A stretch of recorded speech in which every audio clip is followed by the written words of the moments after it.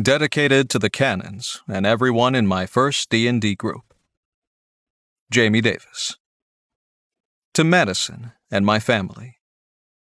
C.J. Davis. Prologue. Tildy, the elder, poked the fire, rolling a burning log back to rest against the rear of the great stone fireplace. She bent to place 3 more logs on the red-hot coals she'd exposed. Placing a hand at her back as she straightened up, she swore under her breath. "You're getting too old for this, Tildy," she said. "Talking to yourself again, I see," a voice commented from across the tower's upper room. "You got my invitation, Ragnar," Tildy said without looking up. "Come, I have some mulled wine for you."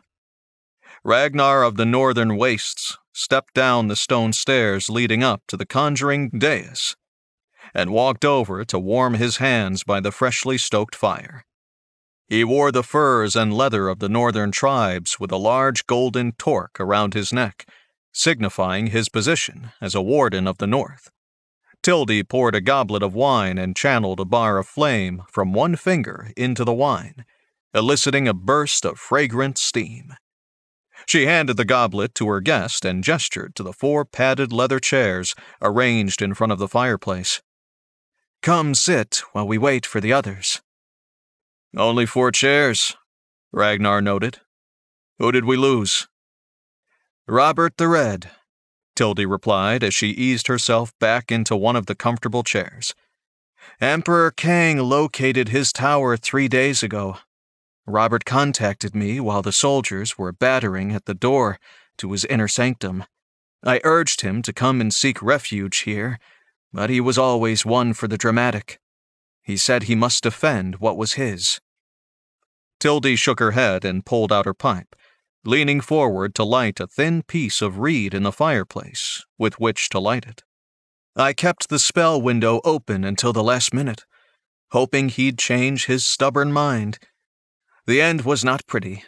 The Emperor sent his lapdog Baron Noric to take the tower, and he was the one who finished Robert with the thrust of his cursed black sword." A booming gong sounding in the air and a puff of blue smoke on the dais announced the next 2 arrivals, porting in at the same time. Tildy smiled as Bronwyn, the White, and Theron, the Bold, shot each other annoyed glances before stepping down into the room. Both liked to make an entrance, and each was no doubt put out the other had ruined theirs. Bronwyn wore her characteristic white robes with silver and green embroidery. They were long and flowing, like her long blonde hair. A simple circlet of silver rested on her brow, pressing her hair down and revealing her pointed elven ears. Theron wore a jacket of what must be the latest cut from the imperial capital to the east. His perfectly tailored trousers and white silk shirt completed the ensemble. His fingers each had a ring on it. The largest of them had a diamond whose diameter was as broad as his thumbnail. Theron's hair and beard were trimmed and styled with perfumed oils, leaving a sheen to them that reflected the firelight. Tildy wondered if the oiled beard or hair stained the man's expensive clothing. "I like the blue smoke, Theron," Ragnar said. "Did you use arrowroot this time?" "Ragweed mixed with birch bark, actually," Theron said. "How did it look?" "Oh, very impressive," Ragnar said. "What about my gong? Surely you heard that as I arrived?" Bronwyn asked. "I think I heard a little something," Tildy said, winking at Ragnar, when Bronwyn huffed indignantly and took her seat. Tildy handed both of the new arrivals goblets of mulled wine. "Come, sit, Theron. There is something I'd like to discuss." "You aren't going to bore us with that ridiculous prophecy of the opponent again, are you?" Theron said after taking a sip of the warmed and spiced wine and sitting down in the final chair. "This is quite good, by the way. Your own vineyards?" "Yes, thank you," Tildy said.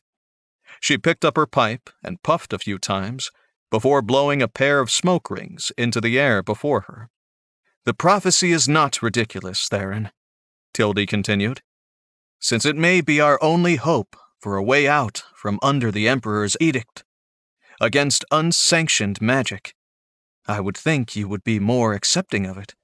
Considering what happened to Robert, it might be the only hope we have left."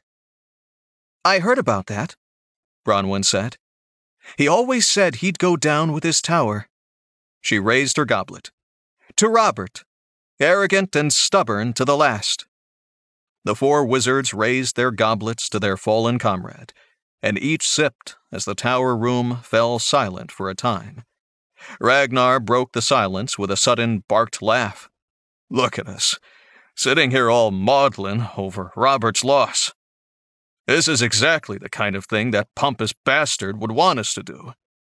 He downed his wine and stood to go pour himself some more. Tildy waved a finger towards the buffet, and the pitcher of spiced wine floated over to the northern tribesmen. Ragnar nodded his thanks as he took the pitcher from the air and poured himself some more wine. He shot a jet of flame from his eyes into the goblet, causing a flash of steam to rise from the freshly mulled wine. "Show off," Tildy said. The others chuckled at the comment. Each of the room's occupants represented the final free wizards of the land of Phantasma. All the others had either been forced to join Emperor Kang's forces under his edicts of magic, or fallen before his armies. Tildy knew these were the most powerful of the world's mages. She also knew they could never stand alone against the power of the Emperor.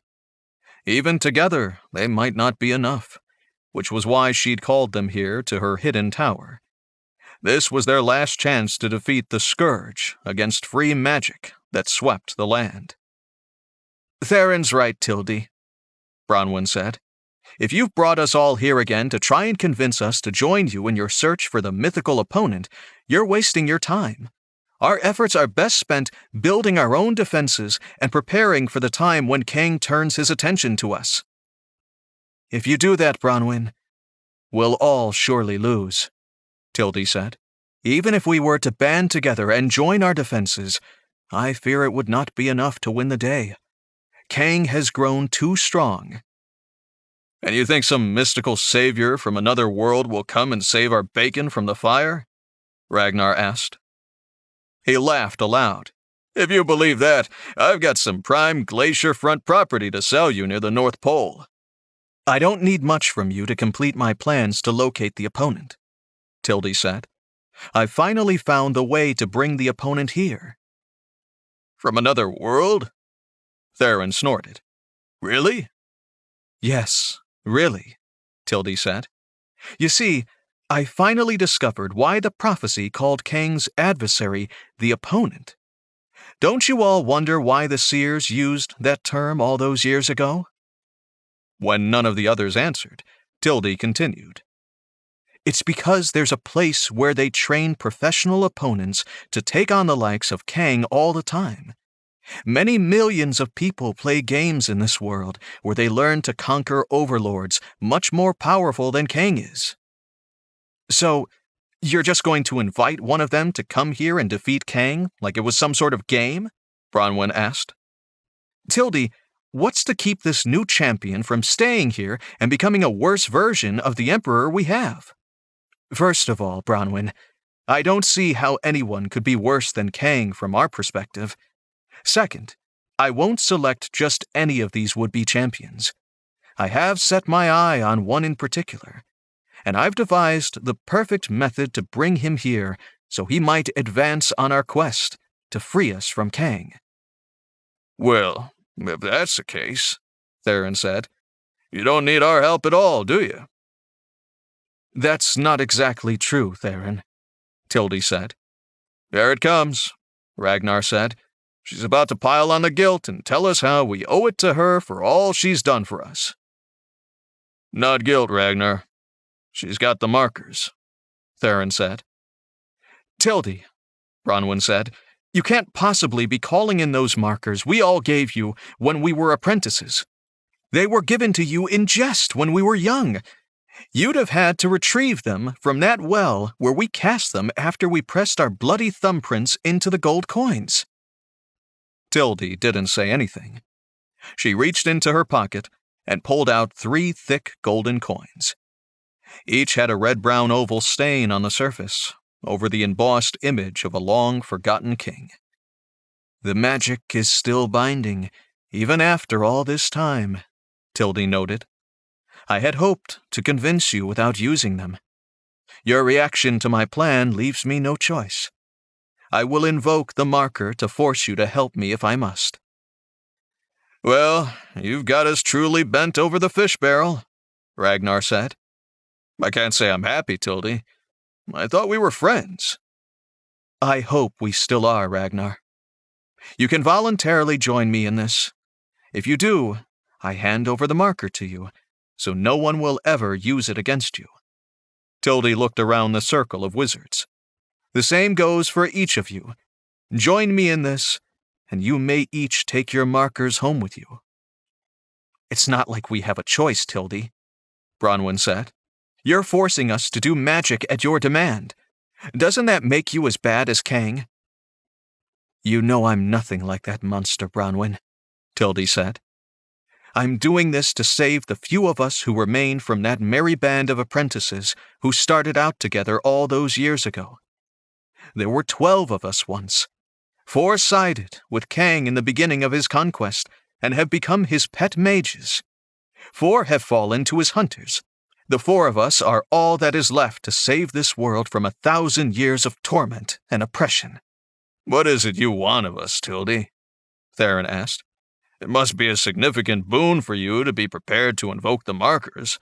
Otherwise, you'd merely ask. I cannot open the gate between our world and the world of the opponent alone. I have seeded the minds of the many game creators there, and prepared the way for my plans, but to complete the plan, I must physically travel there, and that takes an amount of power I do not possess. If that's all you need, why didn't you just say so? Ragnar said. We can meld our powers, and you'll be on your way.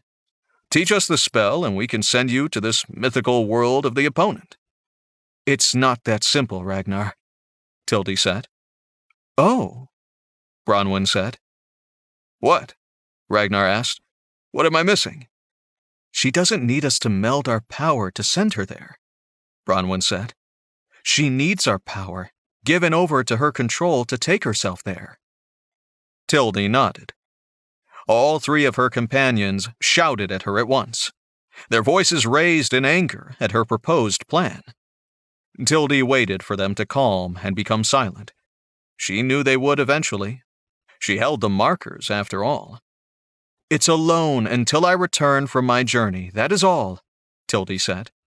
You all know I will return your powers to you as soon as I get back to Phantasma.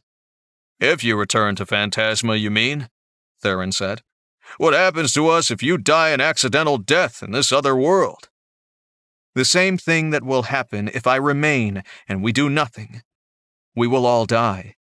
Kang has sworn it and sent his hunters out looking for us. Eventually, he will find us all, and then there will be no one to save this land from Kang's plans of total conquest.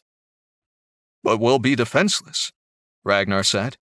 If Kang's hunters find us while you're gone, we'll have no way to stop them from killing us, or worse, taking us back to Kang's courts for public execution. I'm sure each of you can disappear for the time I am gone, Tildy said. How long will that be? Bronwyn asked. I'm not sure, Tildy replied. Time works differently there. It appears to pass much more slowly than it does here in Phantasma. How long, Tildy? Theron asked. Give us a straight answer. Several months, maybe as much as a year, Tildy said. It is hard to gauge from this side of the lens. You want us to go powerless for up to a year so you can go off and find some random hero from a world we've never heard of? Bronwyn said. And if we refuse to gift you with our power, you'll invoke the markers to force us. Tildy held up the hand holding the gold coins. Bah, give me my coin, Ragnar said. I can hide in the Northland for a year. Kang's hunters will not find me there." His thick fingers stretched the torque open, removing the golden talisman from his neck and handing it to Tildy. "I freely gift you this talisman, a token of my power for you to use as you see fit." Tildy took it and bowed to the Warden of the North in honor of his sacrifice. She turned and looked at the other two. "Oh, very well," Bronwyn said. She removed the silver circlet from her head and handed it to Tildy. "I freely gift you this talisman, a token of my power for you to use as you see fit." Tildy bowed to the elf princess, even as Theron shouted at all of them. "I can't believe the two of you just did that. Can't you see what idiocy this is?" "Give her your ring, Theron," Ragnar said. "It's better if it's given willingly." "Do it, Theron," Bronwyn said. "The sooner we comply, the sooner she returns with her champion, and we get our powers back." Theron looked back and forth from Bronwyn to Ragnar. Both nodded at him in reassurance. He reached down and pulled the large diamond ring from his right hand and handed it to Tildy. "I freely gift you this talisman, a token of my power for you to use as you see fit," Theron muttered. He dropped the ring into Tildy's outstretched hand. "You'd better hurry back, Tildy. If I die before you return, I'll haunt this old tower of yours, and you'll never get another peaceful night's sleep." "I'll remember that," Tildy said with a smile as she bowed over the offering from her friend. She held out the 3 coins in her hand. "Take them. I've cast a spell on each to teleport you to wherever you'd like to begin your hiding. It will also allow me to notify you when I return and bring you to me so I may return your powers and talismans to you." The 3 powerless wizards reached out and took their respective markers from Tildy's outstretched palm. "When do you leave?" Bronwyn asked. "I plan to leave immediately. There is no time like the present, and I have no desire to hold your power any longer than I have to." Tildy crossed the room and climbed the steps to the conjuring dais. She walked to the center of the rune circle and turned to face her friends. "I will move as quickly as I can, my friends. Thank you for trusting me with your gifts. I will not let you down." A thick gray mist rose from the stones of the dais and swirled around Tildy, shrouding her form until the others could barely make her out through the mist. "What is the name of this champion you've chosen to come and save our world? I would know for whom I sacrifice all in the name of," Ragnar called out as Tildy started to fade into the misty portal. "His name is Hal Dix."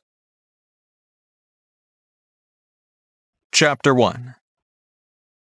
Hal Dix checked the clock on the wall from his cubicle and sighed.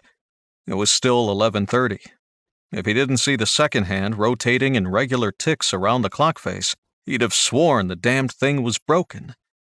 Fridays sucked in general, and this Friday dragged on in an endless stream of meaningless tasks, and he hadn't even reached his lunch break yet. He returned his attention to the spreadsheet on the screen in front of him, trying to continue entering the numbers for this month's work order report. His heart wasn't in it, though, and he clicked away from the spreadsheet's window down to the desktop on his computer, opening a new window with a document titled Application for Management Training. Scanning the document's fields for the 20th time that morning, Hal looked for any errors or entries that would stand out and keep him from entry into the management training program at Orantis Technologies. He'd worked in their corporate IT help department on the phones for several years now. He'd earned the title of assistant manager, a meaningless addition to the nameplate on his cubicle. The promotion didn't even come with a raise. The only way he was going to advance beyond where he was in this job was to apply for the company's management training program. Management trainees were groomed for the positions beyond the local help center. They became district managers or rose even higher in the corporate hierarchy. Rumors abounded that the company's CEO, Justin Thomas, had risen from the ranks through the management trainee program's predecessor over a decade ago. Hal didn't aspire to anything that high up. He merely wanted to advance so he could go home to his wife and tell her about his exciting day at the office for a change.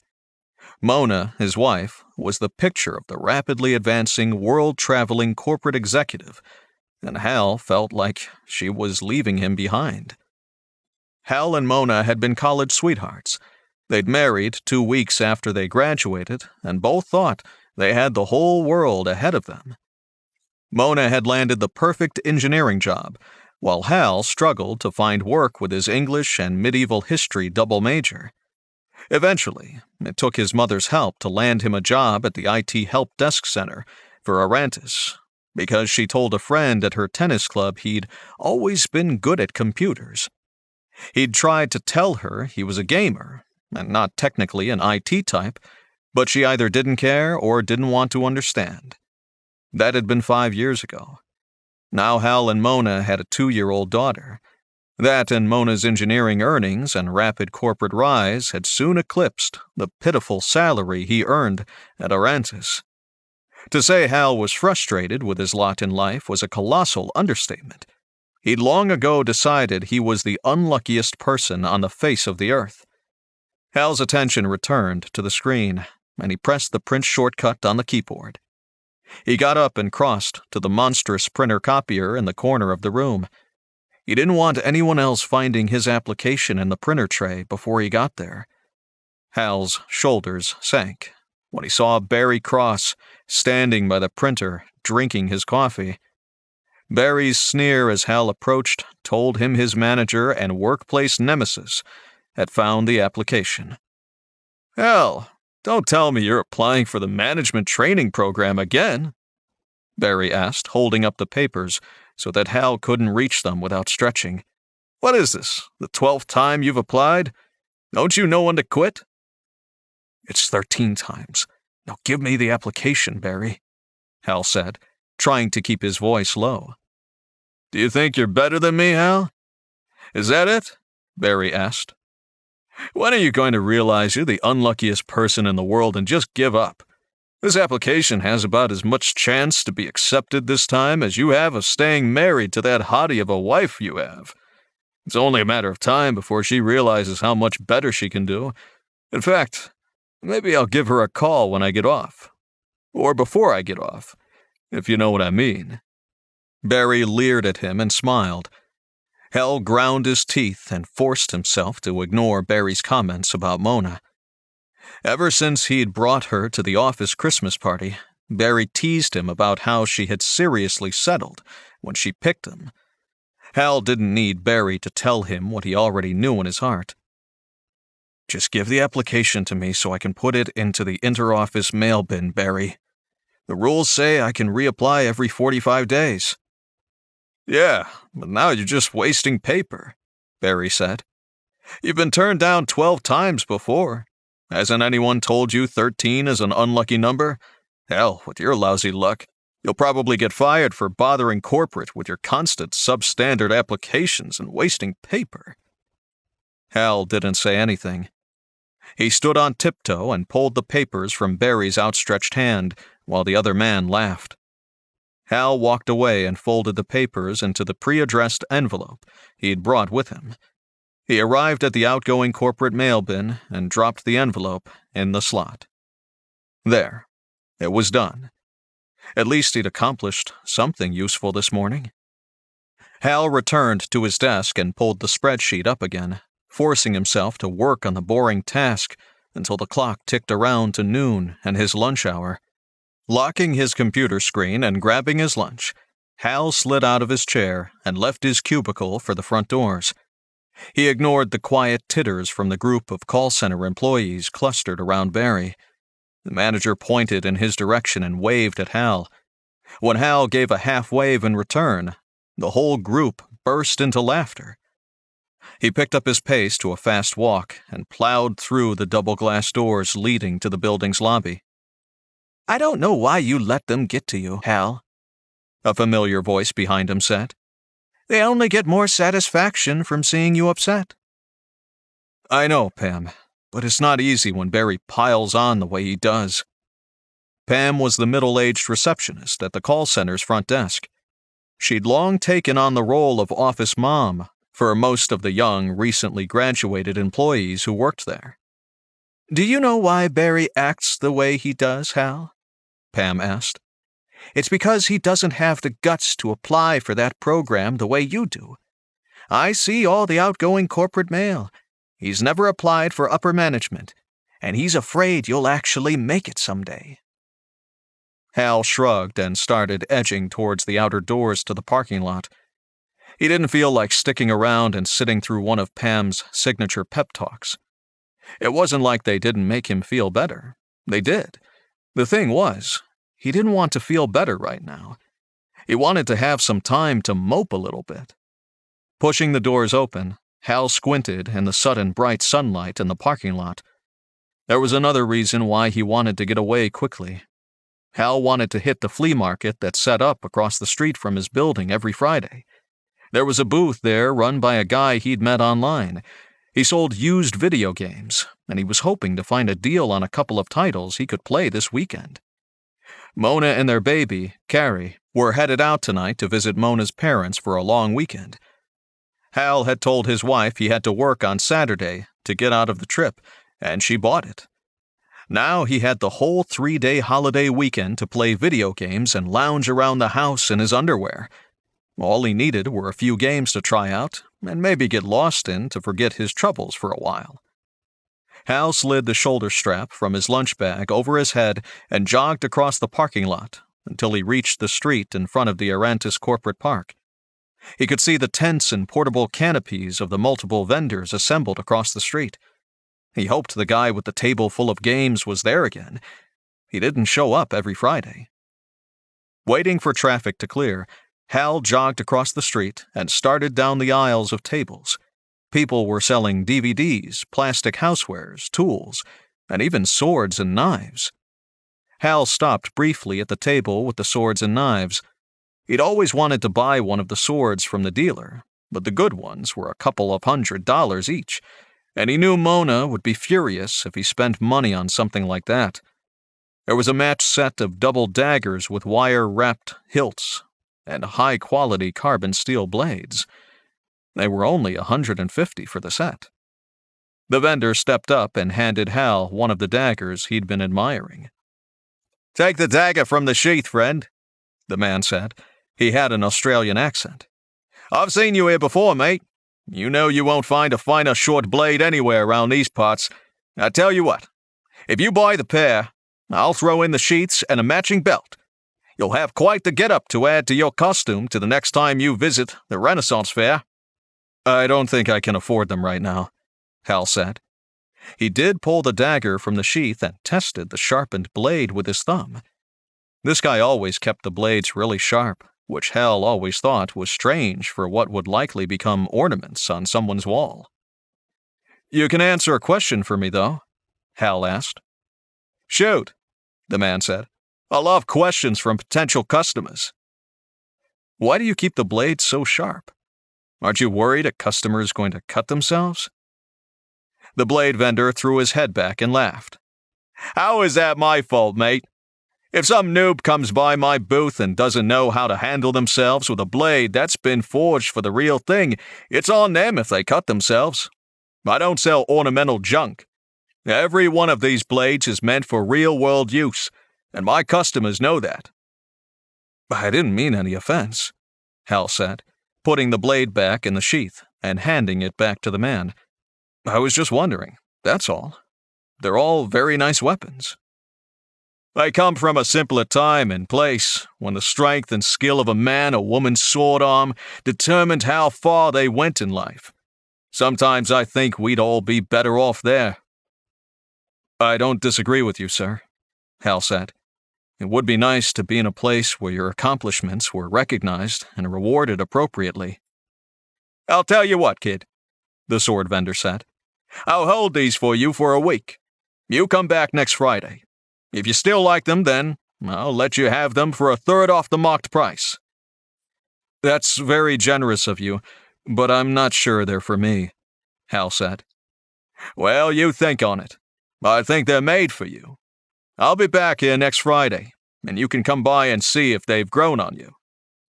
Hal nodded his thanks and continued to walk down the row. He unzipped his lunch bag hanging from its strap and pulled out half of the turkey sandwich he'd brought from home. He munched on it while he walked along, looking for the game table among the assembled vendors. Hal checked his watch and picked up the pace. He had to hurry up if he was going to get back to his desk before the end of his lunch hour. He had some games to buy. Chapter 2. Hal moved through the rows of tables, threading his way between the crowd of lunchtime shoppers until he arrived at the normal spot for the used game vendor. He got excited when he saw the game vendor's banner. It fluttered up ahead, hanging from the canopy erected over the table to provide shade in the open field full of tables. The banner had the image of a game controller on it with the words, "Ready, Player 2, Used Games for You," written under it. Hal ran up to the table, checking his watch once again. He had 25 minutes left in his lunch hour. That wasn't much time to shuffle through the games to find the few worth purchasing. "Dave, tell me what you've got for me today," Hal said without looking up from the piles of used game cartridges on the table. "I don't have much time." "Dave's not here," the short, stumpy woman manning the booth said, turning around to face her customer. "Oh, sorry, I didn't mean to do that," Hal said, stumbling over his words. Hi, I'm Hal. I was hoping Dave had some newer games in stock than usual, so I could have something to play this weekend." "Good afternoon, Hal," the woman said. "I'm Tildy." She stepped up on a stool on the opposite side of the table and reached out, extending her hand. Hal leaned over the table and shook the strange woman's hand. Tildy had short brown hair, cropped close on the sides, but spiked up with some hair product up top. It was hard to gauge her age. She had streaks of gray hair, and her face looked wrinkled and weathered, but she moved around her booth nimbly enough. "Where's Dave?" Hal asked. "I've never seen anyone else in his booth before." "He was under the weather today and asked me to cover for him," Tildy said. "I'm an old friend, and I didn't have anything else going on today, so I came down here to help out." "Oh," Hal said. He started flipping through the stacks of cartridges and boxes on the table, looking for something interesting to play that he hadn't already beaten. He also wanted to avoid making eye contact during the awkward lull in the conversation. "What kind of game are you looking for?" Tildy asked. "Perhaps I can find something for you." "I usually play RPGs. That's a role-playing game," Hal explained for the older woman. "I know what an RPG is, son." Tildy fixed him with a level stare. Sure, sorry," Hal said, feeling awkward all over again. He redoubled his efforts to find a game and get out of here. "There is something," Tildy began.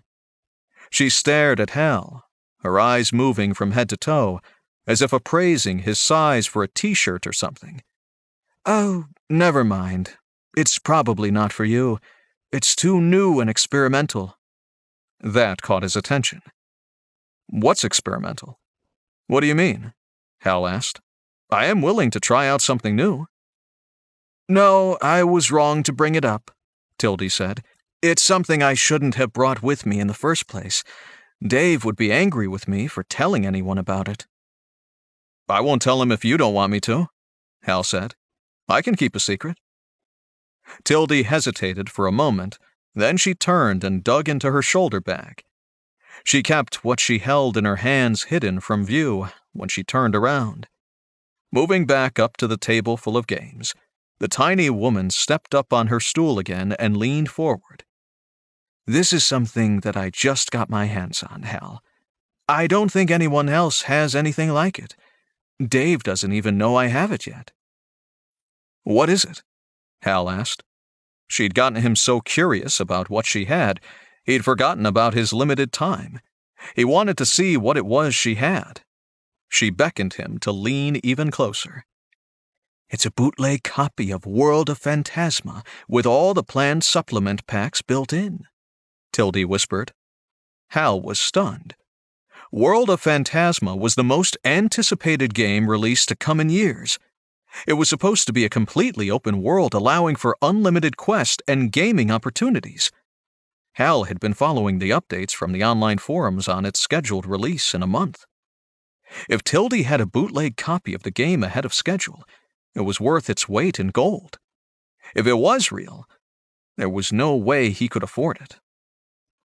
"How do I know it's real? I don't know you at all," Hal said. "You could be selling me a blank disc for all I know." "You know Dave, right?" Tildy said. "This is his table, right?" "Yeah, sure, but—" "Then you know me. I'm here for Dave. I think he'd want me to share this with you. I only have the one copy, but you can have it if you want." "How much?" Hal asked. He waited for the answer. There was no way he was going to be able to spring for this, even if it was real. He'd only come with $30 in cash in his pocket. "Well, most of the games here seem to be $5 or $10, Tildy said. "But I know from your reaction that this is something special. So, it should probably be more than that." Tildy hesitated and started to put the game away. "Maybe this was a bad idea. I shouldn't have brought it here. You should buy something else." "No, I'll give you $30, Hal blurted out. "It's all I have, I swear." Tildy spun around and darted back to the table, fixing him with a steely gaze. Her stare made him feel like he was back in elementary school and he'd been caught passing notes. "Once a bargain is struck, it cannot be undone, Hal Dix. You cannot back away from the responsibility you assume. Do you have the money?" Sure, right here." Hal dug in his pocket and pulled out the small stack of folded bills while he pondered how she knew his last name. Before he could react, she snatched the money from his hand and deposited the clear disc case in its place. The title, Phantasma, had been written in permanent marker directly on the disc. "Hey, I hadn't made up my mind yet," Hal complained. "All sales are final. I'm sorry, no returns," Tildy said. "Dave's policy, not mine." She pointed at the printed sign taped to the side of the table. "I don't even know what format this is. How do I play it?" "Play it on your Game Station 4. Or your PC. Either format will work." "That doesn't even make any sense," Hal said. "There was no such thing as a multi-format game like that." "Don't you have to get back to work?" Tildy said. Hal checked his watch. His eyes widened when he saw 12:55 on the dial. Crap, he had to hurry, or Barry was going to ream him a new one for being late again. He knew he'd been cheated by the mysterious woman, but he had to leave.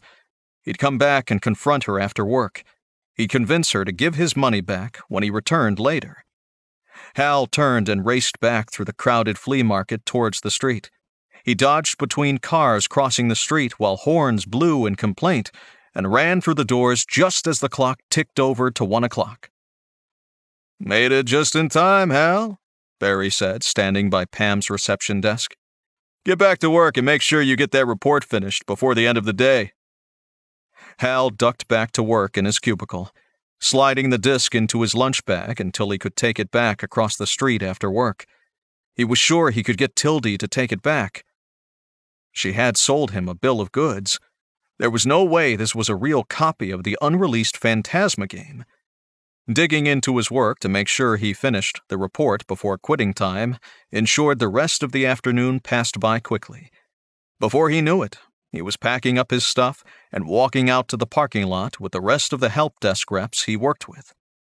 Hal said a few goodbyes to his coworkers and then dodged through the parking lot and across the street to the flea market, once again making his way towards the back of the line of stalls.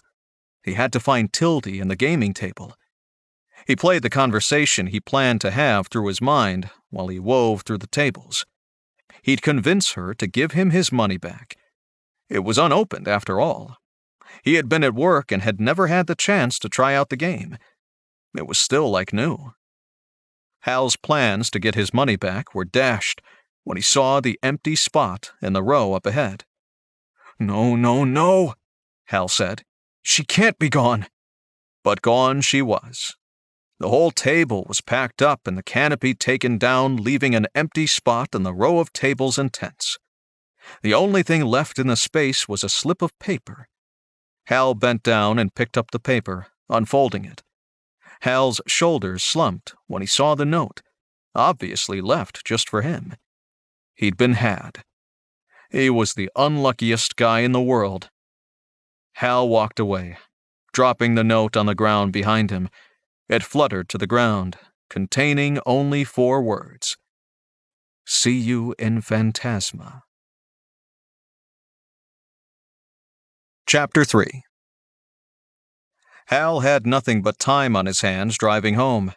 His foot itched to stomp on the accelerator, to race up the road, taking his anger out on the world with gasoline-assisted acceleration and speed. Alas, the heavy rush-hour traffic didn't allow him that luxury, and, knowing his luck, he'd get nailed for a speeding ticket by one of those damned traffic cameras hidden around the city. When traffic came to a complete stop only 20 minutes from home, Hal decided if this was how his weekend alone started, the rest was going to suck too. He glanced at his watch and cursed. It was his day to pick up Carrie from daycare, and he was going to be late at this rate. Damn. He'd have been on time if he hadn't taken the time to run through the flea market trying to get his money back. Now he had a choice of paying the late pickup fee or calling Mona and asking her to divert on her way home to pick up the baby. Remembering he didn't have any cash left to pay the late fee, Hal pulled out his phone and stared at the favorite screen for a long time, his finger hovering over the phone's glass touchscreen, dreading the coming conversation. He lowered his finger and tapped his wife's number. Of course, she picked up right away. "Hi, honey. I'm almost home," Mona said. "I stopped by the grocery store to get more baby food for the trip. I got you some things you like for your weekend, too." Hal cursed under his breath. Why did she have to be so awesome all the time? Mona, I'm stuck in traffic on the freeway. I'm going to be late getting Carrie, and I don't have any cash on me. Can you swing by and get her for me?" "Hal, I've got groceries to unload. Why are you late?" Mona said. Her voice had turned to ice in record time. "I got tied up at work talking to Barry," Hal lied. He winced. He was a terrible liar. "Bullshit, Hal. You hate Barry," Mona said. "If you aren't going to tell me the truth, at least do me the favor of not insulting my intelligence. You'll just have to stop at the ATM and get cash for the late fee. I have groceries that will spoil if I turn around." "Sorry," Hal said. "I just thought I'd ask. I'll get her and see you in an hour or so." Mona didn't say anything, disconnecting the call without a word. Well, now she's going to be pissed at me for making her late getting to her mother's, Hal thought to himself. Hal resigned himself to ending another crappy week with a run of colossal bad luck. By the time he made it to Happy Face's daycare, it was almost up to the second hour's late fee. Hal turned into the strip mall where the daycare was located, and parked on the curb in front in the fire lane.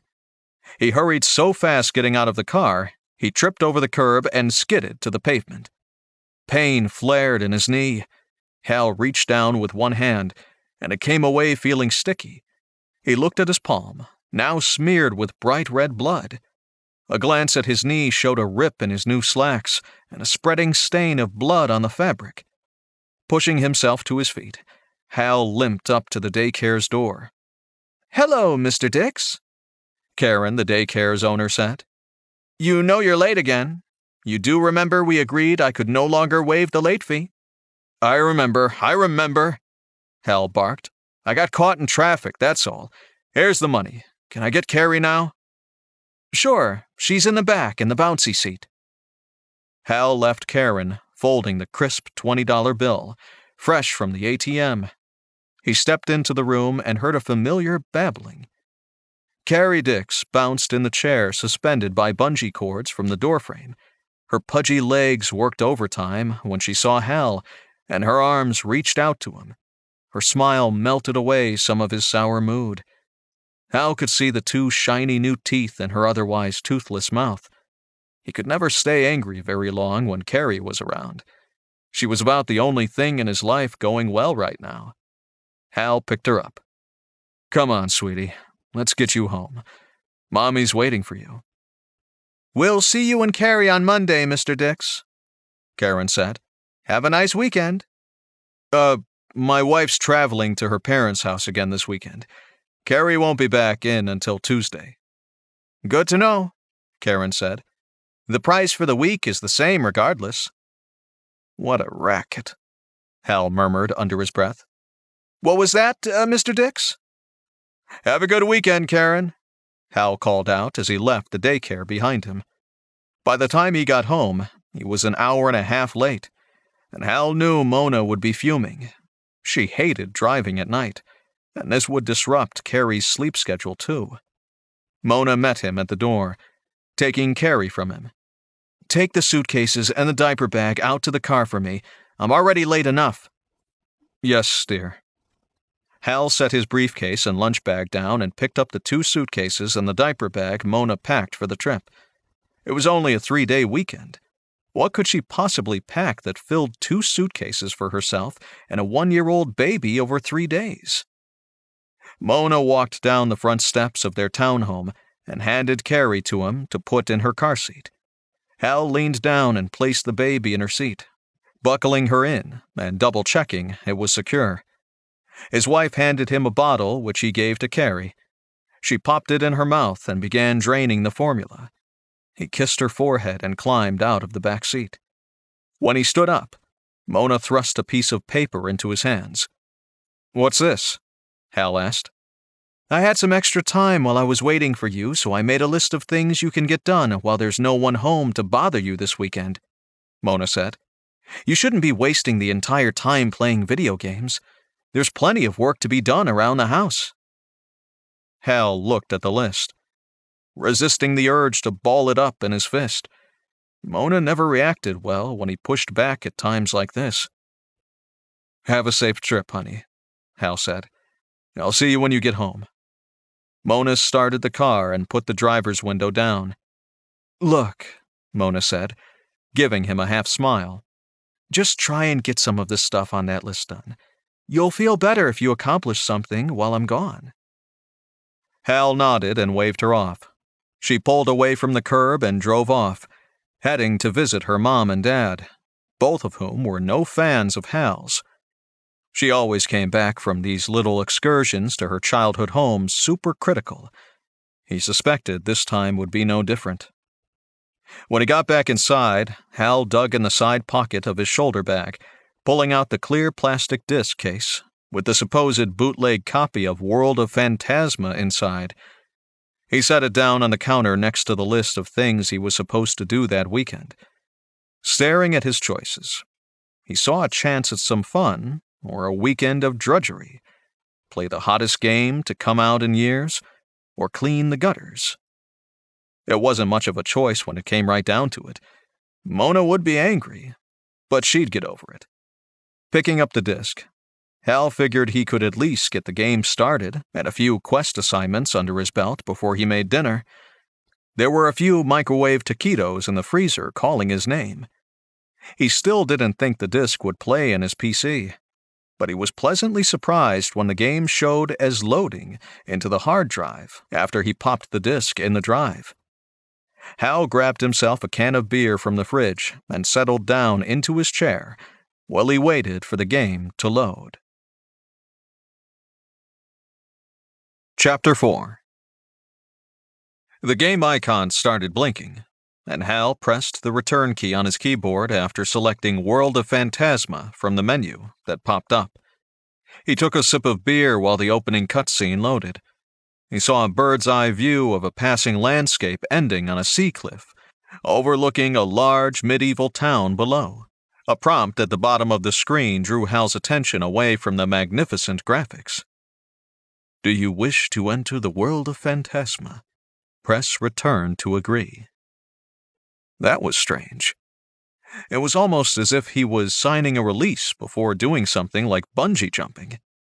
He tapped the key, and the screen shifted to a selection screen where he could choose his character's class, race, and assign other statistics. He perused the options, ultimately selecting a human rogue to play as. The character attributes consisted of brawn, wisdom, luck, speed, looks, and health. They all began with base stats of 8. Hal had an additional 10 ability points to divide up between the attributes to customize his character. On a whim, Hal added all 10 of the extra points to his luck score. He was so unlucky today, he figured he could use some additional luck in the game. He'd be able to level up and add to the other stats soon enough through the course of the game. He looked over the character he'd created. He only had to name his character, and he could proceed. Hal decided on his default gaming name, Rothar. When he tried to enter it, though, the game auto-filled his own name into the field. Try as he might, he couldn't change his rogue's name from Hal.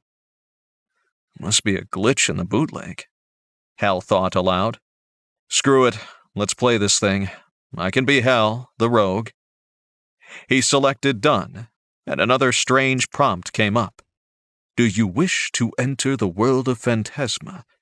This is your last chance to back out. Press Enter to agree. Weird. I agree, damn it. Start the damned game. Hal's thumb mashed down the return key as he yelled at the game. The screen turned white for a moment, and Hal was sure the bootleg had fried the system. He started to restart his operating system when the center of the screen began flickering. The monitor's screen held his gaze as the flickering began to spread across the whole face of the display. Hal tried to look away from the flickering colors but found he could not. In fact, his vision began to blacken at the edges, and his peripheral vision closed in until all he could see was the center of the screen. His ears started ringing, and his head swam as the whole room began to spin. He fell back into the chair, dropping the beer can to the floor. A voice called out to him from the flickering colors, swirling on the screen in front of him, and he felt himself answer. I'm coming! The black tunnel vision closed in until his eyes saw only a tiny pinpoint of light, and the ringing he heard grew in volume to a roaring cacophony of sound. Through it all, he heard a final voice, that of Tildy from the game vendor's stall at the flea market. Welcome to Phantasma, Hal Dix. Chapter 5. The stench of raw sewage and rotted fish filled Hal's nostrils when he gasped and drew in a deep breath. He opened his eyes and blinked several times, trying to make sense of the scene before him. He was lying on his side on an uneven and unyielding surface. Hal tried to sit up, but his head was still spinning like it had when he was sitting in his desk chair. He closed his eyes to stop the spinning and lowered himself back to the cobblestones? His fingers probed the rough, curved stones next to his head. They certainly felt like cobblestones to him. Forcing his eyes open again, Hal looked around without moving his head. The spinning sensation lessened with each passing moment, and he didn't feel like he was going to vomit anymore. The wall directly in front of him was made of close-fitting stone blocks, rising up for 2 stories to a thatched roof above. There were several windows in the side of the building. Hal watched as one of them opened. A woman in an archaic brown dress and white apron threw open the shutters and dumped a large ceramic bowl out into the street below. That had to be a chamber pot, and that meant that the contents were... Well, that explained the smell of raw sewage. Hal forced himself to roll over and look in the other direction.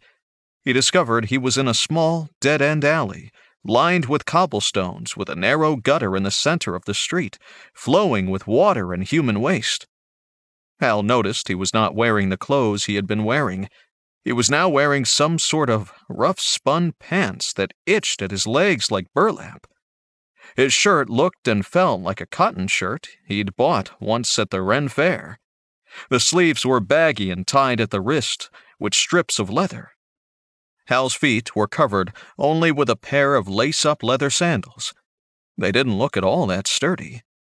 The noise of the nearby street drew his attention. Throngs of strangely dressed people passed by the mouth of the alley in both directions.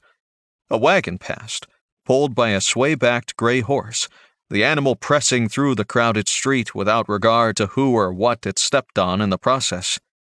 Hal rolled to his hands and knees, then rose unsteadily to his feet. This all felt so real, but it must be a dream. Maybe the broken game disc had caused him to have a seizure.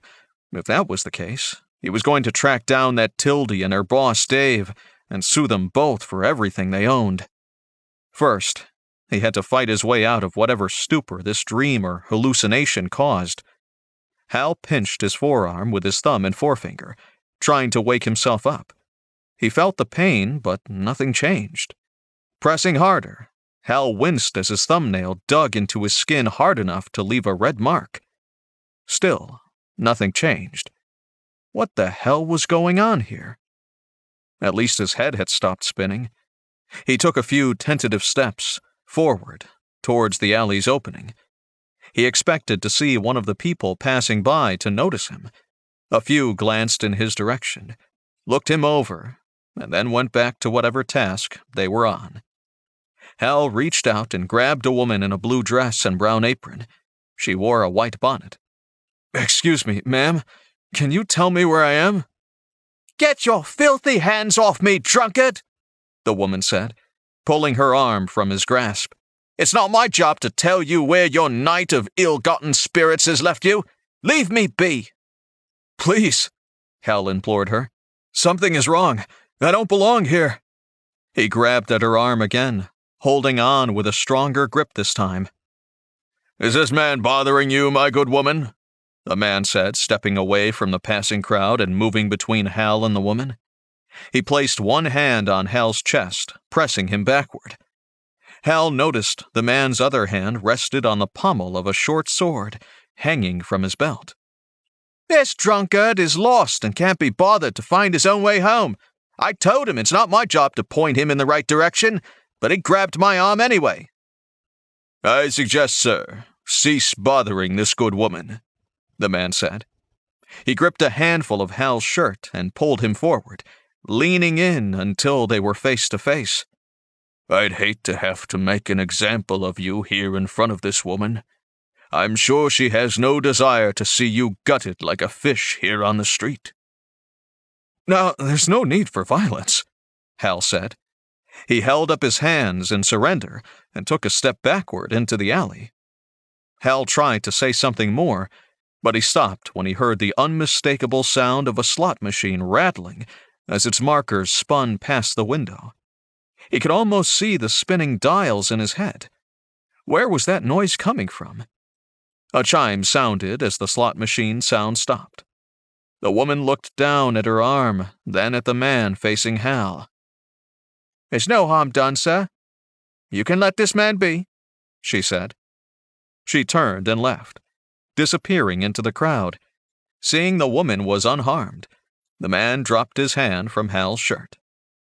"You'd better watch your manners, son," he said, poking Hal in the chest with his index finger. "There's some around this part of town who'd have stuck you first and asked questions later." "I just asked her where I was, that's all." "You're in the harbor district of Tandon City, man. Don't you smell the fish in the harbor?" "I smelled something. I wasn't sure what it was," Hal said. "Well, now you know. Find your way home, son. Clean yourself up and leave the good wives of the market alone." The man shook a finger again in warning, then walked off into the throngs of people, leaving Hal all by himself in the alley once more. Hal watched the people passing by and tried to make up his mind on what to do next. Well, I can't stay here, and I'm not waking up. I might as well explore this dream town a little.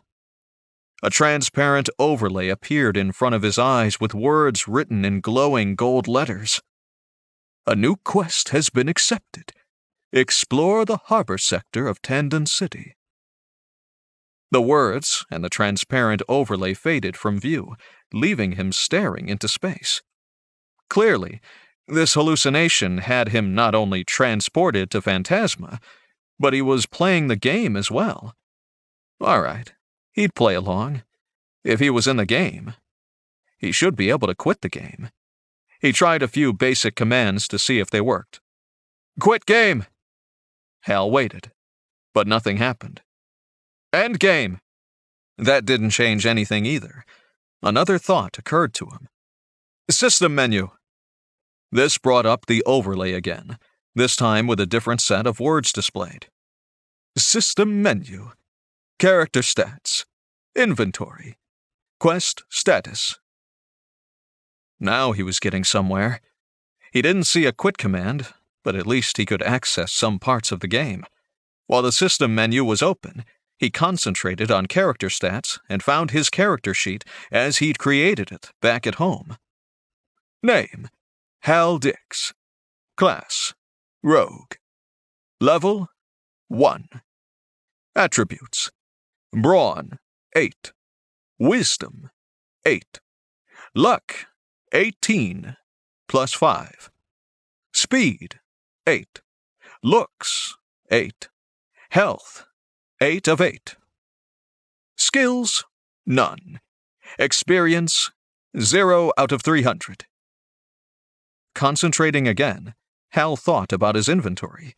This time, he saw a new menu. Inventory: homespun pants. Homespun shirt. Leather sandals. Well, that was accurate. He didn't have anything else but the clothes on his back right now. One more check of his stats pulled up his quest status menu. Quest status: Explore the harbor district of Tandon City. Hal hoped there might be some additional direction in here about what else he was supposed to be doing. Apparently, this game was like most open-world games and would offer him little in the way of direction on what to do next. The menu faded away as soon as he stopped concentrating on it. Hal didn't need it anyway. He only had a single quest, so he might as well follow it. Hal stepped into the mass of people and started walking down the sloped street. The ship's masts in the distance and the gulls flying overhead belied the presence of a large body of water nearby. A scream sounded from up ahead, and Hal craned his neck to try and see over the crowd. A woman was now shrieking. "Guards! Someone call the city guards! There's been a murder!" A man pushed his way through the crowd in front of Hal, stopped and looked around, then ran up to him. "Here, hide this for me." He pressed something hard and wet into Hal's hands. He gripped the object, taking it from the stranger. The stranger smiled and ran off past Hal. Words appeared before him again. This time, they chilled him to the bone. A new quest has been accepted. Hide the bloody dagger. Hal looked down, afraid of what he was going to see in his hands. His right hand gripped the bloody, dripping hilt of a long iron dagger. "There he is! He's the murderer! Guards, guards! He's over here! Stop him before he kills again!" Hal realized, too late, the owner of the voice was pointing to him. A space opened in the crowded street, leaving Hal standing alone. He dropped the dagger to the cobblestones and tried to wipe his now bloody hands off on his shirt. Looking down, he was startled to see the bright red blood now staining the white shirt. He was only making it worse. He had to get out of here, but he had no clue which way to run. Hal stood indecisive a bit too long. 4 men pressed through the crowd and approached, encircling Hal. Their uniform chainmail armor, helmets, and swords gave them away as city guards. The guard sergeant pointed at Hal. "Take him, boys, and don't kill him in the process. The magistrate is going to want to know why he killed the district warden in cold blood." Hal bolted. running for the edge of the crowd. As soon as he left the dagger behind in the street, words appeared before him. Quest failure. Hide the bloody dagger. He waved his bloody hands before him as he ran. The crowd parted before him as people shrank away from him and his bloody hands. He heard a whirring sound in the air behind him as he ran, something that felt like a strong rope wrapped around his knees, pressing them together. Unable to run any farther, Hal toppled forward, slamming face first into the ground. Health damage. Health -2. Before he could roll over and free himself, a booted foot kicked at his gut and rolled him over. 3 guardsmen stared down at him. One was coiling up a leather cord with weighted balls on either end. Hal figured one of those bolos had been thrown to wrap up his knees while he ran away. The other 2 leaned forward with wooden truncheons in their hands. Hal cringed as the blows began to fall. The pain was excruciating and worse than anything he'd experienced before. Thankfully, the pain only lasted a short time, his health numbers depleting right before his eyes, until he fell into unconsciousness. Chapter 6. For the second time in a single day, Hal Dix woke up on a cold, hard surface. Once again, his nose was assaulted by a swarm of odors, this time bringing to mind what it must be like to be wrapped in a sweaty athletic sock and dropped in a toilet. He heard voices shouting in the distance and a chorus of piercing cries from nearby. Hal lay still, keeping his eyes closed, pretending to still be unconscious. While he tried to figure out where he was, Hal tried to open the stats menu and see how injured he was. He was pleased to see he could view the game menus even with his eyes closed. Name, Hal Dix. Class, Rogue. Level, 1. Attributes, Brawn 8, Wisdom 8, Luck 18, +5. Speed 8, Looks 8, Health 1 of 8. Skills, none. Experience, 0 out of 300. No wonder he ached all over. He only had 1 of 8 health points left. He'd probably regained consciousness when he healed back that 1 health point after the beating he got. If he ever got in a fight again, he was going to have to pay attention to that stat during the melee.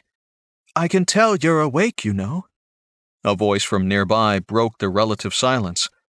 It sounded like a young girl or boy. I heard your breathing change as you wakened. Hal opened his eyes to slits and tried to look around while appearing to keep his eyes closed. Peals of laughter sounded. He opened his eyes all the way and saw a teenaged boy with short-cropped blonde hair sitting on the straw-covered stone floor, hugging his knees to his chest while grinning from ear to ear. I don't know what you were trying to do, but you looked ridiculous doing it. Where are we? Hal asked. We're in the Duke's dungeons, under the palace barracks. At least, that's where I think we are. I've never been here before.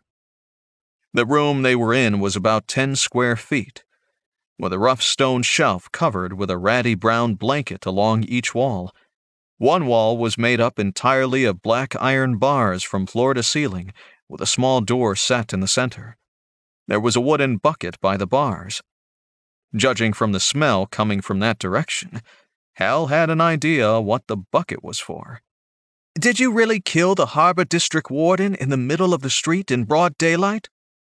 No, Hal said. I did not. That's not what everyone is saying, the kid countered. They say you were caught holding the murder weapon. It wasn't my dagger. I was... Hal stopped himself just before he said, holding it for someone else. He knew a lame excuse when he heard it. Don't get me wrong, mister. Everyone hated the harbor warden, especially young children, if you know what I mean. Hal held out his right hand. Look, we got off on the wrong foot. I'm Hal. What's your name? I'm Kay, the boy said. He shook Hal's hand awkwardly, as if he had never done it before. Hal would have to remember handshaking wasn't a thing here. Hal tried again to gauge the age of the boy. He guessed early to mid-teens, but it was hard to say. Kay's voice hadn't changed yet, and there was something else that was strange Hal couldn't put his finger on. Maybe if he could get the kid to talk some more, he'd figure it out. "What did you do to get locked up with a notorious assassin like me?" "I got caught robbing the brother of the merchant district warden. They discovered I was an escaped slave and decided to make an example of me. That's why we're both locked up together. We're both going to the headsman's block together in the morning." "What?" Hal shouted. "What about the trial? Don't we get to defend ourselves?" Kay chuckled. "I'm sure they'll have a trial. Magistrates love trials. But why muck it up with details and excuses?" "I can't die here. I have to get out. I have to get back to my home somehow." Hal jumped up and ran to the bars, pulling and yanking at them, as if they might dislodge from the floor and ceiling so he could escape. Kay came over and stood leaning against the wall, watching Hal's frustrated antics on the bars. "You're a famous assassin, aren't you? Didn't you have a contingency plan in case you got caught?" Kay asked. "I thought that was assassin's rule number 1. Cover all the bases and plan your escape." "How do you know what the assassin's rules are? You're just a kid." "I've heard things over the years. I pay attention when people talk around me, and I never forget anything I hear," Kay said. "Back when I was a kitchen slave, I overheard my master talking with a master assassin he'd hired. They talked about the assassin's business and how it all worked. That's where I learned rule number 1. "I think I know what happened. The guy who actually killed the harbor warden ran up to me in the street and asked me to hold his dagger. Like a fool, I agreed. I think I was his escape plan." Hal pressed his lips together in a grim smile. "Wow," Kay said. "It's the perfect crime, really. Frame another guy with the murder and make a clean getaway." "So, you believe me?" Hal asked. "I told you the first time I didn't do it." "Yeah, well, seeing how you're acting, I'm finding it hard to believe you're the master assassin the guards claim to have captured running away from the crime. You're just so, ordinary." "Maybe the magistrate will believe my story too," Hal said. "I doubt it. The real assassin is long gone by now." "How's that my problem?" "It's your problem because the wardens run this town. They serve Emperor Kang. The Duke really answers to them, not the other way around. They can't have someone getting away with murdering one of them without holding a very public execution." "Maybe I can appeal to this emperor you mentioned," Hal said. "Where are you from, Hal? No one appeals to the emperor. He doesn't care about anything but conquering every part of this land. He lets others rule in his place once he takes a city. That's what the wardens are there for. They run the cities in the emperor's name, while the local nobles act like they still have some power." "This emperor sounds like a complete douchebag," Hal said. "I'm surprised he kept the Duke alive if that's the case." "He killed the king and all the other nobles here, sold their children into slavery. All, that is, except for one nobleman, the Duke. The emperor does this in each city he conquers. In those singular cases, each nobleman's family becomes hostages for their loyalty and agreement to support the emperor's wardens. The emperor moves on to the next land to be conquered and leaves a stable land behind in his place. He'll continue to destroy everything and everyone who stands in his path until he rules everything from sea to sea. That is, unless someone kills him first." "You sound like you really hate the guy, Kay." Kay turned and pulled the waistband of his trousers down a bit to reveal a complex design marked on the skin of his hip. "Is that a tattoo?" "No, Hal, it's a brand. It's the mark of the emperor to say he selected me for a life of slavery. Technically, I can never be freed or otherwise emancipated. I must be owned for the rest of my life. I managed to escape my master, but the brand follows me wherever I go." Hal didn't know what to say. Slavery had been outlawed where he came from for over 100 years. A war had been fought over it. "What did you do to get sold into slavery?" Hal asked. "I didn't do anything, Hal. I was one of those noble children sold into slavery after my parents were killed right in front of me. I have a lot of payback to get if I can escape this place first." "How do you plan to escape?" Hal pointed to the cell door. "I just proved those bars aren't going anywhere." "There's got to be a way," Kay said. "I swore to kill the Emperor with my bare hands, and I refuse to let my word be given in vain. All I need is a little bit of luck." Hal laughed. "Don't look to me." Hal held up his hands in surrender. "I'm the unluckiest person in the world. Remember how I ended up in this cell to begin with?" "I'm not talking about some sort of mystical luck," the boy said. "That is reserved for someone like the opponent of prophecy. When he comes to Phantasma, he's rumored to have a way to make his own luck."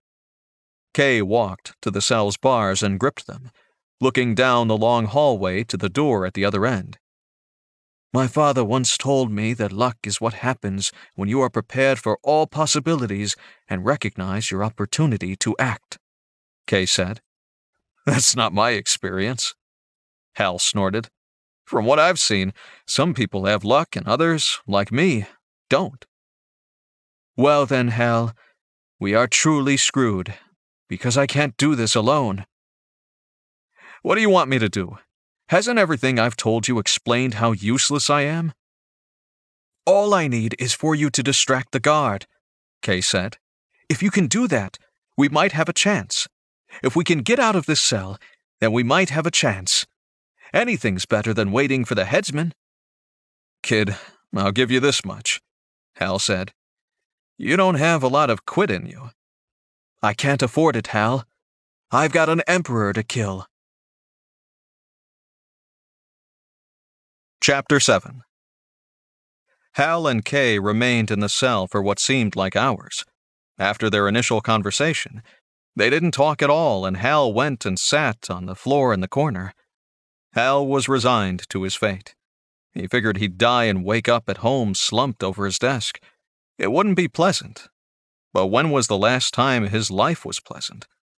He'd been checking his stats periodically and watched as his health returned slowly to full strength.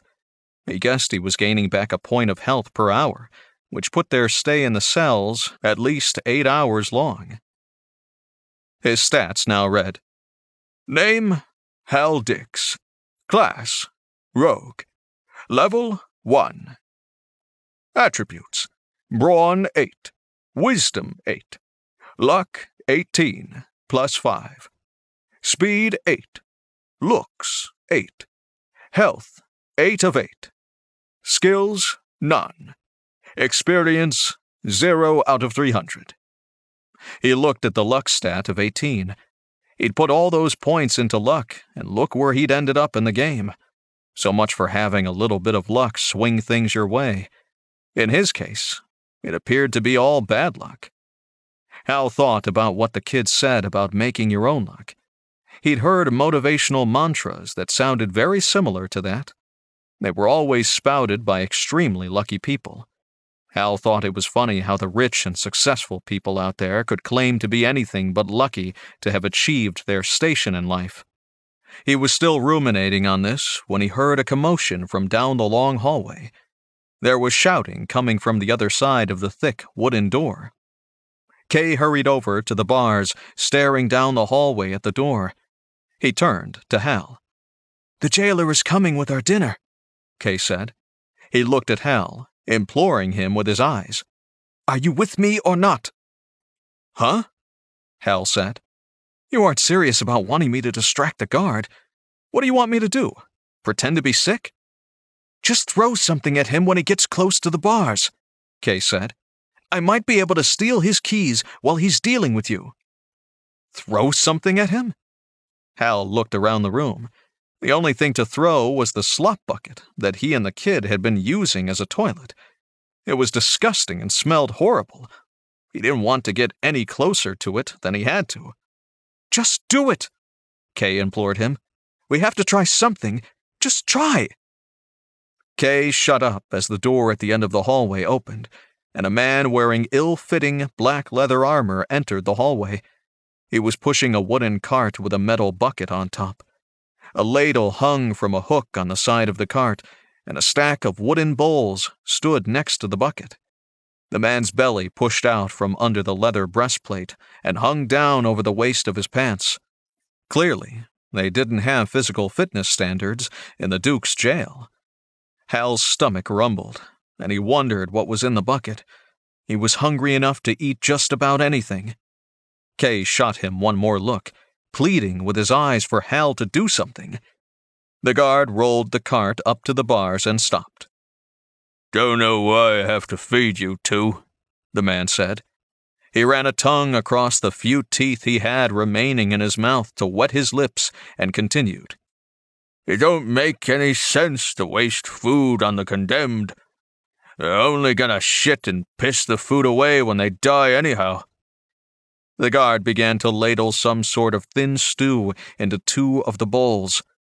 Kay gave him another glance, and Hal figured, what the hell? He might as well do something to liven up the time in the cell. As soon as the thought passed his mind, Hal heard the rattling slot machine in his head again. It continued rattling as he stood up. "Quest accepted. Escape with Kay." "You have to feed us, because we have rights, you pig," Hal said. The guard stopped ladling soup and stared at Hal. "Did you just say something to me, dead man? I thought I heard the condemned speak." "You heard me. We have rights. I demand to see my lawyer," Hal shouted. The rattling slot machine got louder. "Oh, you do you?" the guard said. "What makes you think scum like you gets a fancy high-class thing like a lawyer?" "I know my rights, jailer," Hal continued as he bent down to pick up the wooden slop bucket. "If you don't get me a lawyer, I'll throw the contents of this bucket on you."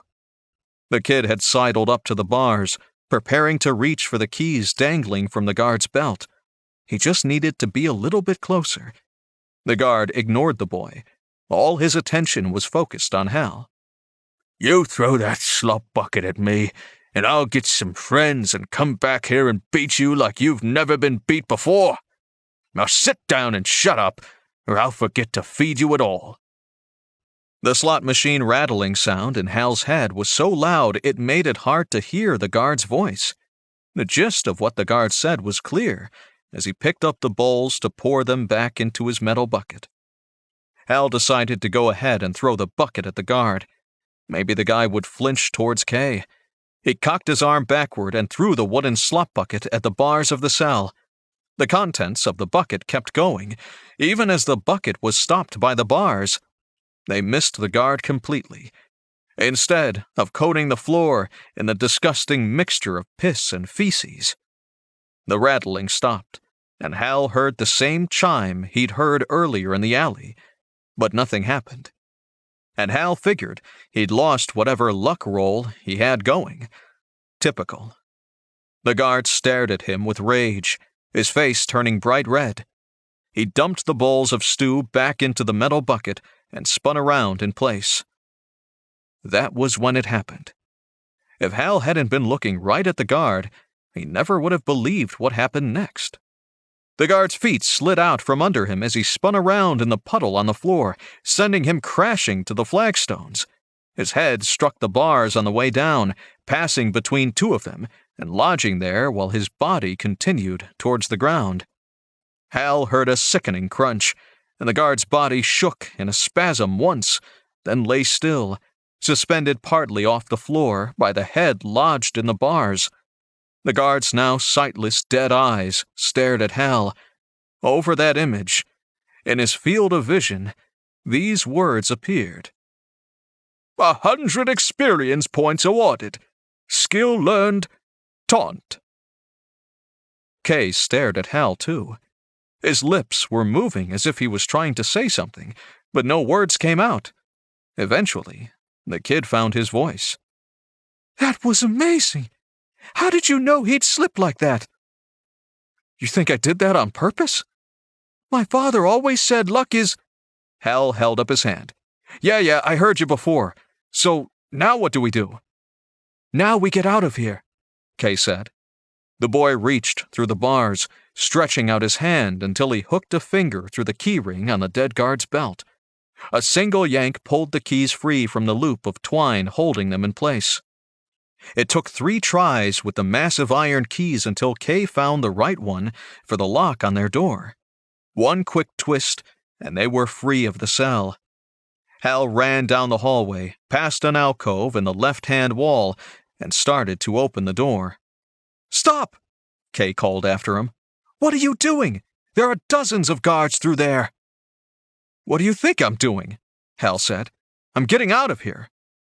If you go that way, you'll just get caught again. Come here, Kay said, standing next to the alcove off the hallway. What's in there? Hal asked, coming back to stand next to Kay. It's the guard's privy hole. I saw the guard take the slop bucket and dump it in here before you arrived to join me. Hal looked at the hole in the stone floor. It was barely 2 feet across, if that. The stench wafting up from it was worse than the smell back in their cell with the spilled slop bucket. What was it with this place and the constant smell of sewage? You want me to jump in there? Hal said, pointing at the hole. It's got to go somewhere, right? Kay said. Otherwise, the hole would fill up. My guess is it connects to the city's sewers. That means it has an exit or outlet somewhere along the way. Yeah, if you don't mind swimming in sewer water. You'd prefer to stay here? Kay asked. The rest of the guards are going to come and check on their friend eventually. When they do, you won't live to see the headsman. They'll find new and inventive ways to kill you here in the cell. Slowly. I don't know if I can even fit in there. I'm not as small as you. Kay had already sat on the edge of the hole and dangled his feet into the opening. You won't know if you don't try. See you at the bottom. Kay slid off the edge, raising his arms over his head to become as thin as possible, and disappeared from sight. After a moment's pause, Hal heard a splash. He didn't know if that was encouraging or not. It could be nothing more than an underground cavern full of decades of human waste. Hal heard noises coming from up the hallway. The door was opening. A voice called out. Hey, Griff, the voice said. Did you decide to screw that kid after all? The slot machine started to rattle and roll in his head again. Hal sat down on the edge of the hole, sliding in until his hips wedged against the opening. He heard booted footsteps coming down the hallway, and he squirmed and wiggled for all he was worth. Just as he saw the edge of a boot pass the side of the alcove, the slot machine stopped with a chime, and he broke free. Hal dropped through the opening and fell into the darkness. Quest completed. Escape with Kay. 200 experience points awarded. Level up. Chapter 8.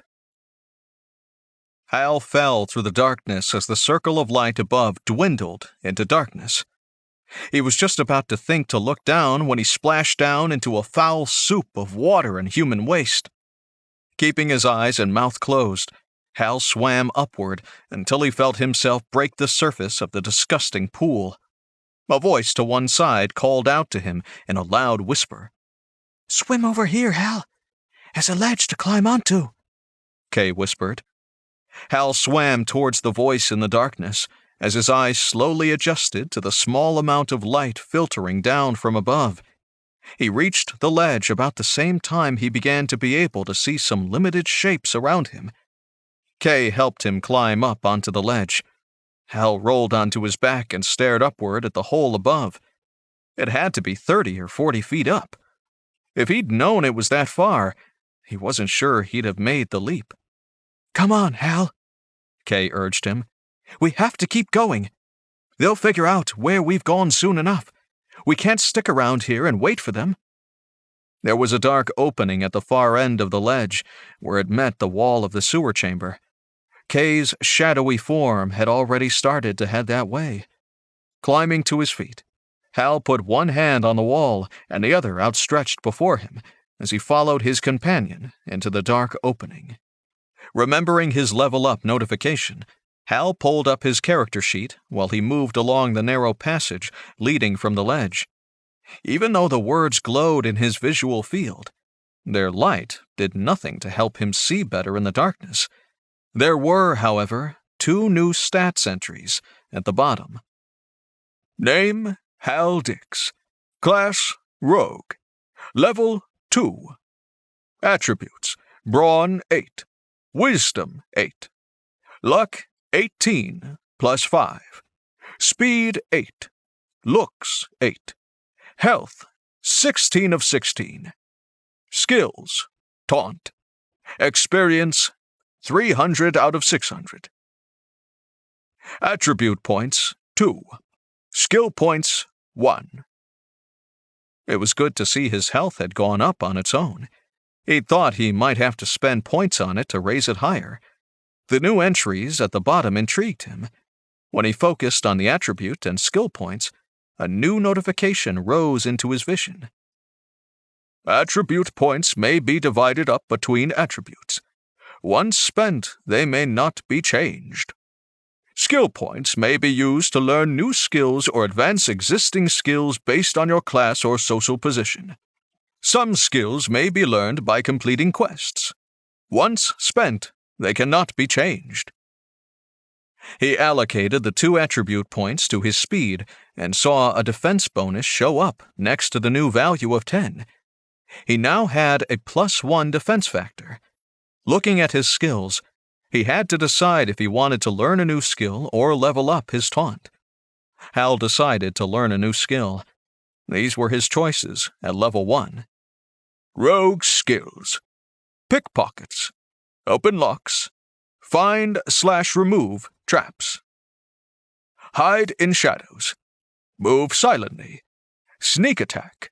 Dark vision. Legends and lore. Dark vision looked promising. Focusing on it opened a description. Dark vision improves a rogue's vision in low-light conditions. That looked perfect for what he needed right now. He allocated the skill point to dark vision and instantly noticed the difference. Where he couldn't see his hand in front of his face before, Hal could now make out the shadowy outline of his outstretched arm and was just able to see Kay moving ahead of him. He took one last look at his stats and then let the transparent words fade from view on their own. Name, Hal Dix. Class, Rogue. Level, 2. Attributes, Brawn, 8.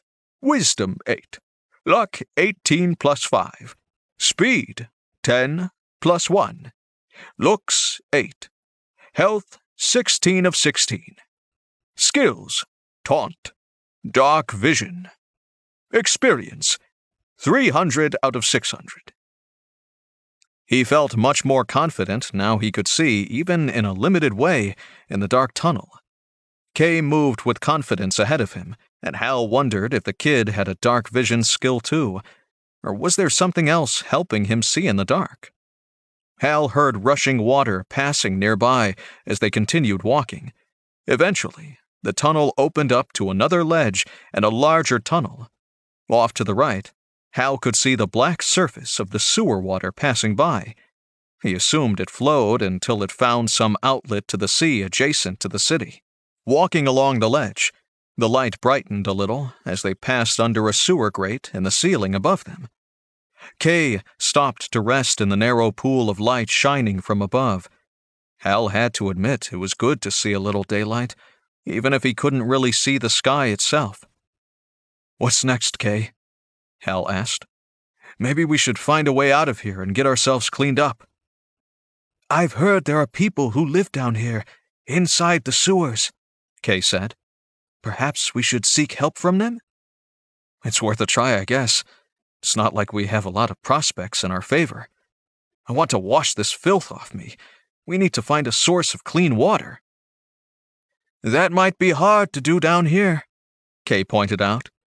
Let's keep searching, Hal said.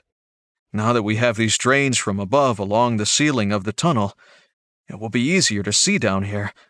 I don't think we want to head to the surface until it's either night or we can clean ourselves and change out of these outfits." The stench of the sewers didn't seem as strong in the newer, more open tunnels. It might have been because the grates above let some fresh air in, or Hal's overwhelmed nose might be getting used to it. Kay stopped a short time later and crouched down. He turned around to look at Hal. "There's a person sitting on the ledge ahead," Kay whispered. "I can just make them out. What should we do?" "Let me take the lead," Hal replied. "It's probably a homeless person hiding out down here." Kay pressed himself up against the wall, while Hal slid past on the narrow ledge. Once he was past, Hal crouched and stared into the darkness. Sure enough, there was someone sitting in the shadows about 50 feet farther up the passage. He waited and watched for several minutes, but whoever it was didn't move. "Something strange is going on," Hal said. "Stay here. I'll be right back." "No way! I'm coming with you." "Suit yourself, kid." "Stop calling me kid," Kay said. "I got us out of the prison. I convinced you to distract the guard. I did it all, not you. I'm every bit as grown up as you are." One look at his companion's face showed how annoyed and serious Kay was. Hal hadn't meant anything by what he'd called him, but it had obviously irked the boy. He'd have to be careful in the future. Hal knew he needed Kay to show him around the city until he figured out how to exit the game. Up until now, his only idea had been to submit to execution. Hal nodded. "Sorry, Kay. It's a habit. I'll stop." Kay seemed satisfied with that simple mea culpa, because he pointed past Hal at the hidden figure. "Let's go and see who this is." Hal turned and started creeping forward, measuring each step, muscles tensed and ready to spring off in the opposite direction if the person proved to be a threat. The closer Hal got, the better he felt about his sneaking skills. He walked all the way up to the person without being noticed. The figure still sat, leaning with one shoulder against the wall, his back to Hal. The person wore leather armor with a black leather skullcap helmet. Hal saw the boots stretching out away from him and what looked like a short sword and a scabbard at the person's waist. Taking the final step forward, Hal noticed the different odor coming off the body right away. Perhaps the slight breeze flowing through the tunnel had shifted direction towards him, or maybe it was proximity. Either way, Hal knew now he was looking at a dead body. It hadn't been a superior sneaking ability at all. Anyone could sneak up on the dead. He placed a hand on the body's shoulder, and it fell backward to lay staring upward with vacant eye sockets at the ceiling. Hal retched and nearly vomited when a rat, disturbed by the intrusion over lunch, slid out of the hapless adventurer's gaping mouth and scampered squeaking away down the ledge in the opposite direction. Hal's stomach roiled, and he took a moment to get control of himself. "He's dead, isn't he?" Kay said. "Yeah, if it's a he at all. I can't tell. At this point, they've been dead so long I couldn't tell who they were even if I'd known them well. It would take a medical examiner and a full forensics team to figure this one out." "What's a forensic team?" "Never mind. Think of it as a special investigator or guardsman." "Oh. Why didn't you just say so then?" "Like I said, never mind," Hal said. "Let me search him and see if I can find anything useful on the body." Hal reached forward and started patting down the body, trying to avoid the maggots spilling off the corpse wherever he reached. He'd played a lot of games where he searched dead bodies. It was never like this. This was disgusting. The betrayal of his stomach made him stop more than once. He'd retch several times, with nothing coming up because his stomach was empty. Then he'd return to the search. Along the way, he began to piece together what happened to this guy. It was clear to Hal whoever this was had been stabbed or slashed across the stomach. The leather armor was cut open, and there were bloated intestines protruding from the wound. He'd probably been injured up above and made his way down here to escape his attackers, dying in the process. It was a reminder to Hal how realistic this game simulation was. He might have actually enjoyed it if he hadn't been trapped here without any explanation as to what was happening. Soon he had a pile of useful items from the corpse. When he was finished, the only thing left was the leather armor. He'd left the leather breastplate in place. The armor was useless because of the heavy damage it had sustained. Only the helmet was usable, as were the boots. He'd found a steel dagger. It seemed to be well maintained, too. He also found the short sword he'd spotted earlier. There was a belt pouch that clinked when he shook it. He didn't bother opening it. He didn't know the local currency, and wouldn't be able to count it in the near darkness, anyway. There was a small backpack that seemed full of clothes and assorted other small items. Again, he opted to not go through it then and there, next to the rotting corpse. He and Kay could divvy it up later. "Let me see what you found," Kay said, pressing against his back. "Hold on. There's a bunch of small stuff, and we can't see worth shit here. Let's move up the tunnel a bit farther, and then we can see everything." He thrust the leather backpack into Kay's hands. "Here, carry this. I have the rest." Hal walked along the ledge past the corpse until he and Kay found a pool of light filtering down through the grate overhead. There they carefully dumped out the helmet, backpack, and belt pouch, and sorted their booty. "There are 2 weapons, the dagger and the short sword. Which do you want, Kay?" "The sword, if you don't have a preference," Kay said. "I think I'd prefer the dagger, so that's perfect. You take the sword belt and scabbard, and I'll take the boots. They look to be about my size, and I can stash the dagger there since I don't have a belt for it." Kay started counting out the coins and whistled when he found a small gemstone mixed in with the belt pouch's contents. "What's that?" Hal asked. His knowledge of gemstones was limited to what little he'd learned when he bought Mona's engagement ring years ago. "I think it's a tourmaline," Kay said. "It's hard to tell from here. It's not worth as much as a sapphire or emerald, but it will be worth something if we can find the right buyer." Hal had an idea based on the running inventory announcements he'd been ignoring since he started rummaging through the pile. "Hand it to me. I have an idea." Kay shrugged and handed Hal the small-cut gemstone. Hal held the gem in his hand and concentrated on it. He started to smile when the announcement popped into his view, then frowned. "Small tourmaline. Unknown value." He handed the tourmaline back to Kay. "It didn't work." "What didn't work?" "Just something I can sometimes do," Hal lied. "Sometimes I can tell what an item is by just holding it in my hands." "That's useful," Kay said. "Is it some kind of magic? I didn't know you could do magic." "It's not really magic. It's more like an innate ability, I guess. Like I said, it doesn't work all the time." Kay pointed to the stacked pile of coins on the ledge. "There's 12 gold crowns, 47 silver pieces, and 22 coppers there, plus the tourmaline. We can live comfortably for a month or more on that alone, even without the gemstone." Hal was glad Kay explained the worth of the coins to him. He had no idea what things cost here in Phantasma. Hal pointed to the other pile.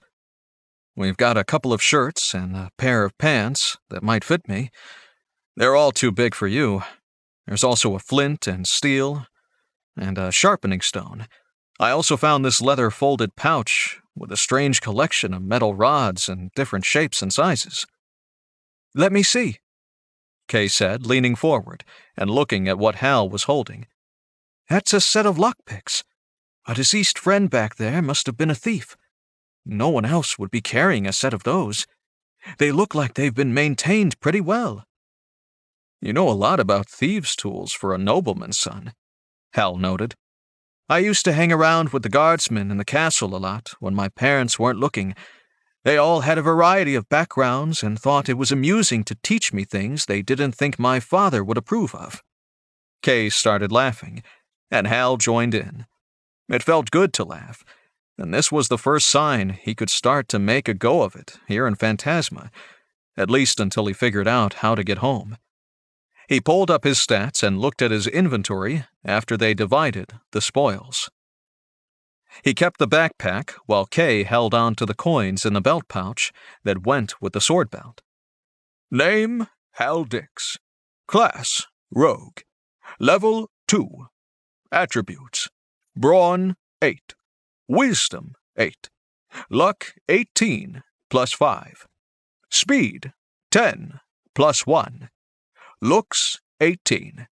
Health, 16 of 16. Skills, Taunt, Dark Vision. Experience, 300 out of 600. Inventory, Leather Pants. Cotton Shirt, 3. Leather Boots. Steel Dagger. Leather Backpack. Flint and Steel. Lockpicks. Hal and Kay started to walk down the tunnel again, oblivious to the danger stalking them from behind. Chapter 9. Kay, bringing up the rear while they walked along, was the first to sense the pending attack. Hal, watch out! Kay called. Hal spun around, whipping the dagger from his boot. Kay was dancing backward, fending off the single biggest spider Hal had ever seen. It was the size of a German shepherd, and it hissed and clicked its mandibles together while it lunged at Kay. Kay swung the sword down at one of the hairy legs, trying to press him back against the wall. The sword's blade bit into the exoskeleton, and the end of the leg crumpled a bit.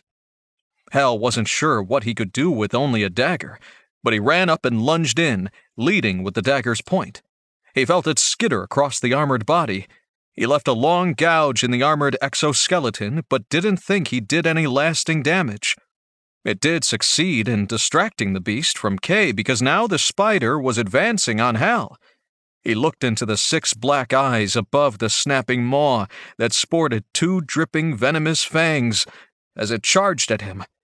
Hal decided to try something, and the slot machine started rattling in his mind again. He ignored the rolling slot machine and watched the spider's advance. Hal waited until the last second, then leapt into the air. The rolling slot machine in his head stopped, and the familiar chime sounded as he dove up and over the spider while it ran under him. A single leg swiped at him in midair, but it missed by a mile. He surprised himself when he landed on 2 feet on the opposite side of the spider. Skill learned. Acrobatic dodge.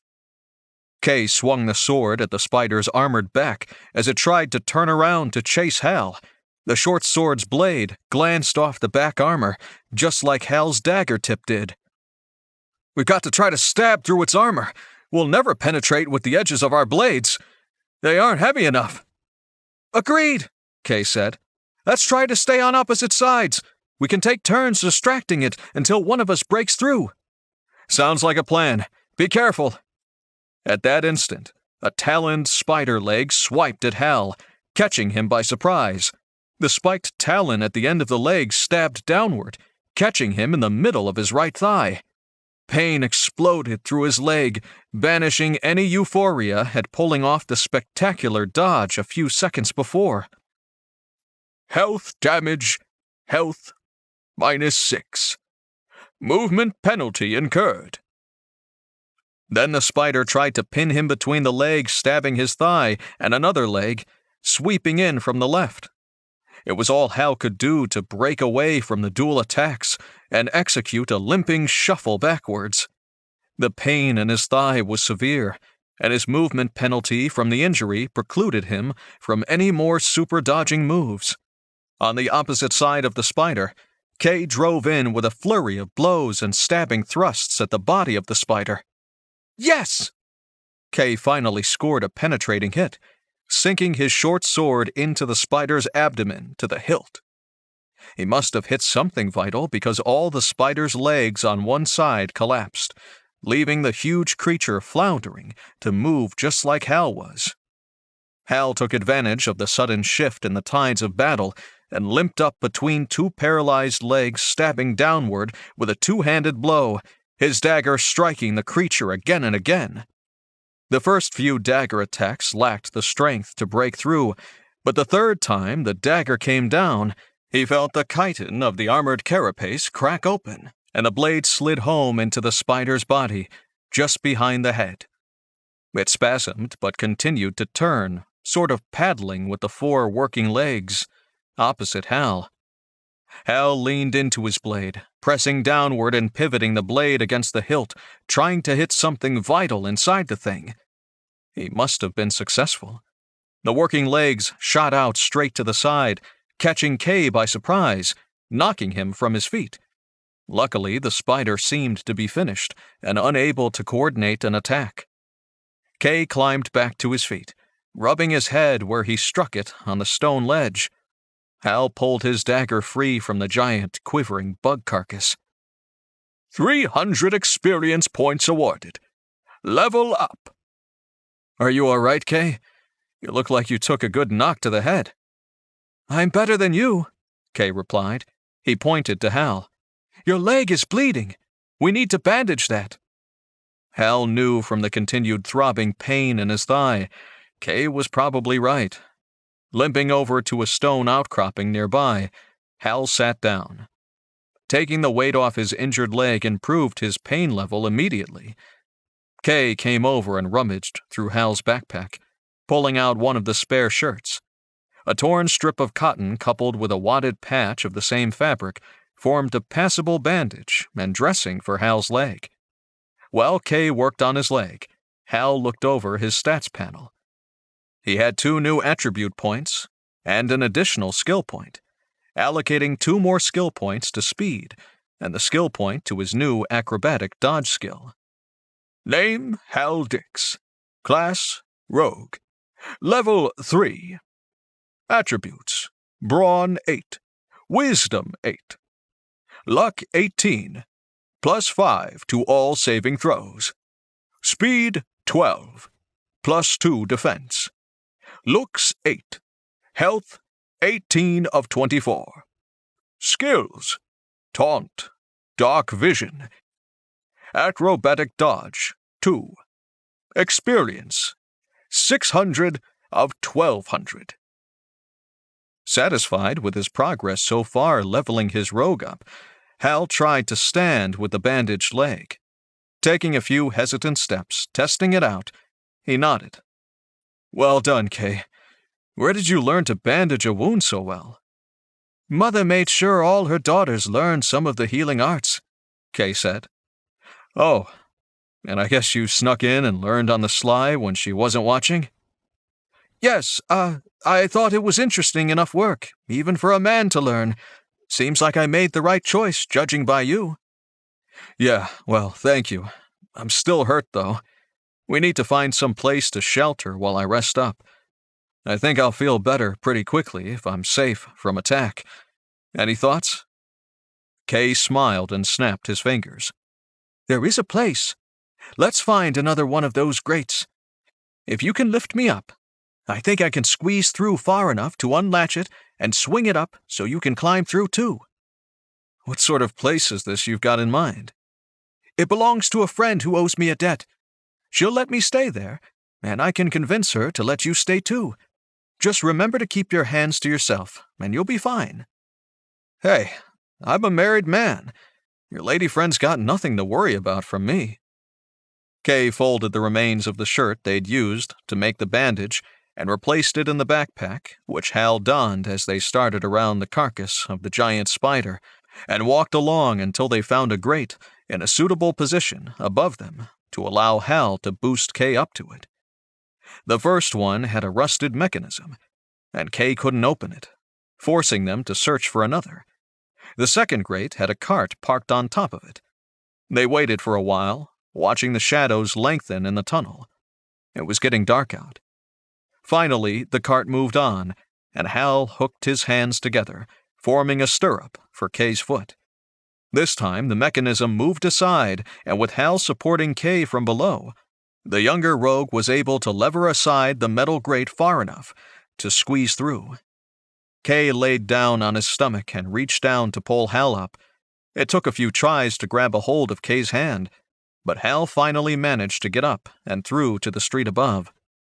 It felt good to breathe in the relatively clean air of the city above. Hal started laughing as he thought about his reaction to the city air, remembering his response that morning when he awoke in the alley next to the open gutter sewer.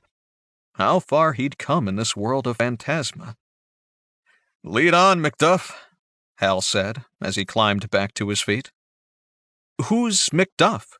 Kay asked, looking around. "Never mind. Just a saying where I come from. Let's be off to this lady friend of yours. I need some rest." Chapter 10. The streets of Tandon still bustled with activity after the sun went down. Townsfolk and market vendors hustled about their business, either returning home or heading to nearby taverns and inns to celebrate the day's work. Despite that number of people on the street, few of the passers-by had paid any attention when two filthy, smelly men crawled from an open sewer grate. Hal and Kay were able to stand up and join in the crowd passing by. Hal's draining fatigue made every step feel heavier than the last. The puncture wound in his thigh only made it worse. By the time they arrived at Kay's friend's home, Hal could only focus on taking the next step and almost kept walking past when Kay stopped. "Hey, where are you going?" Kay said, hooking Hal by the elbow and stopping him. "Sorry," Hal said. "I was running in robot mode." "Robot?" Kay asked. "You use a lot of funny sayings and words, Hal Dix." "You're definitely not from around here. Speaking of here we are, the Gilded Cage. We should be able to rest here." The building they had stopped beside had a gold-painted wooden birdcage suspended over the door. A steady flow of men moved in and out of the red-painted doorway. A pair of burly men holding wooden cudgels guarded the doorway. Kay approached one of them, and the guard pushed him backwards with a shove of the cudgel's tip. "Don't allow beggar scum in the Gilded Cage," the gruff guard said. "You couldn't afford the entertainments inside anyway." Kay's expression displayed a moment of annoyance. He shifted it to a smile and walked back up to the guard. "Could you please tell Selena that Kay is here?" "Why should I do that? She's not going to let you inside either. Just because you know the name of the owner of this establishment doesn't mean it gains you entry. Why don't you move along, because if I fetch her and she doesn't know you, I'm not going to be very happy." Kay fished in his belt pouch and pulled out one of the silver coins they'd liberated from the dead man in the sewers, holding it out to the guard. The guard snatched the coin from Kay so fast, Hal barely saw the movement of his hand. "We're not what we appear to be, and Selena will be happy you passed along my message," Kay said. "Stay here," the guard said, the scowl never leaving his face. He turned to his companion before going inside. "Watch them. I don't like their look." The second guard nodded, while the first disappeared inside. Hal craned his neck to see inside but couldn't pick out anything other than a few chairs with red velvet cushions near the entrance. The place seemed busy, whatever it was. "Don't worry, Hal," Kay said. "Selena will come. She knows me from a previous venture I was involved with. She was the one who took me in when I escaped." "I don't want to say I doubt you, Kay," Hal said, glancing up at the 3-story building. "This place seems a little upscale compared to what we can afford, even with what we found in the body inside the sewers." "I don't think she'll charge us, at least not for the rooms and some food. Anything else, though, Hal? Well, let's just say you'll be responsible for any services of which you partake." "Why are you being so cryptic?" Hal asked. "What sort of place is this?" They were interrupted by the appearance of a busty, red-haired woman in a tight-fitting dress. Her breasts looked like they were going to burst free from their confinement at any moment. Kay, I'm so happy to see you. The woman moved to hug Kay, then stopped. Even in your current state, the woman said. I'd heard you were picked up by the city guard and I assumed the worst. I'm glad you're well, and the reports were wrong. It's a long story, Selena, Kay said. I was hoping I could get a place to stay for myself and my friend, Hal. Sooner rather than later would be better. We are both still a bit of a hot commodity to some who might be looking for us. So, the reports were true then. Selena looked up and down the street for a moment. Hal glanced around too, though he didn't know what she was looking for. Well, you can't come inside in your present condition. That alone would draw unwanted attention to your presence. Go around back and wash up in the courtyard. You know where the pump is, right? Kay nodded. Thank you, Selena. I owe you one again. You owe me more than you know, but we'll talk about that later. Go get cleaned up. I'll have Cookie send out some food, and Marta will rustle up some spare clothes for you. Someone always leaves something behind, so we have plenty. You're a goddess among women, Selena. Yeah, she replied, giving them a shooing motion with her hands. Clean yourselves up. You're filthy. Bert here will let you in the back gate, and I'll come to check on you later. As you can see, we're very busy right now. She gestured to the guard who'd gone to fetch her, then disappeared back inside. Kay gave Bert a big, satisfied grin, at which the guard snarled. Go down that alley and find the fence at the rear of the property. I'll open the gate in a few minutes. If you're late, I'll assume you've moved on to whatever hole you crawled from and locked up again. We'll be there. Don't worry, Hal said, grabbing his smug companion by the arm. He heard Selena mention washing up, and food, and he could think of nothing else. The two of them walked a bit further down the street until they came to a passageway between the gilded cage and the next establishment. Passing down between the buildings, they soon reached the alley that ran behind the buildings. After they entered the alley, Kay pulled his arm free. You can let go, Hal. I can't stand bullies, that's all. You have to stand up to them and make sure they know when they've lost. I don't think this was the right time to antagonize the man who was going to let us inside. Selena arranged for us to enter. You got what you wanted. Let's not do anything to mess that up. Oh, that guy won't do anything to anger Selena. He's just hired muscle. He might bluster a bit because his pride's hurt, but he'll do what she says. Kay kept walking, and another question occurred to Hal. What kind of establishment is the Gilded Cage anyway? It seemed like more than just an inn or a tavern. Oh, it's a brothel, Kay said, as if it were nothing at all. The best one in Tandon, in fact. Selena entertains all the upper-crust types in the city except for the highest in the Duke's Court. They have their own courtesans to tend to their needs. We're going to be staying in a brothel? Hal said. His palms started to sweat, and his face felt hot. He knew he was blushing, and he was glad for the cover of darkness to hide it. That's why I cautioned you about the cost of additional services. The ladies here are experts at separating men from their money, so don't do so much as kiss one of them, unless you are willing to pay the price they charge. I'm not kissing anyone. I'm trying to get away from here and back to my wife. You keep mentioning your wife, Hal. She must keep you on a short leash, Kay said, laughing. I said it because people don't sleep around on their spouses where I come from. At least, not people like me. No one's asking you to. Just keep it in your pants and you'll be fine, Kay said. Hal nodded, wondering how the kid could be so nonchalant about being here. He guessed if you grew up a slave, like Kay did, a brothel might seem like a palace. They turned the corner of the alley to the rear of the buildings and saw Bert standing in the alley by a gate. He was holding up a lantern. See? I told you he'd be here waiting for us, Kay said. Be nice, Hal hissed as they approached the big guard. Thank you, Bert, Kay said with an exaggerated bow. Think nothing of it, Bert grumbled. He waited until Hal and Kay passed through the gate and then pulled it shut behind them, sliding the wooden bar back into place to secure it. Inside the gate, Hal saw an open courtyard.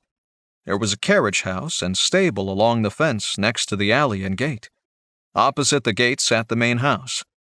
Kay led Hal over towards the stable and carriage house where a trough sat in front of the stable. There was a lever-operated pump standing about 4 feet tall next to the trough. "You can clean up here.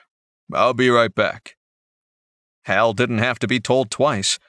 He couldn't wait to get the filth of the sewers off of him.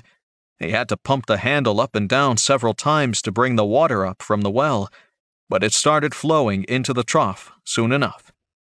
He filled the trough about half full and stripped down, dropping his soiled clothes on the ground. Hal sat down in the trough and stuck his head under the pump's spout as he worked the handle again. The water was freezing cold, but he didn't care. His only thought was to be clean again. Kay returned with a bucket and Hal moved to one side of the long trough. "Climb in.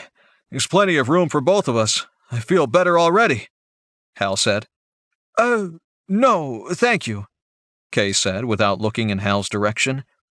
He pumped up enough water to fill the bucket he carried and headed back to the stable. "I'll make do in here," Kay said, hefting the bucket. "You enjoy your bath. I'll be right back." "Suit yourself," Hal shrugged. "Don't mind me if I soak here in some relatively clean water for a while." Hal leaned his head back, resting it on the side of the wooden trough as he stared upward at the stars. The sky above seemed unfamiliar. Hal didn't consider himself an expert by any means, but he'd always been able to pick out a few of the more prominent constellations. He saw nothing recognizable among the stars in view. Of course, it's just a random computer-generated skybox or a figment of my unconscious imagination, Hal thought. It depends on whether I'm stuck in the game or having a stroke. What a curious thing to say, a woman's voice said from behind him. Sitting up quickly and dropping his hands to his crotch to try and cover up, Hal turned to see who it was. A pretty brunette woman in a short satin robe stood a few feet away with a bundle of clothing. "Don't be shy," she said with a snort of laughter. "It's not like it's nothing I've ever seen before." "I'm sorry, who are you?" "I'm Marta. Zelina told me to find some men's clothes for you and Kay. Where's Kay, anyway?" "He's in the stable," Hal said. He started to point, but quickly remembered his nakedness and returned his hand to his lap. "You're funny," Marta giggled. "And cute, too. What's your name?" "I'm Hal. Hal Dix." "Well, Hal Dix," Marta said, setting some of the clothes and a towel down on the ground. "We should take some time to get to know each other sometime." Hal felt the blood rising in his face, among other things. Thanks, but I'm a happily married man, Marta." Marta laughed again. "Oh, sweetie. Most of the men I see are." Hal was left to sort that statement out as Marta took the rest of the clothes into the stable. He remembered too late to call out and warn Kay Marta was coming. He decided not to try. Let Kay be caught naked by the woman, too. It was only fair. Deciding he'd soaked enough, Hal reached out and pulled the towel closer as he stood up. Quickly wiping most of the water from himself, he checked the wound in his leg. It wasn't bleeding anymore, which was good. He pulled on the linen undershorts in the bundle and retrieved some more of the makeshift bandages from his backpack. Hal wrapped his injured leg, then got dressed. He could tell the quality of the clothes were much better. These pants and shirt didn't itch at all. Hal pulled on his new leather boots and slid the dagger down into the boot top to hide it from view. Hal wished he had a mirror to see what he looked like.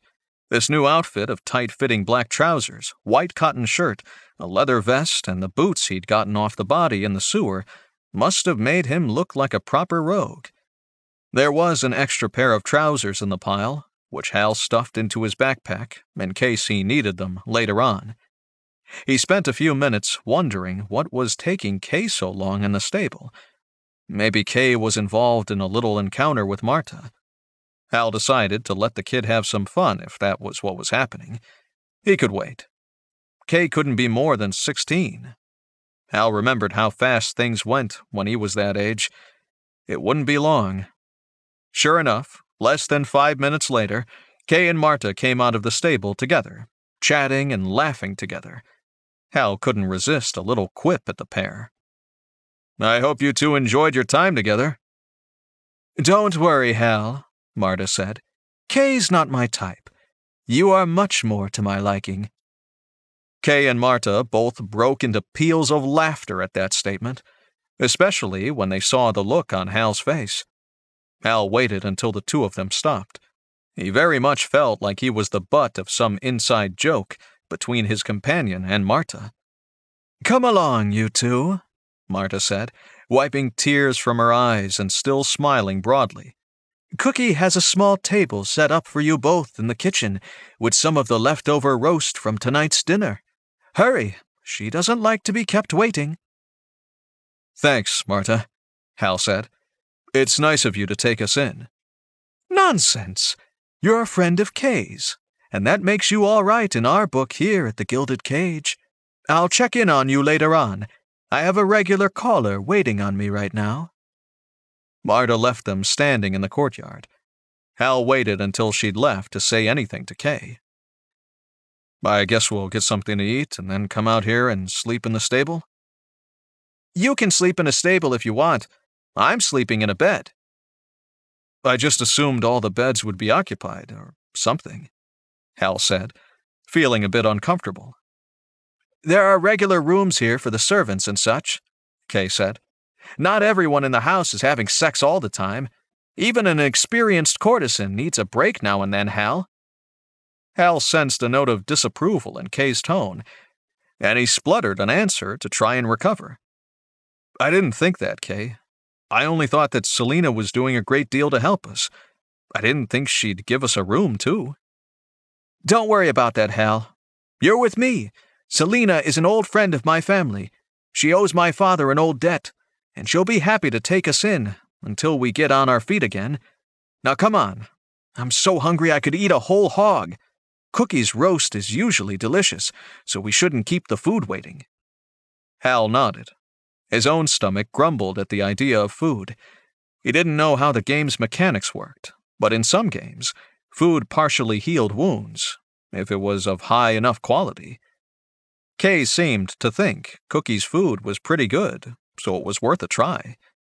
When the pair reached the Gilded Cage's kitchens, they met Cookie. She was a red-faced, rotund woman in a brown dress covered by a broad white apron. She was in the process of yelling at a pair of younger women in similar outfits when Hal and Kay entered the kitchen. Distracted by the new arrivals, the head cook at the Gilded Cage sent her charges off to their duties with a flick of her wrist and turned to Hal and Kay. "Kay, honey, I was so worried about you," she said, rushing forward and wrapping Hal's companion in a tight embrace. "When I heard the guardsmen had snapped you up in a sweep, I feared the worst. I was heading for the block until my friend here helped me escape," Kay said, gesturing to Hal. "Well, I thank you for helping Kay get away, Mr. "Please, call me Hal. It's Hal Dix," he said, nodding his head in a brief bow. "Hal it is," Cookie said. "Come, sit down. I'm sure you're both starving. I cooked roast venison tonight, and there's a whole haunch left for you both to carve on. I have to get back to work, or those two girls will screw something else up. Sit here and enjoy. Once you've had your fill, you'll find Kay's usual room upstairs. Selina arranged for you to have the one next to it, Hal. You said the two magic words, Cookie, food and sleep," Kay said. He sat down at a small table with two chairs in the corner, and Hal joined him. "Yes," Hal said. "Thank you very much. I'm sure it will all be wonderful." "Just out of curiosity, Cookie, what's up with your assistants?" Kay asked. "You don't usually have problems with them." Ilsa is upset about having her dowry taken by some slimy merchant who works with one of the wardens. He said her father owed him money and she was responsible for his debt. She's distracted and making all sorts of mistakes tonight because of it. Is there anything Selena can do to help out? Kay asked. Selena is going to try, but I don't hold out much hope, Cookie said. He's pretty connected to some of the Emperor's factors in town, and that means the Duke doesn't have many options to use against him. It'll be his word against hers. That's not fair, Hal said. Someone should do something. Why? Are you offering to go and get her money back? Cookie asked. Quest offered. Get Ilsa's dowry back. Hal saw the glowing words fade away, and before he thought much about it, he heard himself saying, Sure, we'll get her money back. Quest accepted. Get Ilsa's dowry back. Oh, that's wonderful, Hal. Ilsa will be so grateful. I'm sure she'll want to thank you personally if you manage to do it, Cookie said with a wink. A nice verbal thank you will be enough, Hal said. I'm a married man. Ooh, you're one of the good ones, Hal Dix, Cookie said. Kay, what was a guy like this doing in the prison with you? Hal killed the harbor warden, Kay said, as if pinning a murder on Hal had no meaning at all. Hal tried to say something about his being framed for the murder, but the big woman drowned him out with her response. In that case, I'll get you both some pie, too, Cookie said, a broad smile of admiration on her face. You've done the city a service, Hal. That man was a beast. Cookie left, presumably to fetch their pie. Hal leaned forward so he could whisper to Kay. Why would you say that? I was framed for that murder. You don't have to pretend here, Hal. These people will be grateful for what you did. Just about everyone will be. Cookie was right. He was a horrible man. Just because he was a horrible man doesn't mean he deserved to be knifed in the street like that, Hal said. I suppose you could have done it in a less public way, but I won't question you on that, Kay said. The way he died screaming in the street was a form of justice for all he's done to the people in his district. Cookie's brother used to work on the docks. Some of the warden's toughs didn't like it when he stood up for the children being pressed into dangerous work alongside him. They strung him up by his neck and left his body hanging by the docks for a week as an example. So, I guess he had it coming. But Kay, it wasn't me, I swear, Hal protested. Well, don't tell Cookie that. My father always said, people need something bigger to believe in. If they think you are larger than life, let them. In this case, if it were me, I'd ride the wave of popularity that will spring from this.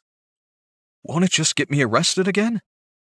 No one around here is going to turn you in. They'll hide you any way they can. The people of the city don't like the Emperor's wardens. Anyone who stands up to them is a hero to most the people in Tandon. Hal shook his head. It was all so much to take in. He decided to turn his attention to the roast on the table. There was a kitchen knife stuck in it, and biscuits nearby in a basket. Hal carved off a slab of the juicy, medium-rare meat and used one of the biscuits to make a sandwich. He slapped some coarse mustard on the meat before he put the top half of the biscuit on and took a bite. As soon as he swallowed, a menu item popped up into his vision. Partial healing. Roast venison, health +2. Hal smiled and enjoyed the delicious sandwich while he thought about his apparent notoriety for a crime he didn't commit, and his impulsive decision to rob a merchant for a serving girl's stolen dowry. He supposed he had to follow through now that he'd agreed. Kay seemed to have no problem with it at all. The boy dug into a biscuit and venison sandwich of his own, too. The two of them ate in silence, a testament to how hungry they were. The blueberry pie Cookie brought was of good quality, too, and Hal noted 2 more health points added to his stats because of it. His stomach full and feeling the weight of his fatigue suddenly dragging on him, Hal followed Kay up a back set of stairs to the 3rd floor, where a pair of rooms had been prepared for them, Thanks again for vouching for me and getting us a place to stay, Kay. No problem, Hal. Like I said, you will be a bit of a celebrity for what you did. Selena will thank us in the end. You'll see. I hope you're right, Kay. I am. Now get some sleep, Kay said. We're going to need to be rested if we plan to help get Ilsa's dowry back tomorrow. Kay shut his door, leaving Hal standing in the hallway of the brothel all alone, wondering if he'd ever find a way out of this game. Chapter 11. Once he managed to get into his bed, Hal fell asleep immediately. The next thing he knew, daylight was streaming in past the slats of the shuttered window. Full night's rest. Health +2.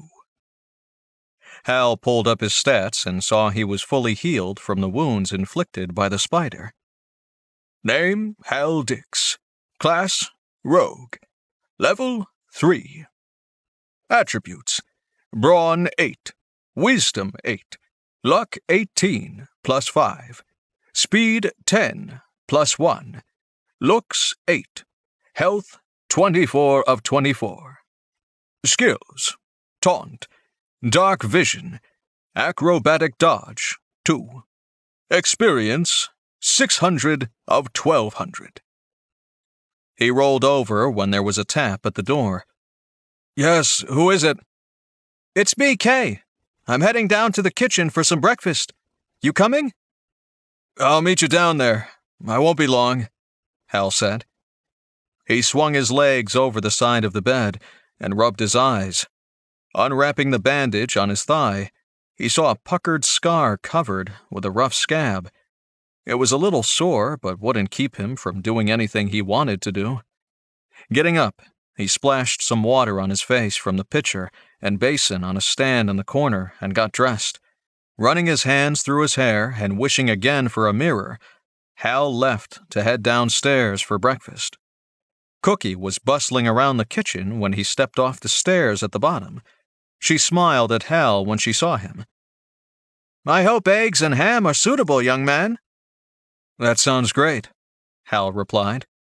Kay's in the dining room chatting with Selena. They're waiting for you. Cookie pointed towards a door on the far side of the kitchen. Hal went over and pushed the door open to see Selena and Kay seated in an opulent dining room. The walls were covered in what looked like a velvet fabric of bright red, interspersed with some sort of gold-patterned paper. The table had 3 golden candelabras, arranged along its 12-foot length, and a buffet on the far wall had serving dishes arranged with fresh rolls and pastries. So, the celebrity is awake, Selena said when she spotted him in the doorway. I had no idea you were the one who killed the harbor warden. Hal started to protest but stopped himself. It was no use arguing with them. He might as well go along with it all and try to make something positive out of it. I'm afraid it's not the sort of thing I want to brag about, Hal said. I also understand you are going to take up Ilsa's cause, Selena continued. I can't begin to tell you how much all of us here at the Gilded Cage appreciate that. Do you know when you'll be going after her dowry? I think Kay and I discussed planning to do it soon, maybe tonight. A lot depends on what we find out about this merchant who took the money. I can tell you anything you'd like, Selena said. He's a regular customer here. Why would you let someone like that into your establishment? Hal asked. I have to be open to all clientele with the wherewithal to pay the price. If I turned away the Emperor's lackeys, they'd just shut me down and look elsewhere for their entertainments. Hal nodded. It made sense. It was the classic protection game that powerful people used against small businesses all over his own world. He's got a warehouse here in the merchant district across town, Kay said. That is where he keeps most of his money and goods, according to what Selena and the other girls know. Do we know what kind of guards he has? Hal asked. No, but it will surely be guarded in some way, Kay said. I can make sure he and most of his men are entertained here when you go to the raid. Selina added. I told him last night I'd arrange a party for him and his men to celebrate a recent business acquisition. I'll send word to him that we can do it tonight if you think that will give you enough time to get ready.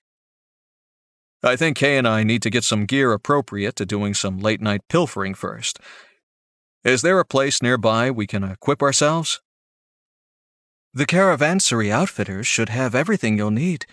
If they don't, bring your list of needs to me and I'll see what I can do, Selina said. And that's where we'll go this morning, Hal said. I hope we can get everything we need for what coin we have on hand, Kay. I think we'll be fine. Selina told me she is willing to finance us starting out in exchange for a share of everything we bring back above the dowry amount, Kay said. He patted a bulging leather pouch sitting on the table next to him. That's very generous of you, Selina, Hal said. Consider it an investment. If you can manage to interrupt some of the merchants' operations, it will impact the Emperor's factions in the city.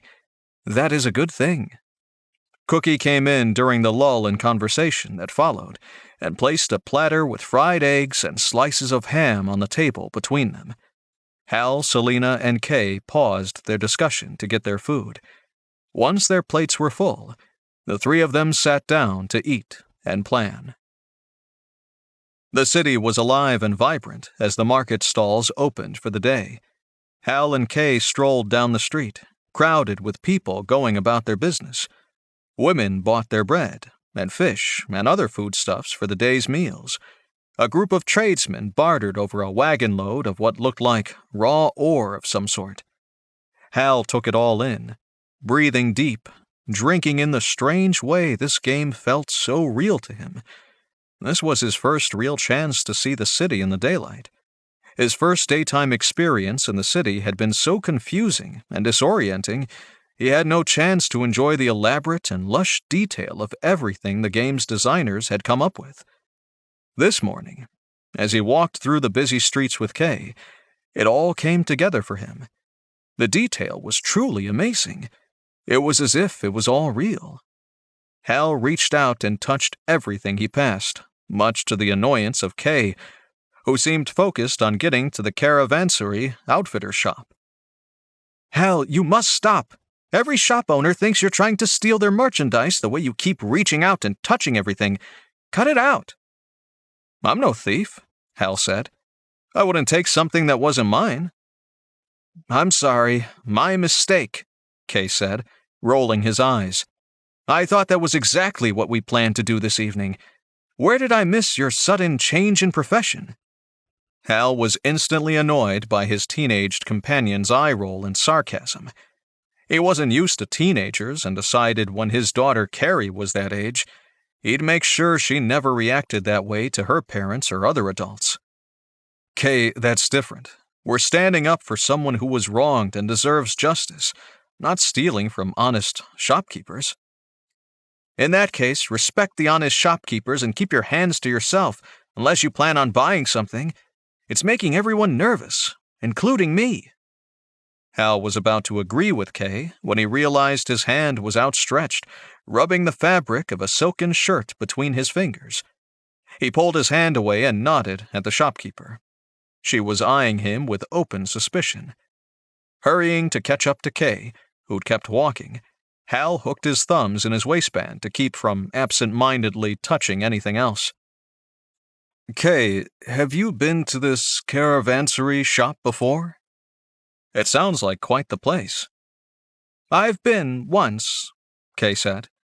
It is where all the caravans leaving the city gather supplies and equip their guards and drivers for the journey.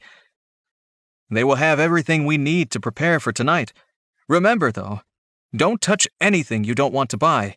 If you like something, ask to see it, and the shopkeeper will hand it to you to check over before you buy. Got it, Hal said. His enthusiasm at finally getting some real rogue's gear showed in his voice and step. He bounced as he walked, envisioning how he'd look in his planned outfit, all black leather, hooded cloak, and bristling with weapons. He was so engrossed in his daydreaming he almost walked right past the place. Kay had to grab him by the arm to stop him. Hal looked up at the sprawling building they stood next to, and wasn't all that impressed. The building was a ramshackle 3-story building that seemed to spread out to either side, the way a fat person's belly spread beyond his belt. There were several places where additions had been added to the structure, apparently using parts of demolished neighboring buildings. "This is the incredible adventuring store you were telling me about?" Hal said. "Shh," Kay replied. "Colin, the shopkeeper, is a prickly sort of fellow, and he takes his shop very seriously. Don't make comments like that where he can hear you, or he'll refuse us service." "I was only—" "Just be quiet. Let me do the talking, Hal, and we'll get out of here with everything we need." Kay stood in front of the entrance with his arms crossed. He refused to move any farther until Hal agreed. Hal shut his mouth and nodded. Kay stared him in the eye for a moment longer, then turned and pushed through the door with Hal in tow. The inside of the shop looked even more confused and jumbled than the exterior. It looked like one of those theme restaurants back home, where the decorators nail random things on the walls and ceiling for atmosphere. In this case, however, the place looked like dozens of them had some sort of contest to see who could create the most eclectic assortment of unrelated items possible. There were snowshoes hung next to bamboo fishing poles and lanterns next to skis. Hal even swore he saw a collection of tiki torches off in one corner. This place had literally everything in the world in one place. "How does he keep track of it all?" Hal asked before he realized he had said it aloud. "No one knows how I do it, Sonny, and I'm happy to keep it that way." The man who popped up from behind a display of stretched bearskins was the oddest person Hal had ever seen. He wore baggy shorts held up by checkered suspenders.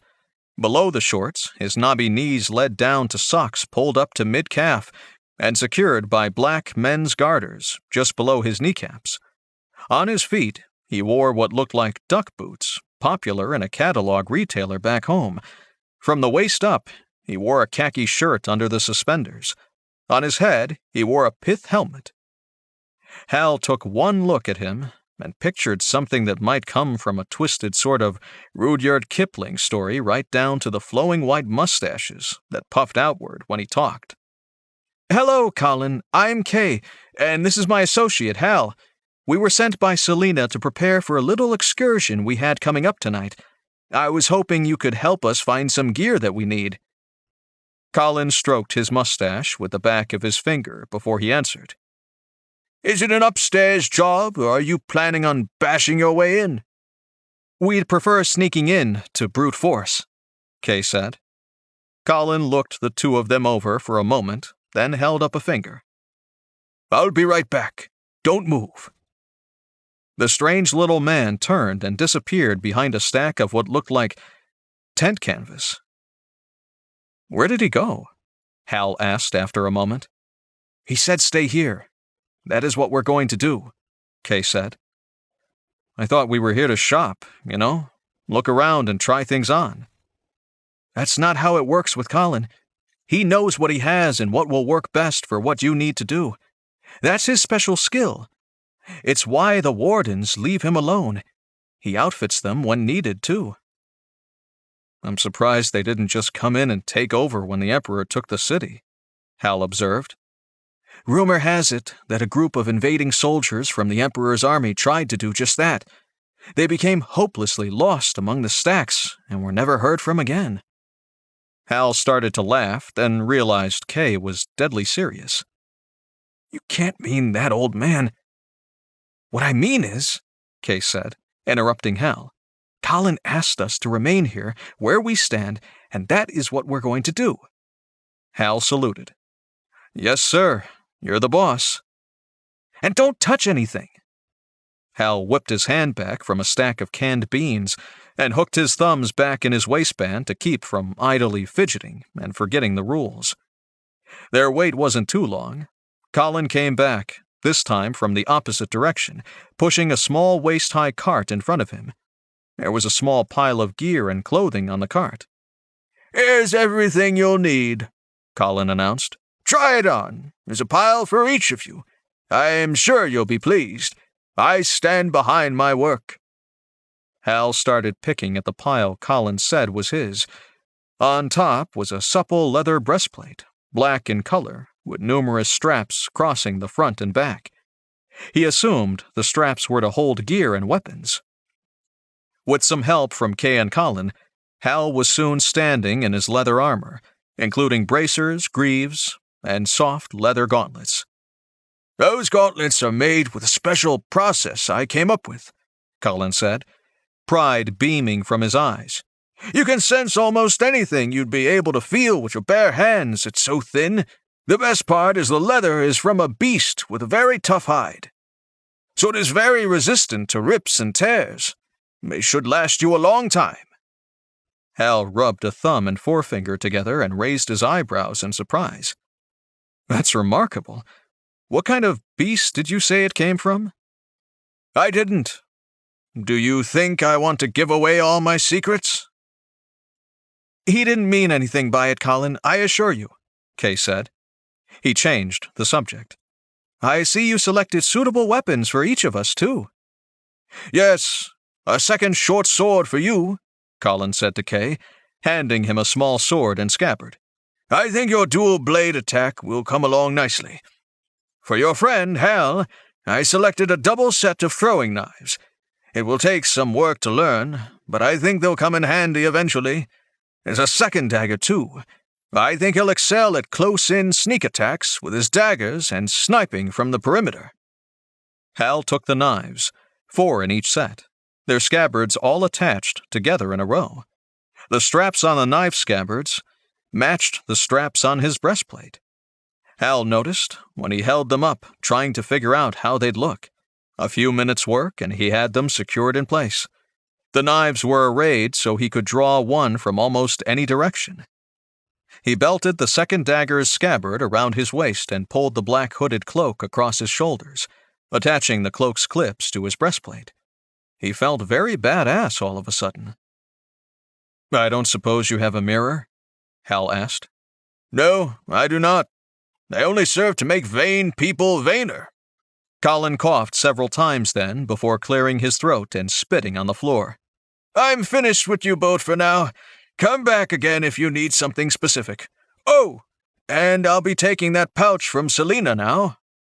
Colin's hand snaked out and snatched the bulging pouch from Kay's hand. He grinned at both of them, then turned and disappeared behind a stack of assorted helmets. As he walked away through the aisles of supplies, he called out, "Check your inventory, Hal. I added a few things to your backpack just for you." Then he was gone, and the two companions stood alone, outfitted for their excursion that evening. "What did he mean by that, Hal?" Kay asked. "Did he leave you a written list of some sort?" "No, I have no idea," Hal said, staring off into the darkened interior of the shop.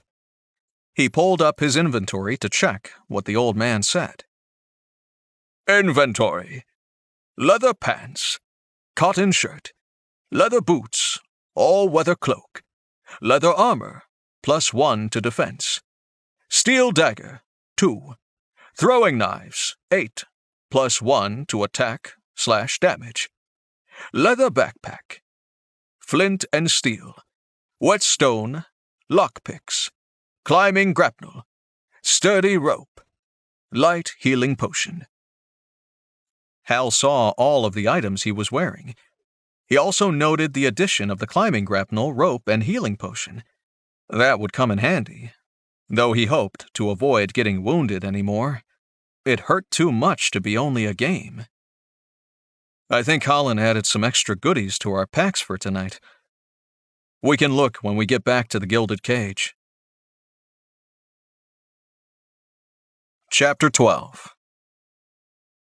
The Gilded Cage was in a flurry of activity when Hal and Kay returned with the gear from Colin.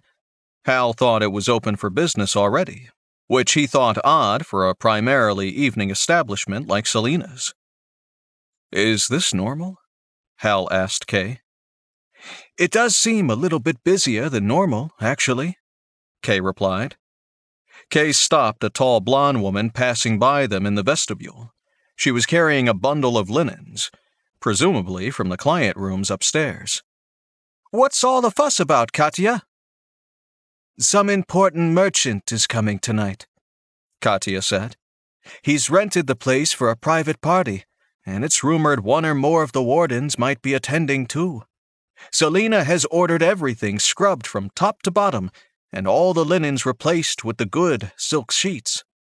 The woman hurried on her way, and Hal smiled. "Selina said she'd get our Mark here and away from his business," Hal said. "I guess she managed to pull it off." "If the wardens and their other lackeys do attend tonight's festivities," Kay said, "the gilded cage will be locked up tight with guard patrols all around it until they leave, especially since you killed the harbor warden. We won't have anywhere to return to after the job tonight." "We have some coins left over since Selina paid for our gear," Hal noted. "Is there some place we can rent a room to use for a night or two until the heat dies down at Selina's?" "There might be," Kay answered. "The question will be if we can trust the landlord there to be discreet in case anyone comes poking around looking for us after we get away. I'll let Selina know what we're doing, and that we'll see her in a few days, and then we can go looking for a temporary hideout." It didn't take long for Kay to return, and the two of them headed out again in search of some place to hole up with their loot after they burgled the warehouse that evening. Hal used the time walking around the city of Tandon to get a better sense of his surroundings and learn more of the history of the place from Kay. The city consisted of 5 distinct districts, or wards. Each ward had a warden. The wardens used to be noblemen who reported directly to the Duke. They oversaw tax collection, dealt with petty crime within their borders, and helped rule the city. When Emperor Kang's army invaded, the nobles were put to death, all except for the Duke. The Emperor selected new wardens from his own retinue. The Duke became a mere figurehead, and the city's actual rule fell to the wardens, who collected the tribute due to the Emperor each month. With the harbor warden killed, there were only 4 of the Emperor's men left in charge of the city to deal with. Each of them had their own small army of followers and guards, and would be descending on the gilded cage tonight. This made it vital that Hal and Kay find a room for a couple of nights. Kay took his time deciding where best to inquire. It was mid-afternoon before he settled on a small inn near the western gate to rent them a room with 2 beds and a window that looked out over a narrow alley between the inn and the neighboring buildings.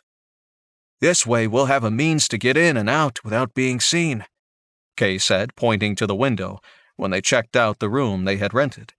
"Plus, the inn's owner is no friend of the Emperor and his wardens. We should be safe enough here before and after the job until the heat dies down." "Should we send a note to Selina to tell her where we are?" Hal asked. "Better not. Let's keep this one to ourselves, just in case." Hal shrugged off his backpack and stretched his arms. Wearing armor all the time chafed in strange places, and the stuff weighed a lot more than the stories ever told you. He couldn't imagine what metal armor must feel like if the leather was so uncomfortable. At least his range of movement wasn't impeded, and he figured the protection it afforded was worth the discomfort. He laid down on the bed and tried to get comfortable. Kay settled on a stool in the corner and took out his short swords, checking the edge. He apparently wasn't satisfied with the keenness of the blades, because he started running a stone over them to hone them further. Hal didn't mind. It was still hours before they had to leave. It would be good to get some rest and prep their gear before then. He closed his eyes and dozed off to the soft, smooth scritch, scritch of Kay's stone along the blades. Kay's hand upon his shoulder woke Hal with a start. He'd been dreaming of taking Carrie for a walk in her stroller at the park near their home. It had been pleasant. He hadn't realized how much he missed both his daughter and his wife. He had been in this game world for 2 days now. If this was as real as it felt, he was not going to return in time to be there before Mona and the baby returned home. The thought worried him. Hal wondered what Mona would find. Was he comatose in his chair, or maybe dead? Had he disappeared altogether? Hal didn't have the answers to his questions, and it troubled him. "What's on your mind?" Kay asked while he tightened the straps on his armor. "I was just thinking about my wife and kid. I wonder what they'll think when they return home. And I'm not there, or at least not there like they'd expect me to be." "You've never said much about where you're from, Hal. You've only said it's far away. How could they just now be discovering you're missing if it's such a distance?" "It's a long story, Kay, and you wouldn't believe me if I told you. Maybe I'll tell you the whole thing someday, but not now." "Definitely not now," Kay said. "We've got work to do. Rogue's work. Are you ready?" Hal checked his gear, emptying all the clothes and extra items out of the backpack, except the lockpick set, the healing potion, grapnel, and rope. He looked up at Kay when he finished and nodded.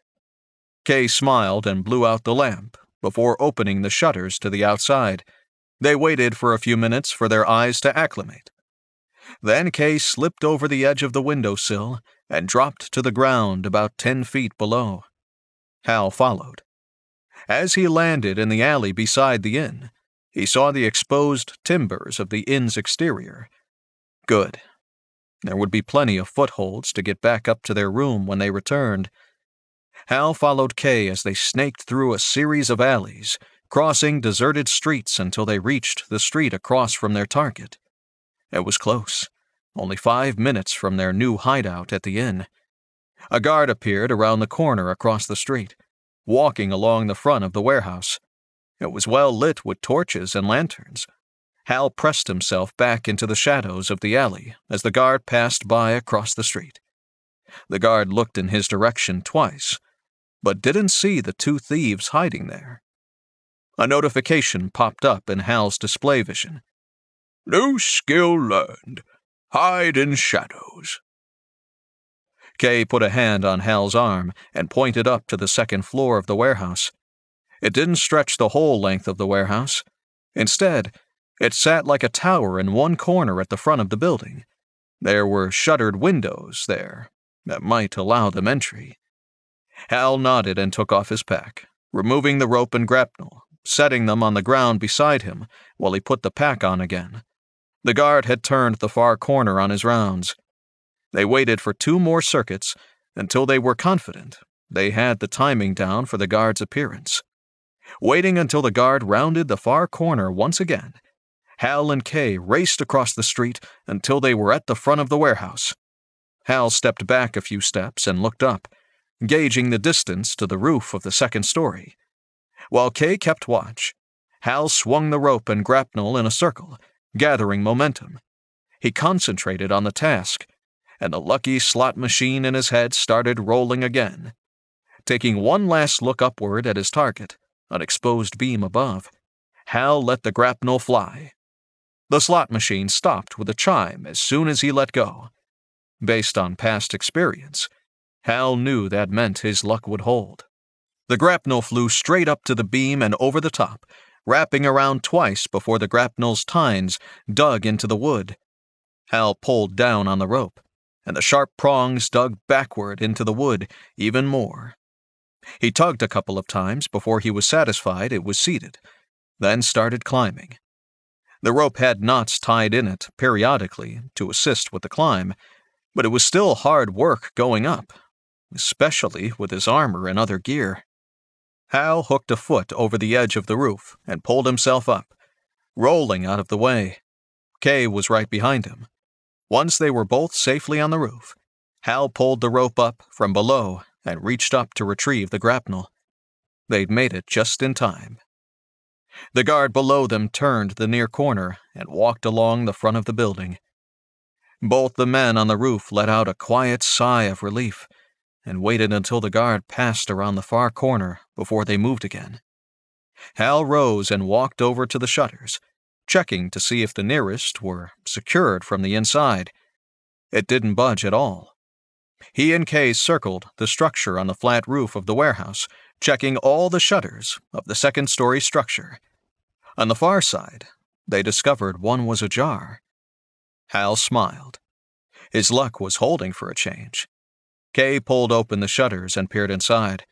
It looked like a small storeroom or pantry, judging from the sacks stacked in the corner and the shelf full of cans and jars. Kay went in first, followed by Hal, who closed the shutters behind them. Kay paused at the door, listening for noise on the other side. He shook his head, frowning and beckoning Hal over. Hal went over and pressed his ear against the wood. He heard the sound right away, snoring. At least one person was asleep on the other side. Hal stepped back and tried the doorknob, turning it and pulling the door open a crack. In the dim light on the other side, Hal saw a kitchen area with a cot in the corner. A very large form lay snoring on the cot. Hal opened the door a bit farther, wincing when the hinges squeaked a little. Looking around, Hal saw an open doorway leading from the kitchen to another room. It must be the kitchen and dining area for the workers and guards. He stepped back to let Kay have a look. Leaning forward while his companion took in the scene, Hal whispered, "We can sneak past this guy. You go first. I'll follow once you reach the other room." Kay nodded and took a few tentative steps, testing the floorboards to make sure they didn't creak. He'd almost reached the doorway to the other room when the large figure on the cot rolled over and jumped up. "Gotcha, thief!" the cook said while grabbing a cleaver from the butcher's block on the counter. Hal got a look at him as he stood and realized he wasn't a human, or at least not 100% human. The guy had tusks protruding from his lower jaw, and he stood nearly 7 feet tall. Kay, caught by surprise, barely dodged the first hacking attack from the cleaver. Hal didn't think the hardened leather of their armor would hold up long against that heavy blade. "I'm gonna kill you, thief. Then I'm gonna cook you up in the stew for the boys tomorrow. You're gonna be tasty." The cook easily batted aside Kay's first attack and then launched a flurry of attacks that had Kay dancing backwards across the kitchen to the far wall. If the cook managed to trap Kay against that wall, it was all over. Hal thought fast. The cook had his back to the closet. He obviously didn't think Kay had anyone with him. Drawing his daggers, Hal crept out from the doorway until he was standing behind the giant man. With all his strength, Hal drove the 2 broad-bladed daggers forward into the cook's lower back. "New skill learned. Sneak attack. Critical hit." The cook gasped and arched his back, trying to turn around to reach his new attacker. Hal pulled the daggers out and drove them forward again and again in punching motions until the cook's back, side, and now belly was covered in deep gashes, while he turned to face Hal.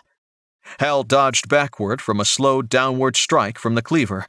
At the end of the strike, the cleaver fell from the cook's hand.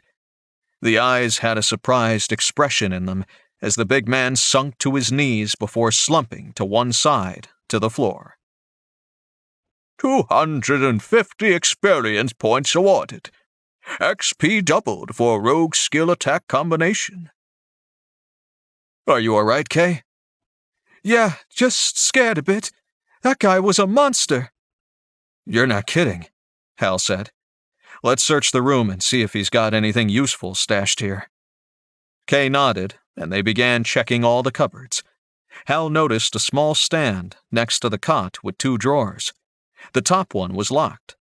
Taking his lockpick tools out, he decided to give this a try while Kay kept searching the rest of the room. He knew the theory of lockpicking, but that didn't mean he knew what he was doing. Inserting 2 of the long probes into the small wooden keyhole, Hal began to manipulate them, trying to feel for the pins or tumblers in the lock. After a few minutes of trying, he was rewarded with a soft click. "New skill learned. Open locks."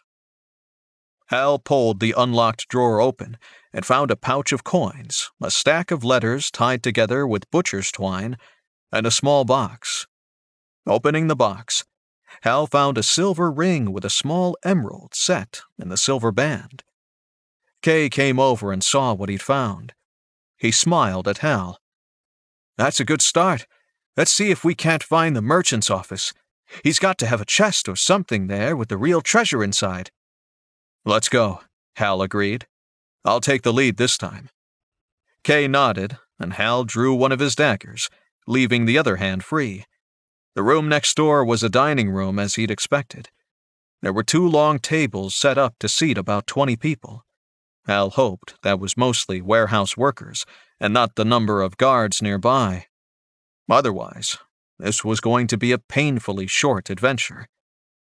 The dining room opened onto a catwalk, overlooking the interior of the warehouse, and a set of stairs down to the ground floor. Hal crouched by the door and scanned the warehouse floor. It was dark inside the building, but his dark vision skill helped him penetrate most of the shadows below. There were stacks and stacks of crates and pallets. He didn't see any guards. Starting down the stairs, Hal stopped when he reached the bottom and looked around. There was a door to his left that led to whatever was beneath the kitchen and dining area above. To the right was the whole open warehouse floor. This way, Kay said, pointing to the door to his left. This has to be the offices. Hal nodded and tried the handle. It was locked. He crouched down and pulled out his picks again. This lock took a lot longer, as it was larger and more complex. He concentrated and was rewarded when the slot machine started rolling in his head again. When the chimes sounded in his head, Hal felt, rather than heard, a satisfying click. Trying the doorknob again, Hal discovered it was now open. Skill level achieved. Open lock level 2. Kay and Hal darted inside and pulled the door closed behind them. There were no windows in this room, and the darkness was almost complete. Even with his dark vision in play, it was hard to see anything. Kay was having the same problem. Hal saw a few sparks that told him Kay was trying to light a candle or something. A light flared and Hal saw a small lamp sitting on a desk in the corner. Kay turned around and smiled. That's better. Indeed, Hal replied. He pointed to a large chest in the corner. You want to try this one while I guard? Sure, thanks, Kay said. He crouched down next to the chest and started working, then cursed. Damn, it was trapped.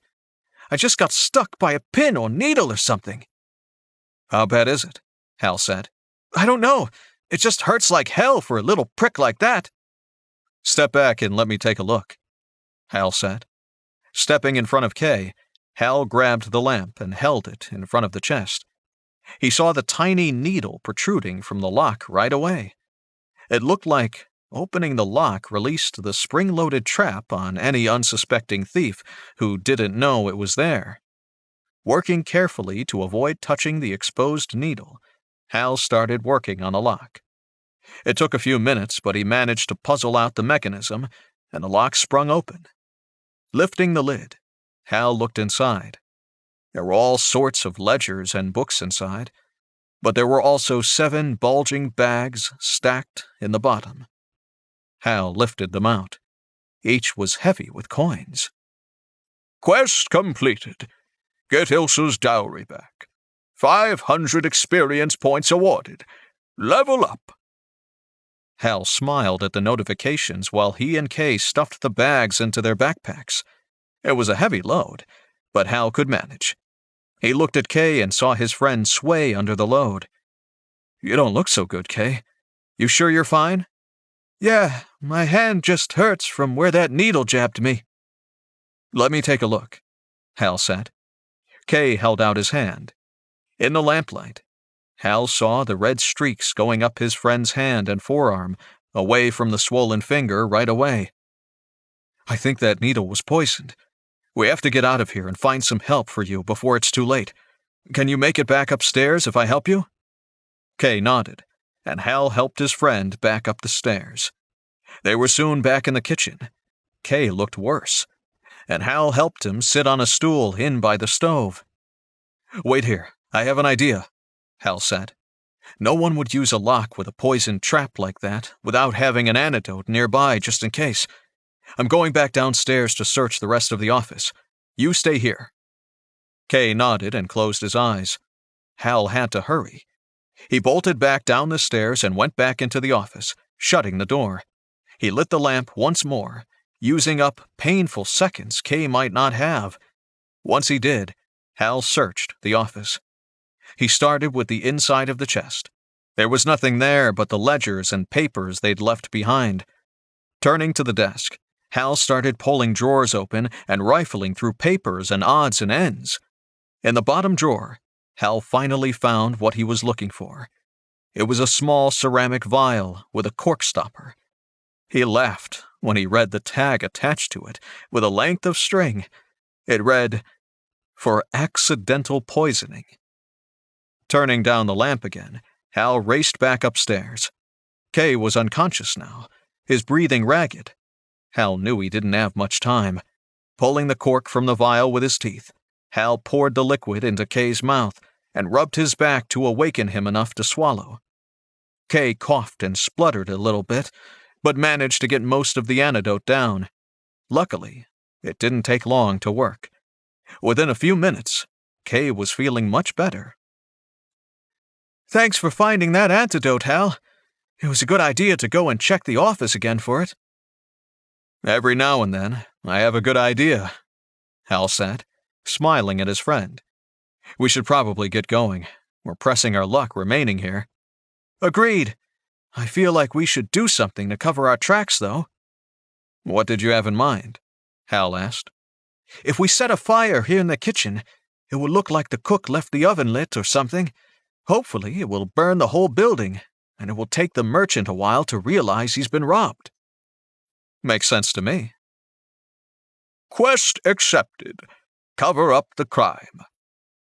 Kay poured some cooking oil on the cot and held the lamp over it while he looked at Hal. "Are you ready?" "Let's go," Hal said. Kay threw the glass lamp against the wall above the cot. The oil inside burst into flame and spilled down onto the cot. The rest of the cooking oil he'd spilled flared up immediately. Hal smiled and climbed back through the window to the rooftop. He tiptoed over to the edge, looking for the guard below. He saw him just turning the far corner. Perfect. Hal sat down on the edge and then turned to lower himself down until he was hanging about 5 feet from the street. Dropping the rest of the way, he crouched and waited for Kay to join him. Once they were both down, they sprinted for the alley just as thick black smoke started billowing from the second-floor windows of the warehouse. "Quest completed. Cover up the crime. 250 experience points awarded." They'd done it. Hal smiled as shouts of alarm sounded in the distance, and an alarm bell sounded. Their escape was complete. By the time they climbed back through the window of their room at the inn, the burning warehouse had become a massive red glow seen over the rooftops behind them. Hal settled down on his bed and removed the backpack. Kay closed the shutters and lit the oil lamp in their room. "How are you feeling?" Hal asked Kay. "Better now. I'm glad you found that antidote when you did. I don't think I could have made it back here even with your help." "So, we lay low here at the inn and wait for a few days until it's safe to go back to Selena's, right?" "That's the plan," Kay replied. "We need to count through what we have, though. We know Ilse's dowry was 400 silver pieces. We'll put that aside first, then count the rest." Hal and Kay made sure their door was secured by a bar across it and started counting out the money from the leather money bags. They ended up having just over 2,200 silver pieces total. When they factored in Elsa's dowry, that left a 600 silver piece share each to Selena, Hal, and Kay. "Not too bad for a night's work, don't you think?" Hal said. "Agreed. Now we need to guard it until we can get it back to the gilded cage and Selena can lock it up there for us. Do you want to take the first shift?" Hal was tired, but given what Kay had been through with the poison that night, he decided to let his friend sleep first. "Sure, I'll stay up. Lay down. You've got to be exhausted." "I won't argue with you. Wake me in a few hours, and I'll take my turn," Kay said. Kay rolled over and pulled the blanket up over himself. Hal took a moment while Kay slept to allot his new level points. He put 2 attribute points to brawn. He also allotted a skill point to sneak attack. That was a useful skill given how it took down the cook so easily. His stats were now starting to look halfway decent. Name, Hal Dix. Class, Rogue. Level, 4. Attributes. Brawn, 10, +1. Wisdom, 8. Luck, 18, +5. Speed, 12, +2. Looks, 8. Health, 32 of 32. Skills, Taunt, Dark Vision, Acrobatic Dodge, 2. Hide in Shadows, Sneak Attack, 2. Open Locks, 2. Experience, 1600 of 2400. Hal finished with his stats adjustments and went over to sit on the stool in the corner. He drew his daggers and began to sharpen them using long strokes of the whetstone, just like he'd seen Kay do earlier. All the while he thought about Mona and Carrie, wondering when he'd see them again. Chapter 13.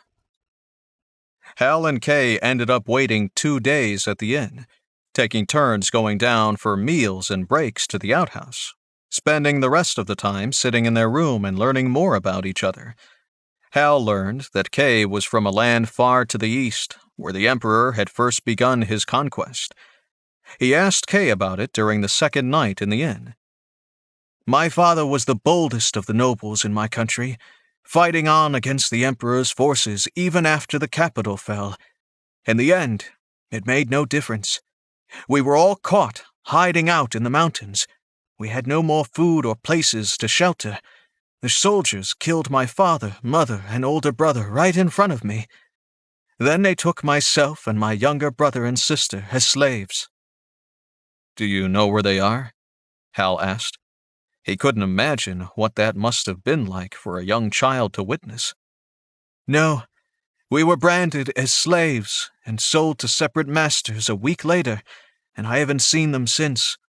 I imagine them sometimes, escaped like I am and living a quiet, peaceful life somewhere safe. Don't you wish for that kind of life too?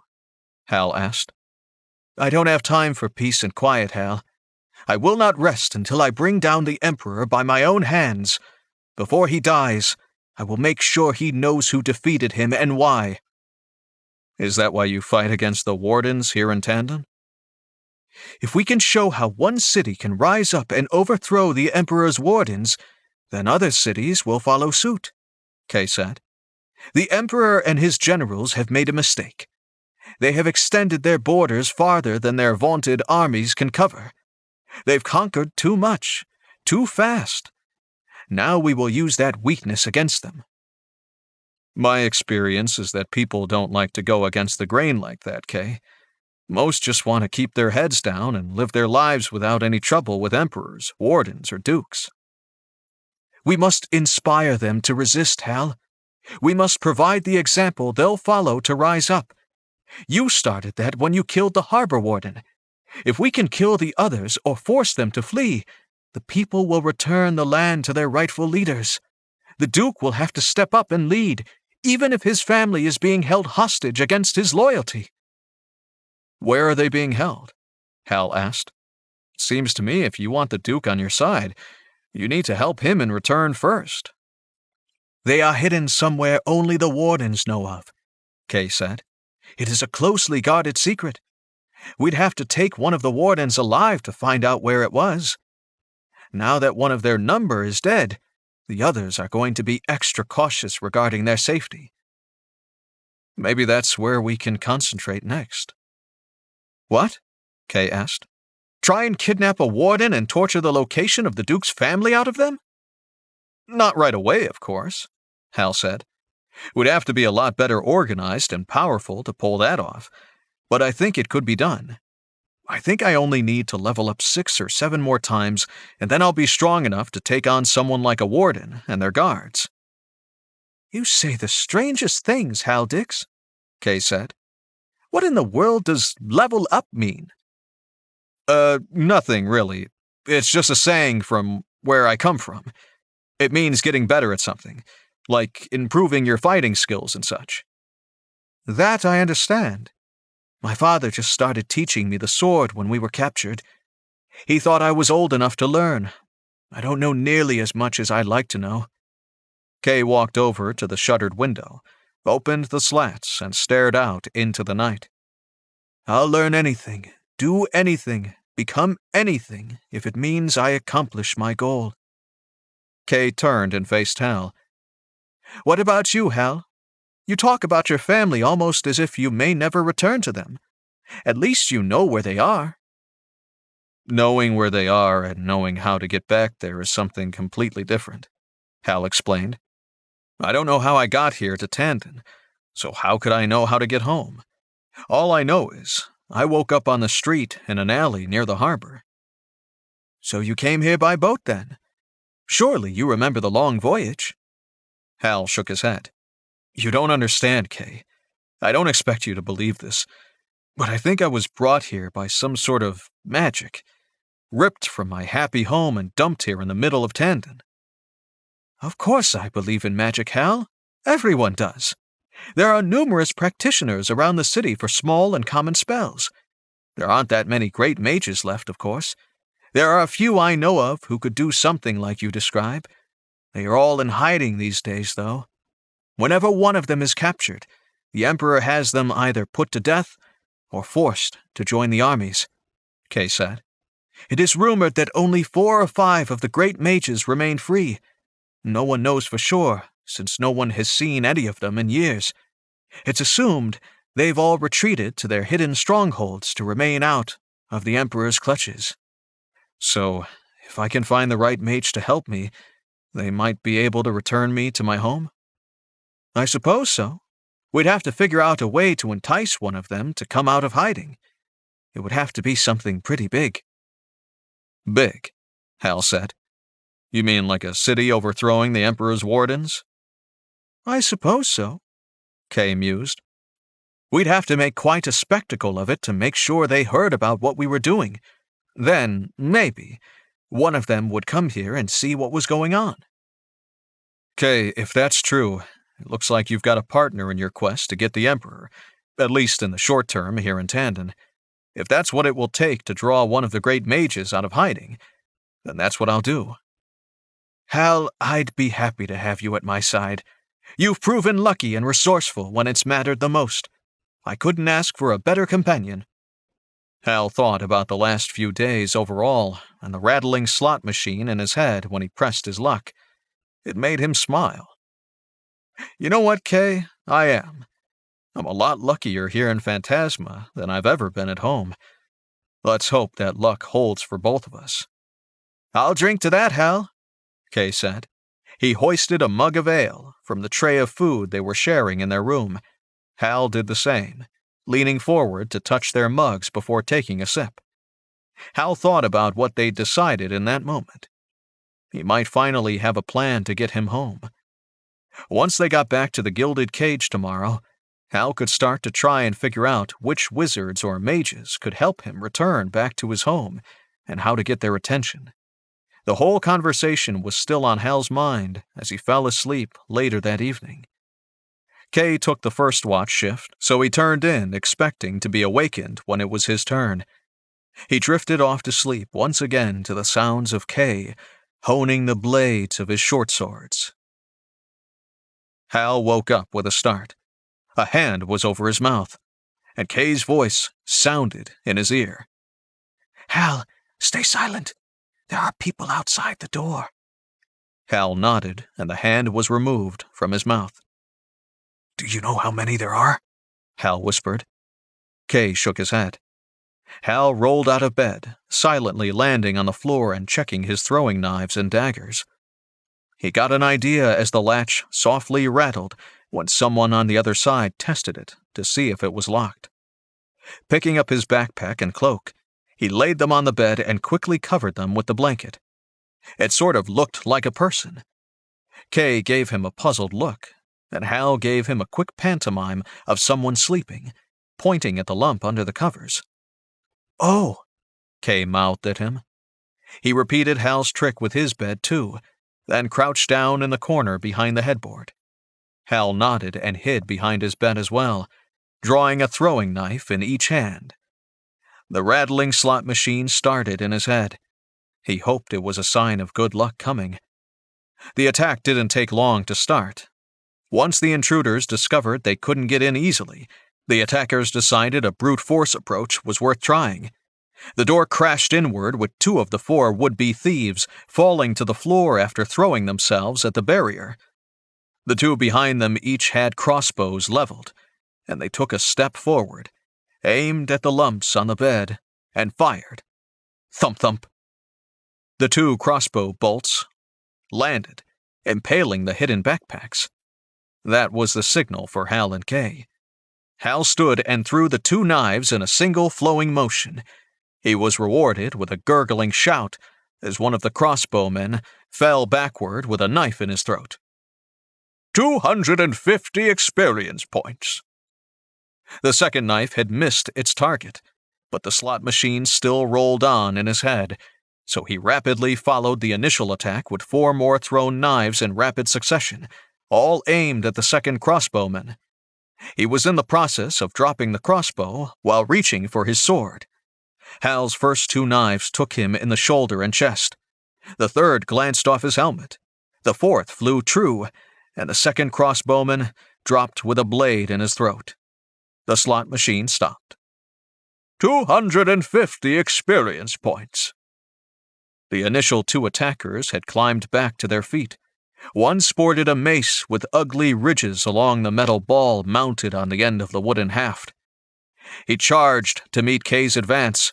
The other drew a long sword and ran at Hal. Drawing his 2 daggers, Hal moved to keep the bed between himself and his opponent. The problem with that was that his short weapons couldn't reach over the bed at the bandit. The bright side was it was too far for the bandit to do much either. Hal waited until the bandit swung at his head, overbalancing his reach over the bed. Hal dropped one of the daggers and reached out, grabbing the extended wrist and yanking the man towards him. The bandit gave a yelp of surprise that ended in an abbreviated scream when he landed face first on the bed, and Hal buried the blade of the other dagger in his back. 250 experience points. Hal quickly retrieved his second dagger from the floor, turned and swiftly stabbed the final guard in the back while Kay preoccupied him. Critical hit. 250 experience points. Level up. We'd better get out of here, Kay, before anyone else decides we might be easy pickings for a robbery. Maybe we played it too coy by always staying in our room. It must have looked like we were hiding something, Hal said as he grabbed his dagger from the back of the guard on the bed.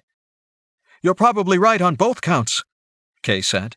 He picked up his backpack and cloak from the bed, as Hal did the same. Hal broke off the crossbow bolt, sticking out from the pack, and then shrugged into the straps, settling it on his back. He pulled the cloak around him, then went and retrieved his throwing knives, before following Kay down to the inn's common room. They met the innkeeper coming up the stairs with a wooden club in one hand and a lamp in the other. "Gentlemen, what was all the commotion?" the man asked, standing on the landing in his nightshirt. "Someone tried to take something that didn't belong to them," Kay said, passing by the man. "They'll not be bothering anyone further." "Here's something for the cleanup," Hal said, flipping a pair of silver coins through the air to the innkeeper. Despite his surprise, he quickly tucked the cudgel under one arm and caught the coins from the air without missing a beat. Hal followed Kay through the dark common room and out the front door. They'd be returning to Selena's a little earlier than expected. It was no longer safe to remain here. Hal used the time walking back through the deserted nighttime streets to use his new attribute points to add to his luck. He used his skill point to purchase the Find Remove Trap skill. He looked over the stats menu and was pretty happy with how things were shaping up. He had more than held his own in that last fight, and if he kept leveling up this quickly, he would keep getting stronger and more formidable with each passing encounter. Name, Hal Dix. Class, Rogue. Level 5. Attributes, Brawn 10, plus 1. Wisdom, 8. Luck, 20, plus 6. Speed, 12, plus 2. Looks, 8. Health, 40 of 40. Skills, Taunt, Dark Vision, Acrobatic Dodge, 2. Hide in Shadows, Sneak Attack, 2. Open Locks, 2. Find Remove Traps. Experience, 2,600 of 4,800. Chapter 14. Hal and Kay were not prepared for what they encountered when they got back to the gilded cage. The front door hung off the hinges. A body in the street turned out to be one of the bouncers. Bert's sightless eyes stared up at the cloudless sky. A quick glance down showed his throat had been slit from ear to ear. Hal drew a dagger. Kay already had his sword in hand. "What the hell happened here?" Hal asked. Kay shook his head and stepped inside and gasped. Hal followed and wished he had not. Selina hung from the second-floor banister. She was naked and had horrible wounds all over her body. He hoped she was dead when those wounds were inflicted. He suspected she was not. Merely thinking about it made Hal turn and retch, emptying his stomach in the corner. "Help me cut her down," Kay said. "Kay, I'm sorry. I know she meant a lot to you." "You have no idea, Hal. Help me cut her down from there." Kay went up to the second floor while Hal supported her legs from below. Her body was stiff with rigor mortis, and it was easy to help hold her weight while Kay untied the rope and lowered her down to Hal. Hal took the woman's body and laid her down on a sofa nearby. The drapes had been torn down when the building was ransacked. Hal picked up one of the fabric panels and laid it over Selina to provide her some limited dignity in death. "Who did this? Why?" Kay asked. "It was the wardens," a man's voice said from the doorway. Both Hal and Kay spun around, surprised. There was a hooded figure shrouded in a black cloak, with a gold-embroidered crest over the left side of the chest. Kay regained his composure first and bowed. "Your Grace!" "Who is this? How does he know you?" Hal asked. "It's the Duke, Hal." Hal stared at Kay and then at the hooded figure. The man reached up and let his hood down. "I sometimes came here and spent time with Selina," the Duke said. "We'd spend the night talking about my wife and children as hostages, and other problems in the city. I'd hoped she might someday find out where they were held. I came tonight and found this." "Who did this?" Hal asked. "Who else has the power to do something like this, Intended?" the Duke said. "It was the wardens. Their men were seen entering the building and hauling the girls out to the street to be branded as slaves right there in front of everyone." "They were sold into slavery?" Kay said. "What were the charges? On whose authority was this done?" "They were angry about something and seemed to think Selina and her girls had something to do with it," the Duke said. "All the males inside were killed where they were found. All the women, except for Selina, were branded and taken to the slave pens by the docks." "The warehouse job and fire," Hal said. "They must have connected the dots to Selina when one of their pet merchants was hit by burglars while he was out being entertained here." "That was you two?" the Duke asked. "Well, then, that sounds about right. I assume that was the job Selina sent you to Colin's shop for." "How do you know about that?" Kay asked. "Colin is an old adventuring comrade of mine. He and I talk quite frequently. He, Selina, and I all hoped to someday be free of the wardens." "I see," Hal said. "It's our fault," Kay said. "Bullshit," the Duke said. "Selina knew what the risks were when she agreed to finance you both." "I thought it was a harmless job when we agreed to it," Kay said. "We hit the merchant, get the money, and leave. It was a simple equation. Selina would get her money, Ilsa would get her dowry back, and Hal and I would get some silver and gold. Kay, this means that those bandits that hit our room tonight at the inn were probably more than just some entrepreneurial street toughs, Hal said. I'll bet they were sent by the wardens. You saw what they did to Selina. She must have told them something about us. We should be glad they only sent 4 guys after us. They probably weren't sure we were there, Kay said. We didn't tell Selina which inn we were staying at, so they had to divide their men up and hit each one looking for 2 random guys who were together. That means they'll be expecting their hit team to check in, Hal said, pulling Kay towards the door. When they don't, they're going to come looking for them, and eventually us. We have to get away from here. They'll expect us to come looking for Selina. That's why they left her hanging there like that. We can't leave, Hal. We have to bury her. She deserves that. I'll take care of that, boys, the Duke said. I'll see to the arrangements. The wardens won't touch me, not yet at least. They need my supposed position of power to lend legitimacy to their control of the city. They can't risk interrupting the monthly tribute to the Emperor. Come on, Kay. The Duke here will take care of her. We have to go. Hal started pulling Kay towards the front door. Don't go out the front, the Duke said. Too many eyes are watching. Sneak out the back and make sure no one knows which way you're headed. Get out of the city. Go and start fresh, somewhere else. I'm not leaving, Kay said. I'm going to make them all pay. I'll make sure each of them knows killing Selina was a mistake. I'm not saying you're wrong, Kay, Hal said. Let's get out of here and find a place to hide. Then we can plan what to do next. Whatever you do, you need to do it soon, the Duke said. I don't think they know who you are exactly, or they'd have town criers out giving out descriptions, looking for you. Try and keep it that way for as long as you can. There was a commotion out in front of the house.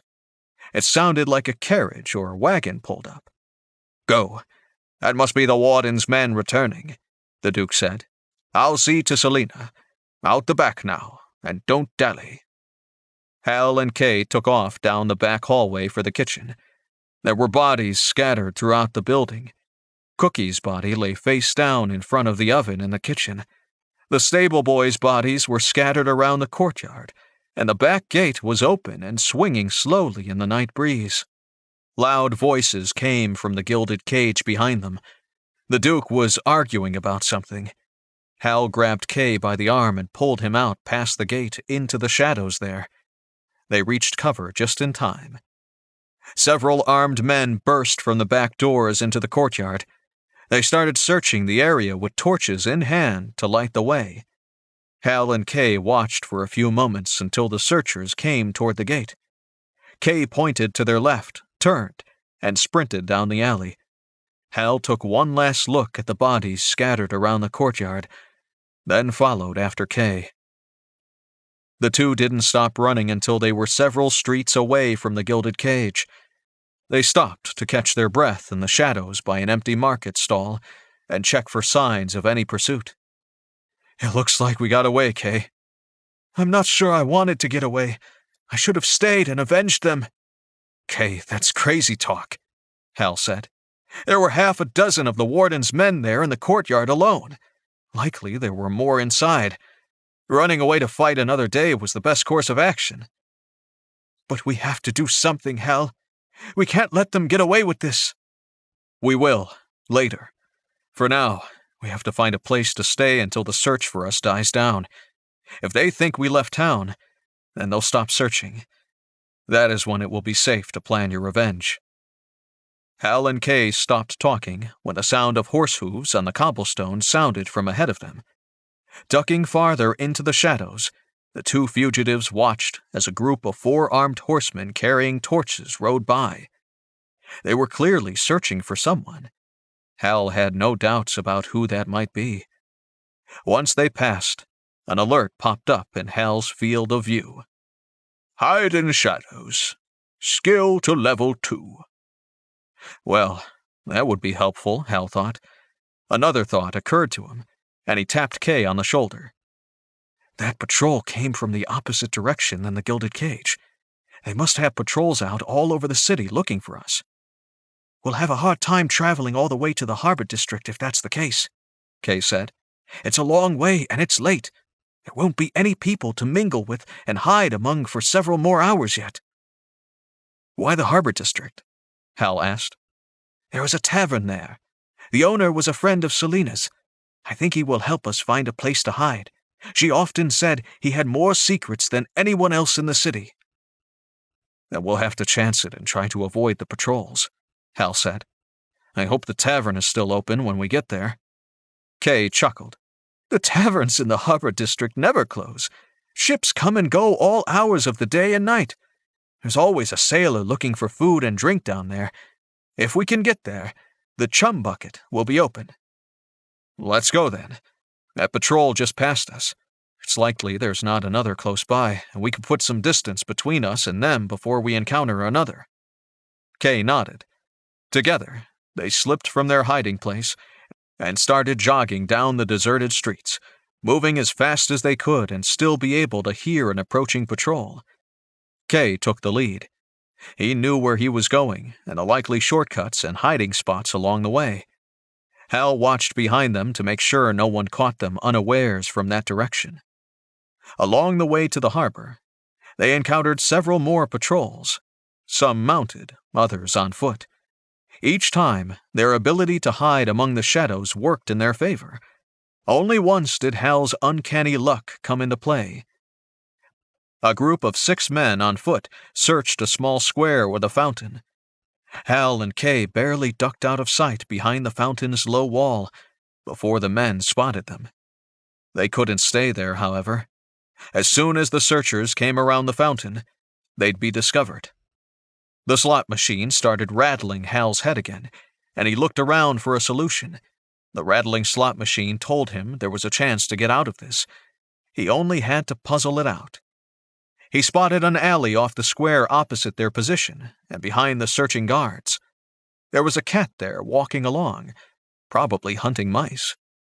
Hal reached down and found a small stone on the ground at his feet. He had one shot at this.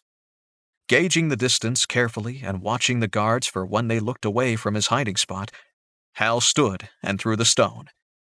The cat yowled as the stone careened off the cobblestones right next to it. It turned and ran back down the alley. Hal ducked down and checked the guards. They'd all turned towards the unexpected sound behind them. We should go check that out.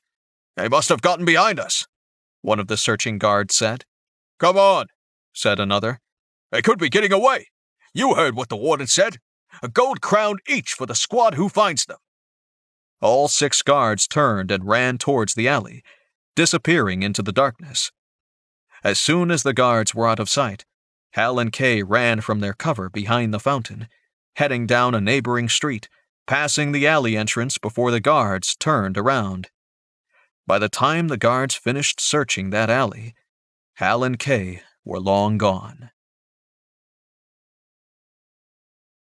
Chapter 15. The chum bucket lived up to its name in quality and smell as far as Hal was concerned. A wave of every assorted fish smell you could imagine, good and bad, struck Hal's senses as soon as he and Kay walked through the doors. It was nearly dawn, and Hal was exhausted. The flight through the early morning streets of the city had been long and difficult. Kay had been right, though. The tavern was open and pretty busy despite the hour. Working their way through the mostly barefoot sailors, Hal and Kay walked up to the bar. Behind the bar was a shirtless man whose hairy arms and chest were covered with tattoos. He finished pouring a drink for a sailor at the far end of the bar and walked down to check on Hal and Kay. What can I get for you two? The bartender asked. Kay leaned over the bar a little and lowered his voice. We're looking for Griff. Do you know him? Selena is a friend of ours. The bartender's eyebrows raised in surprise. He glanced to the side to make sure no one was close enough to overhear before he answered. My name's Griff. If you're the friends of Selena, I think you are. You have a lot of nerve coming here and bringing trouble to my tavern. We made sure we weren't followed, Hal said. Your tavern is safe. Griff looked around them to the door, then smiled. My relief gets here just after dawn. I can help you then. In the meantime, here are 2 beers on the house. Enjoy them while you wait. There's a secluded table over there in the corner away from the door. You should be safe there for now. Keep a low profile. If guardsmen arrive, head out the back through the kitchens, and come back when it's quiet again, and ask for me if I'm not here. Thank you, Griff, Kay said, taking the beer and handing Hal his. We'll be over there when you're free. Hal and Kay went over and sat on 2 stools at the small square table in the corner Griff had pointed out to them. Hal thought it was a perfect place to take a load off and wait. Their seats against the wall gave them an excellent view of the main entrance and the rest of the tavern's common room. It was also right by the kitchen, so they could easily duck out that way if any of the warden's guardsmen came in. Griff had covered all the bases, it seemed. The 2 companions sipped at their beers. Hal found the beer surprisingly good, considering the rest of the tavern in general. He mentioned it to Kay. He probably gets the pick of the imported brews coming in from the harbor, Kay said. I'm sure he's a smuggler of one sort or another and takes payment in things his tavern can use. You think he's a smuggler? Hal said. What makes you say that? Selena mentioned that he had too many secrets. He's here by the harbor, where being a smuggler would make the most sense for a man with secrets. But what would Selena need with a smuggler? It doesn't make sense. Why, because madames who own bordellos don't smuggle things? Kay said. Believe me, nobility or social position doesn't preclude you from illegal activity. It just means you operate on a grander scale. You'd know, I guess, Hal said. He raised his tankard. To Selena and other noble smugglers, then. Kay smiled and tapped his tankard against Hal's. The 2 settled back and watched the door. Hal's eyelids drooped numerous times, as if tiny weights were tied to them. He caught himself just before he dropped off to sleep and jerked his head upright, staring around the common room for anything he might have missed. Kay's head was tilted back against the wall, and his mouth was open, and eyes were closed. Hal nudged Kay with an elbow, and Kay bolted upright, hand falling to his sword hilt. What is it? Kay asked. Nothing. I nudged you to keep you awake, Hal said. Sorry. No worries. I'm dozing off too. I don't think we have to wait anymore, Kay said, pointing at the bar. A new bartender was taking over, and Griff left the bar and joined Hal and Kay in the corner. He glanced over his shoulder and then back at them. Wait a minute and then follow me into the kitchen. Walk through to the far end and turn right. Go down the stairs. I'll meet you there. Hal and Kay both nodded, and Griff left through the kitchen doorway next to their table. Hal counted a slow 60 seconds in his head, then got up. He and Kay followed after Griff, walking through a bustling kitchen until they reached the far wall. A window there was filled with the bright rising sun, coming up over the harbor below their vantage point. Shielding his eyes from the glare of the sunlight, Hal saw a set of stone stairs to the right, leading downward into darkness. Hal placed a hand on his dagger's hilt but didn't draw it. He started down the stairs, taking his time and letting his eyes adjust to the relative darkness from the bright sunshine above. A room opened at the bottom with crates stacked along the walls and barrels and kegs of various sizes in racks near the stairs. Follow me. Griff's voice made Hal jump a little coming out of the shadows to the left. Kay joined Hal at the bottom of the stairs. The 2 companions turned and followed Griff down a long stone passage, leading slightly downhill.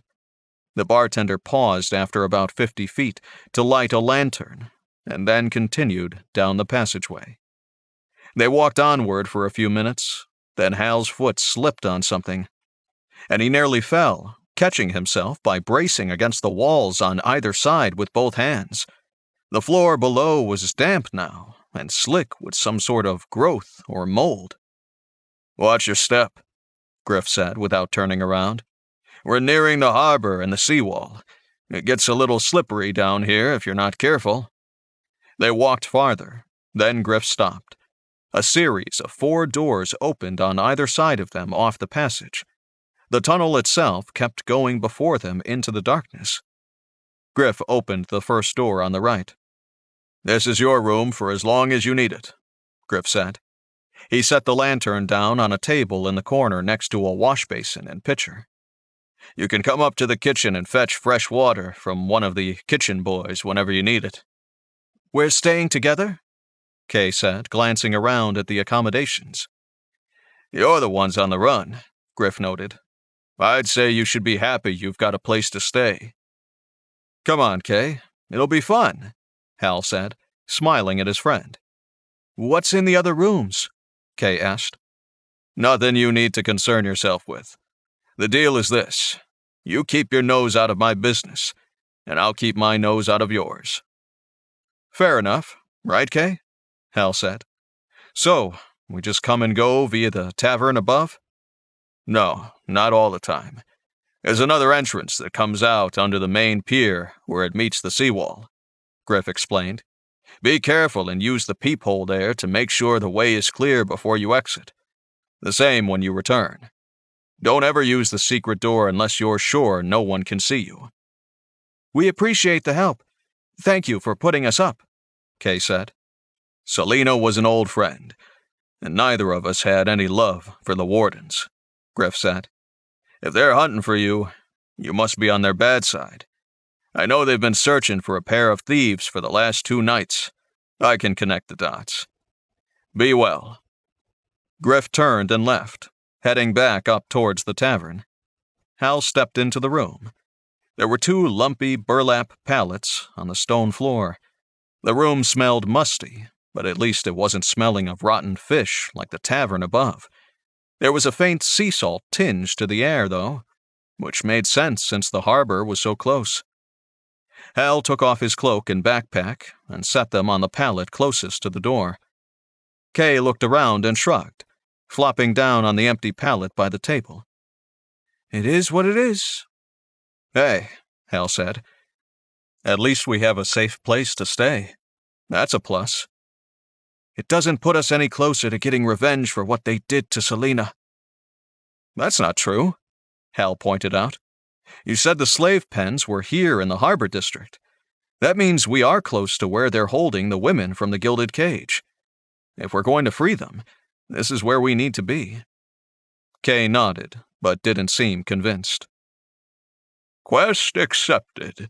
Free the women from the slave pens." Hal pressed onward. "Tell me about the slave pens, Kay. You were a slave and escaped, so you must have been there once. What are they like? What are their weaknesses?" "I didn't escape from the pens directly. I escaped from my master after I was brought here and sold," Kay said. "So what are the pens like? We have to rescue our friends, so let's plan this out," Hal said. Kay began recounting everything he remembered about the slave pens, including the number of guards they could expect and how the auctions and shipment of slaves only happened on Temple Day, which was 3 days away. "That's great," Hal said. "That means we've got time to plan this." "It's not just a plan to get them out, Hal. We have to know what we do with them once we get them free. They can't stay down here with us." "We've got all the money from the warehouse job. It's a lot of money, right?" Kay nodded. "Good. Then we'll charter them passage on a boat to take them away from the city. We can give them whatever's left over to make a start somewhere else." "That'll leave us broke," Kay said.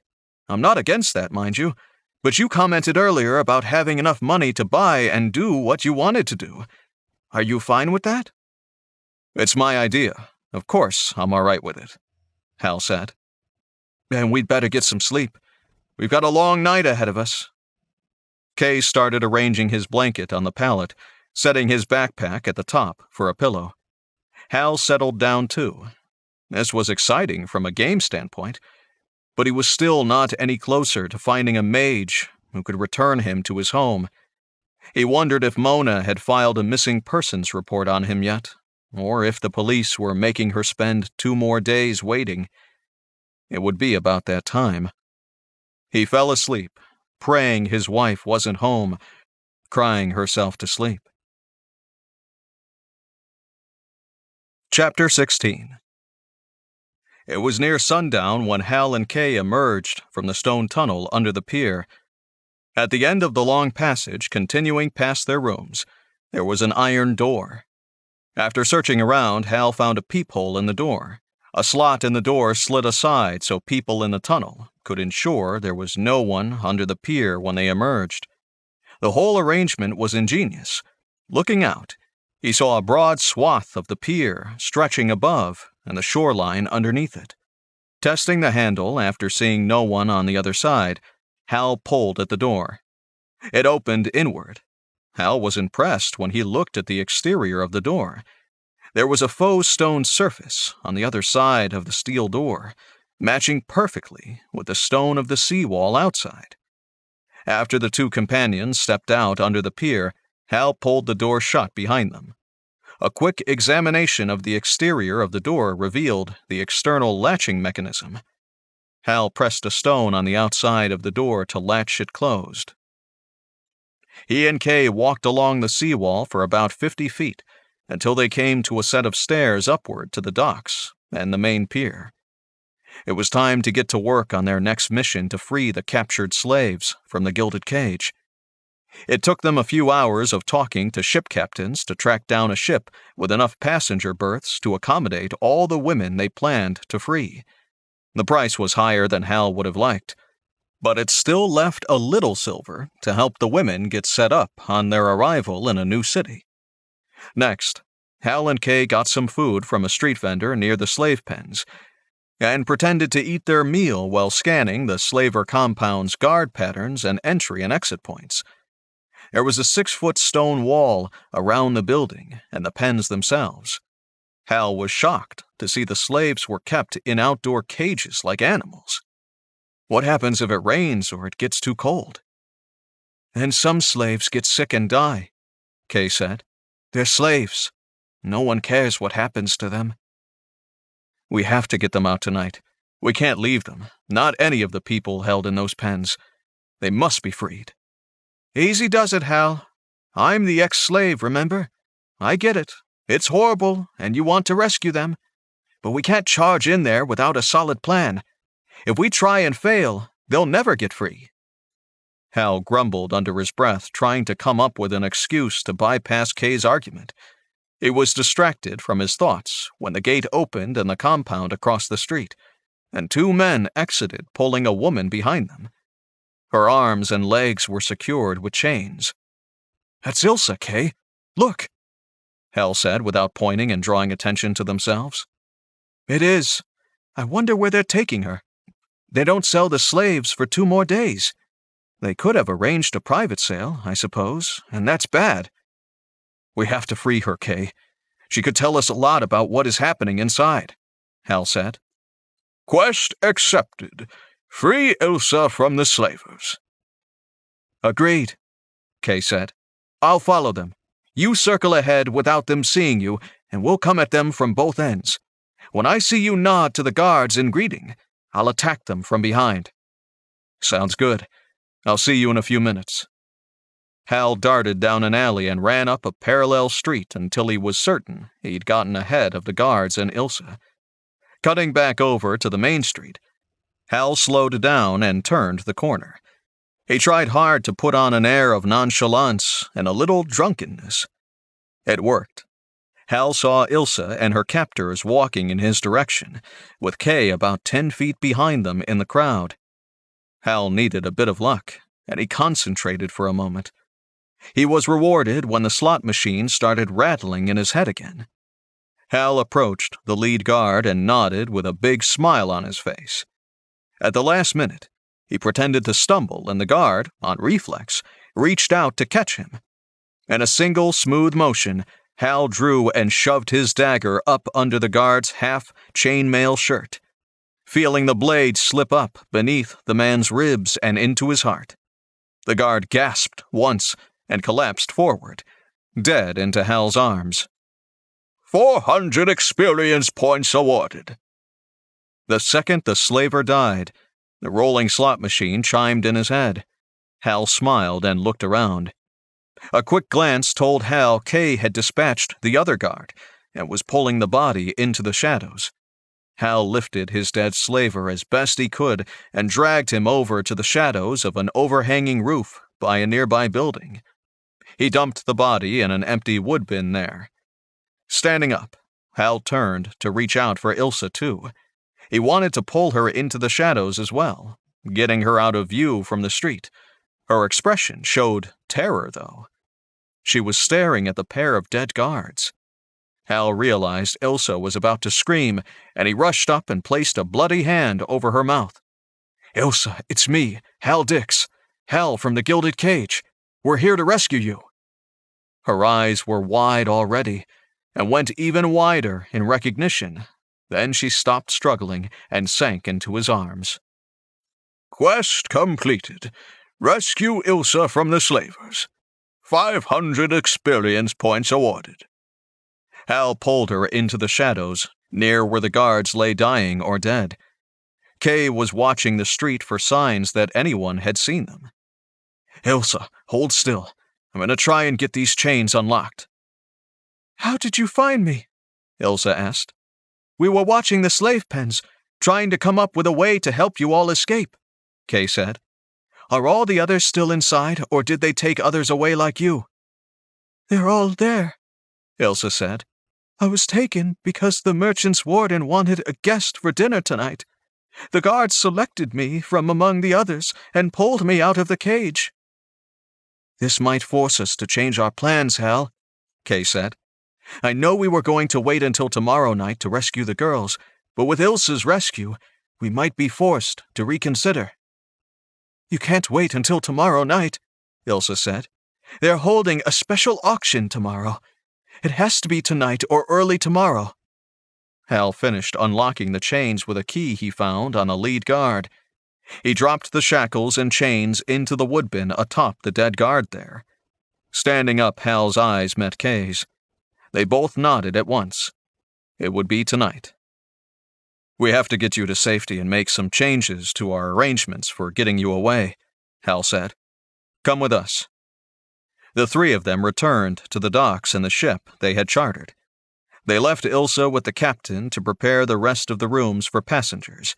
He was not happy about the change of plans moving the departure up by 24 hours. Hal offered the captain half of their remaining silver, and the seaman ceased his grumbling. He agreed to prepare the ship to leave with the early morning tide. With that taken care of, Kay and Hal started back into town. Hal had an idea. An hour later, Hal and Kay were cloaked in the dead slavers' red cloaks and surcoats. Conical helmets perched on their heads finished the ensemble. "It's a good thing these things are already red," Kay whispered out of the corner of his mouth. "Just lucky, I guess," Hal said.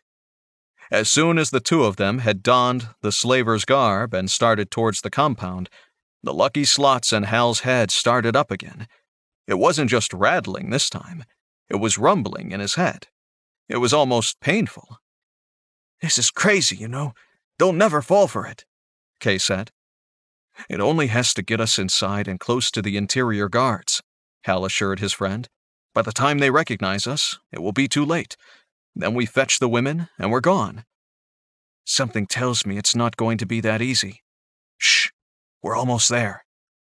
The two of them walked up to the gate, and Hal waved up at the guard on the wall. The guard waved back and called down to someone inside, and the gate opened to admit them. Kay walked through first, and Hal followed. The slot machine in his head was starting to distract him, as if they were trying to tell him he was using his luck harder than usual. Inside the gates, a red-cloaked guard nodded at Hal in the darkness and pushed the gate closed. There were only the two guards, just as Ilsa had told them on their walk to the docks. Hal spun around and whipped two throwing knives up at the guard on the wall. The knives took him in the unarmored back of his thigh and knee. His leg buckled, and he tumbled over backward with a yelp to crash to the ground head first. Hal heard a snap, and the body settled in an awkward heap below the wall. 400 experience points awarded. Kay had waited until the other guard turned away to see what the noise by the wall was, and then kicked his legs out from under him. As the guard fell with a yelp, Kay dove on top of him, shoving his short sword through the guard's leather breastplate. The slot machine didn't stop rolling, telling Hal their task wasn't completed yet. It seemed to rattle less fiercely, though, which Hal took as a good sign.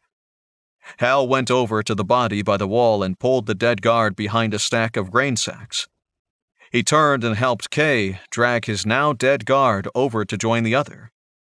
With the guards hidden, Hal held up his hand for a high five from Kay. The blank stare Kay returned reminded Hal he wasn't in Kansas anymore.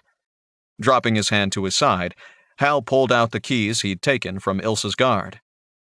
Let's hope one of these keys opens the slave pens like Ilsa said. The pens are this way. Let's find out, Kay said. Keeping their slaver disguises on so they could walk openly across the compound, Hal and Kay walked past several buildings and over to a series of tall metal cages, each holding up to 10 individuals. Most were empty, but the final 3 in the row held the women from the gilded cage. Come to take another one of us, have you? Marta said, standing up and approaching the bars. Take me, then, instead of one of the other girls. I'll make sure you have a good time. Marta, Kay said. It's me, Kay. Hal and I have come to get you out of here. Marta stared at them before she said anything. Kay, are you insane? Get out of here before you find yourself back in here with us. You know better than that. I'll never let myself end up back in these cages. Besides, we have to get you all out of here. Hal's got the keys. Everyone get ready. We're going to march right out the gates if all goes as planned. Hal had already started trying the keys in each of the 3 locks. He went through all the keys twice before he had a sinking feeling in the pit of his stomach. None of these keys are the right one, Kay. What? Kay said. But Ilsa told us she thought one of them was the one the guards used. Well, she was wrong, Hal said. Let me try and pick the locks. I'm not sure it will work, though. They're a lot heavier than the others I've tried. Hal pulled out his folded leather pouch containing his lockpicks and started working on the first lock in the darkness. Kay stood in the shadows nearby, watching for any guards. A soft snapping noise sounded from inside the lock, and Hal pulled the lightweight iron pick free. The pick had broken off part way into the lock. Hal fished out the broken piece, selected another pick, and tried again. Again, the pick snapped off inside the lock. This isn't going to work, Kay. The picks are breaking off in the lock. We have to find the key. The slave boss probably has one, Marta said. She pointed up at the low building nearest the pens. He lives in there. Kay came over and whispered to Hal. We have to hurry, Hal. Someone is going to discover the gate guards are missing soon. Once the alarm's raised, we'll never get away, let alone rescue the women. Agreed. Let's go find that key. Hal turned back to the cages. We'll be back, Marta. Don't worry. Quest accepted. Find the key to the slave pens. Hal and Kay jogged over to the slaver boss's home. It was a small single-story building with one door in the front and several barred windows facing the pens. Hal tried the door, and when he found it was locked, tried one of the smaller keys from the key ring they had. He was rewarded with a soft click, and the door popped open. Kay pushed open the door, and Hal followed him into the building. There was an entry hall with a door to the left and right. The door to the right was closed. The door to the left was open, and Hal saw a desk from his vantage point. Pointing to the left, Hal headed for the office, figuring the other room was a bedroom. Kay followed. The large office had a broad wooden desk and cabinets around the walls with stacks of papers and ledger books. A big wooden chest was set in the corner, and thick iron bands bolted it to the floor. Hal pointed to the chest while he searched the desk drawers for the key to the pens outside. Kay moved over and inspected the lock, then bent down and started working on it with his picks. He shook his head after a few minutes of trying to open it. I can't get it. It's unlike any lock I've ever seen. Hal started to answer when a loud voice in the doorway interrupted him. Of course you can't open it. I had it specially designed so thieves like you couldn't pick it. Hal crouched, instantly on guard. Kay spun around to face the intruder as well. A tall, muscular man wearing heavy-scale mail armor stood in the doorway to the entry hall.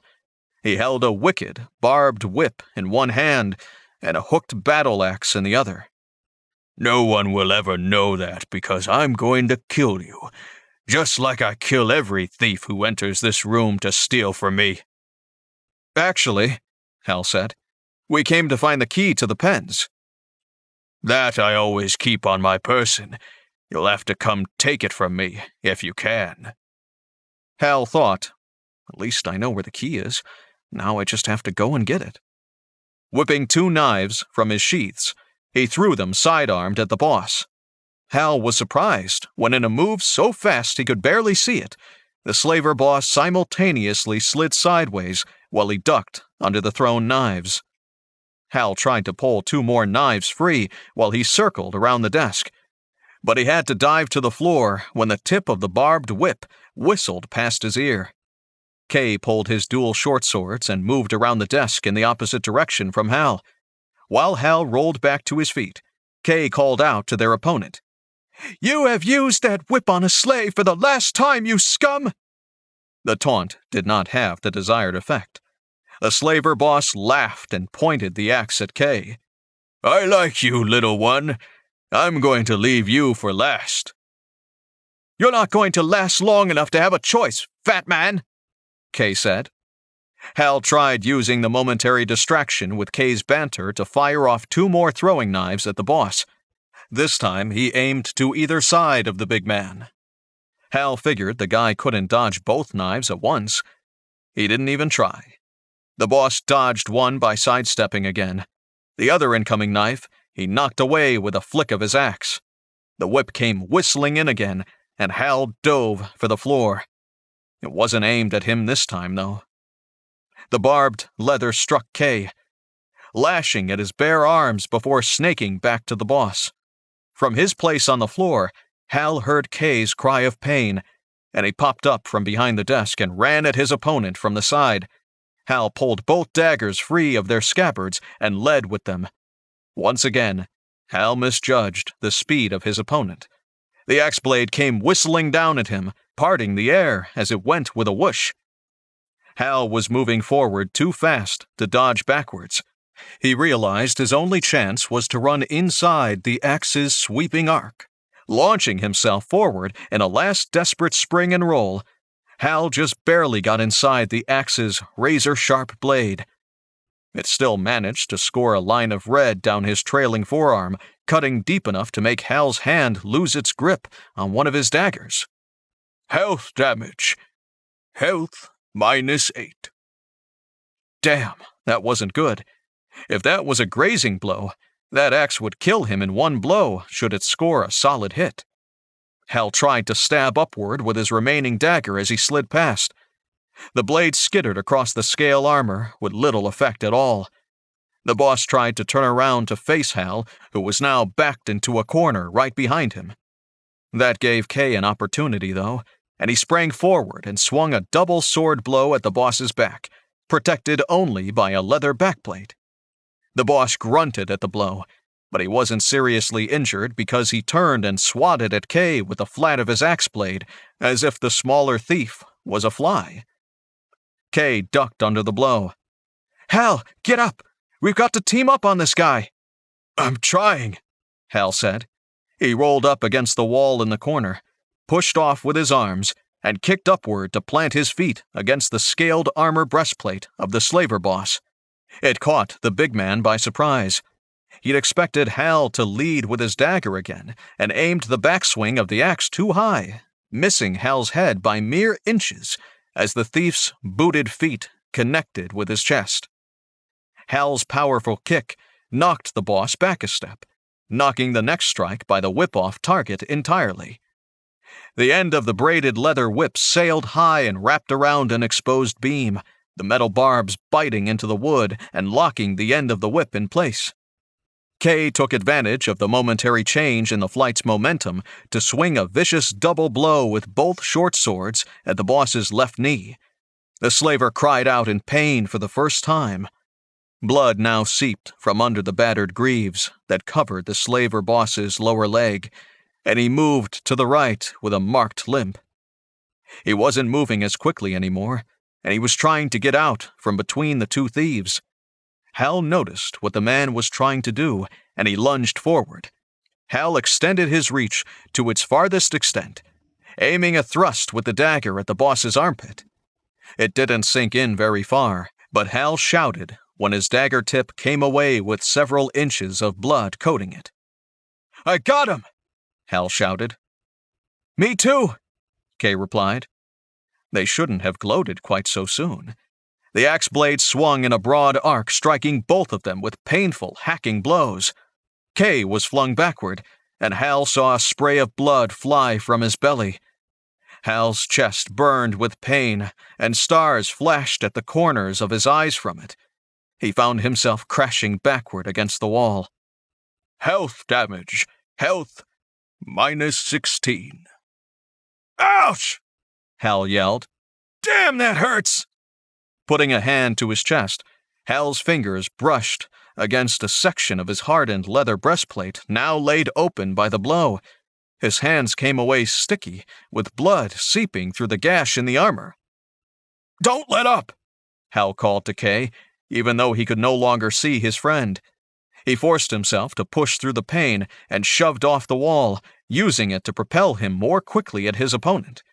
The increased speed it gave him caught the now sorely wounded boss by surprise, and Hal was able to get inside his guard. Using a downward blow and gripping his remaining dagger with two hands, Hal tried to drive the blade through the individual scales sewn into the underlying leather armor. This time he succeeded. The two scales ripped away, and the tip of the dagger plunged through the boss's armored chest piece and into his heart. Blood fountained from the slaver boss's mouth, and he collapsed to his knees. His lips moved as if he was trying to say something. Hal's ear was right there by his opponent's mouth, but he heard nothing but a gurgling sigh. Hal held on to the dagger's hilt, riding the bigger man's body all the way to the floor. The slot machine chime sounded as the rattling in his head stopped. 1,000 experience points awarded. Level up. He lay there atop the dead man, his breaths coming in ragged gasps, each shooting fire through his wounded chest beneath his armor. Hal focused and tried to pull up his personal stats.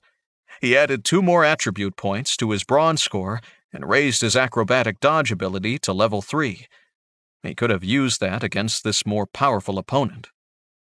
Name, Hal Dix. Class, Rogue. Level 6. Attributes, Brawn 12, plus 2. Wisdom 8. Luck 20, plus 6. Speed 12, plus 2. Looks 8. Health 16 of 48. Skills, Taunt, Dark Vision, Acrobatic Dodge. 3. Hide in Shadows, 2. Sneak Attack, 2. Open Locks, 2. Find Remove Traps. Experience 4,900 of 9,600. Kay staggered to his feet, his hands cupping a gaping hole in the belly of his armor. Blood seeped out through the gash. Kay, if you've still got that healing potion, use it. I'm using mine. Kay nodded and rummaged through his pack until he came up with a red glass flask. Hal pulled him out too, and they both downed the draughts. The cool liquid tasted a little like sweet peppermint, and a wave of warmth swept across his body. Healing potion effect. Plus 16. Remembering what they were there for, Hal started searching the body of the slaver boss. He came away with 2 keys, one large and thick. made of black iron. It must be for the pens outside. The other was a strange box-like key with an intricate pattern milled into the metal. Quest completed. Find the key to the slave pens. 100 experience points awarded. I got the keys, Hal called out. This other smaller one has to be to the chest in the corner. Bring it here, Kay said. I want to know what he had in here that needed to be locked up so tight. Hal took the key to Kay, who inserted the key into the lock. Just before he turned it in the lock, Hal called out, "Stop!" "What is it, Hal?" "We should check for traps first," Hal suggested. "This guy would definitely be paranoid enough to trap this chest. Look at how he bolted the thing to the floor." Good idea. You better do it. I think you're better at it than I am." Kay stepped back to make room for Hal. Crouching down in front of the chest, Hal leaned forward and inspected the lock, the chest, and the floor around it. It was on inspecting the floorboards that Hal noticed the thin gap between two boards right in front of the chest, right where Kay had been crouching moments before. Hal stood back and to one side. He leaned over and inserted the key in the lock, turning it. With a click and popping sound, a broad blade shot up from beneath the floor, extending 2 feet up into the room just in front of the chest. A sticky paste visible on the sides of the blade told Hal it would have been deadly to anyone who was nicked by the blade. The slaver boss had coated it in poison. "Wow, good call, Hal," Kay said. "That would have hurt." "That's an understatement if I've ever heard one," Hal replied. Careful to avoid the blade now protruding from the floor, Hal lifted the lid of the chest. His eyes widened when he saw stacks of gold coins, bowls filled with semi-precious gems, and a few flasks that looked suspiciously like a collection of magical potions. Hal and Kay both removed their packs and began loading down their packs and pouches with all they could carry. Hal made sure to grab the flasks, too. Each had a rune or symbol etched in the side of the ceramic flasks. He'd have to find someone to decipher them later. Hal didn't have room in his pack because it was full of gold coins from the chest, so he handed the flasks to Kay to hold in his pack. They left with all they could carry, and they still hadn't emptied the chest. They'd stop by with the ladies on the way out and have them carry out the rest.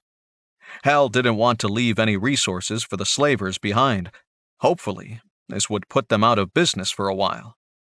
Hal walked past the desk and glanced down. A small leather-bound ledger lay open on it. The heading on the top of the page, "Noble Slave Disposition and Locations," was the title. On a hunch, Hal picked up the ledger and tucked it into a pocket of his cloak. It was time to free the women of the Gilded Cage and pay back a debt he owed to Selena. Chapter 17. With the key in hand, it was easy to open the pens. Soon, the group of 27 women clustered around Hal and Kay, thanking them in hushed tones. "Ladies," Hal said, putting his hands up in front of himself, fending off the women. "I know you're all grateful for the rescue, but we're not clear yet. We have to get you all to the docks. We also have to pick up some gold for each of you for the journey we've arranged," Kay added.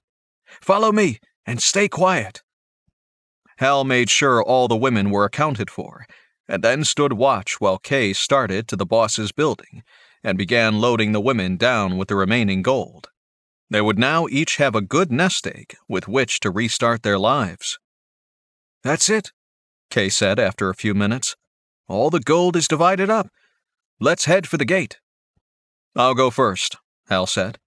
He flicked up his red slaver's hood and pulled the now tattered and torn red cloak around him as best he could. He still had his black cloak underneath and planned on dropping the bright red cloak at the first opportunity once they were free of the slave compound. Hal reached the gate and pulled it open. At the same instant, the door to the nearby barracks opened, and a slaver guard came out, pulling his cloak around himself against the night's chill. He stopped, staring at the women by the open gate, trying to process what he was seeing. Knowing they only had seconds to react and feeling the slot machine begin to rattle again in his head, Hal shouted, "Run!" and charged straight for the guard. The man opened his mouth to yell out a warning when Hal plowed into him, knocking him to the ground. The fall knocked the air out of the guard, and he lay gasping for breath, giving Hal time to draw one of his daggers and shove it up under the man's chin into his brain. 400 experience points awarded. "Hey, what are you?" another slaver asked, walking out behind Hal. The last of the women were running through the gate, covered by Kay.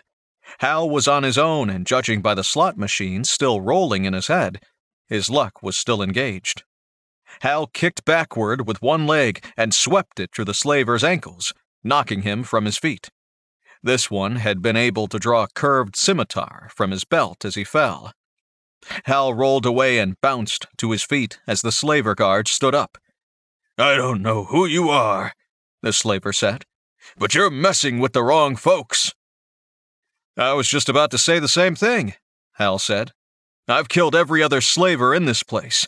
I may as well finish you off, too."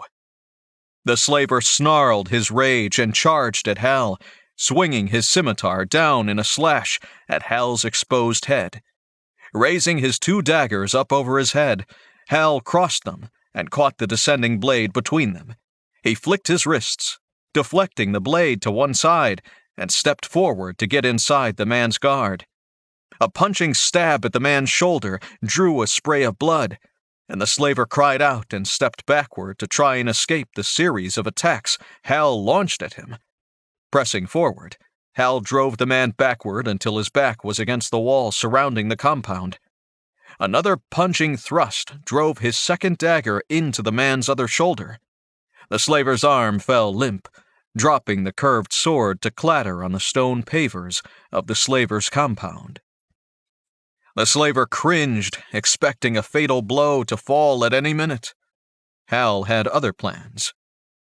"I'll let you live if you carry a message to the wardens," Hal offered. The slaver guard nodded, his teeth set in a rictus of pain. "Tell them there's a new sheriff in town, and his name is—" Hal paused and thought for a moment. "Tell them his name is Robin the Hood. Got that?" "What does that even mean?" the confused guard asked. Hal rolled his eyes. "Just repeat it back to me so I know you've got it," Hal insisted. "There's a new sheriff in town, and his name is Robin the Hood." "Close enough," Hal said, and he clouded the man on the temple with the butt end of his dagger. The guard's eyes rolled up into his head, and he collapsed in a heap on the ground. He'd wake up with a headache and an interesting, if confusing, story to tell. The rattling slot machine stopped and the chimes sounded once again. Kay and the women were already heading down the street when Hal sprinted from the slaver compound and joined them. The glow on the horizon told Hal that dawn was coming, and that was perfect. Their chartered ship would be leaving on the morning tide, getting the women away before the authorities started searching for them. The captain was waiting on the pier beside the gangplank to his ship when Hal and the others arrived. "These are my passengers, I take it?" the captain asked. "Yes, this is all of them," Hal said. "There are 3 fewer than the 30 we counted on, but you may keep the remaining fares as an added incentive for taking them to safety, somewhere far away from here." "You can count on me, sir." Robin the Hood," Hal said. He was liking this idea better each time he said it. "Come back with proof they're safe, and I'll add more to that." "How will I find you to provide this proof?" "You know Griff at the Chum Bucket?" Hal said. "I do." "Tell him you've got the proof I requested," Hal said. "If he's satisfied, he'll pay you the extra bounty." The captain nodded and started shouting orders to his crew. Hal and Kay stood on the pier as the lines were cast off and the ship drifted away from the dock. The sails unfurled and the ship's rigging creaked in the light morning breeze, filling the sails to take the women of the gilded cage to freedom. Quest completed. Free the women from the slave pens. 1,500 experience points awarded. Hal clapped Kay on the shoulder and pulled his friend close. We did it, Kay. I think Selena would be proud of you. Kay looked over at him, and Hal was surprised to see tears in his eyes. You think so? I know so, Hal answered.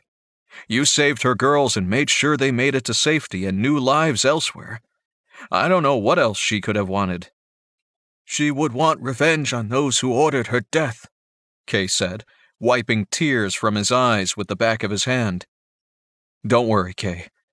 I don't think we're done with the wardens yet, Hal said. I suspect now's when it starts to get interesting. Chapter 18. Hal and Kay stood watching the departing ship until it disappeared in the glare of the sun rising over the horizon. Smiling at a job well done, the two companions started back towards the base of the pier. Morning market stalls were open, and a small crowd of townsfolk from the harbor district had already gathered to purchase the fresh fish and farm goods brought in before dawn each morning. Hal's stomach rumbled, and he realized how long a night it had been. Hey, friend, Hal said to Kay. I'll buy you breakfast. Want some fried fish and some summer biscuits? That stall over there is calling my name. I think I could eat my weight in food, Kay replied. Good, then I'm buying. Come on. Hal and Kay stepped over to the food vendor's stall in the market at the foot of the pier. The stall's proprietor was having an animated conversation about something as they walked up. Rumor has it all the remaining wardens have put out a bounty on this new bandit lord who's taken residence in the city. He's attacked 2 places in the last week. They think he's the one who assassinated the harbor warden and burned a factory's warehouse over near the East Gate. The latest attack was just last night. I heard he raided the slavers' compound and freed all the new slave girls from the gilded cage. And no one knows who it is? The other customer asked. Nope. But I overheard one of the guardsmen this morning saying he called himself the Hood or something like that. Kay leaned in, whispering. How's it feel to be famous, Mr. Hood? Shush. I was just having a little fun, that's all, Hal replied. Go ahead and order yourself something to eat. Get me one of the fried fish balls. That looked good. Kay ordered for them both, while Hal enjoyed some people watching in the bustling market. More townsfolk had arrived in the last few minutes, and the market was filled with people now. Heads turned at a disturbance across the market. Hal couldn't make out what the problem was, but there was shouting and jostling in the crowd. He was about to push forward to see what it was when he spotted the guard uniforms through the crowd. The armed men pushed through the crowd and seemed to be accosting anyone in armor or wearing a dark-colored cloak. Hal could guess who they were looking for. He looked down at his own leather breastplate. There were fresh gashes in it, including the huge rent in it from the slaver boss's axe. That, coupled with the dried bloodstains, made it clear he'd been in a fight recently. Kay, forget the food. We've got to go. Why? I just ordered it. Pay the man and let's go. The guards are searching the crowd for us, Hal said. Quest accepted. Escape the warden's guards. Kay craned his neck to look around. How could they know to look for us so soon? It's only been a few hours. It's been long enough for our food vendor friend to know about it, Hal said. Word spread about the raid on the slaver compound faster than expected, or someone gave us up. Either way, we have to leave now. Kay slipped the man in the booth a few coins and joined Hal. Which way do we go? Let's head back to the pier and try to slip down below to the secret entrance, Hal said. We can lie low in the room there, while we plan what to do next. The crowd had grown thicker still since Hal noticed the guards, and it impeded their press through to the pier. People were curious what the commotion was about and were pushing forward in an effort to see what was going on. Hal and Kay didn't make it far when he heard the words he'd worried about. You there in the black leather. Hold, and be examined by the warden's guard. Hal considered trying to push forward and make a run for it, but the crowd had seen them too, and the people closed in to see what the fuss was about. Hal placed a hand on his dagger and turned in place to face the guardsman who'd called out his name. He recognized the face immediately. It was the slaver guard he'd left alive with a message for the wardens. There were still bloodstains on his shoulders where Hal had wounded him before leaving the slave compound. Someone had given him a healing potion or something, and sent him out looking for Hal with some backup. The slaver's eyes met Hal's, and he saw the recognition dawn in the man's eyes. Hal didn't wait. He kicked his boot into the man's chest, knocking the guard backward into his companion before he could sound the alarm. The guard coughed and gasped as the wind was knocked from his lungs, but quickly regained his composure. Drawing his sword, he charged back at Hal. Out of the corner of his eye, Hal saw Kay jump at another guard who'd been with the slaver, taking him on. They had to work fast. There were more guards nearby.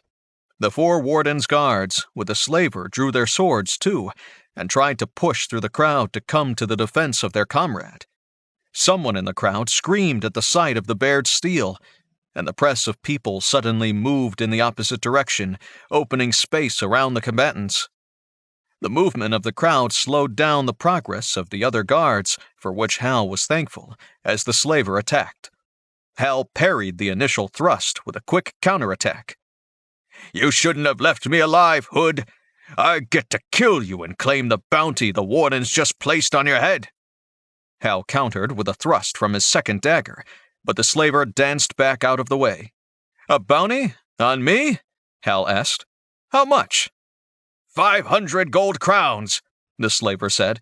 Enough that I won't have to work as a slaver anymore. The slaver slashed downward with his sword. Hal had to duck under the blow and was unable to counter with an attack of his own, this time. The slot machine began rattling in his head again. He figured that was a good thing. He needed some luck right now.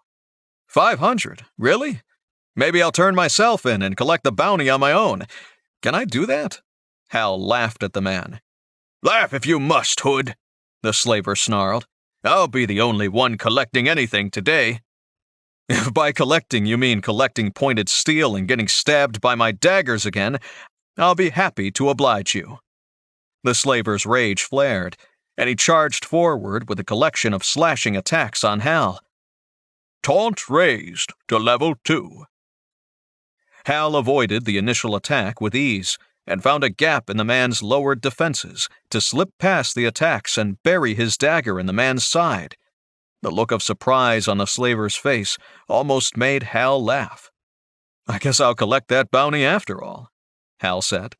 The slaver fell backwards to the cobblestones, blood pouring from the gash in his side. His mouth moved as he tried to say something in return to Hal. Then he fell backward and was still. 400 experience points. Hal turned to lend Kay some assistance against the slaver's companion, but Kay had just dispatched his opponent too. It was none too soon. The 4 other guards had pushed through to the circular opening in the crowd. Hal was tired, and he knew Kay was too. They'd be hard-pressed to take on these 4 guards and get away uninjured. There had to be another way. An idea started to form in his head, and Hal knew he had to act without delay. Slipping his 2 dagger blades up under the straps of his backpack, Hal cut through them with a single slash. He spun in place and grabbed at the falling pack, flipping open the straps holding the flap closed. Continuing his spin, Hal flung the backpack, heavy with gold coins, from the slaver compound, into the air between he and Kay and the approaching guards. Free gold! Courtesy of the Hood! Hal shouted. Gold coins, glinting and sparkling in the early morning sunlight, spun free from the opened pack and sprayed everywhere. The chime sounded once again in Hal's head, and he knew the plan would work. Bared steel was one thing. Gold coins flying free and spilling on the cobblestones was another. The crowd surged forward between Hal and the advancing guards. everyone scrabbling for their share of the gold now covering the market square's cobblestones. The lead guard stopped, unable to push forward any further. Hal shrugged and shot him a smile before he and Kay turned and raced away. The crowd parted to let them go since everyone was focused on getting at the spilled gold. Quest completed. Escape the Warden's guards. 1,500 experience points awarded. Hal and Kay ducked down the covered stone staircase leading to the base of the pier. Hal spared a glance over his shoulder to make sure no one saw them. The crowd was intent on the center of the market, where the crowd trapped the guardsmen. Reaching the base of the seawall, Hal and Kay worked their way along it until they found the secret door and slipped inside, closing it behind them. "That was a lot of gold to throw away, Hal," Kay said as they walked back up the passageway to their room. "All part of the legend of the Hood. I steal from the rich and give to the poor." "That's the most ridiculous thing I've ever heard of, Hal. Who does that?" "The Hood does, that's who. Consider it an investment in the goodwill of the common man. Trust me, it will pay off eventually." Kay shot him a doubtful glance, but didn't say anything else. Hal pulled up his stats while they walked. As he looked over his leveling progress, Hal wondered if word of the Hood's exploits at the market was spreading even now. He figured he could use the whole Robin Hood thing to bring the populace over to their side without too much trouble. Then he and Kay could continue pressing their assault on the Wardens and shut down their operations. On arrival back in the underground room in the smuggler's tunnel, Hal couldn't wait to get out of his damaged armor. It was still slightly wounded, and he ached all over, especially around the still healing slash across his chest. Dropping the damaged breastplate on the floor, Hal glanced down at the scabbed-over wound that stretched from one side of his chest to the other. That was definitely going to leave a scar, unless this was all just a game. In that case, he'd have nothing but the painful, terrifying memory of the axe almost cutting him in half. Hal marveled again at how real this whole place felt. It didn't feel like a dream or virtual reality or just a game anymore. He'd made friends here in the city of Tandon. The people were as real as any of his coworkers back at Arantis Technologies. The pain and terror of battle was real too. Kay groaned across the room. It looked like he was having trouble removing his armor's chest piece. He had his back to Hal and was pulling at a strap whose buckle had been battered and twisted during the fighting, either in the market or earlier at the slaver's compound. "Here, let me help you take that off," Hal offered. "I can take a look at that wound on your stomach, too." Kay twisted away from him. "No, I've got it. I'm fine." "You're not fine, Kay. Let me take a look." Hal stepped around Kay and pulled at the front of his damaged leather breastplate. It came away suddenly, and Kay fell backwards on the floor. The padded shirt under the armor had been cut away too, and Hal stood staring at his friend's perfect breasts, peeking out from under the torn fabric. Kay rolled over, pulling the torn part of the padded shirt up and covering his... no, correct that. Her nakedness. Hal just stood there holding the broken piece of Kay's armor, staring down at his companion. "Stop staring at me," Kay said, fumbling with the torn jerkin. "You didn't see anything, understand? Nothing has changed." "Are you kidding?" Hal said. "Everything's changed. When were you going to tell me the truth, Kay? If that's even your real name." Kay stood up and turned to face Hal after managing to tie the jerkin closed with scraps of fabric. "Nothing has changed, Hal," Kay pleaded with him. "Nothing can change. I have to keep fighting. You can't stop me." "Why would I stop you?" Hal asked. "Because I'm a woman." "I don't care about that. I mean, I wish I'd known from the beginning, but I guess you had your reasons. I do have one question, though." "What?" Kay asked, defiance blazing in her eyes. "Was any of this stuff about yourself the truth? Were your parents really nobles killed by Emperor Kang's soldiers? Was any of it true? Yes, Hal, it was all the truth. The only deception was when I let you believe I was a boy. It was a plan Selena and I came up with when she first took me in. I killed my master and escaped. Everyone was looking for a woman. Selena cut my hair, got me men's clothes, and put me up in the gilded cage for a while. Everything was fine until I got caught sneaking into the temple warden's courtyard. They discovered I was an escaped slave, but didn't know I was a woman. We were put in the same cell together, and you know everything else. So, is Kay your real name? Hal asked after a pause. Karina. It's Karina. I'm the eldest daughter of Prince Joram of Eldahar, and I have sworn to kill the Emperor and free this land from his evil hold. I'm sure you will succeed, Hal said. In the meantime, your secret's safe with me. If it's all fine with you, though, I'll keep calling you Kay to keep up appearances. I kind of like it better anyway. Plus, it's short for Karina.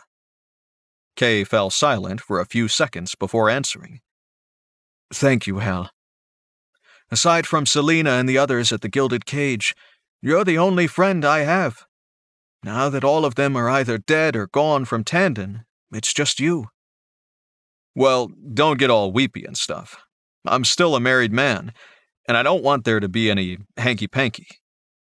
I don't know this saying, hanky-panky, but I can guess what it means, Hal. You don't have anything to worry about from me in that regard, I promise you. So, does this mean you're a real-life princess? Hal asked, a silly grin on his face. He bowed low, making a wide sweep with one arm as he bent over. He stood up again when he saw the grim look on Kay's face. My kingdom is no more. I'm no longer a princess. I'm merely Kay now, the woman who will kill the Emperor. We should get that made into a t-shirt. We could sell it online. Hal Dix, you are so strange, Kay observed. Someday I must travel to this faraway land of yours. It seems full of wonders and magic. I think you'd find it boring and lacking in adventure. There's nothing there like what we're doing here. Phantasma is a much more exciting place. Excitement is not all it's cracked up to be, Hal. We almost died tonight. That slaver boss was tough. I would have never been able to take him on alone. Yeah, we make a good team, you and I. Hal settled on the musty sleeping pallet on the floor. I don't know about you, but I could use some sleep. Then we can see Colin about getting some new armor.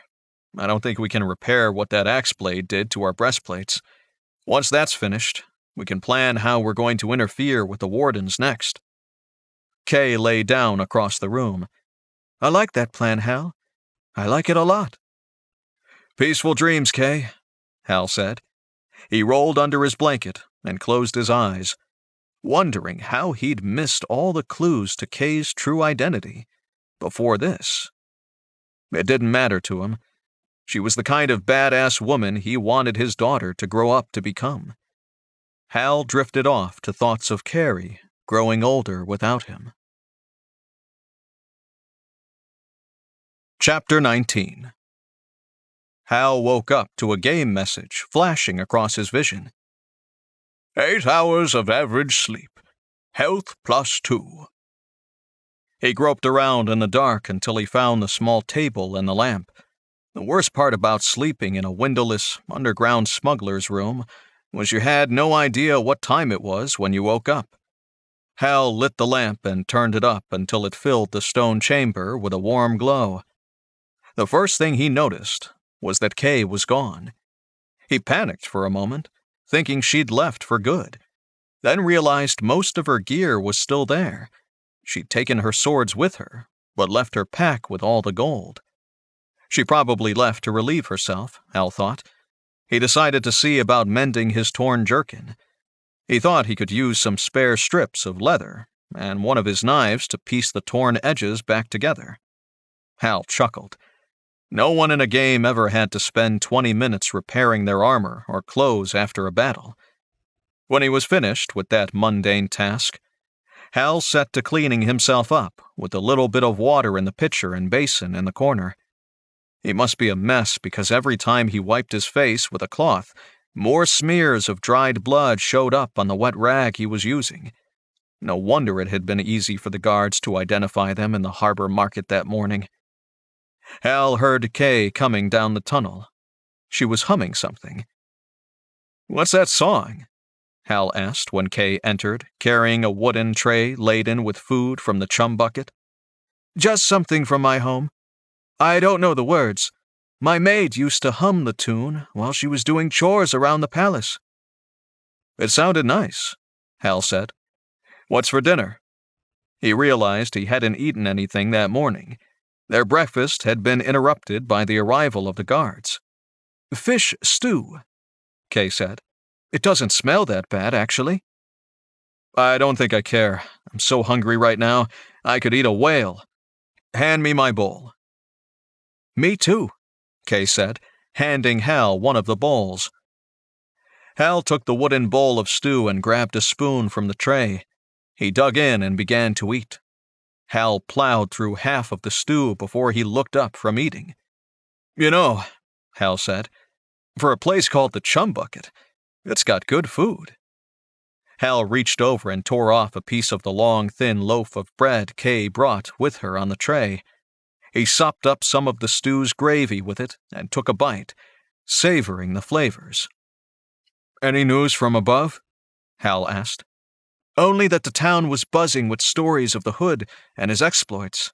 It seems that while you were sleeping, the townsfolk have come up with an explanation of what happened at the harbor this morning.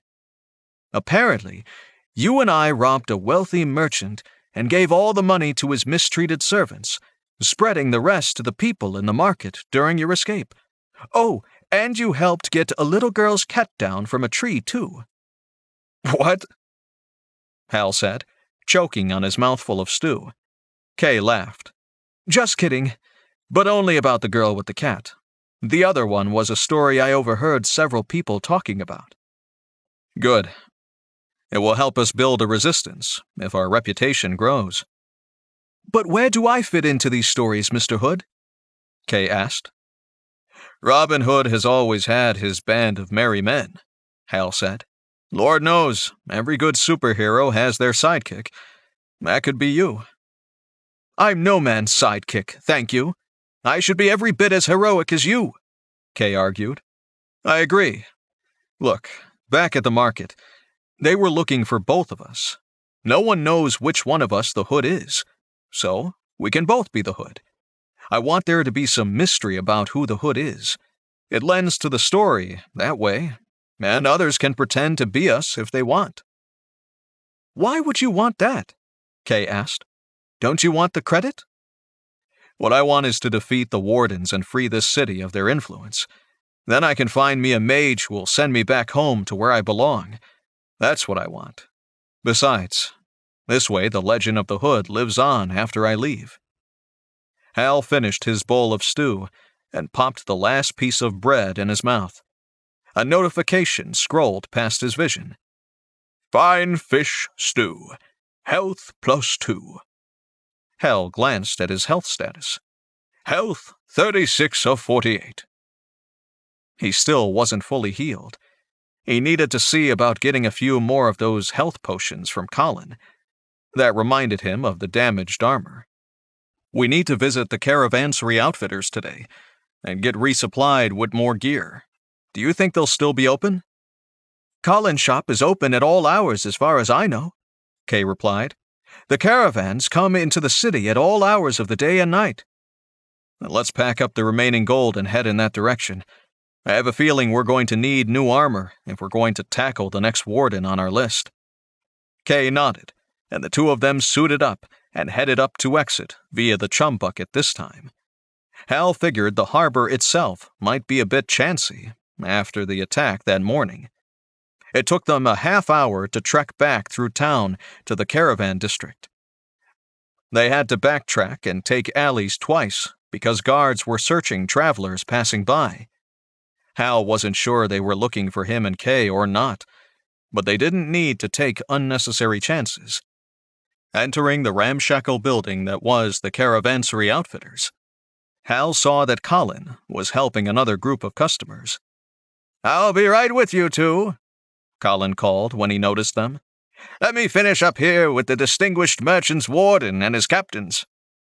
Hal shot Kay a wide-eyed look when he heard who Colin was talking to and turned his back on the group. Hal didn't think anyone could recognize him from the probably vague descriptions they had, but it didn't hurt to avoid detection just in case. They slipped around a corner, found a dark, shadowy section of the shop. There, he and Kay settled down to wait.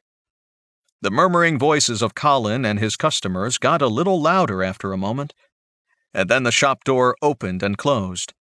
Hal was about to peek out of his hiding place when Colin's mustached face popped into view. "They're gone. You can come out now." Hal stepped from the shadows. "What did they want?" Kay asked. "They were interested in purchasing additional weapons to equip new guards they plan to hire. It seems someone is killing them faster than they can replace them. That's a shame, don't you two think?" Colin's grin and wink in Hal's direction told him the outfitter was perfectly happy with their campaign against the wardens. "Colin, we ran into a bit of a problem with our armor," Hal began. "Let me guess," Colin interrupted. "Your armor's got big gaping holes in it, am I right?" Yes," Hal said. "You adventuring types are all the same. I give you top-quality equipment at bargain prices, and you crap all over it the first time you take it out in the world." "In all fairness, Colin," Kay noted, "it was the second time we went out." "First, second, it doesn't matter. It all shows a disregard for the hard work I do keeping quality gear in stock." "If it makes you feel better, Colin, the armor worked really well. It only failed when a very big and sharp axe chopped on it," Hal said. Colin stopped bustling around and looked up at Hal's description of the damage they took. "You meant that gigantic axe the slaver boss carried, don't you?" Colin didn't wait for their answer. He waved them to follow him and started off towards the back of the store. "That monstrosity wasn't just sharp, it was enchanted, too. You should have brought it back to me. I could have exchanged it for another weapon more to your class and liking." "Our hands were full getting Selena's girls to safety," Kay said. "Oh, yes, well, that makes sense," Colin replied. "Good work on that, by the way. It was terrible what they did to Selena." "And yet you still do business with them." Hal couldn't resist the quip. "Never mix business with personal feelings, that's my mantra. It's kept me out of trouble with many factions over the years, and I plan on sticking around a lot longer." "I don't think the wardens will see it that way, Colin, if they figure out you're outfitting us," Kay said. "I'm sure they know or at least suspect I'm helping you in some regard. It's not like there's anyone else in town to go to for these sorts of things. In any case, they know better than to cross me or violate the prohibition of violence anywhere within 100 yards of this shop." Colin glanced over his shoulder with a wicked grin on his face. "I can be very disagreeable if you don't respect my rules." Hal wondered if Colin wasn't deceiving himself some over the inviolability of his shop. Selena's establishment seemed to be well connected, too, and look how that ended. Colin stopped at a wall filled with suits of armor of all types and sizes. There was leather, scale, and chainmail, metal plate armor, even some sort of laminated armor like Hal had seen once in a Japanese art exhibit back home. "Look around, try things on, and see what fits your style. I'll be right back with the rest of the things I think you'll need." Colin disappeared around a stack of breastplates before Hal could ask him how he knew what they needed. Kay shrugged and started looking at the smaller sets of armor. Hal checked out the leather and spotted one black leather breastplate that had metal studs in the leather all along its surface. It was still light and supple enough for a rogue to use, but offered a little more protection than leather alone. Hal lifted the armor off the rack and slipped into the clamshell-like arrangement with one arm inserted, and then closing the armor around his torso. He attached the straps and buckles until he had the armor cinched down tight, then did a few deep knee bends and twists to see how it felt. Kay had found a set of deep brown leather armor and tried it on. It fit her very well, but still hid the curves and attributes that marked her a woman. Hal could pick them out now that he knew her true identity. But to a casual observer, they'd never know she wasn't a man. "Looks good, partner," Hal said. "How's it feel?" "It's rubbing a bit on my wound from last night, but I think it will do well once I'm healed up." "Here, drink these, both of you," Colin said, strolling in from an entirely different direction than he'd left. He handed each of them a glass vial filled with the now familiar red liquid. Hal took the healing potion and drank it down. "Healing potion effect. Restored to full health points." Kay, who must have been more injured than she let on, let out a sigh of relief after drinking her potion. "Feel better?" Colin asked. They both nodded. "Excellent!" the outfitter exclaimed. He leaned over and picked up a new backpack for Hal and a sack with supplies for Kay. "There are more healing potions in there because I'm sure you'll be needing them soon. I've also added a few other odds and ends to what you might have lost during the fight this morning in the harbor market." "You heard about that?" Hal asked. "Sonny, everyone's heard about that. Between that and the raid on the slave compound, it's all anyone is talking about. I wish I'd been there to see you throw a few thousand gold pieces away like that. You've turned this Hood character into a popular legend with the townsfolk." Colin, one more thing," Kay asked, pulling out her pack. "We found these 4 potions in our travels last night, but we have no way to decipher these runes." "Let me see them," Colin said, holding out his hands. Kay pulled the potions from her pack and handed them to Colin. He smiled as he looked over each one, then set the lot down. "You've got a nice collection there." He pointed to each one and named them in turn. "There's a charm potion that gives the drinker the power to influence people around them. There's a strength potion. There's a potion of speed. And the last one is a potion I've never seen before in person. A potion of luck." Hal nodded and smiled as Colin handed the potions back to Kay. She replaced them in her pack. They'd all be useful additions to their arsenal as the two of them planned their future endeavors against the Wardens. "How much do we owe you?" Hal asked. Kay had half the money from the slaver compound. He hoped it would be enough. "You took imperial gold crowns from the slavers, I heard?" "Yes, we did," Kay said. Colin looked around, taking note of the new armor they wore, the items in the new backpack, and looked up at the ceiling. 1,200 crowns, and I won't charge you for identifying your potions." "That's about all we have, Hal," Kay said. "It will only leave us a dozen crowns or so." "Things are cheap where we're staying," Hal told her. "I think we'll be fine. Pay the man." Once they'd paid up and divided up the items between them, Hal checked his inventory panel for the first time in a while. He was happy with what he saw. "Leather pants, cotton shirt, leather boots, all-weather cloak, studded leather armor, +2 to defense. Steel dagger, 2, throwing knives, 8, +1 to attack/damage. Leather backpack, flint and steel, whetstone, lockpicks, climbing grapnel, sturdy rope.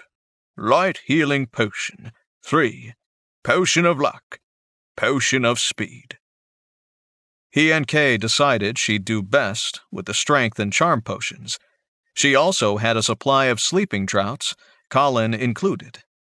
These small vials could be slipped into a drink and put your mark to sleep in a few minutes. "We should be going before anyone else shows up, Kay," Hal said. "Thank you, Colin. We'll be back next time when we're ready to re-equip." "I'll be here," the strange little man said. He strolled off down a long aisle with a hand raised in a brief wave goodbye. Let yourselves out. I have things to attend to. I suppose we'll have to find our own way out of this maze, Hal said. Come on, Kay said. I think I know the way. I sure hope so. We didn't buy any food or rations for an extended expedition. Lead on. Chapter 20. It was nearing dark when Hal and Kay left Caravansary Outfitters. Hal was fine with that. It would make it easier to make their way back through town without getting picked up by the increased guard presence. They still had to skirt around several roadblocks where everyone had to submit to a search. This circuitous path led them to a new section of town.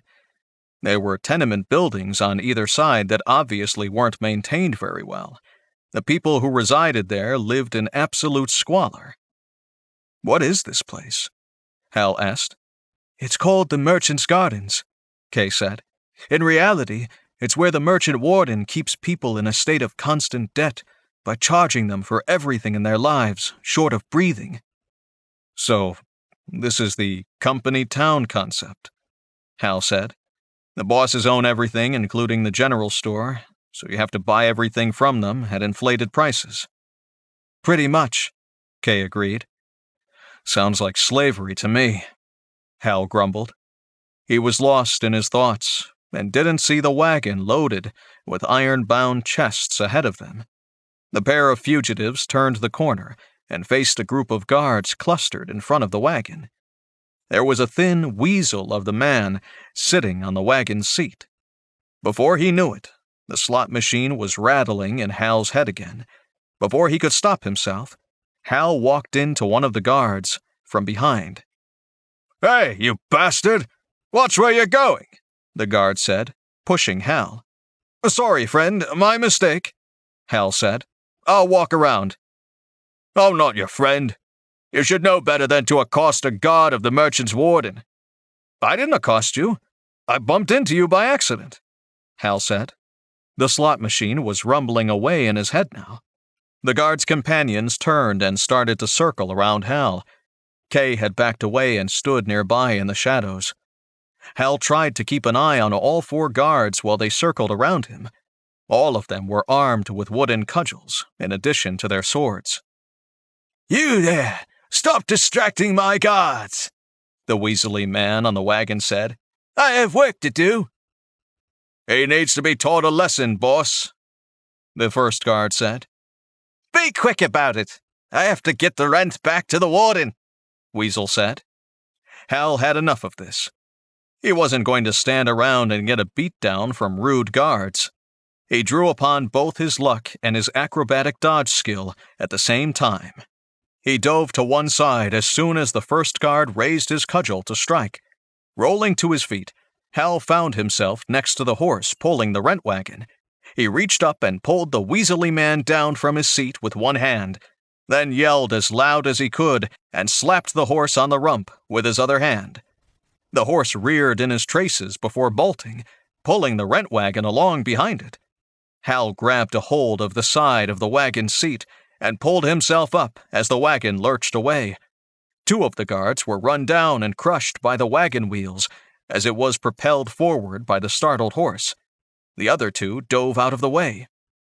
500 experience points awarded. 500 experience points awarded. Level up. Hal smiled. That was easy. He leaned forward and took up the reins. He didn't know much about driving a horse-drawn wagon, let alone how to control one careening along at full speed, so he just held on and hoped the horse knew where it was going. Kay ran from the shadows as he passed by and vaulted up into the seat next to him. "Hal, what do you think you're doing?" "Hold on. I'm kind of making this up as I go along." "I was afraid of that. Do you know how to handle the reins?" Kay asked. "Not really. Uh-oh, hold on." Hal pulled on one side of the reins, and the horse turned the corner ahead. The wagon tilted up on two wheels, nearly toppling over as it followed the horse. Once they were on a straight track again, the wagon slammed back down on all fours. "Great! You know we can't hide this wagon, Hal. We don't have anywhere to put it." An idea occurred to him. A crazy and yet ingenious idea.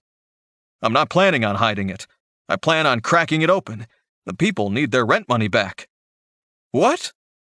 The second he said it, the slot machine stopped rattling with a chime, and he knew he'd chosen correctly.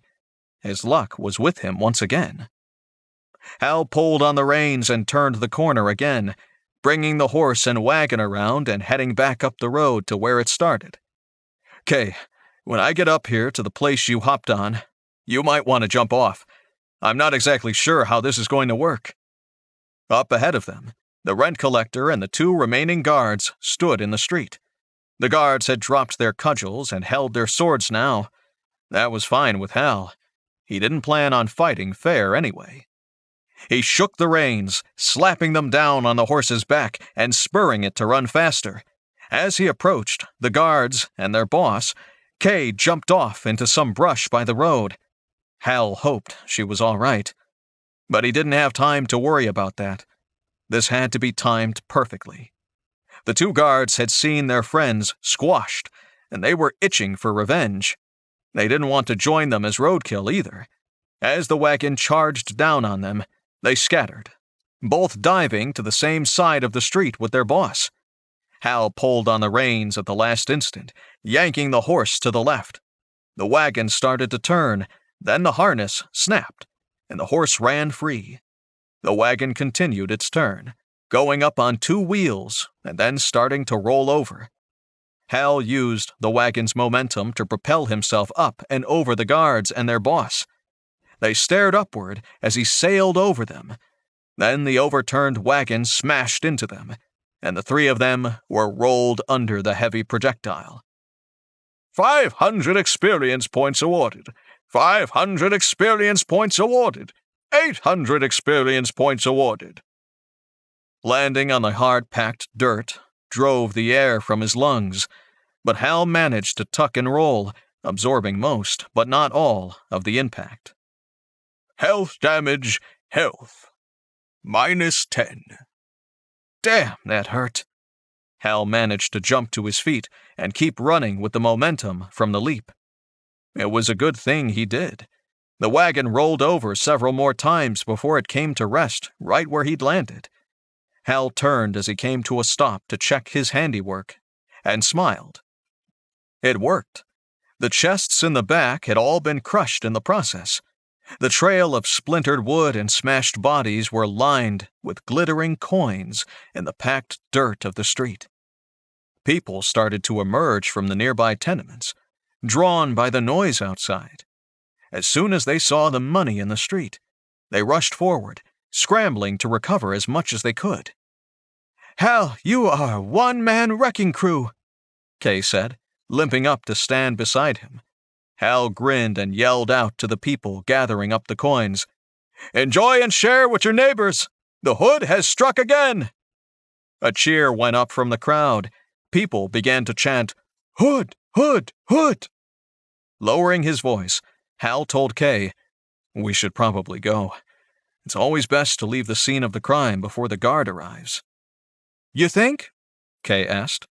"Come on," Hal said. "You have to admit that was pretty spectacular, right?" "It was terrifying," Kay replied. "I'll drive the next time we steal a wagon." "Sure, take away all the fun." Hal patted Kay on the back, and together they walked from the neighborhood, leaving the happy residents behind them. Hal pulled up his stats and looked them over. It was going to allot 2 more attribute points and a skill point. He dumped 2 points into his bronze score, raising his attack and damage scores. He also increased his acrobatic dodge to level 4. Name Hal Dix. Class Rogue. Level 7. Attributes Brawn 14 plus 3. Wisdom 8. Luck 20 plus 6. Speed 12 plus 2. Looks 8. Health 46 of 56. Skills Taunt 2. Dark Vision. Acrobatic Dodge 4. Hide in Shadows 2. Sneak Attack 2. Open Locks 2. Find/remove traps. Experience 11,600 of 19,200. His stats looked pretty good, and there was still plenty of opportunity in this town for carnage and experience points. The next opportunity would come when they hit the merchant warden for real. Hal decided that he would be their next target. The Hood was ready to strike again. Chapter 21. The back corner table at the Chum Bucket was open when Hal and Kay arrived. Sitting down, they nodded a hello to Griff behind the bar and ordered fish stew and 2 ales from the waitress.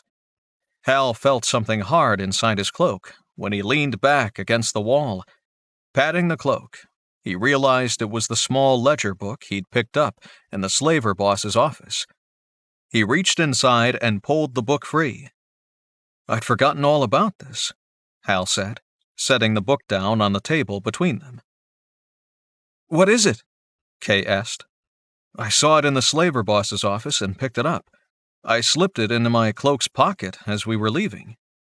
Hal flipped through the book until he found the page with the heading he was looking for.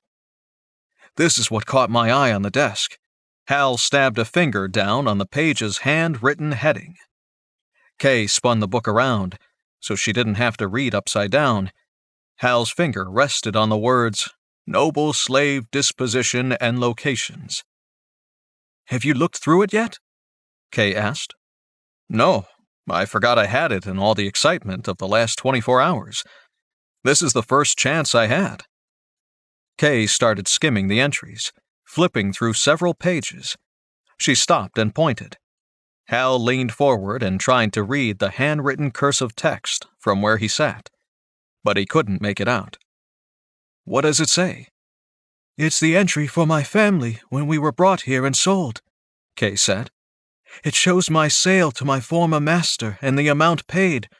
Next, to my younger brother and sister, it only lists the letters TW and a blank for the amount." "Is there a legend anywhere that shows what the abbreviation stands for?" Hal asked. "Not that I've seen, but there are several other entries with the same or similar abbreviations.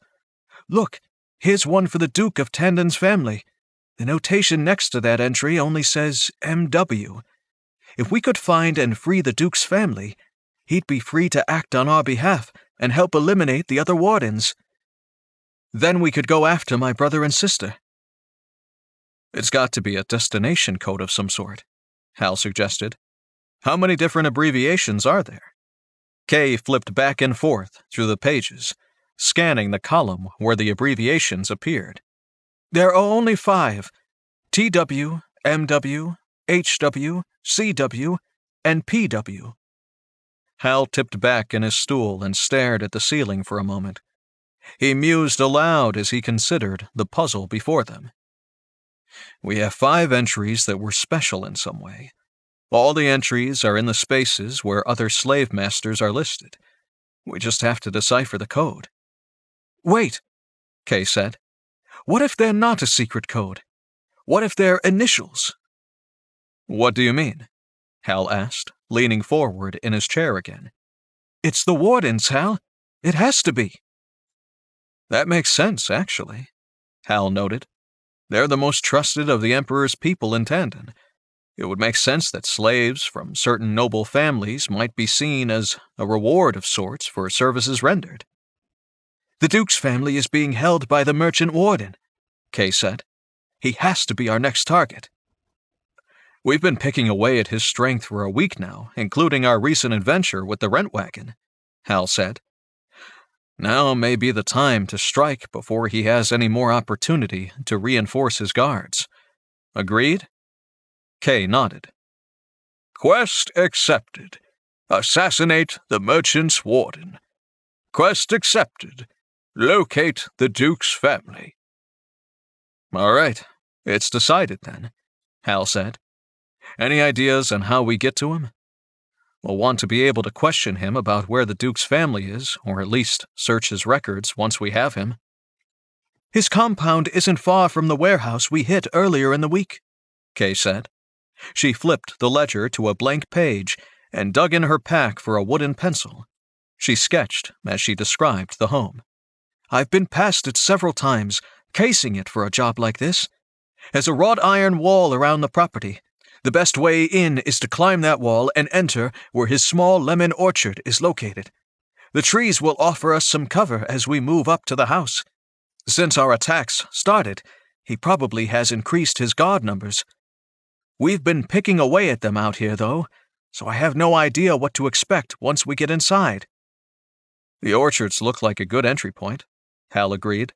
"Once we're over the wall, we can make our way around to this rear entrance. That's probably the kitchen entrance, and more likely to be open and unguarded, compared to the main entrance." "It's worth a try. I think we're making some risky assumptions, but the plan will change once we get there and see what's going on," Kay said. The barmaid appeared with their stew, and Kay flipped the book closed in a hurry to hide what they were looking at from the woman's eyes. Hal paid her for the stew and ordered 2 more ales. "The next question," Hal said, "is when do we hit him? Do we take it on tonight?" "I don't see why not," Kay replied. "Every extra night we wait, he gets another day to replace guards we've killed or disabled." Hal smiled. "Then I guess we're going warden hunting." The 2 companions finished their stew and ales, got up, and headed back out into the deepening night. Hal noted the cloudless sky. There was no moon tonight, which would help them hide once they were inside the warden's property. Now they needed a little more of Hal's luck ability. He thought he'd mastered the art of activating it. It was time to see how far he could press it. The merchant warden's home was set on a slight rise and surrounded by an 8-foot-high, wrought iron fence set in a low brick wall. The sprawling home itself was 2 stories tall, and there were lights visible in several windows despite the late hour. Kay pointed to a large bay window lit up on the 2nd floor. It appeared to open on a balcony overlooking the front lawn.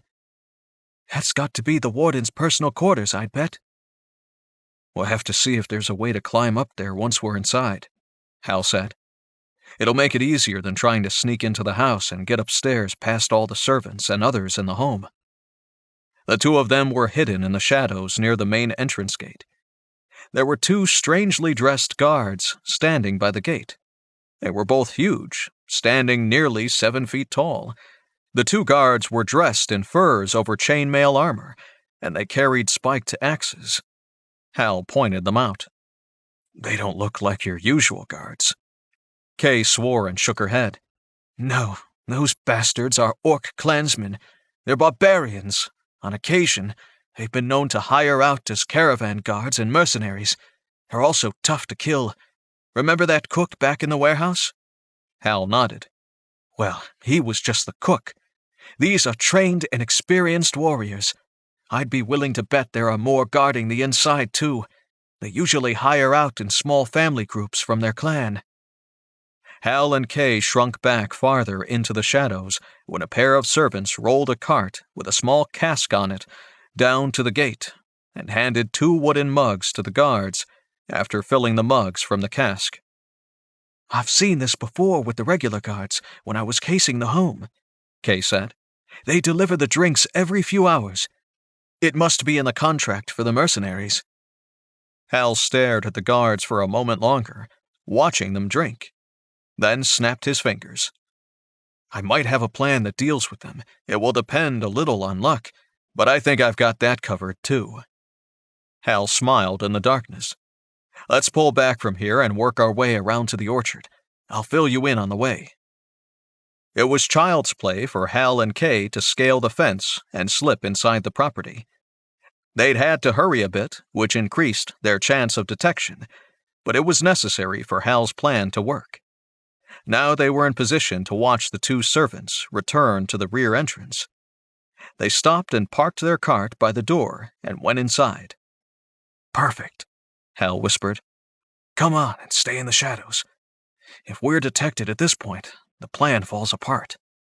The 2 dashed from shadow to shadow until they crossed the orchard and manicured gardens of the warden's yard. Soon, they were standing next to the kitchen entrance. There were orc guards patrolling all around the home, but the two thieves were able to avoid them. "Hand me the sleeping potion vials from your pack," Hal said, and then watched the door. Kay handed Hal a set of vials from her pack. Hal had levered the heavy cask up on its end, with the wooden spigot pointing into the air. He set the vials down on the upturned cask and worked at the spigot with both hands until it twisted free of the cask. Hal leaned forward and sniffed at the opening. A smell of whiskey or other strong spirits wafted up from the hole. Being careful not to spill any, Hal dumped in the contents of each vial containing the sleeping draught Colin had supplied them. He hoped it was enough to do the trick. He thought it would be fine. Back home you didn't mix sleeping pills and alcohol.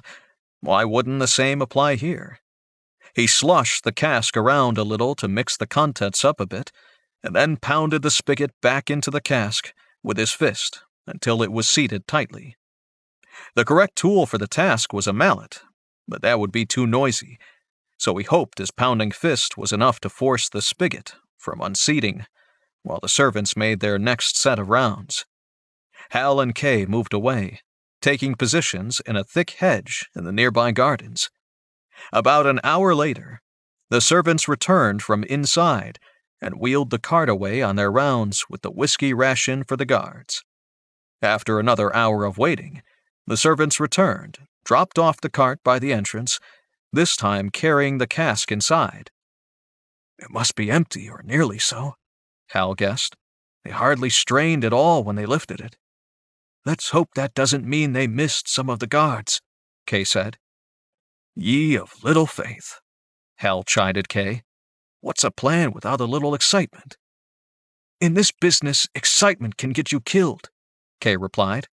Then she pointed to the nearby corner of the home. A tall orc had come around the corner. He was stumbling as he moved, supporting himself on the house as he walked. He staggered only a few more steps, then collapsed to the gravel pathway and lay still. "I'd say that's a successful test," Hal chuckled. He delivered a mock bow. "Shall we go, milady?" "Don't call me that. I'm not a noble woman anymore."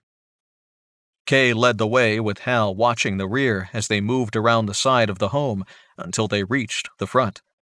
Two more orc guards were down, collapsed on the ground by the home's front entrance. "We have an hour until the servants begin their rounds again," Hal said. "Once they do, it won't take them long to sound the alarm. I hope that gives us enough time." Kay shook her head and shrugged. She obviously didn't have an answer. The only thing they could do was to push forward. They'd never get another chance with the same plan. "Stay here, Kay. I want to finish off those orcs." "I don't know how long that draft will keep them out, and we don't want them down here awake and angry when we come back down." "I'll go back around and take care of the other one we saw collapse on the pathway. I'll meet you back here under the warden's apartments." Hal nodded and started slipping from shadow to shadow until he'd reached the entrance. The two orcs were snoring so loud, Hal was afraid someone inside would hear them. Drawing his dagger, Hal stepped up next to each one and slit their throats, dodging backward each time to avoid the fountain of blood that erupted from the slash left by his blade. 1,000 experience points. 1,000 experience points. Stepping carefully to avoid the spreading pools of blood, Hal crept back to the spot he'd left Kay. She returned a few seconds later. "All finished," Kay said. "I found another one collapsed by the kitchen entrance. He must have realized something was wrong and tried to go for help. I dragged his body into the hedge. That might buy us a few extra minutes." "The two by the front entrance are neutralized too.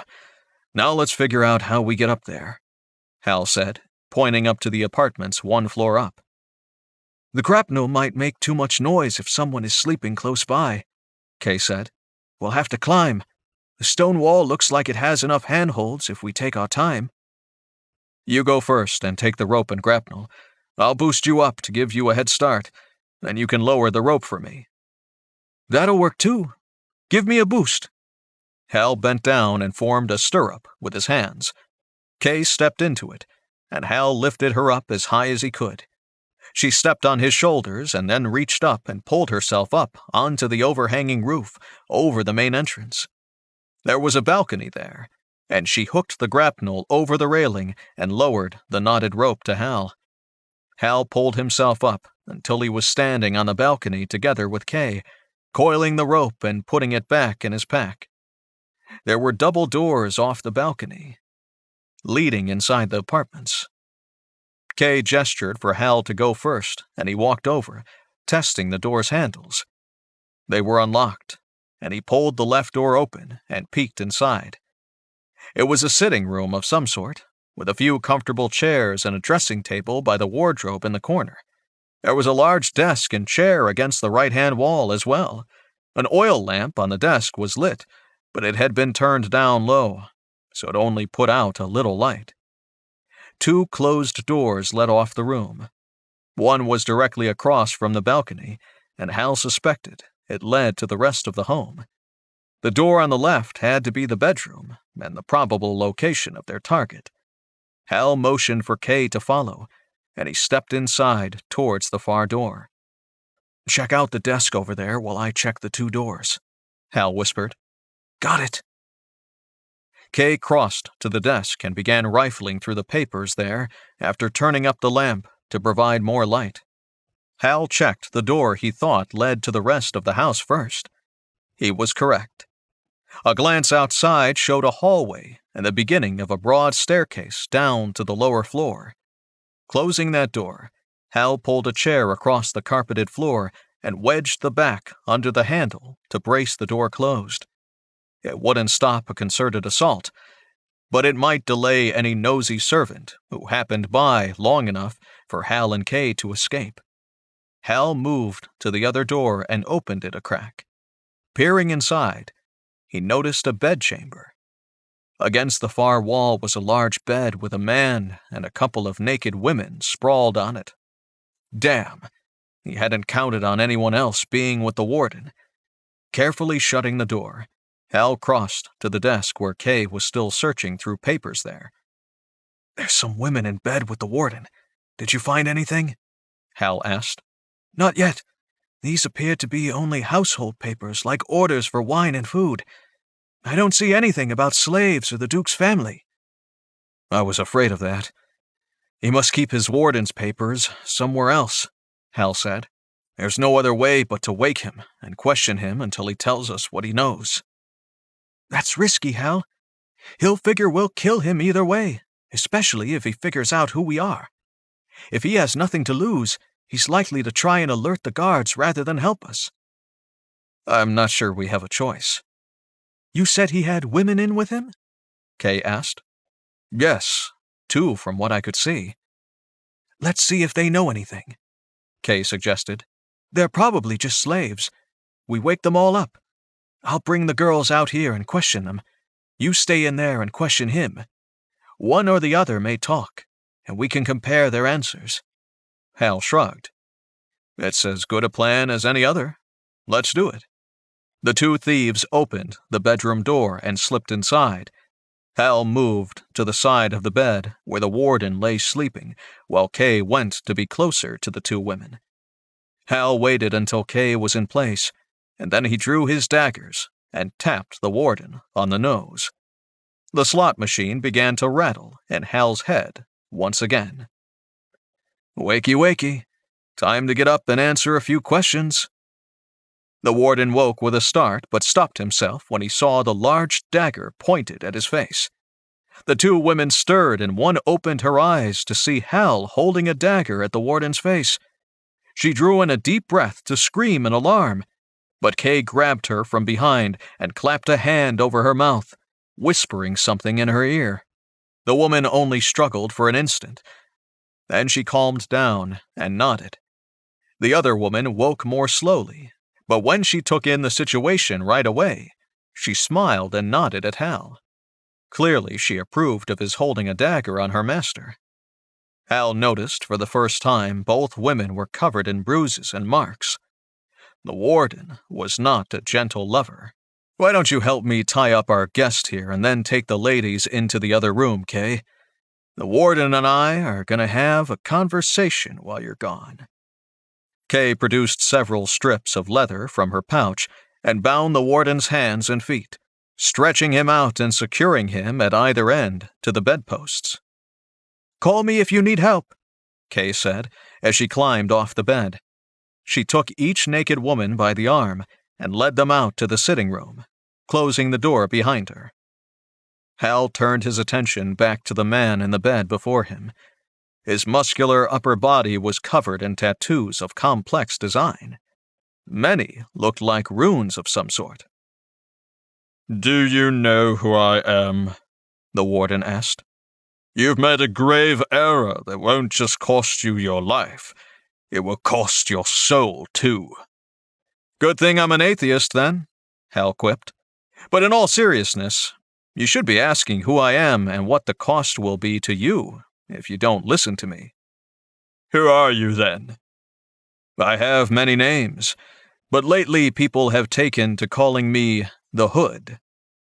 Hal watched the man's eyes widen when he dropped the moniker on him. "Yes, that's me. You might be in luck, though.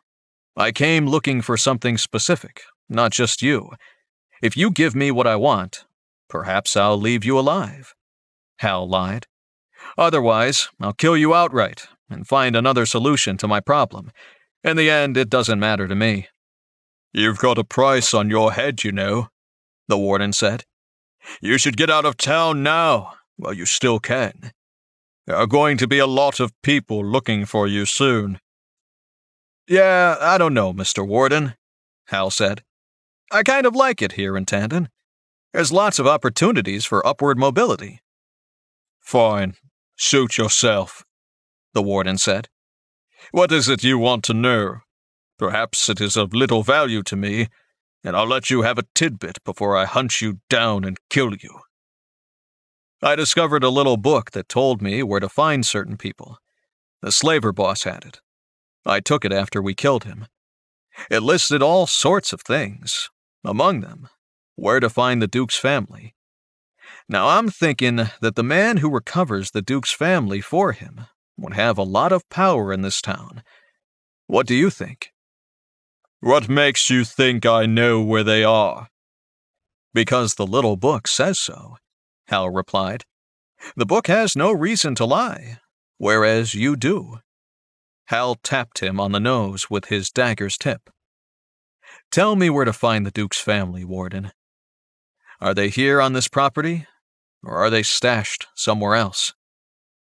"That is something I cannot tell you, Mr. Hood," the warden said. "The Emperor himself has decreed the noble families be kept from their loved ones at all costs. It would mean my head on a spike if I gave that information up to you." Hal leaned forward and pricked the dagger against his captive's throat, drawing a bead of blood. "How about your head on my dagger, you fool?" "It makes no difference to me. The result is the same." Hal thought for a moment. How could he convince the warden to give him the information? The slot machine began rattling away in his brain. He decided it was time to take a chance and see if his luck still held. He remembered something he'd read when he was younger. It was something about soldiers being afraid of women and their knives. It was from a Kipling poem, he thought. He began reciting the last stanza of the Kipling poem, The Young British Soldier. "When you're wounded and left on Afghanistan's plains, and the women come out to cut up what remains, just roll to your rifle and blow out your brains, and go to your God like a soldier." "What the hell are you talking about?" the warden asked.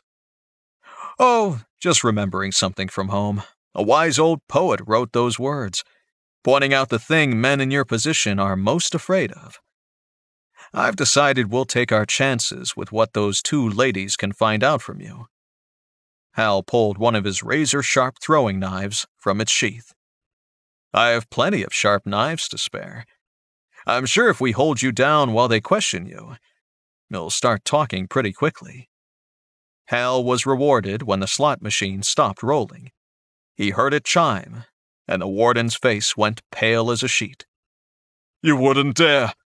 Those women are just animals. They're nobody important. You want the important women, the Duke's women, his wife and daughters. When you're wounded and left on Afghanistan's plains, and the women come out to cut up what remains. Hal gave the stanza a sing-songy lilt and a horrible approximation of a British accent as he recited it again. Just roll to your rifle and blow out your brains, and go to your God like a soldier. Fine, I'll tell you what you want to know. A merchant I own money to keeps the Duke's wife and daughters as concubines. I can tell you the address, just let me go. I don't suppose you have records to support that in writing, do you? Hal asked. It's not like I doubt your word, except, I don't believe a word you say. Yes, it's all written down in my ledgers. They're kept in a false bottom in the wardrobe. Excellent, Mr. Warden, Hal said. He grabbed a handful of the sheets and cut them away with the dagger. Stuffing the makeshift gag into the warden's mouth, Hal tied it in place with a leather cord. You stay here and keep quiet. I'll be right back after I check on what you said. Hal stuck his head in the other room. Kay must have gotten the women to cooperate. The wardrobe was already open, and Kay was going through a stack of books there. Ah, good, you found them, Hal said. He just told me where to look. There's a bunch of gold and jewels in here, too, Kay said. I'm looking for some record of where the Duke's family is being held. Look for an entry listed for a set of concubines to a merchant, Hal said. That's the Duke's wife and daughters. The two women stood nearby, watching Kay go through the books. They'd donned robes to cover up, but Hal still saw the bruises on their faces and arms. Are you finished with these ladies? I'd like to offer them a chance at some post-traumatic stress therapy for what that bastard did to them. Kay looked up from where she was leafing through the ledgers. Sure, be nice to them. They've been through a lot. Oh, what I have in mind will help them immensely. Ladies, do you mind coming over here? I have something to show you. The two women stepped over to the doorway and stared at the naked warden, trussed up and gagged on the bed. Hal drew two of his throwing knives and handed one to each of them. I think you have some things you'd like to say to the warden about how he's treated you. Feel free to do what you want, but don't take too long. We have to be leaving in a few minutes. The warden went wide-eyed and started pulling at his bonds, muffled screams filtering through his gag. Hal waved at the warden and pulled the door shut behind him. Hal sat down next to Kay and started loading the gold and gemstones into their packs. He was able to fit it all into their bags and pouches, just as Kay announced, "Found it!" She held up a ledger and pointed to an entry. "This is the address where the Duke's wife and daughters are being held." A notification scrolled across Hal's field of view, telling him the women were done with their grisly work. Quest completed. Assassinate the merchant warden. 2,500 experience points awarded. Quest completed. Locate the Duke's family. 2,500 experience points awarded. Perfect, Hal said. Bring that book with you. We've got to go. I think the women are finished with the warden, too. How do you know? Kay asked. Just a hunch. Come on, we have to get them out of here now. They'll be killed for his murder if we don't. The door to the bedroom opened, and the two women came out. They'd changed out of the robes into their plain gray slave dresses. Their hands still had bloodstains on them, though.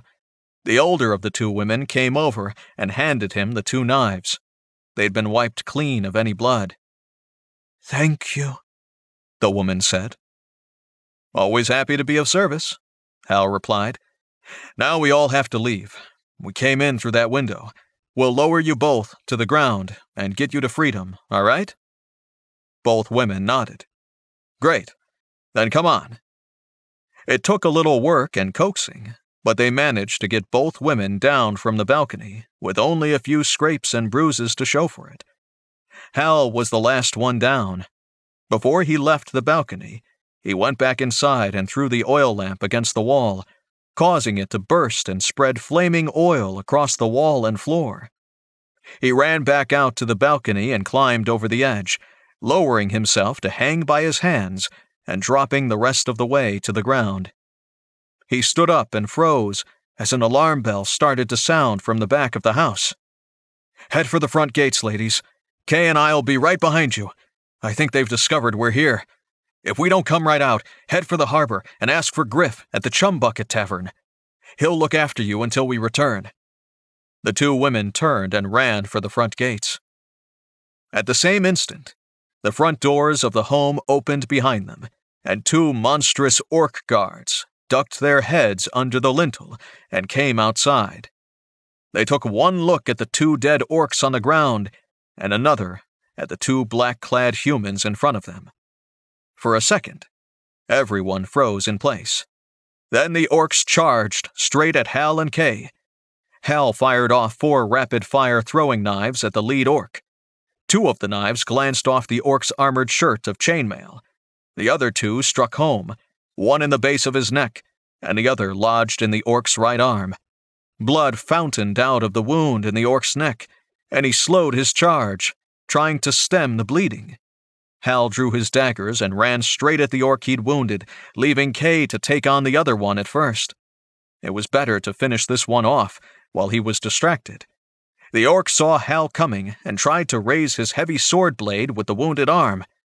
Using his acrobatic dodge ability, Hal dropped to his knees, sliding across the grass and ducking under the awkwardly swung blade. Reaching out, Hal drew one of his blades across the back of the orc's closest knee, slicing the hamstrings and causing the leg to buckle under the creature's weight. The orc crashed to the ground, and Hal was on him instantly, dealing a double thrust with his dual blades into the mailed chest. The links popped open under the weight of the thrust, and the blades drove home. 1,000 experience points. Level up. Hal jumped up and turned to help Kay. He needn't have worried. She had dropped her opponent too, and smiled at him when he gave her a thumbs up. "Let's go," Hal said. "There have got to be more of these goons around here. I'd rather not face a whole army of them." Kay pointed past him at the second floor of the house. "Is that smoke?" "Yeah, I left a little gift for the wardens," Hal chuckled. "They won't be using this property again anytime soon. Come on, let's catch up with the women and get them somewhere safe." Kay took off running, and Hal ran right behind her. He checked in on his new level status. He dropped 2 points into his luck attribute and added to his acrobatic dodge skill. Satisfied with his stats, Hal turned all his attention to making sure no one followed them as they escaped from the burning home of the merchant's warden. Chapter 22. Once again, Hal and Kay had to detour several times on their way across Tandon, returning to the harbor district. The wardens had guard patrols and checkpoints all across the city, and as the late-night crowds thinned out, it became harder and harder for the 4 of them to blend in. The women were dressed in plain gray dresses, marking them as slaves for most who saw them.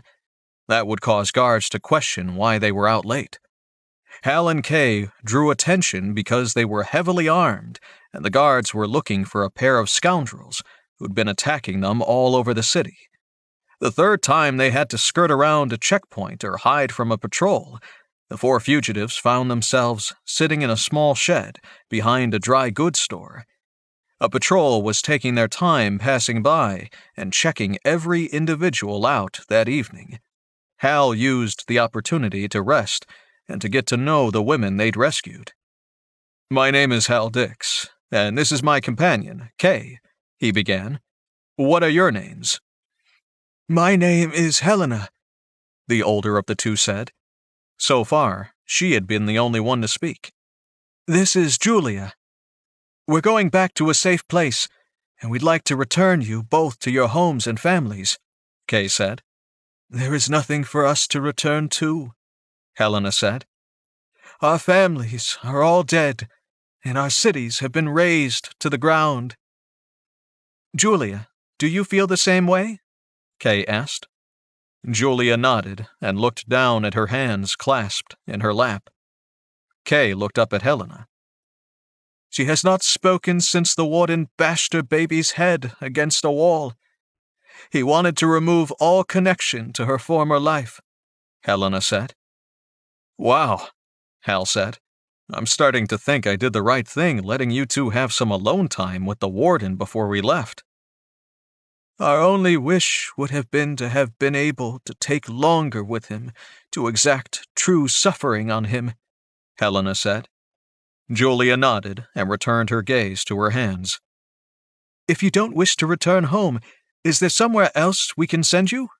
Kay asked. Neither of us have anything left to live for. We would like to show our thanks for you freeing us from that monster of a man. Perhaps we can serve you in some way. Both women leaned against Hal and Kay at that moment. Hold on there, ladies. Hal held up his hands between himself and Helena. I think you misunderstood us. My companion and I have no desire for anything like you propose, though we are honored by the offer. Perhaps we can find you accommodations in town and a place where you may have honest work. What did you do before you were sold into slavery? Kay asked. Julia was a shop owner's daughter. He was known for his meat pies and pastries.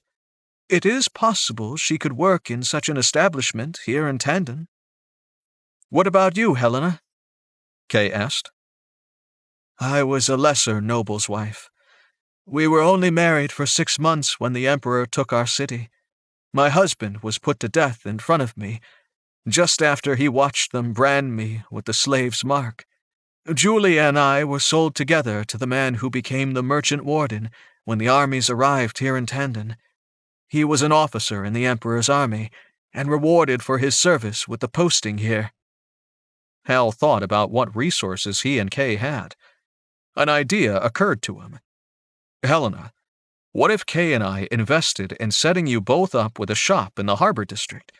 You could sell pastries and meat pies to the residents, as well as to sailors in town off the ships by the docks.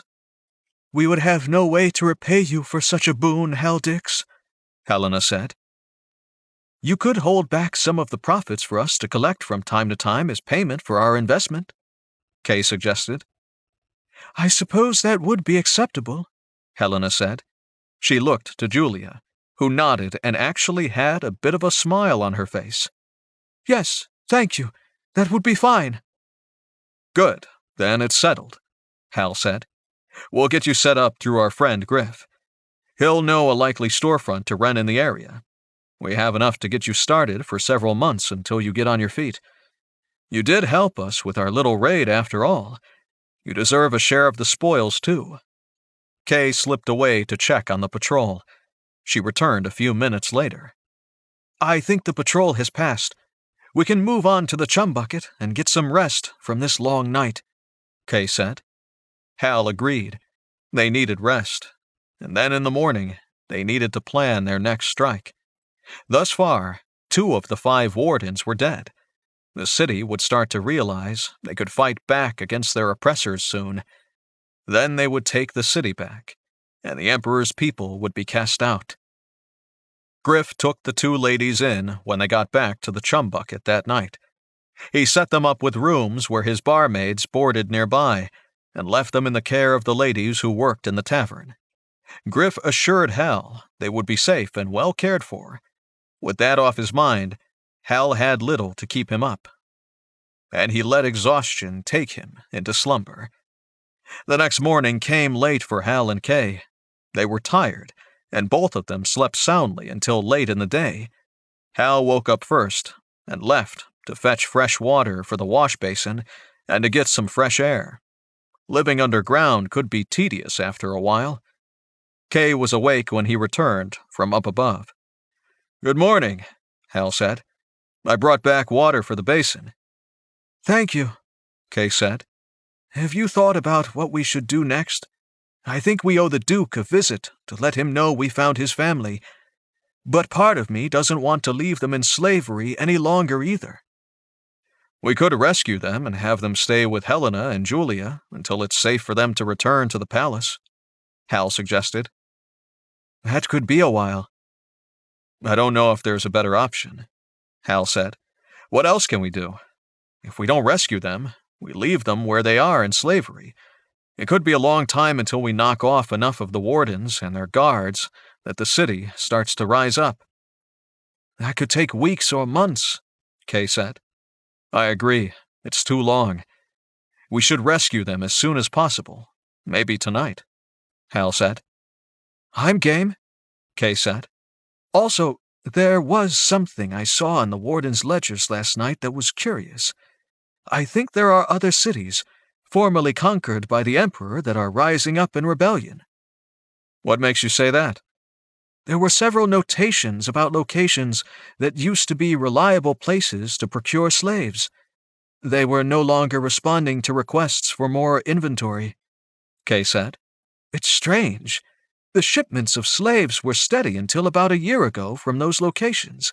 I think it's a sign of a more widespread rebellion against the Emperor. It's happening here, Hal said. There's no reason it couldn't be happening elsewhere. It's happening here, isn't it? Kay said. I never thought about a rebellion. I only wanted revenge. After talking with Helena and hearing about Julia's story, I think I'm not the only one who wants justice. You're not, and that clinches it for me. Let's get ready to go and find the Duke's family, Hal said. Any ideas how we accomplish that? Don't worry. I have a clever plan. Kay groaned. Chapter 23. Later that afternoon, Kay stood in an alley, her hands on her hips, staring at the wagon Hal drove up with seconds earlier. He watched for her reaction, but it wasn't what he expected. It's a laundry wagon. Why did you steal a laundry wagon? It's the perfect plan, and I didn't steal it. I bought it, Hal said. You what? Look, bear with me for a minute, Hal said. We keep running into patrols on our way back from our missions. What if we had a good reason to be out at all hours? We could go almost anywhere we wanted to go. So you bought a laundry business? No, just the wagon. The laundry had already gone out of business, apparently. Now, though, we dress up as laundry delivery guys, and we can come and go as we please. Plus, look in the back. Hal opened the rear doors to the box-like cabin mounted on the back of the wagon. Inside were a collection of large wicker hampers full of linens. See? We can hide people in these and cover them with the linens, Hal said. I see that you've lost your mind, Kay told him. Humor me. We'll use it on the trip to get the Duke's wife and daughters. You'll see. Here, put this on. Hal handed Kay a white smock and coat to wear over her armor. He took out a similar work outfit and slipped into it while she pulled on hers. Now we look the part. We're hard-working citizens out delivering laundry, Hal said. Come on, climb up and we'll get on the road. Quest accepted. Case the merchant's house. Quest accepted. Find the Duke's family. Kay pulled herself up onto the wagon's bench seat and sat in front of the covered portion that was the main part of the wagon. Hal climbed up next to her and took up the reins. No, hand them to me, Hal. I'll take the reins, Kay said. Remember what happened the last time you drove a wagon? 5 men dead. That's not fair. I was trying to kill them. Nevertheless, if I'm going to go along with this plan, I'll drive. We don't need to draw unneeded attention to ourselves. Hal waved a hand to her and handed her the reins with the other. Kay clucked and shook the reins, and the horse, pulling the wagon, started forward at a walk. Hal sat back and smiled. This plan was going to be epic, and the best part was, they could use it again and again. As Hal had expected, the journey to the merchant's district was uneventful. They encountered 2 checkpoints, On both occasions, it went exactly like Hal planned. Each time, the guards took one quick look in the wagon and waved the two of them through. Soon, they were rumbling down the street where the merchant lived. The houses all sat back from the street, behind tall walls or fences. The few people who walked along the street here spared little more than a glance in their direction. See, no one is paying us any mind at all, Hal noted to Kay as the wagon moved slowly down the street. If we'd come here without these clever disguises, people would have remembered every part of our description. Fine, you were right, Kay said, rolling her eyes. Why is it men have to be told they're right all the time?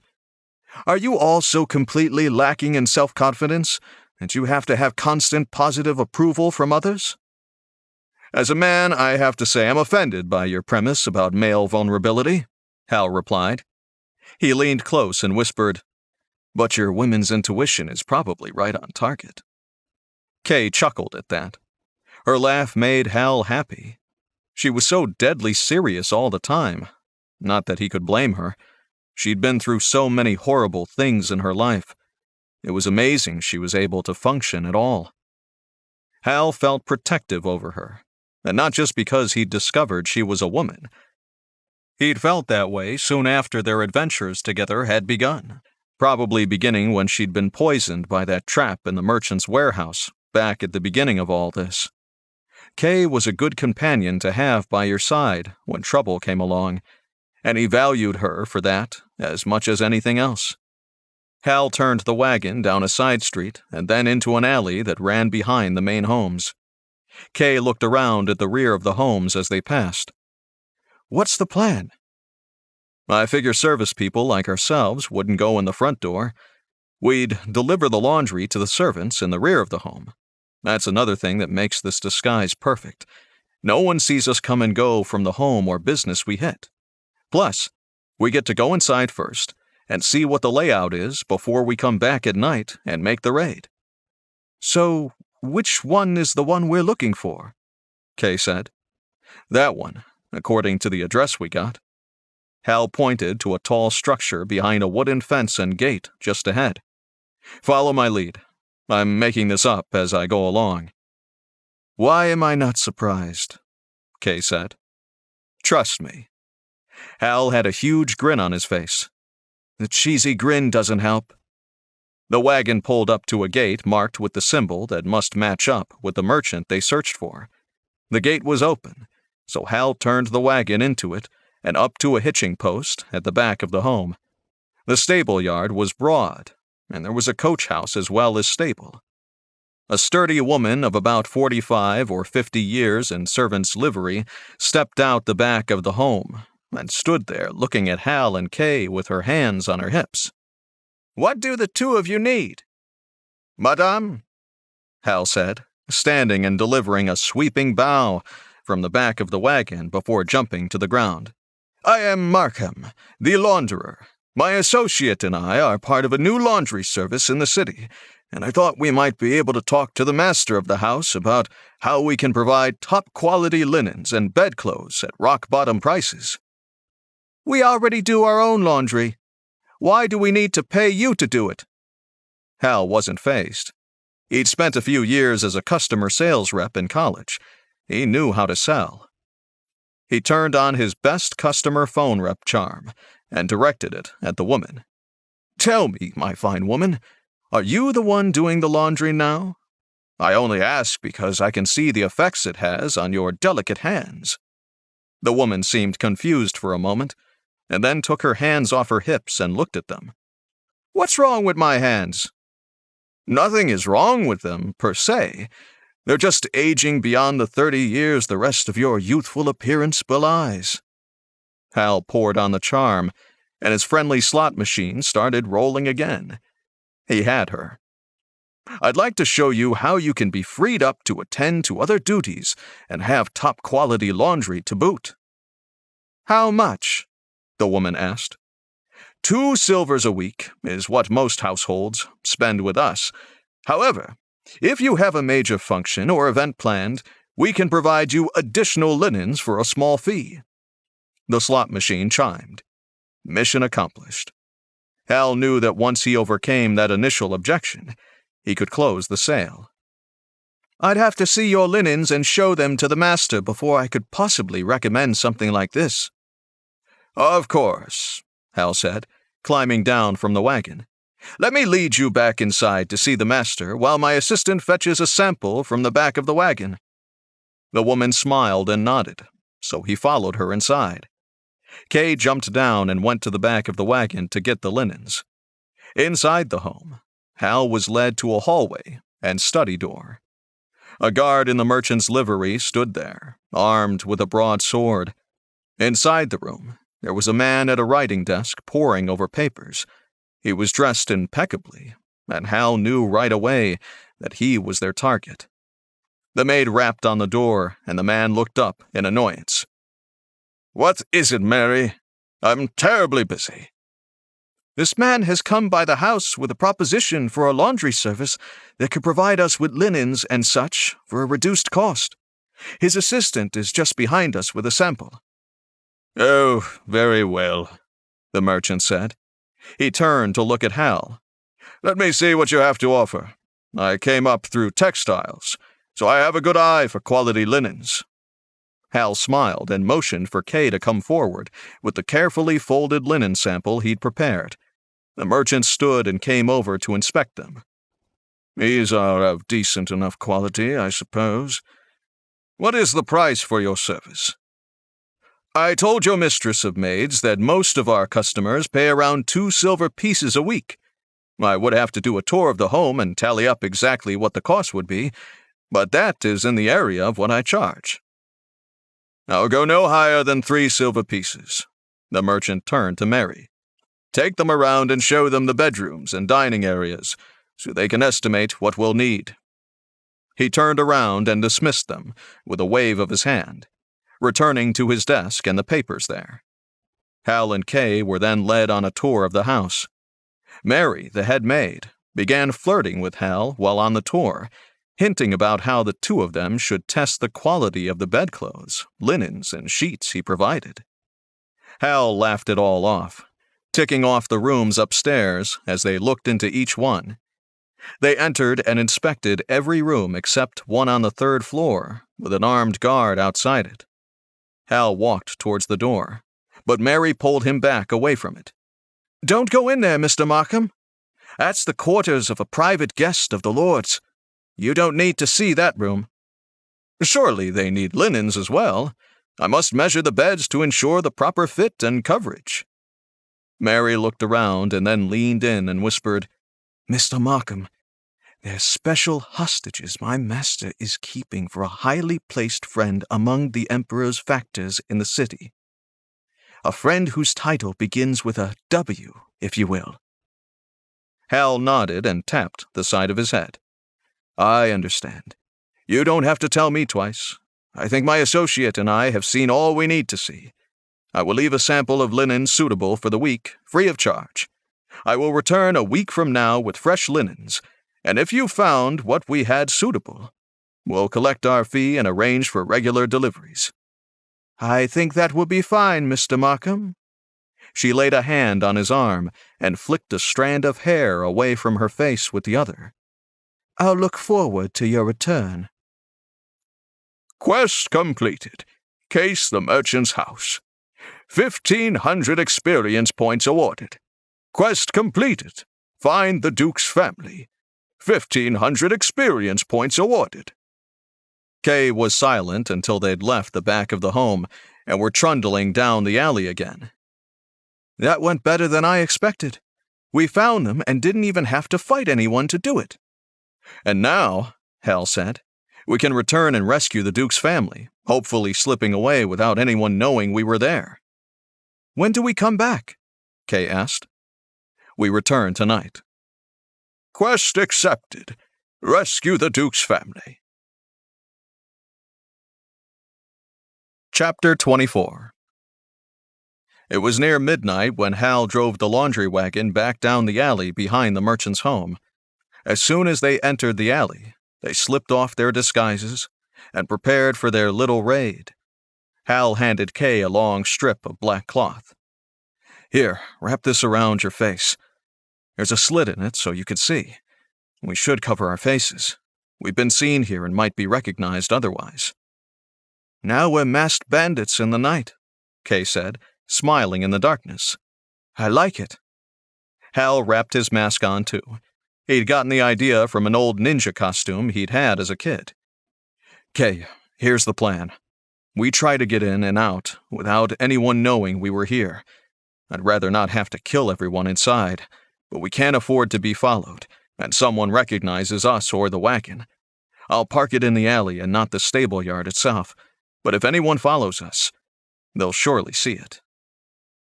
I only saw 2 guards, but I suspect there are others, Hal, Kay said. How will we deal with them? We don't have any more sleeping drafts, and I don't see how we could get it to them anyway. We'll have to sneak up on the guards and dispatch them as quietly as possible, Hal said. Then we free the Duchess and girls and return here to the wagon. Hal stopped the wagon and jumped down, tying the horse's reins to a small sapling growing next to the fence at the back of the house. Kay was already at the gate, trying to open it. It's barred from the inside, Kay said. I'll boost you over. You can unlock it from the other side. Kay nodded and stepped into Hal's interlocked hands while he lifted her up to the top of the gate. She scrambled over and disappeared from sight. Hal heard Kay lift the wooden bar from the other side, and he pushed the gate open. Inside the stable yard, it was quiet. There were a few lights visible in the merchant's home, but Hal suspected they were lamps kept lit all night to provide light for the residents. The 2 thieves ran up to the rear of the home and tried the door. It was locked, as Hal expected. He removed his picks and set to work on the lock. The extra level he'd gained to his open lock skill must have paid off. He was able to open the lock without much trouble at all. The slot machine started rattling in his head as they stepped inside, telling Hal his luck was engaged. He hoped for a positive effect. He and Kay moved slowly into the home, watching and listening to the sounds of the home, trying to hear any signs of movement by the residents that would show they were alerted to the presence of intruders. Slipping into the main hallway but staying to the shadows, Hal noticed the guard by the study door. The door was closed now, and no light showed from under it. There must be something valuable in there. Hal's palms itched to see what it was. Hal and Kay crouched at the darkened end of the hallway, watching the guard for a few moments. It was clear the man was bored and struggling to remain awake. He paced back and forth across the hall, rubbing his face and neck with one hand. Turning to Kay, Hal pointed to her and to the floor, indicating she should stay where she was. She nodded. He turned back to the guard then and timed the pacing back and forth. This was going to have to be done perfectly, and Hal hoped the rattling slot machine in his head landed in his favor. The guard turned and walked across the hallway, and Hal made his move. Drawing the dagger from his boot, Hal darted forward, staying on the balls of his feet to remain as silent as possible. The guard turned around just as Hal got there, and the man's eyes widened in alarm. Hal clapped his free hand over the man's mouth, silencing him, and pressed him back against the wall while he slid the dagger up under the man's ribs. The man's eyes widened even more at the pain, and then went dark as the blade reached his heart. The slot machine kept rolling. 1,000 experience points awarded. Lowering the man slowly to the floor, Hal motioned Kay forward. Check the study door, Hal whispered. See if you can open it. It would be nice to get some booty while we're here. Kay nodded and went to work while Hal dragged the guard's body over to a chair sitting outside the study door. Lifting him up, Hal was able to prop the man in the chair in such a way that it appeared he was asleep. Stepping back, Hal looked over his handiwork. It would do for now. Kay had managed to unlock the door to the study, and the two crept inside. Hal was able to see quite well with the little bit of light filtering in from the lamp in the hallway. A quick search of the room found a strongbox inside the bottom desk drawer. He examined the lock and found a trap that would release a vial of some liquid onto the hands of any would-be thief. Hal removed the trap's triggering tension wire and then set to the lock with his picks. He was frustrated by the complexity of it and couldn't open it. He turned to Kay and offered her a turn while he went and watched the door. A few minutes later, she called him back to her side. "Hal, I got it," she whispered. "Take everything, including any papers. We'll go through it all later." Kay nodded and stuffed the contents of the box into her pack while Hal waited. "Finished," she said as she joined him at the door. "Let's head upstairs then. The Duchess awaits." Taking their time, trying to be as silent as possible, Hal and Kay climbed the stairs until they were almost to the 3rd floor. Hal held out a hand to stop Kay while he raised his head carefully above the level of the 3rd floor landing. The guard at the far end of the hall was standing straight at attention and staring straight ahead. Hal was hidden in the shadows, and the guard showed no reaction at all, so Hal was sure he wasn't seen. The slot machine in his head seemed to rattle faster at that moment. This was where his luck would play the biggest role. Hal ducked down and leaned close to Kay's ear so he could whisper as quietly as possible. "There's no way to sneak up on the guard. He's looking this way, and he appears to be wide awake. We're just going to have to rush him and take him as quietly as possible." Kay nodded. "What's your plan?" she whispered.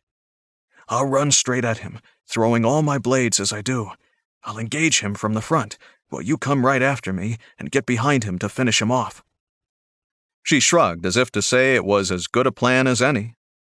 Hal turned around and drew 2 of his throwing knives from the sheath strapped to the front of his armor. The remaining 6 knives waited in place for him to use them. Taking a deep breath, Hal pushed off with both legs, leaping to the top of the landing, throwing as he did. He barely noticed the slot machine stop and chime in his head as he took the first steps down the hallway, drawing and throwing 2 more blades after the first pair. Everything seemed to go in slow motion. The guard's attention shifted to the movement at the end of the hall. His eyes registered the black, masked figure, charging from the stairs straight at him. The first blade struck the guard in the chest, the second in his abdomen. The guard let out a groan and doubled over, causing the 2 follow-up blades to sail past his head and embed in the plaster wall behind him. Hal shifted his aim lower with the 5th and 6th knives and saw them fly true into the guard's exposed back. One must have severed his spine because he suddenly went limp and collapsed to the floor. Hal held on to the final 2 knives, running the last few steps forward and slitting the guard's throat with a single motion. 1,000 experience points awarded. Kay dodged past Hal and started on the locked door immediately, since the guard was already down. There had been little noise, but it was best to hurry now. Every moment wasted could mean discovery. While Kay worked at unlocking the door, Hal retrieved and cleaned off his blades. He was getting better at using these as the notification in his head said. This had been the most successful use of all, though he knew a lot had ridden on his luck. A click and creaking door told Hal his companion had opened the door to the Duchess's room. Kay took the guard's lamp from the hall table nearby and walked into the room, followed by Hal. He searched the room for its occupants. A gasp from the bed drew his attention, and he saw a handsome woman of about 30 crouched behind it, clutching 2 little girls to her chest. "Assassins!" she hissed. Hal reached up and pulled his mask down. "No, ma'am, rescuers," Hal said. "Come on, Duchess. We don't have much time to get away before someone wakes up and finds out we've been here." "Who are you?" "We're acquaintances of your husband, ma'am," Kay said, pulling her mask down as well. "We discovered your whereabouts and decided we had to act on his behalf to free you. Now please, we must go, or we'll never get away." "Come, girls. Fetch your shoes and get dressed for travel," the Duchess said after a brief pause and thought. "There's no time for that," Hal said. "We can get you other clothes later. Put on shoes if you must, but then we must leave." The woman started to say something, but then her eyes shifted to the guard's body and pool of blood on the floor in the hallway, soaking a broad stain into the rug there. She nodded and hustled her girls into their shoes. Soon the three of them stood ready to go. "Good," Hal said. "Follow my friend here. He'll lead you outside. I'll come along behind as a rear guard." The Duchess nodded, and Kay started down the hallway to the stairs. The Duchess followed her, briefly shielding her daughter's eyes from the dead guard's body by the doorway. Hal had a grim decision to make, but it was a necessary one. If he covered their tracks, maybe no one would know they'd been here. There was a lamp in the Duchess's room, and Hal dumped the oil from it on the bed and then used the lamp brought in from the hallway to light the bedclothes aflame. The room began to fill with smoke immediately, and Hal turned and quietly ran back to the stairs and down to the first floor. Kay had already reached the back door with their 3 charges and had started across the stable yards towards the gate. Hal followed, glancing backward to see flames begin to shoot from a window on the upper floor. "Look, Mommy! Fire!" one of the little girls said. The Duchess looked back over her shoulder, then bent to pick up her smallest daughter. "Yes, dear. It's a fire to help us escape." Smart woman, Hal thought. She knew it was an important part of the ploy. Outside the gate, Kay opened the back of the laundry wagon and pointed inside. "Get inside the big laundry hamper, cover up with sheets, and pull the lid closed atop you. Got it?" "Yes. Where are you taking us?" "Somewhere safe for now. Trust us, and we'll get you back to your husband soon enough." Kay closed the door, and Hal went and untied the reins from the sapling, then climbed up into the front of the wagon to join Kay. They both donned their white smock and pants. Then Hal shook the reins and the horse started moving down the alley again at a walk. A glance over his shoulder showed the whole top floor was aflame now. It wouldn't be long until the whole house caught fire. The evidence of their presence would be erased. Hal shook the reins again, and the horse picked up speed to a fast walk. It would be best if they were far away when the alarm bell began ringing. Quest completed. Rescue the Duke's family. 6,000 experience points awarded. Chapter 25. They returned to the harbor district without incident, a fact for which Hal was happy. The laundry wagon worked like a charm. The guards at the 2 checkpoints they passed waved them through without a search, paying more attention to the people passing by on foot. Hal decided to take the Duchess and the girls into the secret passage by the docks. A woman and 2 small girls in their night clothes would draw attention if they walked right into the chum bucket and up to Griff. Pulling the wagon up to the stairs down to the base of the stone seawall, Hal got down and walked to the rear of the wagon. He opened the wagon's door and whispered for the Duchess. "Ma'am, you and your daughters can come out now. We have you at a place where you can hide until we find more permanent accommodations." The lid of the hamper popped open, and the Duchess stood up and lifted her daughters out to the floor of the wagon. Hal and Kay helped them all down to the street. The Duchess looked around. "Are we to take a ship somewhere?" "No, ma'am. We have a secret place to hide you, and the entrance is here at the harbor, that's all," Hal said. "Kay will take you down those steps and show you inside while I take the wagon back. I'll meet you later when I return. Get some sleep. I hope to have some suitable clothes for you when I next see you." "Thank you, sir. What shall I call you? You never told me your name." "I'm Hal, ma'am. Hal Dix." "Well, thank you, Hal Dix. I shall make sure my husband offers you a great reward for your service to us tonight." "I'll take you up on that later, ma'am. Now go with Kay, and I'll see you soon." Kay took her 3 charges in hand and led them down to the base of the seawall. Hal waited until they were out of sight and then climbed back up to the wagon seat and started the horse down the docks towards the stable he'd rented to store the wagon and board the horse. It took all night, working with Griff and the barmaids at the chum bucket to find a suitable place to stash the Duchess and her girls. Hal was exhausted when he walked down the stairs to the tavern's basement with a large bundle and started down the long passage to the smuggler's hideout. They'd gotten the Duchess commoner's clothes for herself and her daughters. She balked at first. "Ma'am, you can't appear to be a noblewoman and expect to hide out here in the harbor district. You must blend in if you expect to remain free." "But these clothes," she said, holding up the old dress she was to wear, "are the best clothes poor people could spare," Hal said. "Most of your subjects don't have more than one set of clothes to begin with. If they do, they don't want to part with them.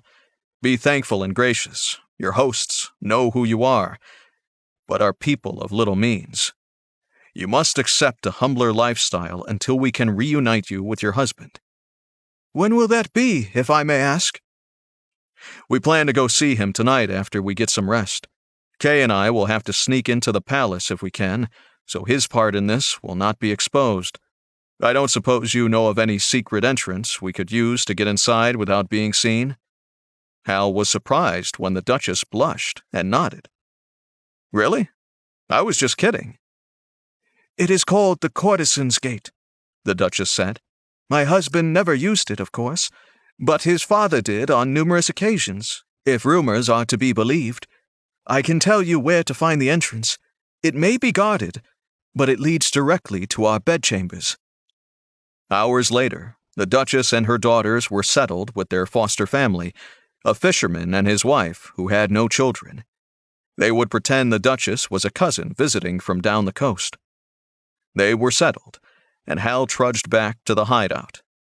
He wanted only to get settled for some much-needed sleep. He was surprised to see the lamp was still lit in their smuggler's room. Kay was still up and flipping through a stack of papers.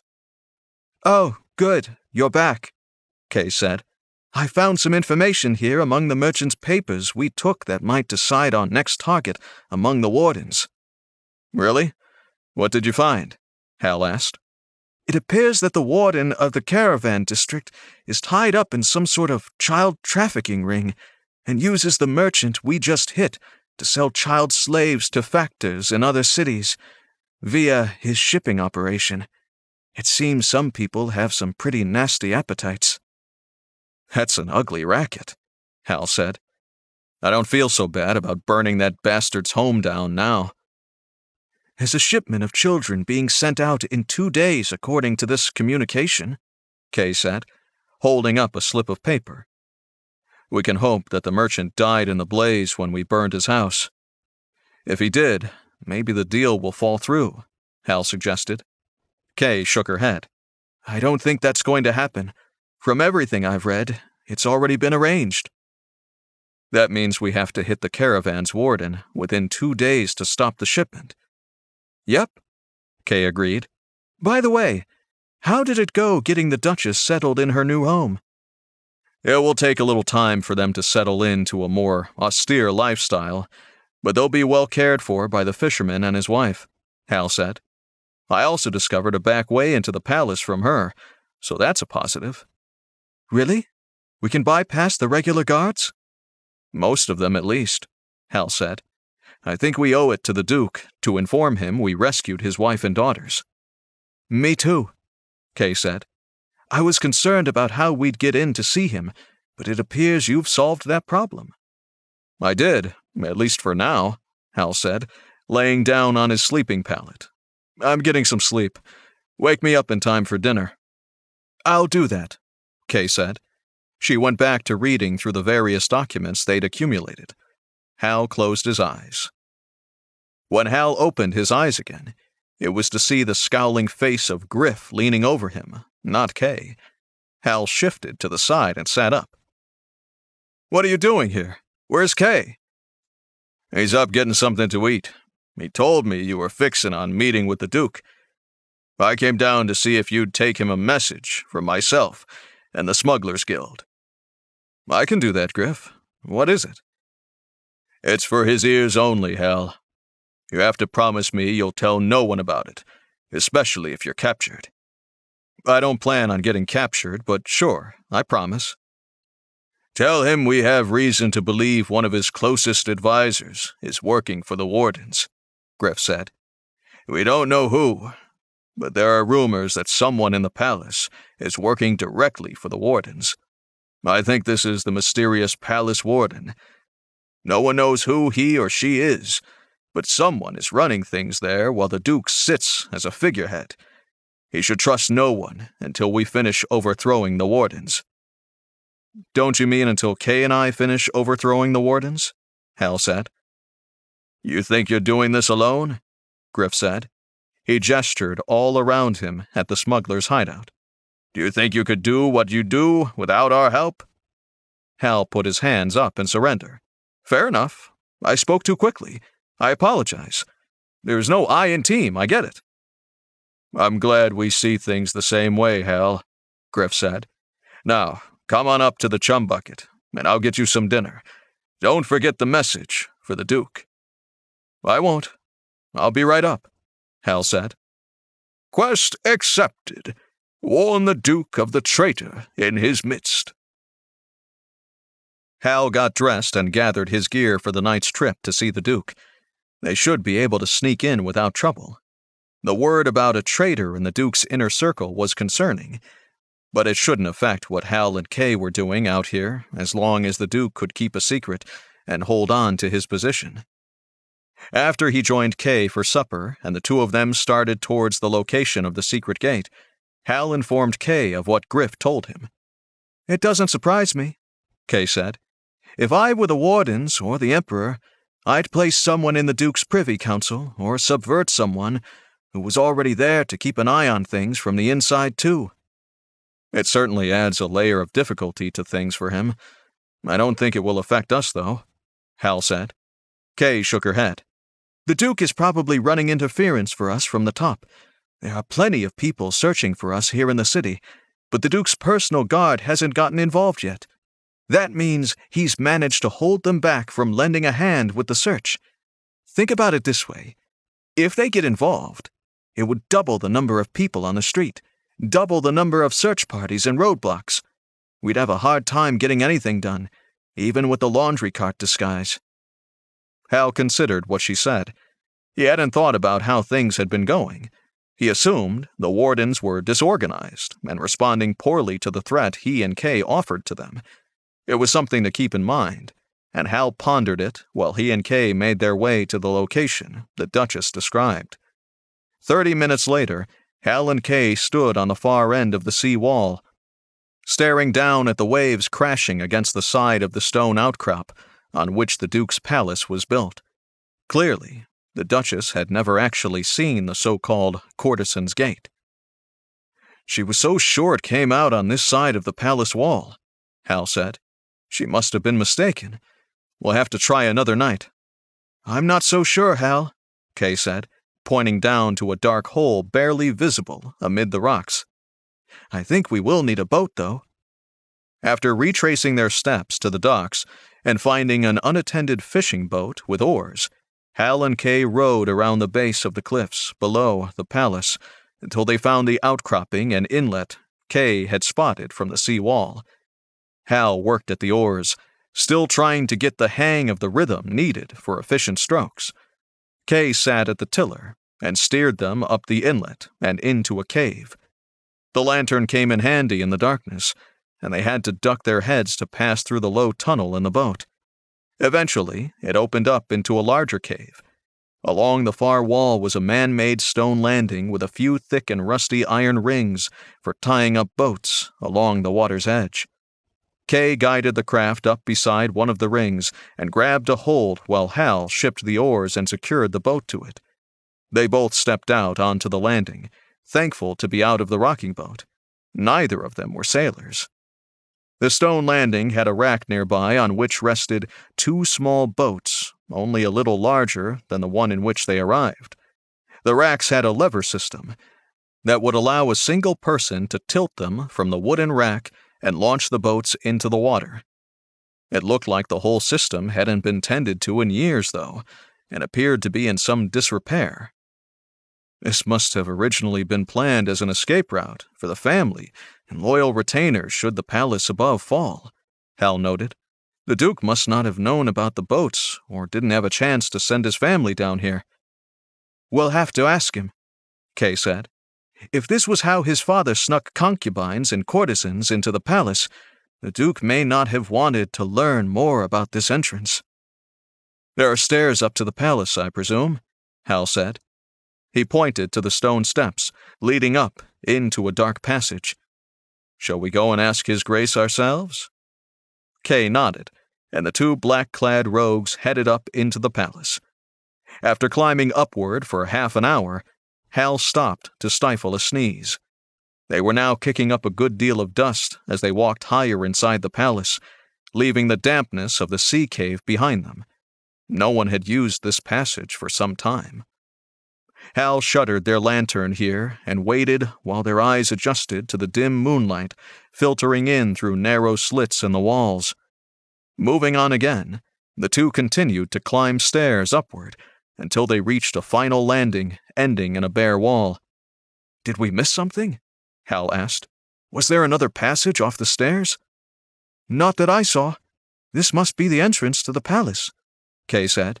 Check the wall for a lever or a pressure plate that opens a door.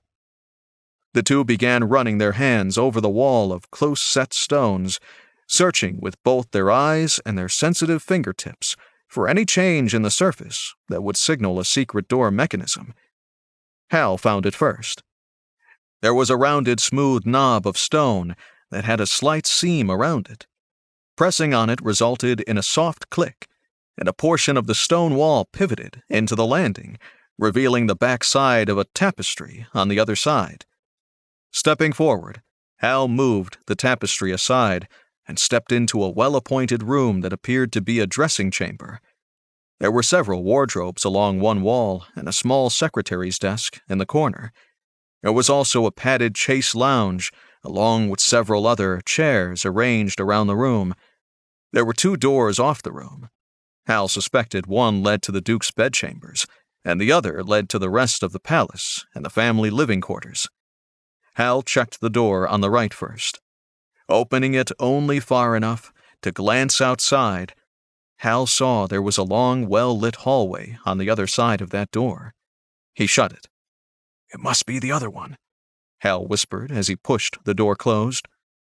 Kay crossed to the other door and opened it a crack. Peering through the opening, Kay looked back over her shoulder and nodded. This is it.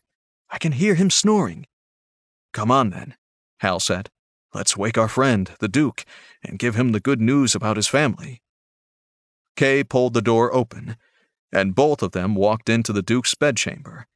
Hal felt weird, like he was intruding, which was strange considering how he'd killed the merchant's warden only a few days earlier. Reaching out with a hand, he touched the Duke on the shoulder. The man reacted instantly, snatching a dagger out from under a pillow and rolling over to grab Hal and throw him to the floor. Hal found himself staring up at the Duke's enraged face with a dagger pressed against his throat. "Who sent you, assassin?" the Duke hissed between clenched teeth. Your Grace, I'm no assassin. I come with a message from your wife, Hal said. The hand holding the dagger to Hal's throat relaxed. My wife? The Duke said, looking around and noticing Kay for the first time. Is she here? Where are my daughters? They're all safe, Hal said. We rescued them from the man who was holding them hostage for the wardens last night. Your wife told us to enter the palace in secret, so we could tell you of their safety and to warn you about a traitor in your midst. The Duke climbed off Hal and sat back on the bed, while Hal got back to his feet. The man had caught him by surprise, and could have easily killed him if Hal hadn't spoken quickly. You're the two I saw at the gilded cage that night, aren't you? The Duke asked as recognition dawned on his sleepy brain. Yes, that's us. We've been seeking our revenge on what happened to Selena and her women ever since, Kay said. The Duke smiled. Leave it to my wife to remember that secret way into the palace. He looked from Hal to Kay. The slavers, the two wardens, even the brawl in the harbor market. It was all you two, wasn't it? Yes, Your Grace, Hal admitted, We've been a little busy. I'll say you've been busy. The other 3 wardens are pressuring me to release the palace guard to help them search the city for the scoundrel who calls himself the Hood. Which one of you goes by that moniker? It's kind of a catch-all for both of us, sir, Hal said. It was his idea. He thinks it's funny to steal from the wardens and give the money back to the people of the city, Kay added. The Duke chuckled. It is amusing at that. You've certainly worked the wardens into a bit of a tizzy. That's the plan, Hal said. Now, about my wife and daughters. May I see them? I don't think that's wise, Your Grace, Hal said. They're in a safe place where they are. If we were to move them or try to sneak you in to see them, it would risk exposing them to capture again. It's best if they remain where they are for now. Hopefully, we'll be able to help you free your city again, though, and then you can all be reunited. What do you need me to do? The Duke asked. Do all you can to keep the palace guard under your control and inside the palace, Hal said. Also, I have a warning from a concerned party. They say there's a traitor in your midst, someone close to you who is working with the wardens and is sympathetic to the Emperor. Quest completed. Warn the Duke of the traitor in his midst. 4,000 experience points awarded. That would make sense, the Duke said, getting up and pacing across the bedchamber. There have been several instances where the wardens confronted me about something I'd planned before I even had a chance to implement it. They've always alluded to a 5th member of their group. We think there's a palace warden of sorts who works with the other wardens in secret to betray your plans of subversion against the Emperor, Kay said. We have records of 4 wardens everyone knows about, the harbor warden, the merchant warden, the caravans warden, and the temple warden. Those 4 operate openly to control the city. This palace warden is the one we don't know anything about. Sir, if I might suggest, Hal said, you work to find out who the traitor in your midst is here, while we continue our campaign against the 2 remaining wardens out in the city. If we put enough pressure on them, it may force the palace warden to reveal himself. I can do that, the Duke said. If I discover the culprit, how do I contact you? Hal thought for a second before replying. Send a message to a man named Griff at the Chum Bucket in the Harbor District. He will pass the info along to us. That will work for me, replied the Duke. Perfect, sir, Hal replied. If that's all then, we should be on our way. We want to be out of here and back to our hideout before dawn. Hal and Kay turned to leave after bowing to the Duke, but he stopped them. Thank you, both, for all you're doing for our city. We owe you both a great debt. Don't worry, Your Grace, Hal said. I'll be asking you for a big favor once we're finished with all this nonsense. You're going to help me return to my family. I will do anything within my power, the Duke added with a smile. Hal nodded, and he and Kay turned and left the bedchamber, pulling the door closed behind them. It was time to return to the Hood's hideout. Chapter 26. It took Hal and Kay the whole 2 days they had to figure out the plan to take down the caravans warden. The challenge they faced was finding where the children were being held so they could include freeing them in the plan. In the end, both ends of the plan came together in a way Hal couldn't have hoped for. The 2 started their journey to Tandon's broad caravan district in their laundry wagon. They'd made sure they were often seen over the next 2 days and searched by guards at checkpoints around the city until they became innocuous in the eyes of the guardsmen. It had worked and allowed them to check on leads in several parts of the city without arousing suspicion. They made one stop to see Colin at the Caravansary Outfitters to pick up a few items Hal came up with for the job, then headed to where they planned to hide the wagon during the raid. The day before, Kay discovered information about a man and woman who picked up street children and turned them over to the caravans warden for a finder's fee.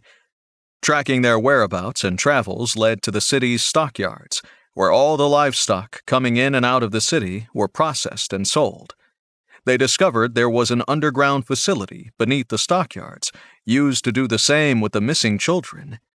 Pulling the laundry wagon into an empty stable near the stockyard, Kay jumped down and pulled the door shut to hide the wagon from prying eyes who might wonder what it was doing there. "This plan still leaves a lot of questions unanswered, Hal," Kay said as Hal climbed down from the wagon and took off his white smock. "Don't get me wrong, so far we've been able to pull off these little raids. That said, I'm more than a little nervous going into the stockyards." Hal tapped his head. "Trust in the luck, Kay." Kay laughed, removing her laundry smock. "You are so weird. You think your luck is stronger than a sword blade?" "I think my luck makes it so I can avoid that sword blade while I deal with its wielder." Hal sopped Kay with a hand on her arm.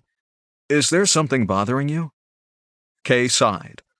"I want to believe in what we're doing. Sometimes, though, I feel like it's all some sort of game to you, like you don't believe anything can go wrong." That made Hal pause. This all seemed so real to him now, and it was reality to Kay. She wasn't the typical NPC companion he'd grown fond of in other games. She had been beside him since the beginning of his journey here in Phantasma. They'd spent weeks together without a break, while Hal tried to find a way to get home. He knew he would value Kay's friendship for the rest of his life. How did he explain to her what was really going on and how he came here? She'd likely think he was crazy and abandon him altogether. Kay had accepted his explanation that some strange magic had sent him to this place, and that he had to find a way to return home. He wasn't sure he could explain a video game to her, or how it might be used to warp his mind into believing he was really here. Kay's response, that he treated it all like a game, made him realize it felt less like a game every day. Hal brought up his various menus from his stats to his inventory to reassure himself. It sure looked like a game to him, despite the very real pain from his wounds and the need to sleep and eat. He saw how he'd become stronger and more proficient in the game over time, and every time the slot machine inside his head started rolling, he knew a saving throw roll was going to turn out his way. Hal decided that while this was a game of sorts, in some strange way it was real too, as real as his own world was.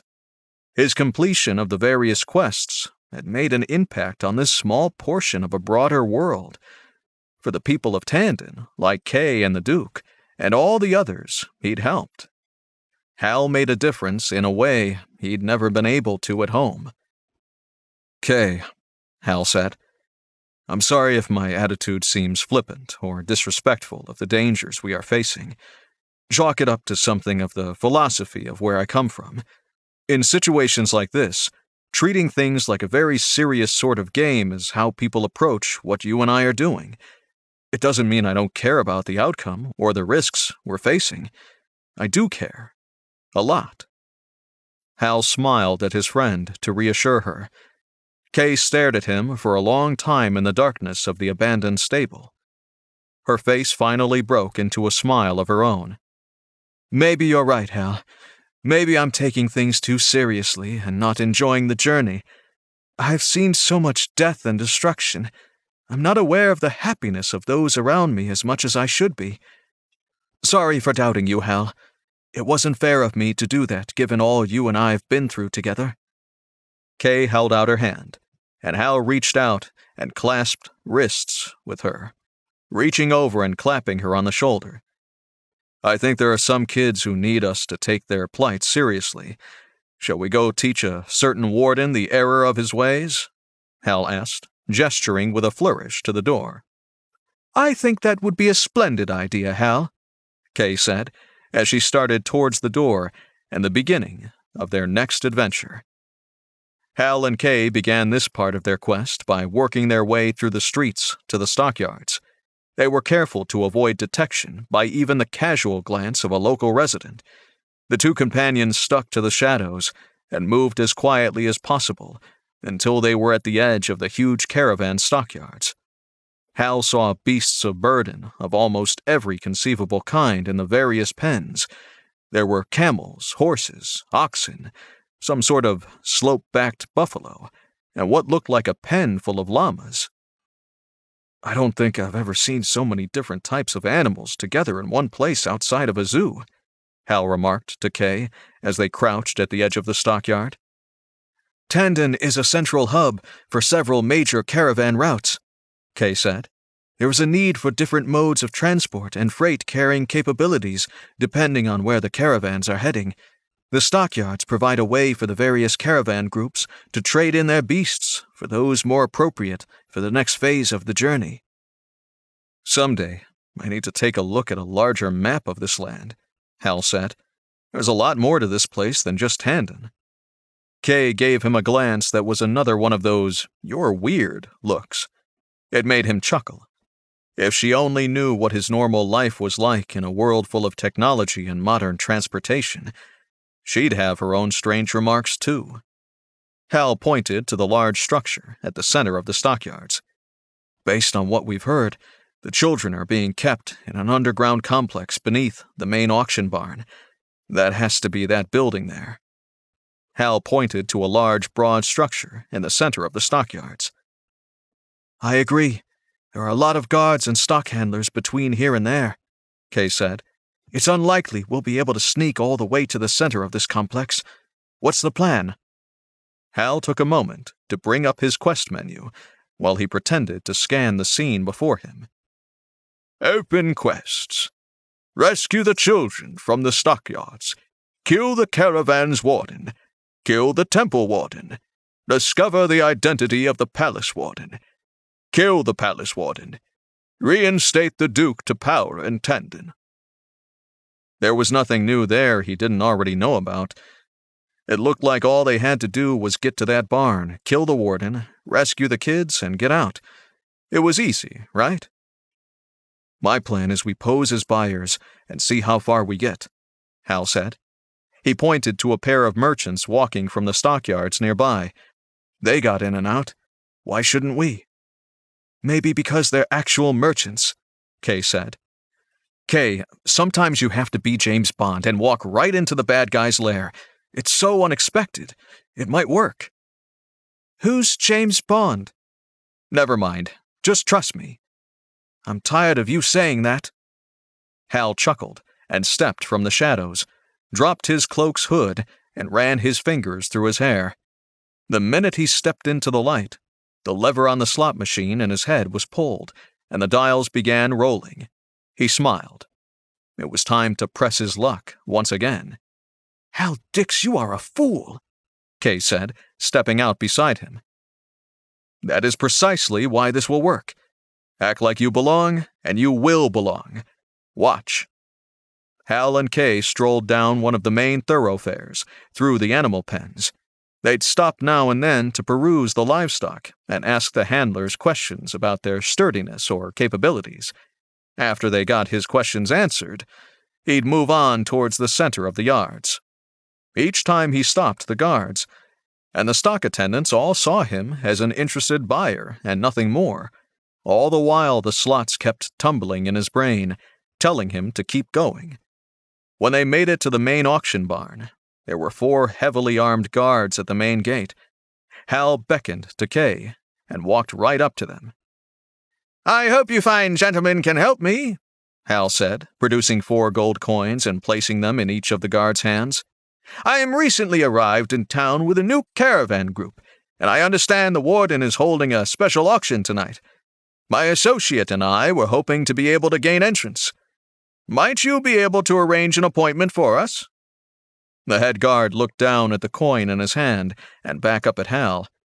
Taking the hint, Hal dropped 2 more gold crowns in the outstretched hand.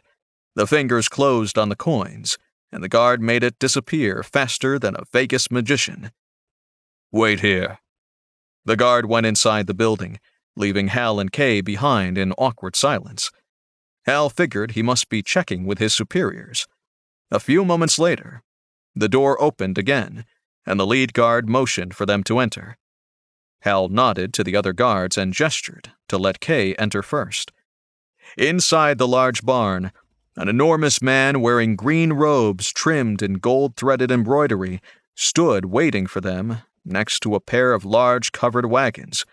Workmen were emptying the contents from the wagons as Hal and Kay were led up to the man in charge. "I am Sadir, the chief auctioneer for the stockyards," the man said, identifying himself. "May I ask how you heard about tonight's special auction?" "Greetings, Sadir. I'm Bruce Wayne. And this is my ward, Dick Grayson. As I told the guard captain outside, we are newly arrived in Tandon on a very long caravan journey from far away. I had hoped to procure some special youthful companionship for the two of us, as is the custom where we come from. We were told that such things are frowned upon here. A few discreet inquiries, though, pointed me in this direction, for which I'm eternally grateful." Hal held out his hand. In it was a stack of 10 gold coins. "I hope this is satisfactory to purchase my auction card, so I might participate in the event this evening, if I'm not too late." Once again, the coins disappeared from his hand faster than his eyes could follow, as the auctioneer snatched them from his outstretched palm. The second the 10 coins left Hal's hand, the rolling slot machine chimed, and he knew they were in. "Of course, sir. This will be more than satisfactory. Come this way, please," Sadir said. The big man turned and started walking across the barn's open floor to an enclosed space up ahead. Hal and Kay followed. There were windows looking out over the auction floor. Hal suspected they were offices of some sort. They reached the smaller enclosed building within the auction barn, and Sadir rapped in a complex rhythm on the door. Hal heard a metal bolt slide back, and a panel in the top of the door slid back, revealing a pair of dark eyes. "Two late additions to the night's auction, Gerald. Please admit Mr. Wayne and Mr. Grayson and show them to their seats." The slot slid closed, and the sounds of locks turning and bolts sliding aside came from the far side of the door. Sadir bowed. "Gerald will show you to your seats, Mr. Wayne. I must attend to other matters before the auction begins. There is food and wine to be had. Just flag down one of the young attendants. I hope your bidding is successful." "Thank you, Sadir. You've been more than helpful," Hal said. The door opened and a burly man in a green robe similar to Sadir's stood inside. "If you gentlemen would follow me, I'll show you to your seats." "Thank you, Gerald," Hal said as he and Kay followed the attendant inside. They crossed the office where Gerald activated and opened a small panel in the wall and pulled on a hidden lever. A portion of the wall slid aside, revealing a hidden stairway down beneath the auction barn. Gerald led the way to a small landing where he pulled another lever in the wall, and the door slid shut behind them. The stone steps descended several flights until it opened into a broad cavern. There was a chill in the air, and not just from being underground. Hal looked out on a broad catwalk that stretched over top a multitude of cells arranged on the cavern floor. There must be more than 50 cells here, and they all looked like they were occupied. Gerald led Hal and Kay along the catwalk, giving Hal ample opportunity to peruse the merchandise on display in the small cells below them. They were all children, one to a cell, and they all stared up at him as he passed, though their eyes all seemed vacant of anything resembling hope. They knew their likely fate, he suspected. "I say, Gerald, are all these children on the block this evening?" Hal asked. "Just the select few, Mr. Wayne. We only sell those who've demonstrated the proper deference to their potential masters. We stand behind our products here, and the warden wants all who purchase here to be satisfied with their property when they leave." "I've heard so much about the warden in my brief time here in Tandon," Hal said. "I hope we get to meet him." "He greets all the guests from the auction floor just before the sales begin. He also mingles in the gallery afterwards to ensure everyone is happy with their purchases. I'm sure you'll be able to meet him then. I'm looking forward to it, Hal said, adding the words, with a sharp blade, in his head. Kay leaned close and whispered in Hal's ear, Hal, if we free these children, we'll never get them all in the laundry wagon. There's too many of them. Never fear, Hal said. I'll come up with a plan. Let's free them first. Escape second. Don't the two sort of go together? Have some faith, Kay. I've got this. Trust me. Kay rolled her eyes and closed her mouth as they neared the end of the walkway. Gerald had walked on ahead and was waiting for them. He stood at a platform overlooking a small amphitheater of about 100 seats. It appeared to Hal that about 40 of them were filled with prospective buyers, like he and Kay. Hal nodded to Gerald and motioned for Kay to follow him down into the seats.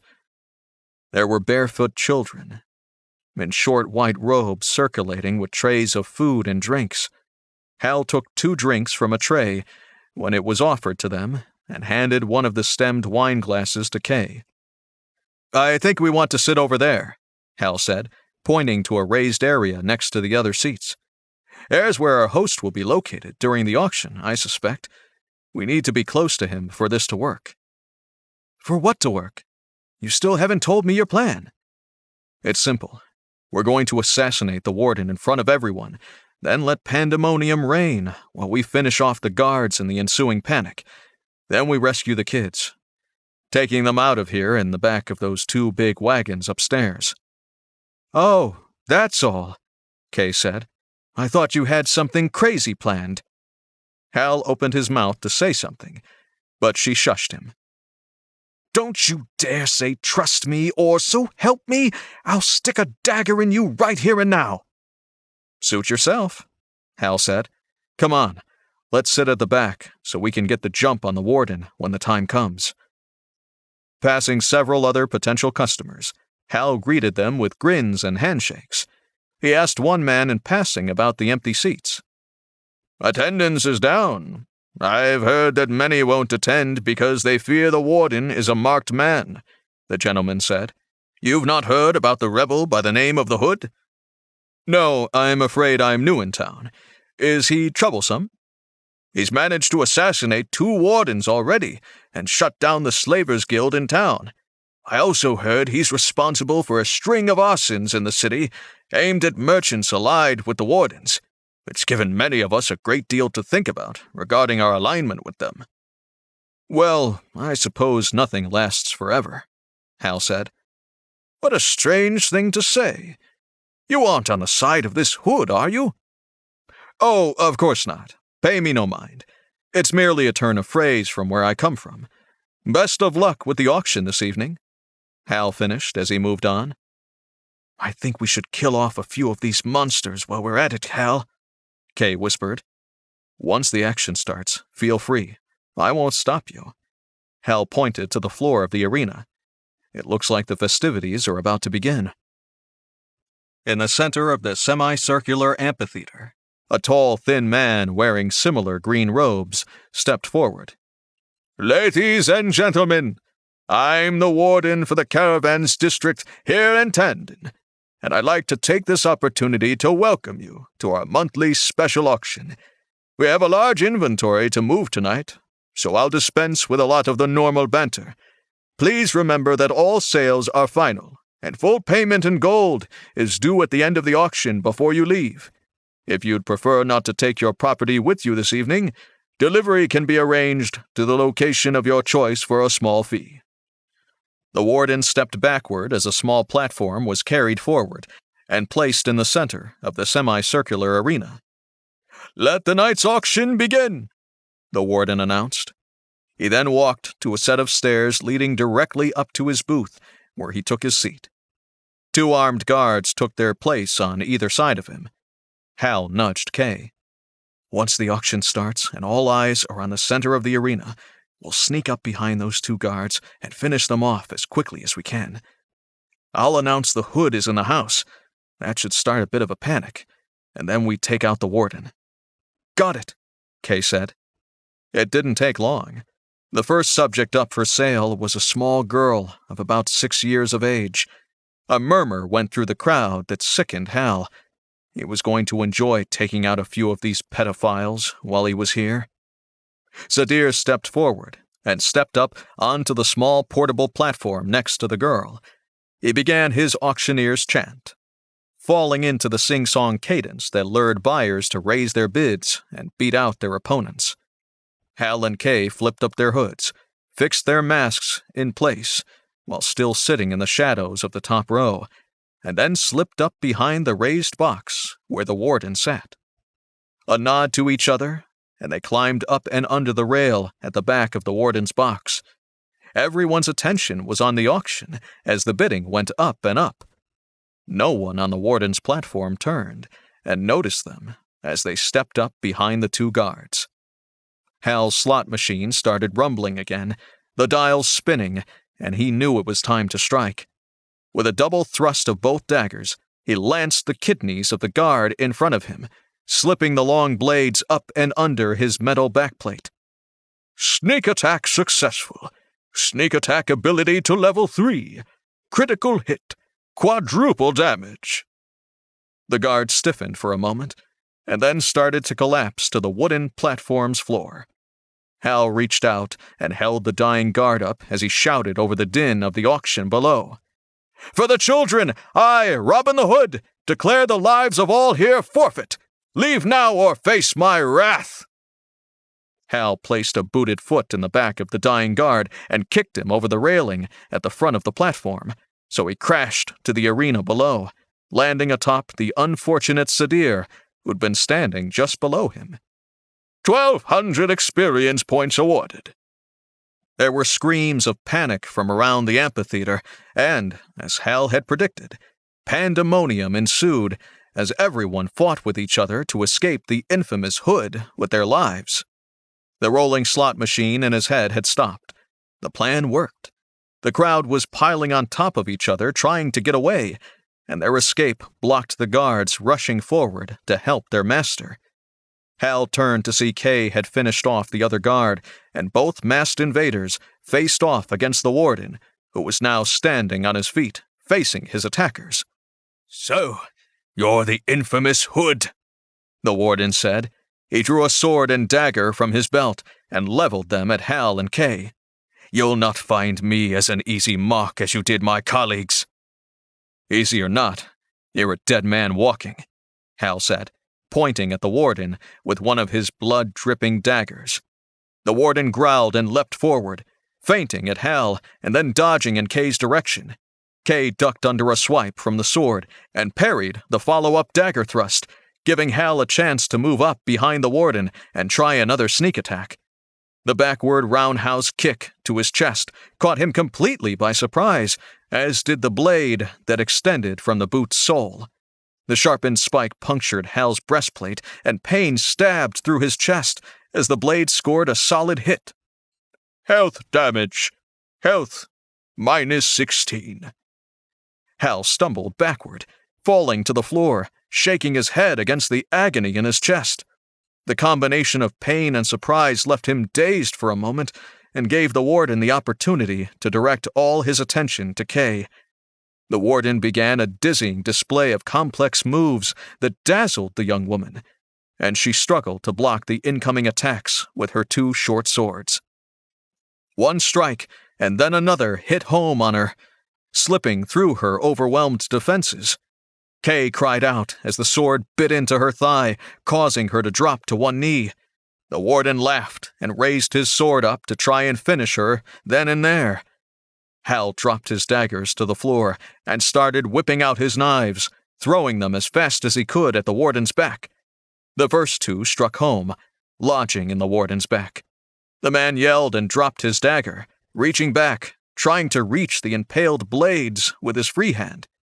More blades whirled in, and two more sunk home. The warden swayed and sunk to his knees in front of the wounded Kay. She tried a weak swing with one of her short swords at his head, but he batted it aside with his own sword. Two more blades from Hal plunged into the warden's back, and the man stiffened again at the impacts. The warden tried to climb back to his feet, twisting to face Hal, but the final two thrown knives sunk into his side as he turned. Those last 2 knives drove the man over onto his back, his arms and legs flailing to try and rise again. Hal climbed back to his feet, gritting his teeth against his pain. He leapt forward to land atop the warden before he could rise again. Holding the point of one dagger against the side of the man's neck, Hal pressed forward, sliding the blade up into his brain. Quest completed. Kill the caravan's warden. 8,000 experience points awarded. Level up. A groan from Kay drew Hal's attention to her. She was lying on her side, blood drooling from her mouth and nose. Hal pulled off his pack and started digging for the healing potions. Popping the cork free from one with his teeth, he tipped the life-giving liquid into Kay's mouth. Come on, Kay. Stay with me. Drink this. It will heal you. I've got 2 more if you need them. Kay swallowed, coughing a little, but managing to get most of the potion down. She gave him a smile as she finished the potion. Her color improved immediately. Hal pressed the second vial into her hands and then tipped his own head back, drinking the 3rd healing potion he found. Healing potion effect. Health plus 16. Out of the corner of his eye, Hal saw 8 of the warden's guards finally work their way through the crowd and charge towards the raised platform.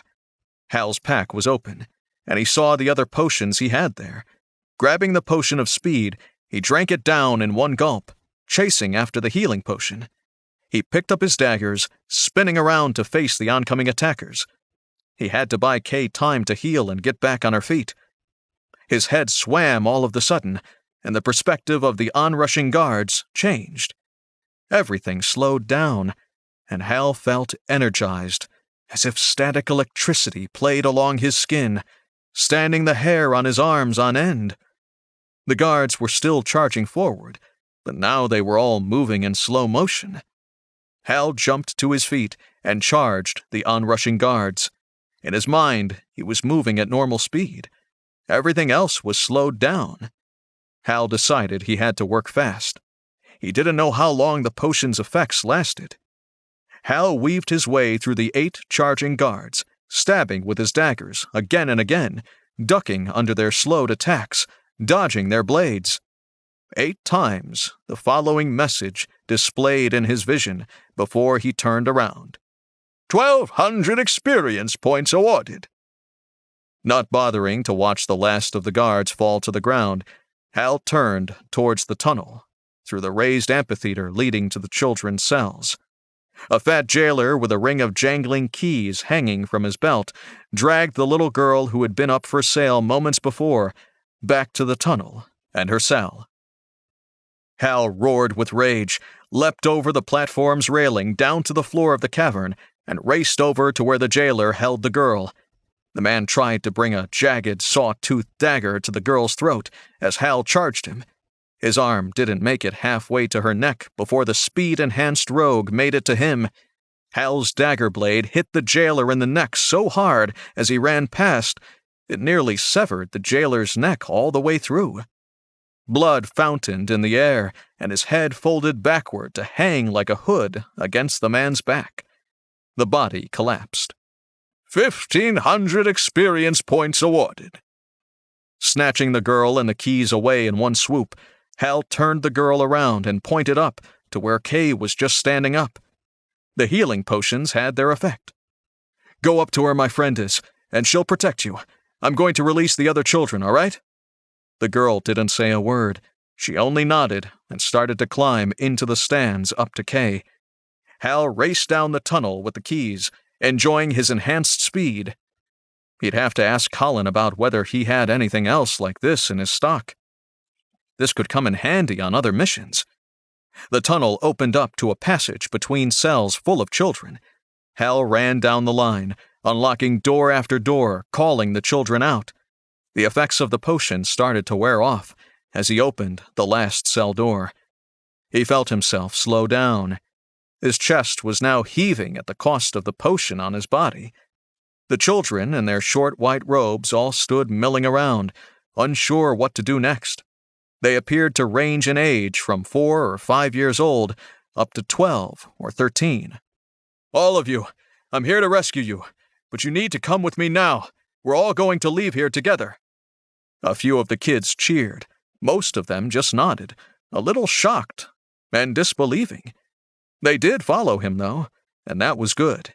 He ran out of the tunnel back to the open stage of the amphitheater to see Kay standing with the little girl. Hal pointed to Kay.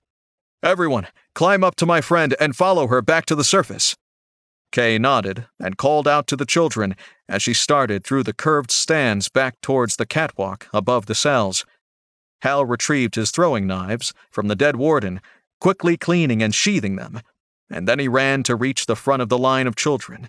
He was sure there would be more resistance by the time they reached the surface. They saw only one more guard on their way up into the barn, and he turned to run away. 2 thrown knives took him in the back and dropped him to the landing at the top of the stairs. 1,200 experience points awarded. "Kay, get all the kids into the covered wagons. I'm going to open the barn doors so we can get out of here." "Got it," Kay said. She started directing the older children to help the younger ones into the 2 wagons. Hal was surprised to see the children almost loaded by the time he opened the doors. He heard shouts from the other side of the building, but didn't see any guards. He ran back and vaulted into the seat of the first of the 2 large wagons just as Kay was climbing onto the other one. Taking up the reins, Hal shook them, so they slapped down on the backs of the 2 horses hitched to the wagon. They lurched forward, slowly picking up speed with the heavily loaded wagons. 4 guards ran in front of Hal's wagon just as he got going, but he barreled through them, scattering the group as they dove out of the way of the rumbling wagon. Hal's wagon took the lead, racing down the broad road between the livestock pens. Kay was just behind him in the other wagon.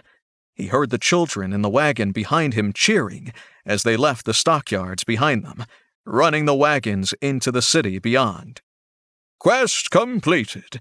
Rescue the children from the stockyards. 8,000 experience points awarded." Hal took a moment on the way to the stable and looked at his stats, allocating his new level points. He increased his speed from 12 to 14, giving him a +3 defense adjustment, and then added a skill level to his acrobatic dodge, bringing that ability to level 6. Name, Hal Dix. Class, Rogue. Level 9. Attributes, Brawn, 14 +3. Wisdom, 8. Luck, 22 +7.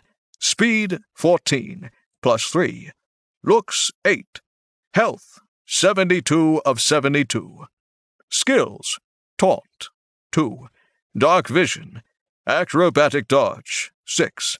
Hide in Shadows, 2. Sneak Attack, 3. Open Locks, 2. Find/remove traps. Experience, 64,100 of 76,000. Chapter 27. Once they reached the empty stable where they'd hidden their laundry wagon, it took 4 trips with the laundry cart to get all the kids back to the harbor district, and to the team of local mothers who'd offered to take the children in. By the time the last load of children was dropped off, the whole district was humming with news of the Hood's latest caper. Besides Griff and the barmaids at the Chum Bucket, now just under 20 people knew Hal and Kay were behind the Hood's capers. It was risky to trust so many with their secret, but Hal had to admit they were doing a fine job of talking up the legend of the Hood everywhere they went. The rest of the city's rumor mill was more than happy to take the matters from there. In less than a day, the whole city knew the Hood had struck again, and wild tales spread of the rescue of hundreds of missing children held by the evil caravan's warden. In 2 days, there were grand descriptions of the supposed duel between the warden and the Hood that lasted for almost an hour. Hal laughed at that last piece of the legend.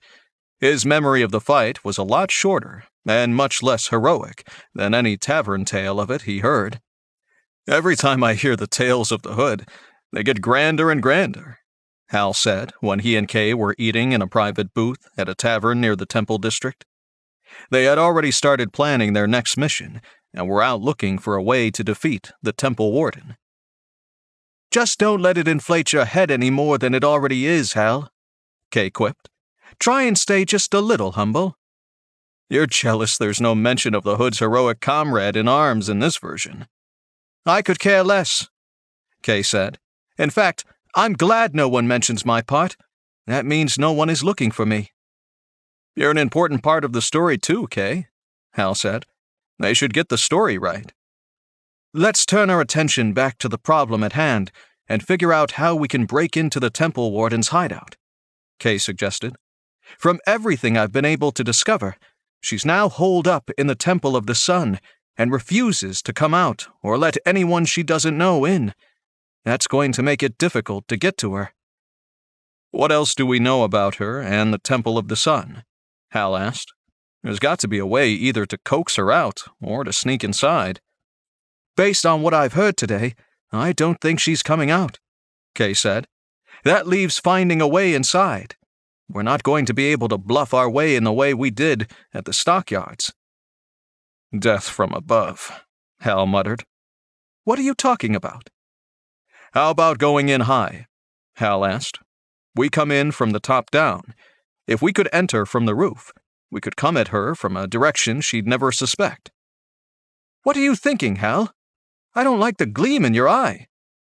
The Temple of the Sun backs up on the palace wall. What if we come down the palace wall at night to the temple roof? Hal said. They'd never expect an attack from that direction. Kay thought about it for a minute. Hal could see she was trying to pull the plan apart. There are two problems I can think of. First, the palace wall is patrolled. We can get into the palace via the courtesan's gate, but getting from the Duke's quarters to the wall above the temple is a long way to go without getting noticed. Second, I'm sure the warden has put guards on the roof of the temple. They might not be looking up for danger, but they'll spot us as soon as we climb down to the rooftop. We could disguise ourselves as members of the Duke's Guard. If we masquerade as a patrol, we could get to the wall and be over the top before anyone spotted us. Hal paused, thinking of the second problem Kay mentioned. He didn't have a good answer. The only thing I can come up with for your second point is to distract the rooftop temple guards in some way. Kay snapped her fingers. Actually, Hal, that's not a bad idea. We might need some help, but I suspect we could trade on our notoriety in the city to create a distraction that would pull the guards away from the palace side of the roof. What sort of distraction are you thinking of? Perhaps we stage some sort of spontaneous riot in front of the temple, Kay suggested. We could ask a group of our friends in the harbor to go to the temple and start something loud and eye-catching at the right time. That might work, Hal said. Let's finish up here and head back. Maybe Griff has some ideas about how we can get people to help us out.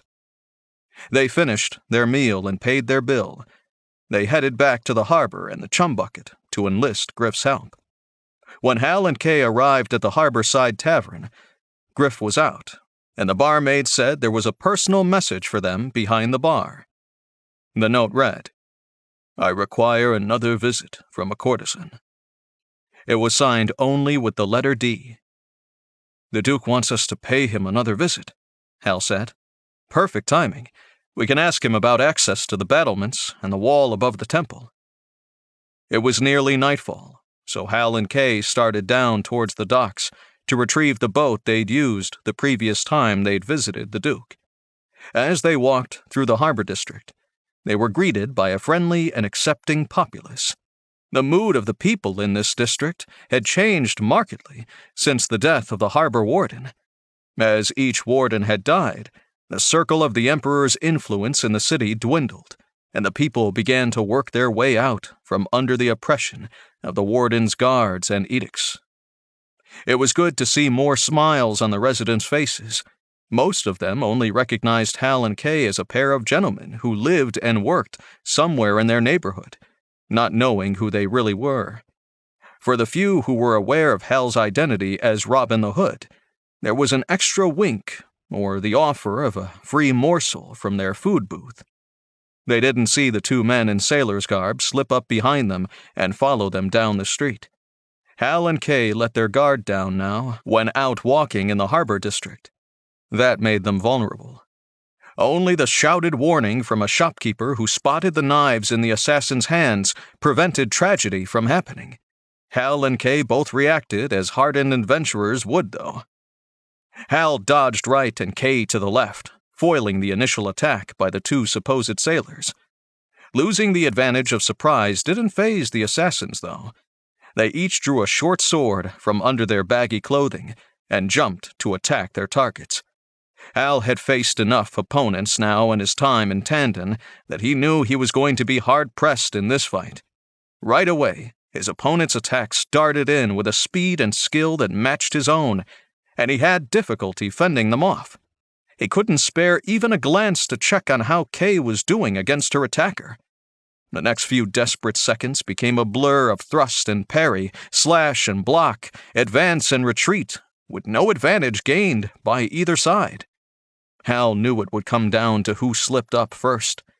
He shot a desperate wish and prayer for the wheels in his head's hidden slot machine to start spinning again. Then, at least, he'd know his luck was in play. In the end, it was Kay who finished off her opponent first, and came to his rescue for a change. As soon as she joined the fight, Hal was able to press the 2-to-1 advantage on the assassin.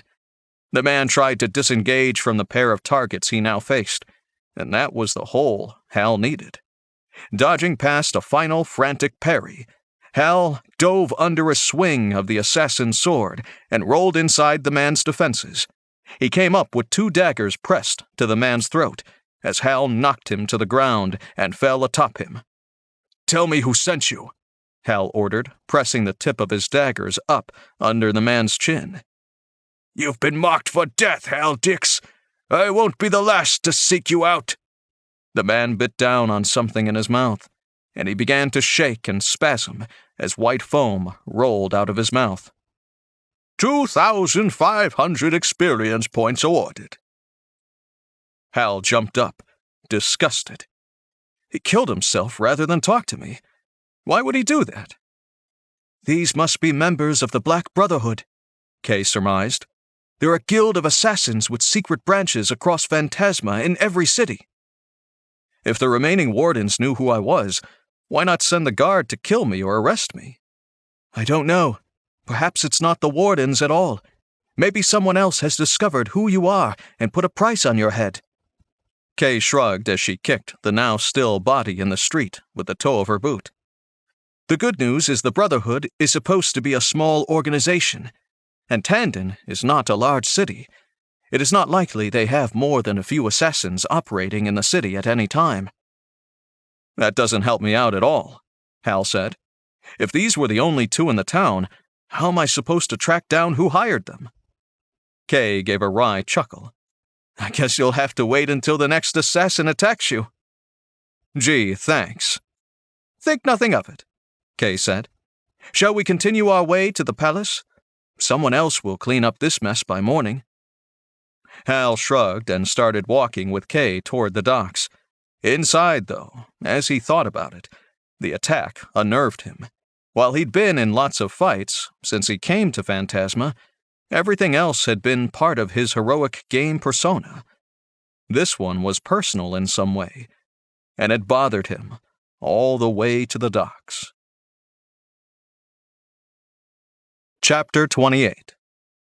After the attack in the street, the short trip to see the Duke was uneventful.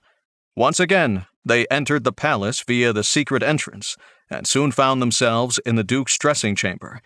He was up waiting for them this time, sitting at a table with a decanter of wine and 3 glasses.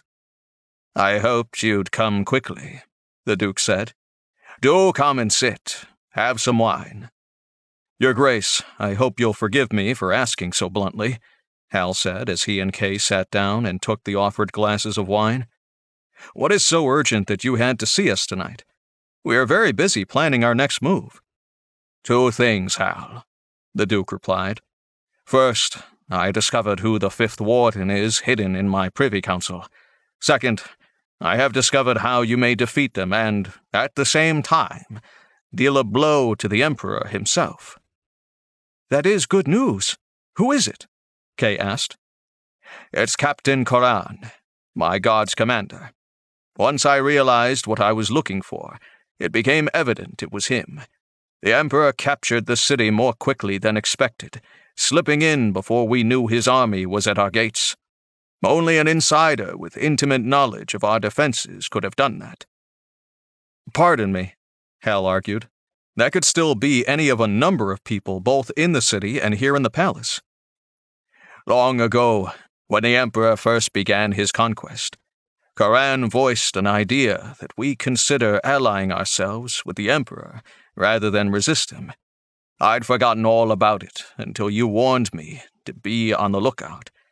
I had a loyal servant search his quarters when the captain was out attending to his duties. He found a hidden box in the room, filled with correspondence to Captain Koran from the Emperor's factors and the other wardens. I'm sure it is him. Hal took a sip of wine and leaned back in his chair. What about the second thing? The plan to bring Koran down and harm the Emperor? This is the best part, the Duke said. In the correspondence was a list of upcoming shipments of tribute from the wardens to the Emperor. It appears things are stretched a bit thin for his imperial greatness right now, and he needs money to continue funding his expanding empire. Koran is to deliver a shipment of gemstones to a ship in the harbor in 2 days' time. If you could intercept that shipment and hold it for me, I'd have the money meant for the Emperor, and you'll have defeated another warden. Isn't the captain a duelist of some notoriety? Kay asked. He is skilled with the sword and has killed and injured many people in honorable duels over the years, but I'm sure you'll find a way to defeat him. Oh, just like that. We defeat the guard captain who's killed hundreds in duels, Hal said. You make it sound so easy, Your Grace. Perhaps you should challenge him yourself and get it over with? That would never do. I'm no soldier. I'm a politician. Hal started to say something disrespectful, but Kay interrupted his train of thought. Hal, this could be a good thing. It will help with our mission to breach the Temple of the Sun's defenses. With Koran out of the way, the Duke could redirect the patrols on the wall to clear the way for our infiltration. Kay is correct, Hal. Once Koran is dealt with, I would once again control the whole palace, including the guard. Hal nodded, lost in thought. He made his decision and held out his hand to the Duke.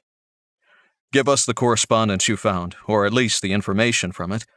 We'll see what we can do to stop this shipment for you. Excellent, Hal. I've already copied the relevant information for you on this paper. Remember, the ship will leave in 2 days, so you must hurry your plans so you may catch Koran in the act of treason. Hal took the folded paper from the Duke and tucked it into a pocket in his cloak. He was uneasy about this for some reason, and he didn't know why. Something didn't feel quite right. Quest accepted. Intercept the diamond shipment. If that is all, Your Grace, Hal said. He and Kay stood up and bowed to the Duke. We'll be on our way. There is much we must do if we're to fulfill this mission for you. They crossed to the panel in the wall and slipped through the secret door once again. Kay was silent all the way down the long staircase to the hidden dock below. It wasn't until they were in the boat and rowing back towards the harbor that she voiced the reason for her silence. Hal, something isn't right about this. I can't say exactly what it is, but I don't think this is a good idea. I'm glad to hear that, Kay. I don't think the Duke is being entirely honest with us for some reason. Like you said, there's nothing I can put my finger on, only that I'm uneasy about this mission.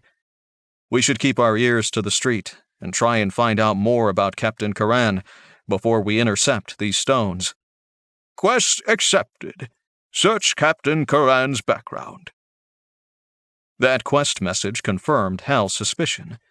There was more to this than what the Duke told them. He and Kay would have to proceed with extreme care.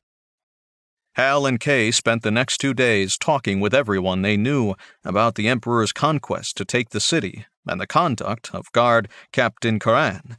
By all accounts, His actions had been honorable and heroic. Julia and Helena, the two women they rescued from the merchant warden, both shared a story about Karan's defense of the city's main gates. They both swore he delayed the Emperor's army for days with his clever plans for the defense of the city. Walking away from their meeting with the two women, Hal shook his head. Something was wrong. The more we learn about Karan, the less likely it is that he's the fifth warden, Hal said. What are we missing? Perhaps the Duke is wrong, Kay suggested. Maybe the real fifth warden hid the damning materials in Karan's quarters to frame him and get him out of the way. That means the palace warden knows the Duke is looking for him, or her, and used Karan as a decoy, Hal said. What about the Duke's comments about Karan's suggestions to join the Emperor years ago? Kay asked.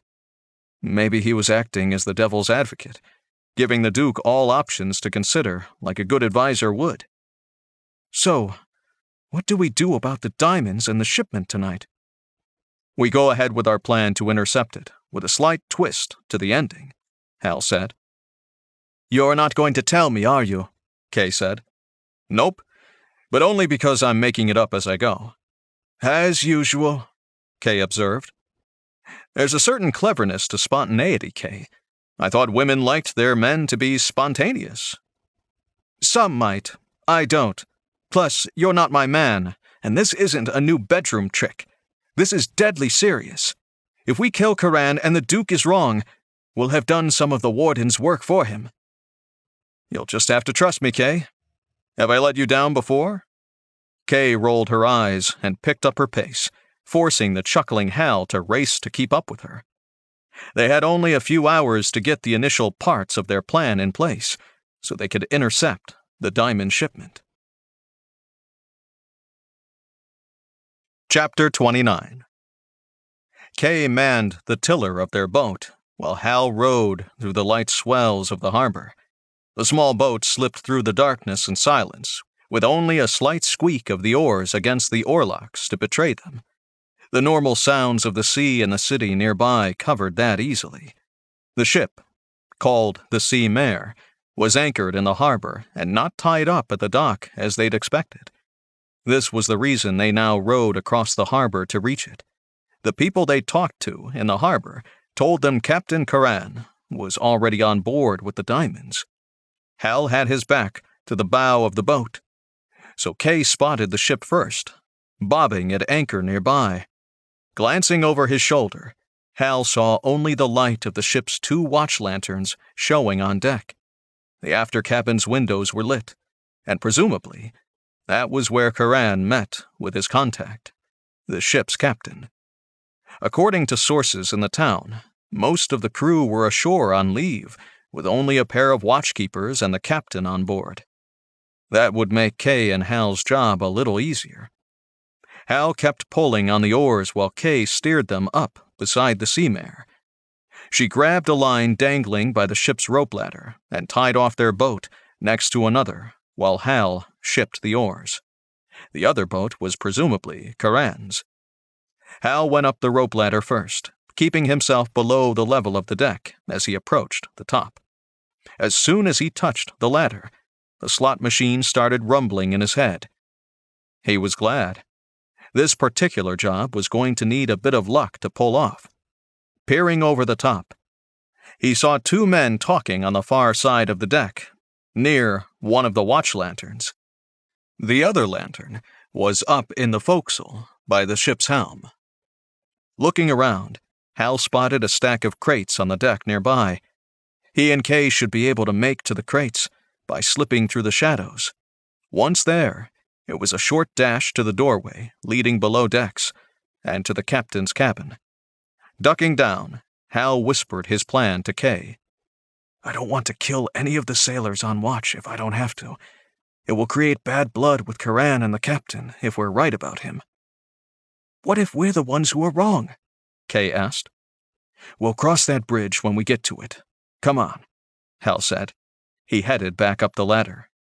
Checking to make sure the two sailors were still talking across the deck from his position, Hal heaved himself up onto the deck and darted to the shadows by the crates. He waited but heard no sound of alarm. Looking back to the side of the ship, he motioned for Kay to join him.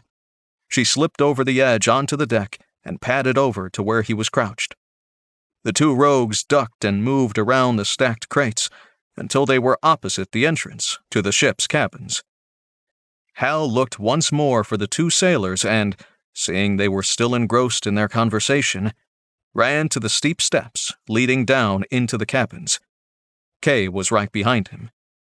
The rolling slot machine still rumbled in his head, and Hal wondered what else he had to do for his luck to keep rolling like that.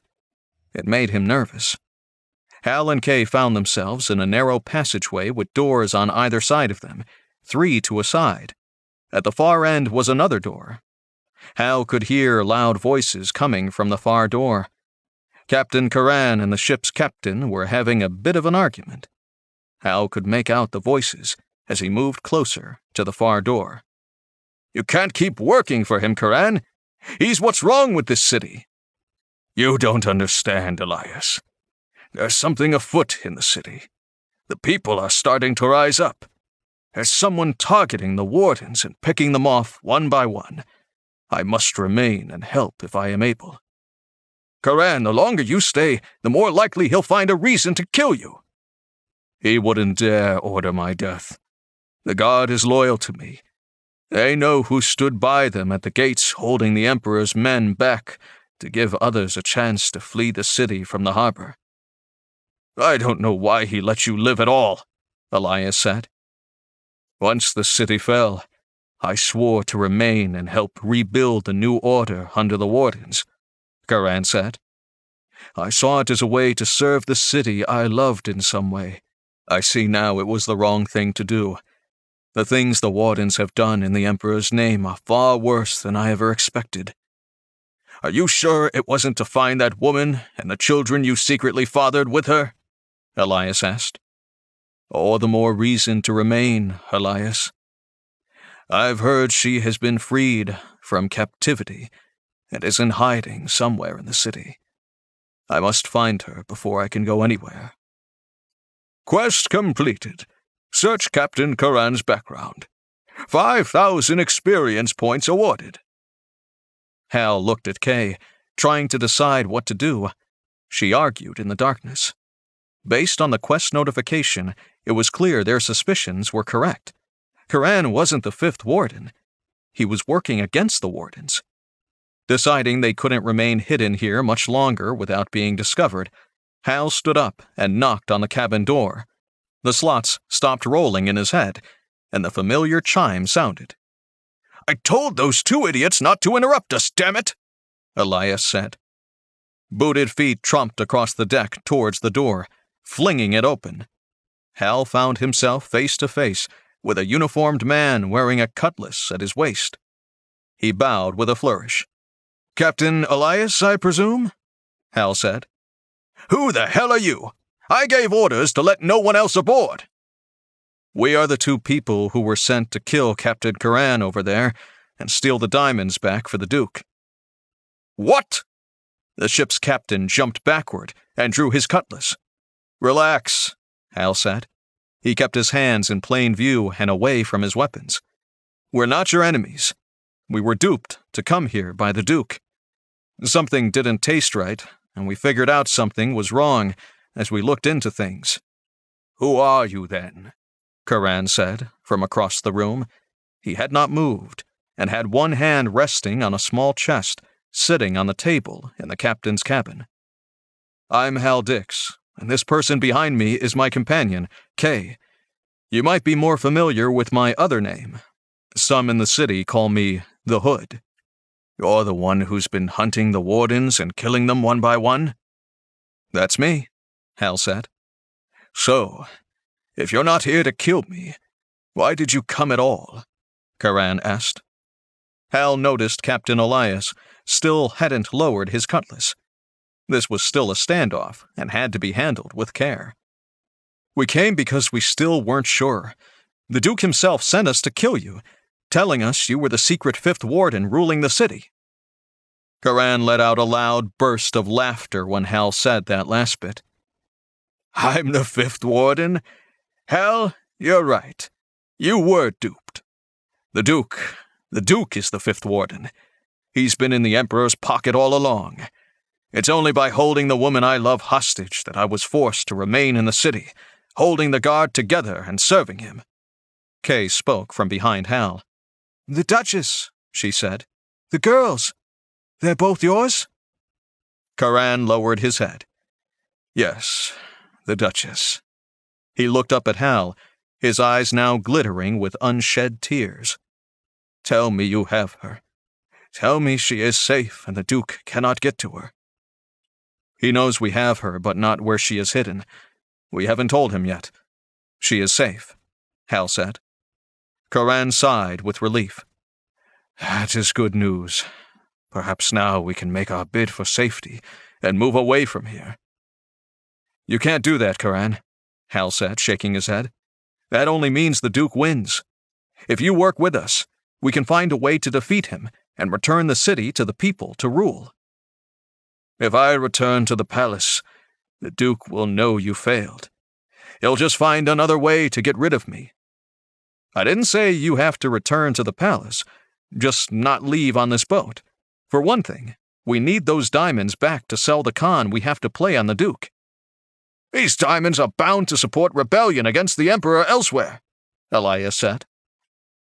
Hal noticed the captain had lowered the cutlass finally. They can still do that. We need to borrow them. That's all. Once we deal with the Temple Warden and the Duke, you can have them back and do whatever you want with them. For now, we take Captain Karan and the diamonds back to the city with us. We'll hide him in the safe house with the Duchess while we take the diamonds to the Duke. Kay stepped forward. One thing bothers me about this whole situation. If the Duke is secretly supporting the Emperor, why work with us to kill off the other wardens? Because he wants it all for himself, Karan said. Before the Emperor came, he never liked sharing rule with the nobles in the Parliament. He was happy to see them all put to death and their families sold into slavery after the Emperor took the city. When the other wardens were put in place alongside him in power, the Duke couldn't say no, but he didn't like it at all. But if some upstart from the lower classes started killing off the wardens for him, who was he to say no? He could claim to be ignorant and then kill you in the end, saving the day for the Emperor, leaving the whole city under his rule. He's a devious bastard, then, Hal said. He's been playing us since he saw us at Selena's weeks ago. He saw how successful we were at evading the Warden's forces and decided we were the perfect pawns for his plan. Then it's time for us to play him in return, Kay said. Now we get him to help us for a change, before we turn the tables on him and return this city to the people. We're definitely going to need the diamonds, Captain. They are essential to us getting our deception to work. Karan and Elias exchanged glances. The ship's captain nodded, and Karan picked up the small chest on the table and carried it over to Hal, handing it to him. Here you go, Mr. Hood. Take the diamonds and make your plans. We're with you. Quest completed. Intercept the diamond shipment. 5,000 experience points awarded. Level up. Hal smiled and took the chest. They'd exposed the final warden. It wasn't who they'd suspected it would be, but that didn't matter. They had exposed the hidden cards in play, and now they had the upper hand. It was time to move to put the final steps in place to defeat the Emperor's wardens, once and for all. Hal and Kay walked back to the chum bucket as the sun began to rise over the harbor. The smile on Hal's face showed his mood to all who saw him. Hal, you can stop grinning now, Kay said. It's starting to get creepy. I can't help it, Kay. I'm happy. Did you see the Duchess's reaction when we showed up at her door with Karan? I don't think I'll ever forget that look between the two of them, not as long as I live. I get it, Kay said. We did a good thing and discovered everything we hoped to discover. We still haven't succeeded. There are still 2 wardens to eliminate, and the final one is going to be the hardest because he's been preparing for us all along. We'll figure it out, Kay. We always do. Don't you dare say trust me?" Kay growled. Hal laughed. "You keep saying that. Seriously, Kay, we can do this. We've done the impossible time and again. We're walking proof it can be done." "So where to?" "First we rest. Then we eat. Then we go tell the Duke we have his diamonds. And we killed Captain Curran," Hal said. "He's not going to be happy when he realizes we're playing him." "I know," Hal said. "It's going to be great." Chapter 30.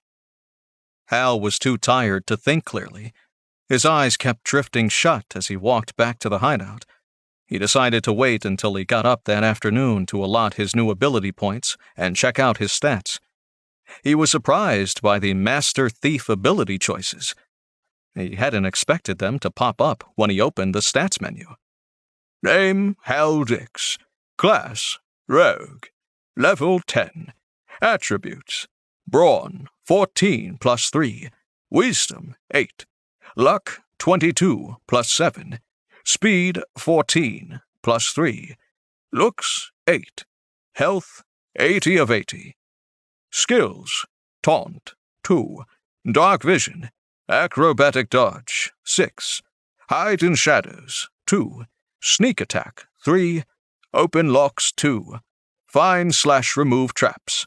Experience, 76,600 out of 140,000.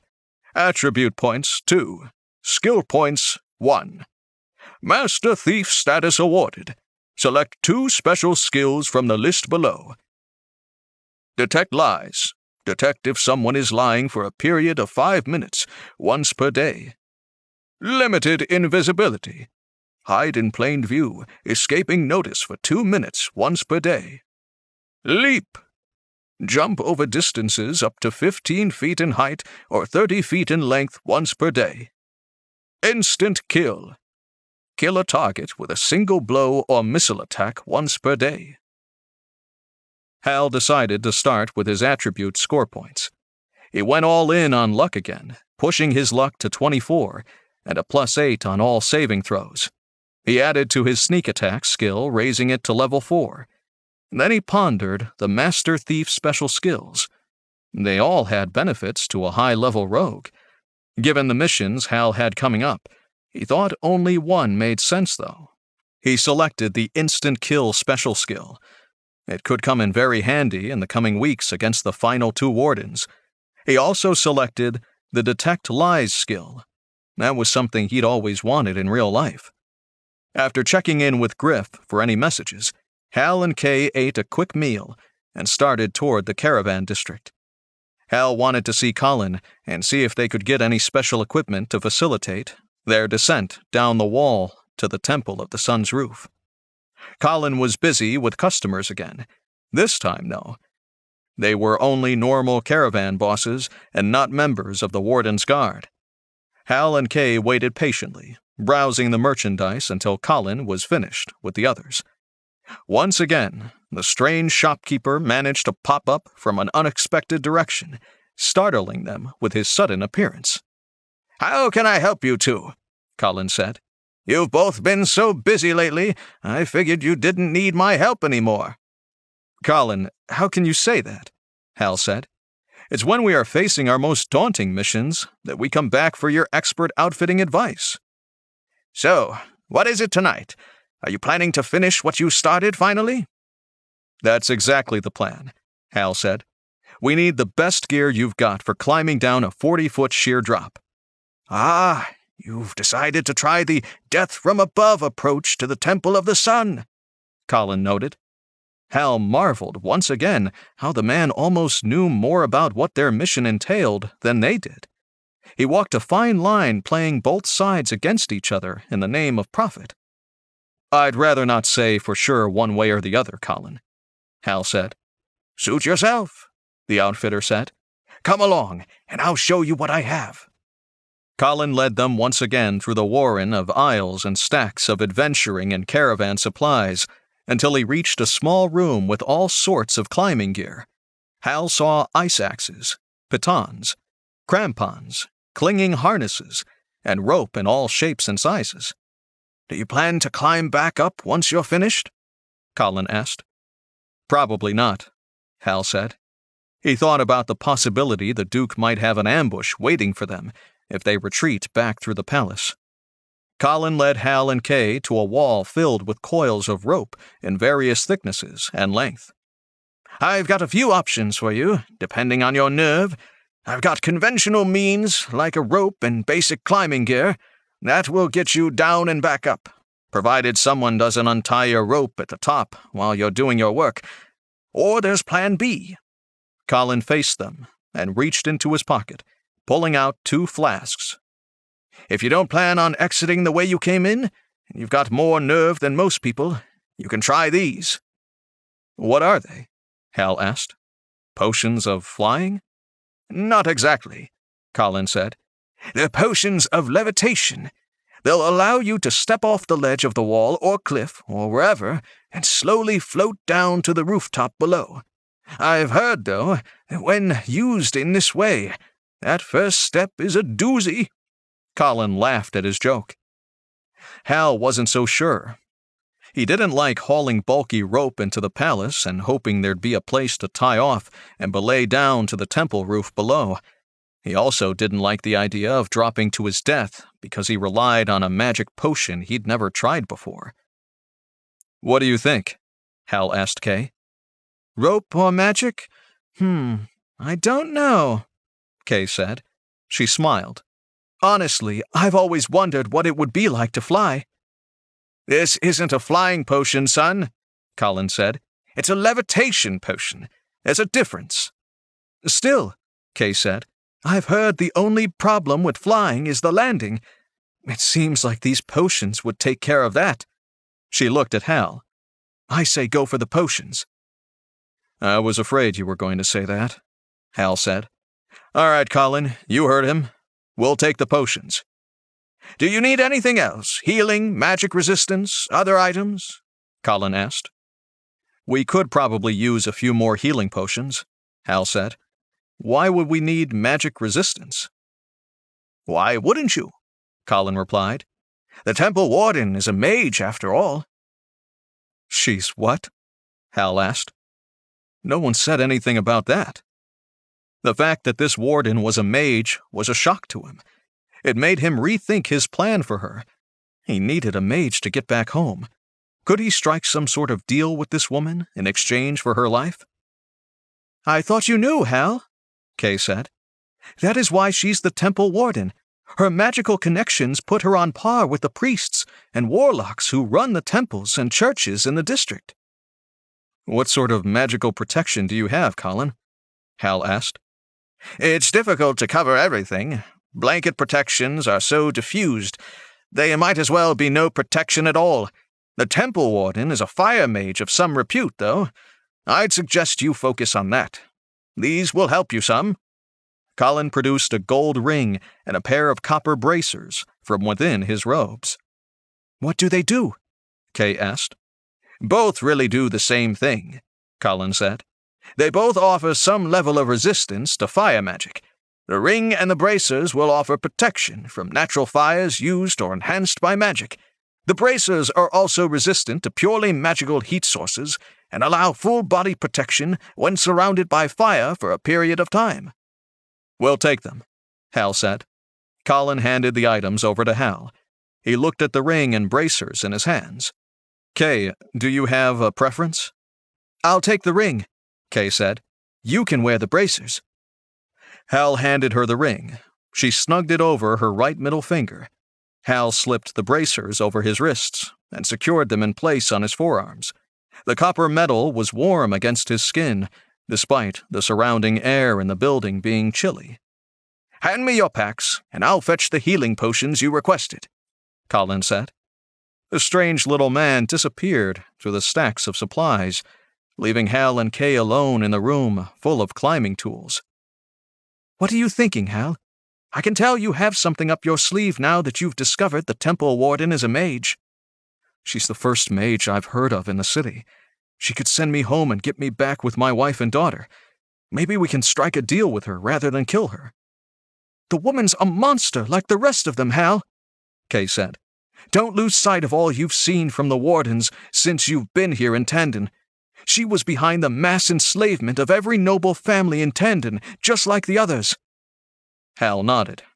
He had seen the horrible things the wardens were capable of, from Selena's bodies left as a message for him, to the horrible conditions of the slavers' compound and the children's auction. He kept it all in mind, just as he weighed all of it against the chance to return home to Mona and Carrie. Colin's voice sounded out of the air, crackling a bit like over a set of old speakers. "I have other customers to attend to. You can pick up your bags at the front entrance. Leave your remaining gold as payment in the bowl atop the sales counter by the door." Kay and Hal worked their way back to the entrance. They got turned around and lost several times, but eventually turned up at the front doors of the Caravansary Outfitters. Their leather backpacks sat on the counter next to a shallow silver bowl. "I don't know about leaving all this gold laying here in the open like this," Hal said. "Anyone could walk in here and scoop them up." "I don't think you need to worry about that, Hal. I think Colin is well protected against common thieves." "I hope you're right," he said, slipping into his pack straps and settling them on his shoulders. Hal pulled out the small pouch of gold from his belt and dumped them out into the silver bowl. The bowl glowed with a silver-white light for a few seconds, and the gold pieces were gone. 1 second they were there, and the next they weren't. "I guess that answers that question," Hal laughed. "I told you not to worry," Kay said. "Come on, we still have to organize our diversion with Karan and Griff. Plus, we still need to get to the Duke and tell him what happened with the diamonds and Karan last night, or at least our version of it." Hal smiled and followed her out the door. Once outside, he pulled up his inventory menu and checked his supplies. "Leather pants, cotton shirt, leather boots, all-weather cloak. Studded leather armor, +2 to defense. Braces of fire resistance, +2 to save versus fire spells and effects. Steel dagger, 2. Throwing knives, 8, +1 to attack/damage. Leather backpack, flint and steel, whetstone, lockpicks, climbing grapnel, sturdy rope, light healing potion, 2, potion of luck, potion of levitation." It all looked good to him. Colin had replenished the healing potions he'd used at the stockyards, and he felt like they were ready to take on the last 2 wardens. Their trip back to the harbor was quick and without incident. Since the death of the caravan's warden, the city was easier to traverse. The temple warden had pulled her limited forces back to her fortified location in the temple district, and the guards of the other deceased wardens were without leadership. Most of the guards for the other wardens had deserted as soon as their masters were killed, so there were very few guards out roaming the city. Those Hal did see on the way back to the harbor that night seemed less haughty or sure of themselves. They didn't stop or accost anyone as they patrolled. The city was a different place from when Hal first arrived. Their meeting with Karan at the Chum Bucket turned into a larger party than expected. Karan organized a reunion of retired palace guardsmen and women. They all wanted to help Karan take back the city. Hal and Kay laid out their plans in 2 parts. First, they needed Karan, Griff, and the others to stage a noisy disturbance outside the Temple of the Sun's main gates. That would lure the guards on the roof to the front of the building and away from where Hal and Kay descended from atop the palace wall. The second half of the plan was for Hal and Kay to open the outer gates of the temple to allow Karan and the retired guardsmen to swarm in and assist with taking the temple from the warden. It was the second half that was key to the whole plan. Hal was sure the warden had surrounded herself with plenty of protection. They would need the extra manpower to occupy the temple guards, so the 2 of them could find and kill the warden. It didn't take long for Karan to organize his armed resistance for the night. All that was left was for Hal and Kay to trick the Duke into getting them onto the battlements above the temple. Chapter 31. Karan's body was lost? The Duke said, his voice incredulous. I'm afraid so, Your Grace, Hal said. At least we have to assume he is. We killed him on the boat, and his body fell overboard. He was in his armor and sank right away. The Duke fumed and paced within his dressing chamber while Hal and Kay looked on. I had not planned on this. You two have failed me. I needed his body as proof of his death and treachery. It makes me wonder if you have what it takes to see this through to the end. Do not doubt our resolve to see the end of the final warden, Your Grace, Kay said. We are ready to finish her and free your city from their evil influence once and for all. How can I know this when you failed in your previous mission? We only failed in one aspect, Your Grace, Hal said, defending his position. We killed Karan and stopped the diamonds from falling into the Emperor's hands. That should count for something. We cannot be held accountable for pure dumb luck of losing the body. Unless you can control that luck, Hal failed to add. I suppose you did rid us of the hidden palace warden, the Duke said. Now there will be no one to counter my rule once you rid us of that evil woman holed up in the Temple of the Sun. Which brings us to our next request, Your Grace, Hal said. What is it? We'd like you to divert your guards from the western battlements, Kay said. We need them to be clear for the rest of the evening so we can use them to descend down to the roof of the Temple of the Sun. Once there, we'll deal with the final warden for you. The Duke smiled. I wondered how you'd penetrate her defenses. Are you going to climb down to the warden's fortress from above? That is bold. We believe she'd never suspect that avenue of attack, Hal noted. It should give us the element of surprise. That will be a surprise, the Duke said, glee over the prospect spreading a smile across his face. How will you get down from the battlements? It must be 30 feet or more down to the temple's roof. I suppose we must leave that to be our secret, Your Grace, Kay said. Call it a professional courtesy. We rogues must not give up all our methods. The Duke chewed on that answer for a moment. He didn't like being told no. Still, he was so happy about the prospect of being rid of the final warden, he shook his head and waved it off. I suppose I can let you have your little professional secrets, if you must. So, when does this little mission take off? If you can call off the guards tonight, we can go immediately, Hal said. We think giving her more time to prepare will only work against us. I can make that happen. It will take me an hour, maybe a little more. Slip back into the secret passage and wait. I will come and fetch you when I've arranged for the guards to vacate the western battlements. Kay and Hal nodded and left the dressing chamber, retreating back into the secret passage behind the wall, while the Duke left by the door to the rest of the palace. Do you think he fell for it? Hal asked once they were inside the passage. I think so. We did a good job of stroking his ego and desire for power, Kay replied. Now the hard part begins, Hal. This is it.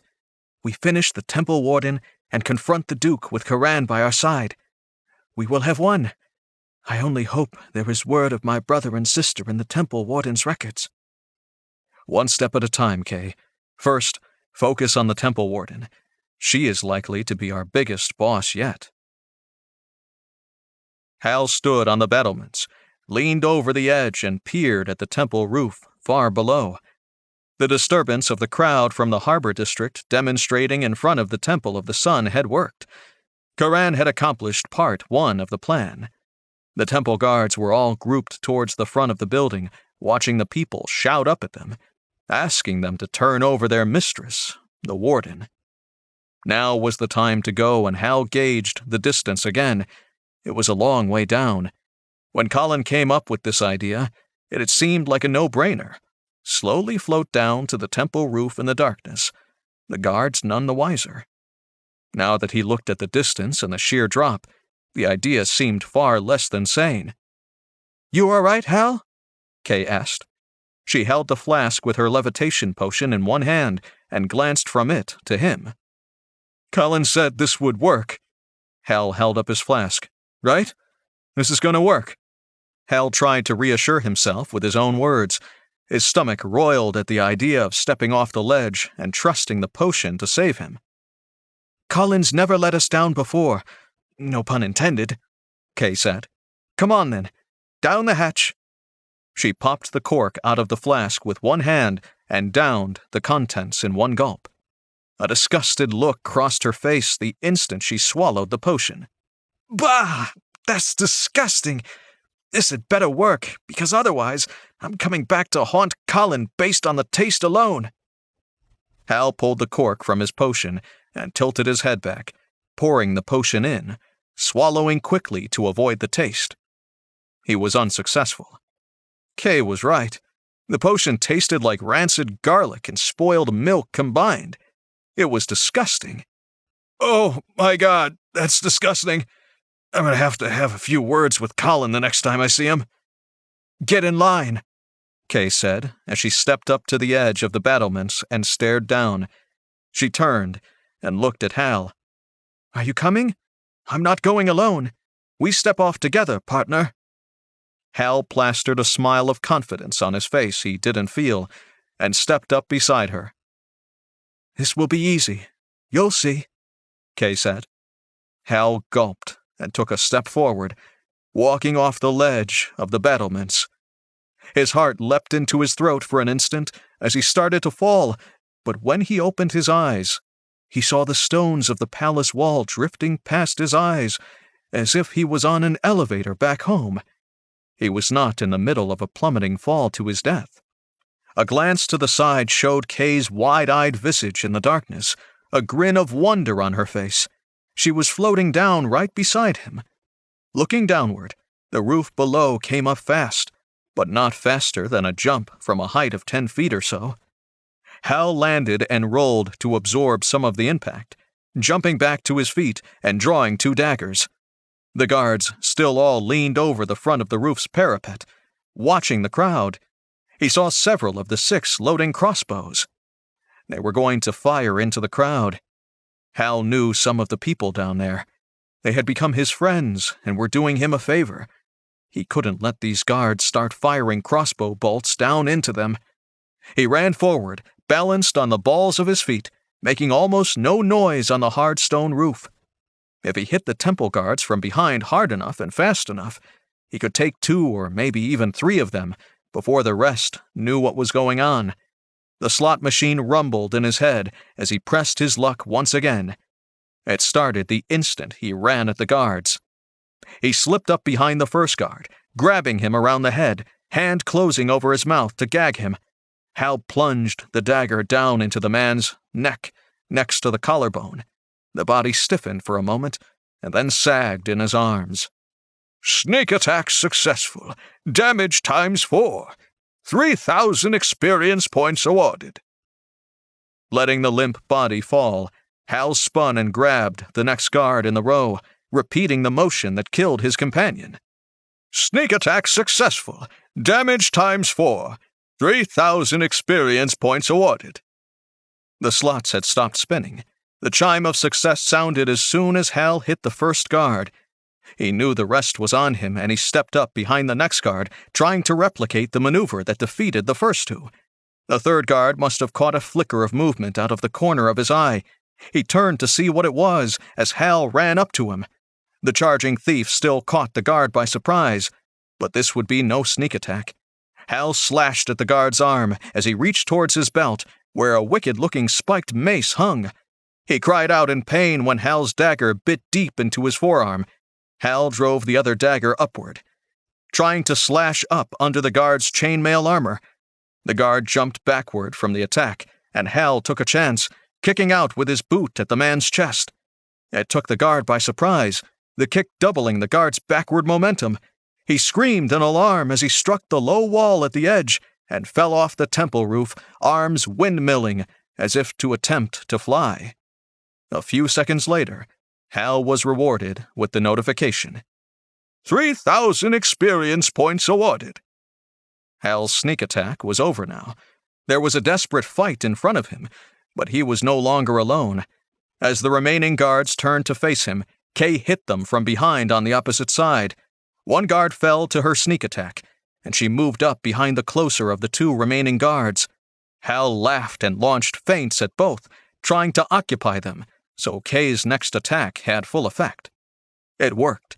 As Kay took down the first guard, Hal launched his attack at the second, diving in under the distracted guard's defenses. Hal came up and landed a double attack with his daggers. The guard stumbled back, sorely wounded, trying to keep both his attackers in front of him. He didn't have far to go. His back was soon at the parapet. Knowing he couldn't retreat anymore, the guard did the only thing he could do. He attacked. A flurry of desperate blows from the mace flew at Hal, and he found himself backing away, fending them off. The guard turned his attention away from the retreating Hal and attacked Kay, driving her backward. This guy was good. Hal darted in and scored a quick thrust from behind, making the guard spin around. He delivered a two-handed roundhouse swing with the spiked mace. It almost took Hal's head off. He managed to use his acrobatic dodge skill to roll back out of the way. It took him away from the attack again, though, and the guard turned his attention back to Kay. They were whittling away at the final guard, but they needed to finish this before someone noticed the commotion on the roof and came up to investigate. Hal climbed back to his feet and ran at the guard, tackling him around the waist and knocking him to the hard roof. The mace went spinning away into the darkness. Atop the guard now, Hal plunged his daggers down into the man's back several times, piercing the chainmail shirt and stabbing into the flesh beneath. The body beneath him spasmed several times and then lay still. 3,000 experience points awarded. You all right? Hal asked Kay as he got back to his feet. Yes, you? I'm great, Hal said, flashing a grin. Let's find the roof access door and get down into the temple. Kay nodded and started towards the middle of the roof, where the high domed ceiling of the central temple sanctum rose upward. That had been how the general temple layout was described to Kay and Hal when they'd inquired about the interior floor plan from a few people who'd worshipped there in the past. Their sources didn't know about anything but the main entrance and the grand central sanctum, but at least that gave Hal a starting point. All the other rooms had to be arranged in a circle around the sanctum's center worship area. Circling the central dome, they found the trapdoor leading down into the temple. Hal drew 2 throwing knives and nodded to Kay to lift the door while he prepared to attack anyone who was down below. The small room below was empty. A simple wooden ladder was fixed to the wall leading up to the trapdoor. The remainder of the room seemed to be for storage. There was dusty and broken furniture scattered around the room. It looked like a path to the roof ladder had been hastily cleared for the guards they'd just killed. That was good news as far as Hal was concerned. It probably meant that few people came up here, or used the room below them. Hal knew with a glance at his character stats that the levitation potion was still in effect. He stepped into the opening and floated down into the room. Kay soon joined him below. Listening at the door, Hal heard nothing from the other side. He nodded to Kay and tried the handle, pulling the door open. There was a long, curved passage beyond stretching in both directions. Several windows were visible in the wall opposite the storage room doorway. Because of the curve around the central dome, Hal couldn't see in either direction very far. That worked both for and against them. It kept them hidden from a distance by any temple guards. On the flip side, it also allowed guards to come very close to Hal and Kay before they'd be detected. Which way? Kay asked. I don't think it matters. We don't know where the warden is hiding. This passage is probably a big circle. We'll end up back here eventually if we keep going. All we can do is start checking rooms. The first room after the storeroom was a small room with a bed and a small chest of drawers in it. Hanging from pegs in the wall were 2 red robes with hoods. Here, Hal said, handing one of the robes to Kay. Put this on. We'll be able to move around better with disguises. Hal pulled the other robe over his armor. It was a bit tight across his chest, but it would do better than running around in their black leather armor. Kay had to fold her robe and gather it at the waist with a rope belt to make it fit, without tripping her when she walked. "Come on, let's keep searching," Hal said. Wearing their new disguises, they stepped out into the corridor and began to search the rest of the rooms of the upper-level passageway. They found several other storerooms and many more of the monastic cells, where priests or monks in the temple must sleep. None of them were occupied. There was also a broad stairway down to the next level.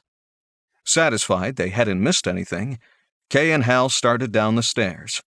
A red-robed priest, no, it was a priestess, came up the stairs walking past them. They nodded as they passed her by. As they went past the woman, Hal wondered how they'd know the warden if they saw her. He was pretty sure she wasn't the woman they just passed. The warden wouldn't be walking unattended, and there was no way she lived in one of the tiny rooms up above. Still, it was a reminder to him how blind they were to what they planned to do. What they needed most was information. Hal leaned towards Kay. "We need to capture one of these priests and question them about the warden's whereabouts." "Let's go back and get that priestess who just passed us," Kay suggested.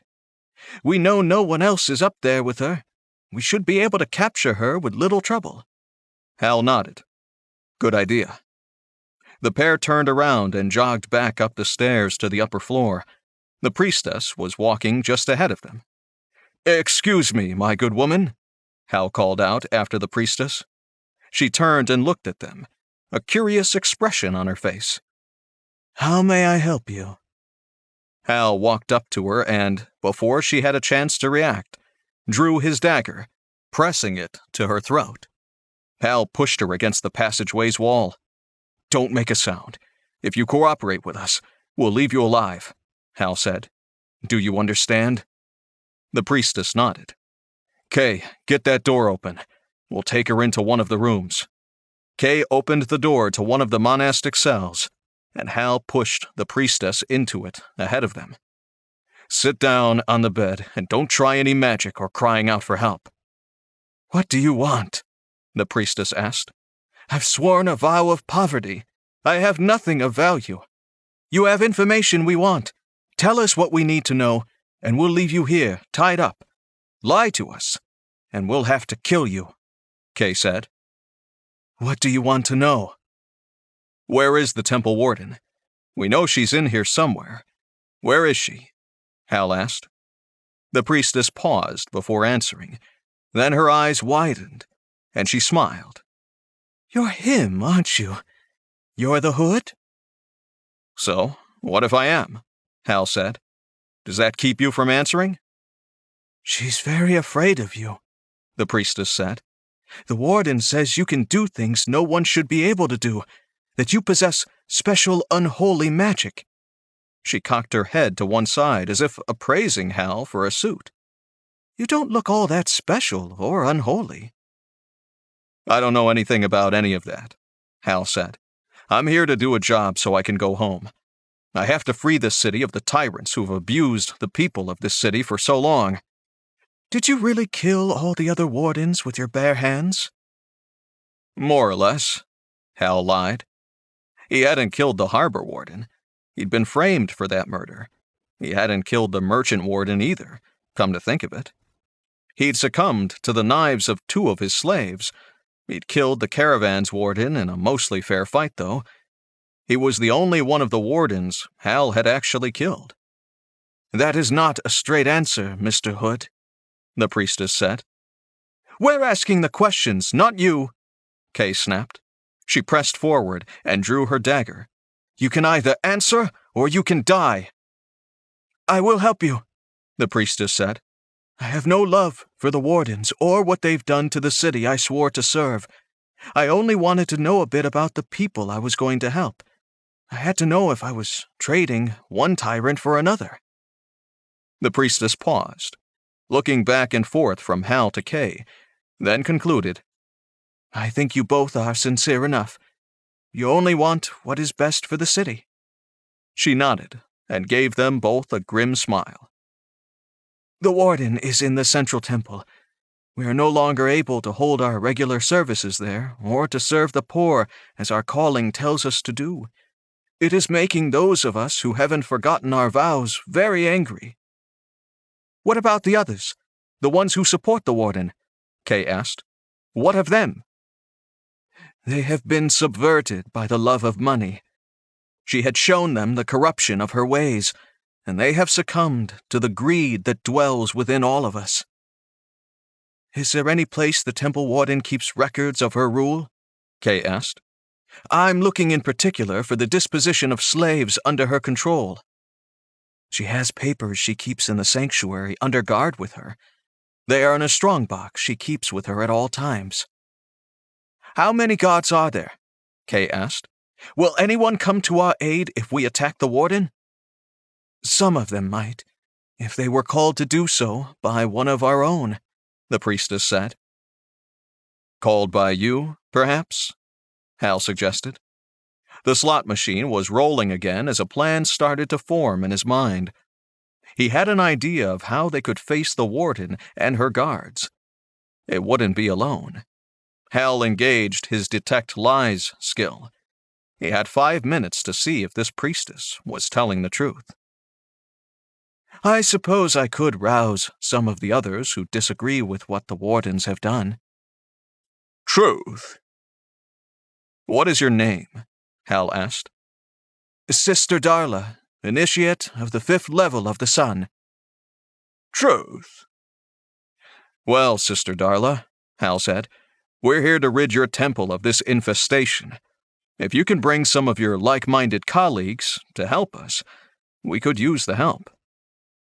"Hal, can I have a word with you?" Kay said.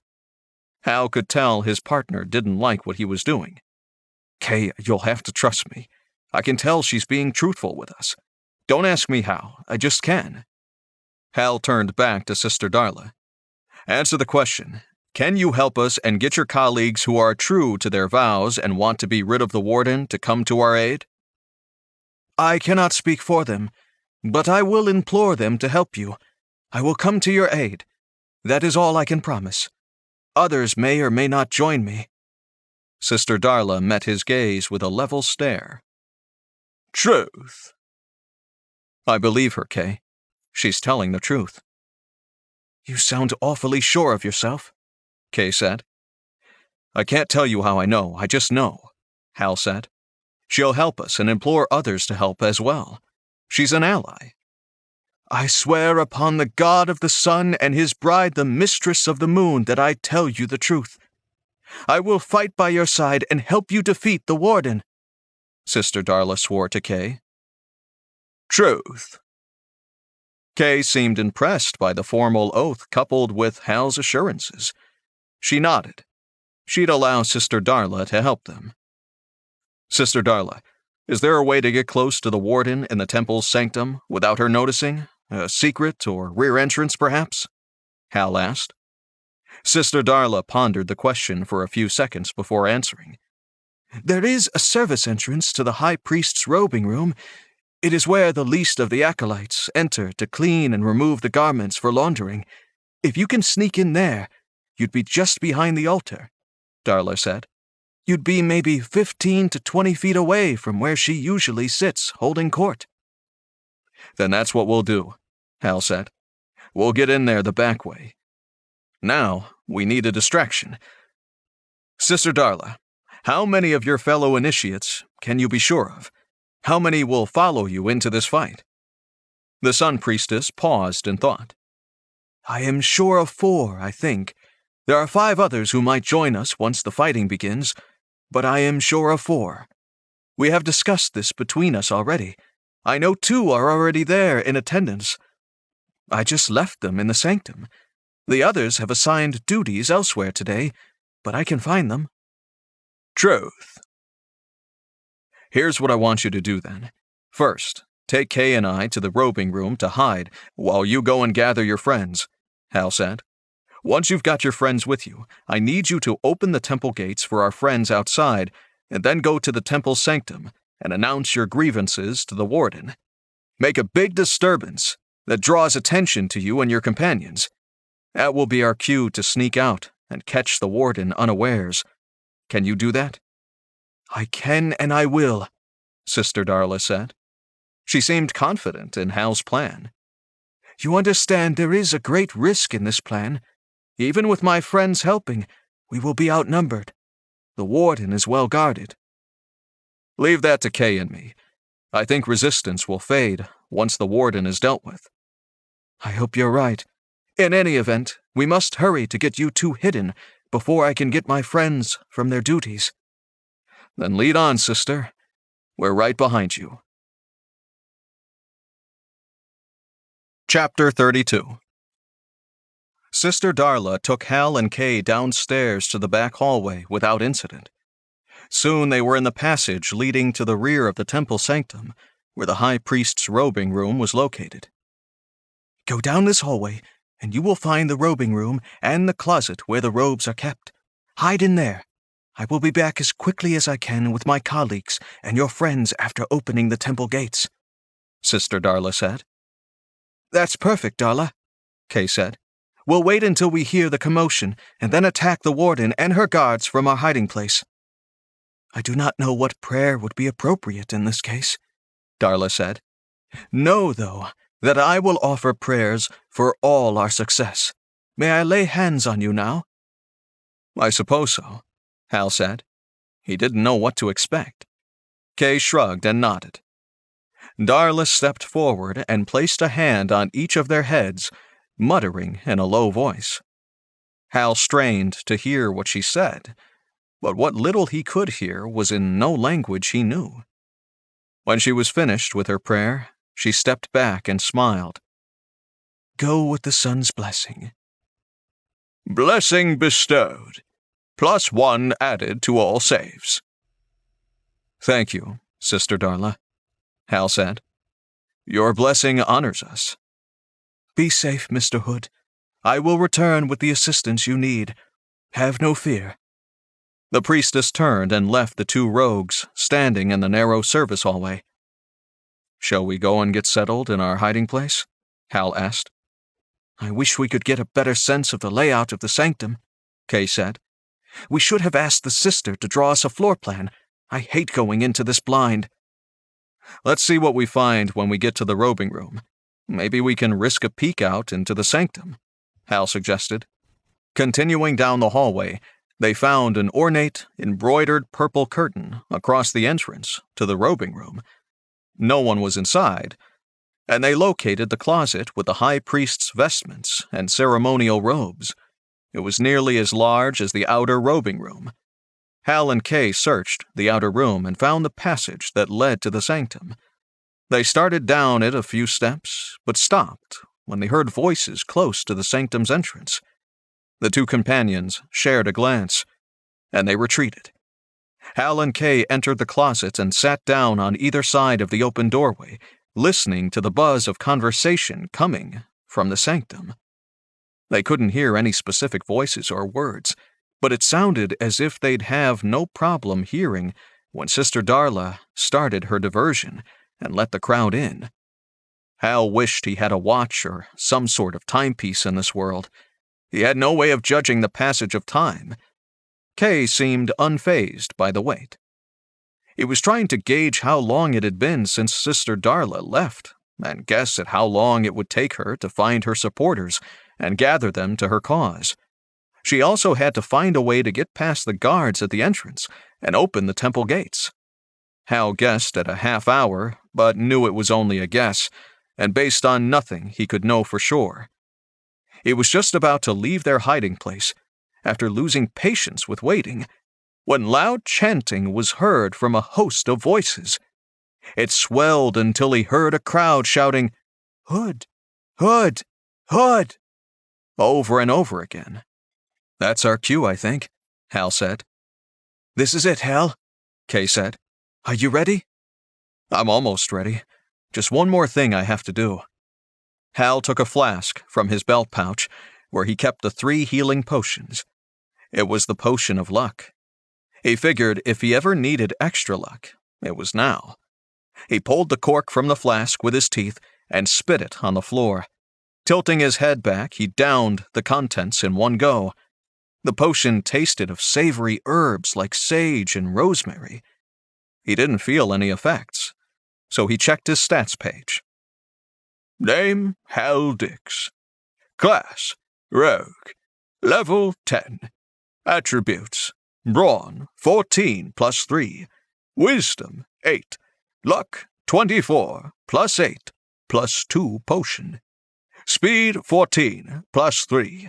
Looks, 8. Health, 80 of 80. Skills, Taunt, 2.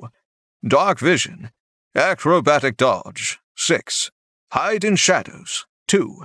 Sneak Attack, 4. Open Locks, 2. Find/remove traps. Master Thief Skills. Instant Kill. Land an attack while engaging this skill and instantly kill the target. Detect Lies. Detect if someone is lying for a period of 5 minutes once per day. Experience. 88,600 out of 140,000. Spotting the additional luck modifier in place, Hal smiled. Let's go. I'm ready now. The slots started rolling in his head again as soon as they started down the passage. They both still wore the red robes. It might help them get closer to the warden. They were ready to cast them off as soon as the fighting started. Hal had a dagger in one hand and a throwing knife in the other. He was ready for anything. Kay had her short sword out with the blade held down at her side, partially hidden by her robes. The shouting voices got louder, and then the two of them entered the temple sanctum. There was a large marble altar directly in front of them. On the far side was a small boxed-in seating area. It was surrounded by a low, ornately carved wooden wall, with a gate that faced the congregation area with its row of pews. Hal spotted the warden as soon as they walked in. She had to be the woman in white and golden robes, seated in the boxed-in area. She was pointing to the crowd and speaking to a temple guard captain standing next to her. On either side of the boxed-in area were a double rank of guards armed with crossbows and maces. There were 6 to each side, 12 in all. On a shout from the guard captain, Hal saw the guards level their crossbows at the crowd of people, about to fire the armor-piercing bolts at unarmored flesh and bone. It would be a massacre. He had to do something. Hal threw off his robes and jumped up onto the top of the marble altar.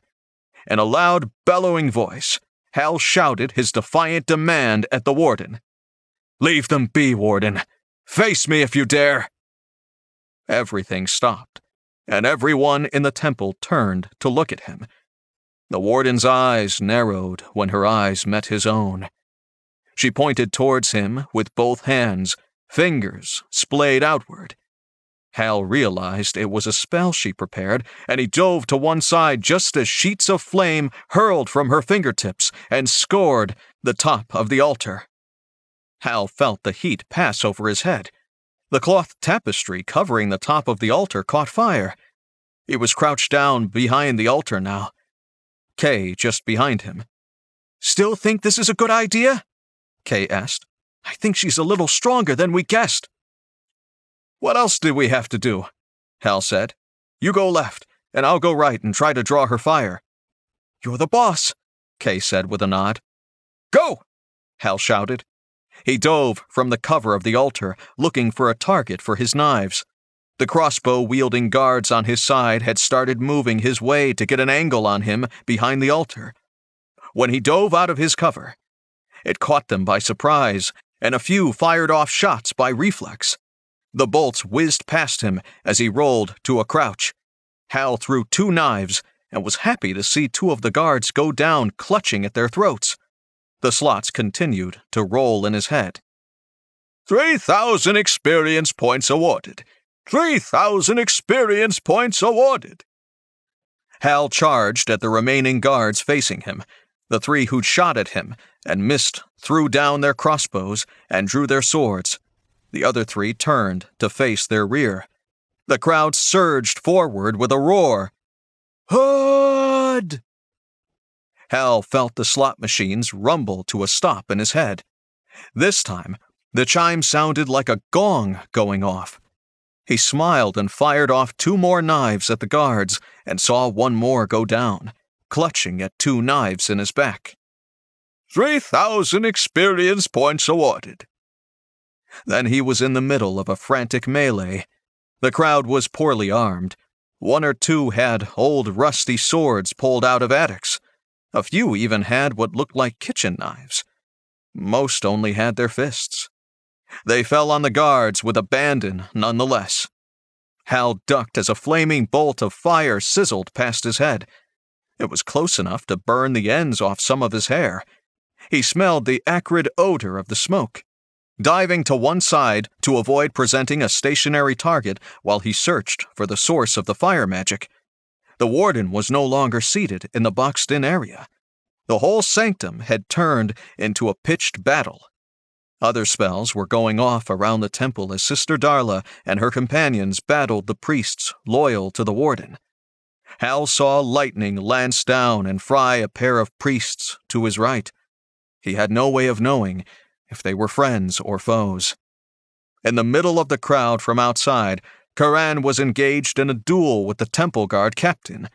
A flash of light to his right drew his eyes. He spotted the warden.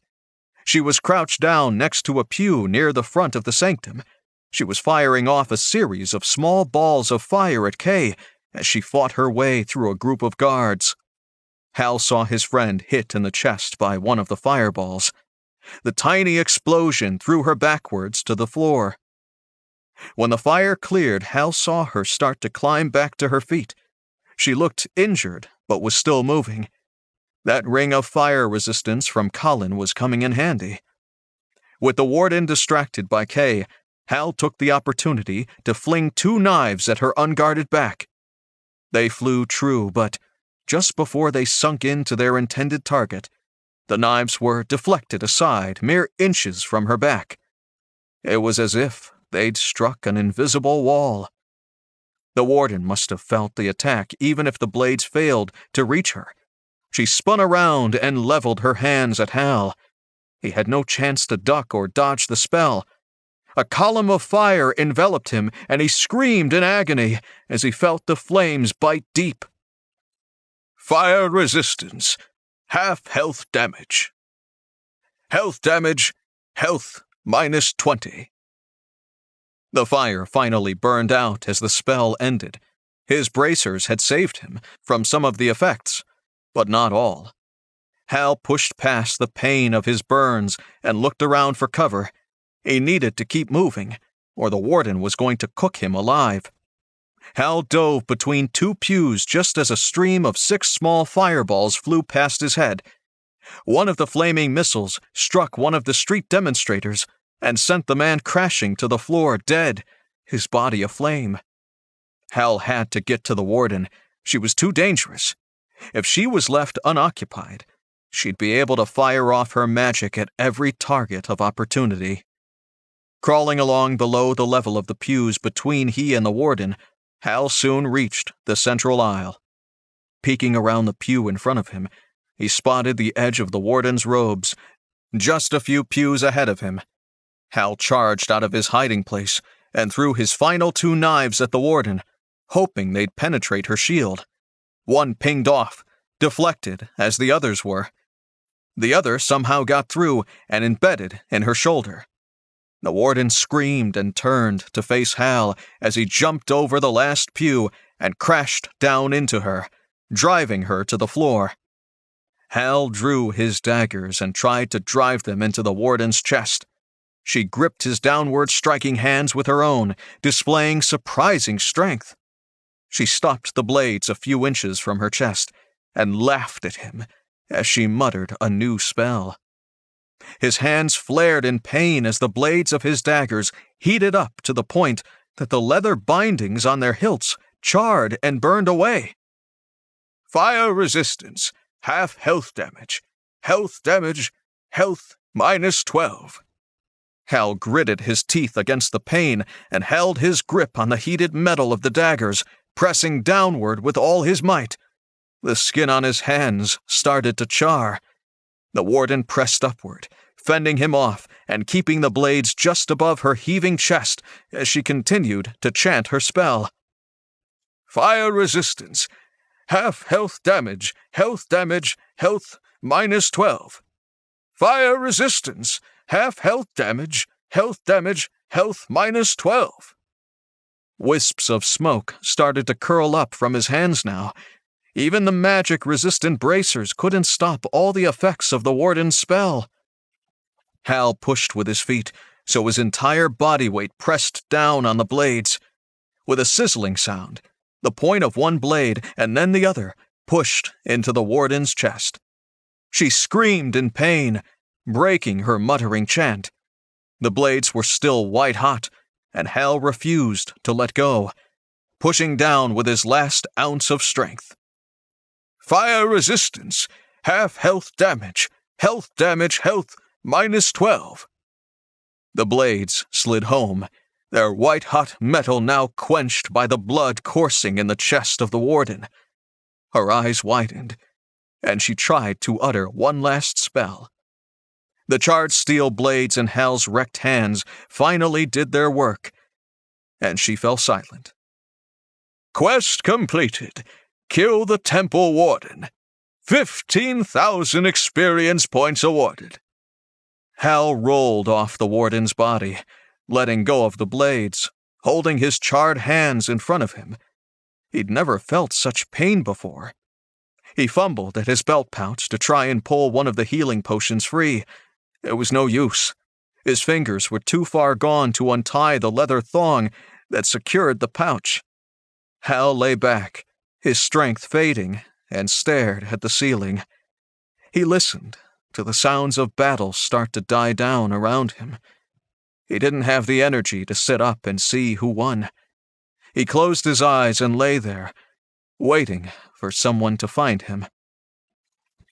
Would it be friend or foe? Hal! Oh my God! Hal, your hands!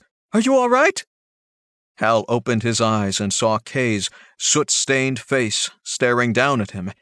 He managed a small smile, ignoring the pain. Did we win? Hal asked. Yes, we won, Hal. Now shut up and let me get you some help, Kay said. She pulled at his belt pouch, opening the flap and pulling a healing potion free. Kay held one up to his mouth. Drink this, Hal. It will help you feel better. Hal coughed a little but managed to swallow the familiar peppermint health potion. Some of his pain went away immediately. Healing potion effect. Health plus 16. Stay here, Hal. I'm going to help with some of the others, Kay said. As Kay moved to provide some care to more of the wounded, Hal forced himself up on one elbow and looked around. He saw Sister Darla tending to some wounded commoners nearby. Karan was talking to several of the temple guardsmen who'd surrendered and sat on the floor nearby with their hands on their heads. Hal overheard the captain as he explained how they could gain their honorable parole. Hal approved. Perhaps they were forced to fight for the warden. Darla had not been on the warden's side even though she was inside the temple. Looking over at the warden's body on the floor next to him, Hal saw the twisted, melted hilts of his daggers protruding from her chest. He'd been through a lot with those old blades. They were beyond repair now. The two daggers would have to be sent to a bladesmith to be remade if he ever wanted to use them again. Feeling naked without a weapon, Hal reached out and picked up one of his throwing knives from where it had fallen earlier after striking the warden's shield.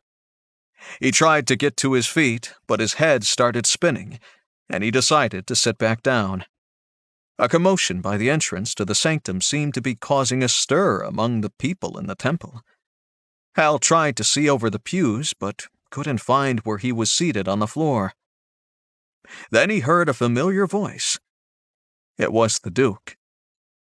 Round all this rabble up. They are all traitors to the city and the Emperor. We must make a public example of them. Hal palmed the throwing knife, sliding it up his sleeve, hiding it from view. palace guards came down the aisle, pulling the commoners who'd helped take the temple from where they sat or stood into custody. Karan pointed to the guards.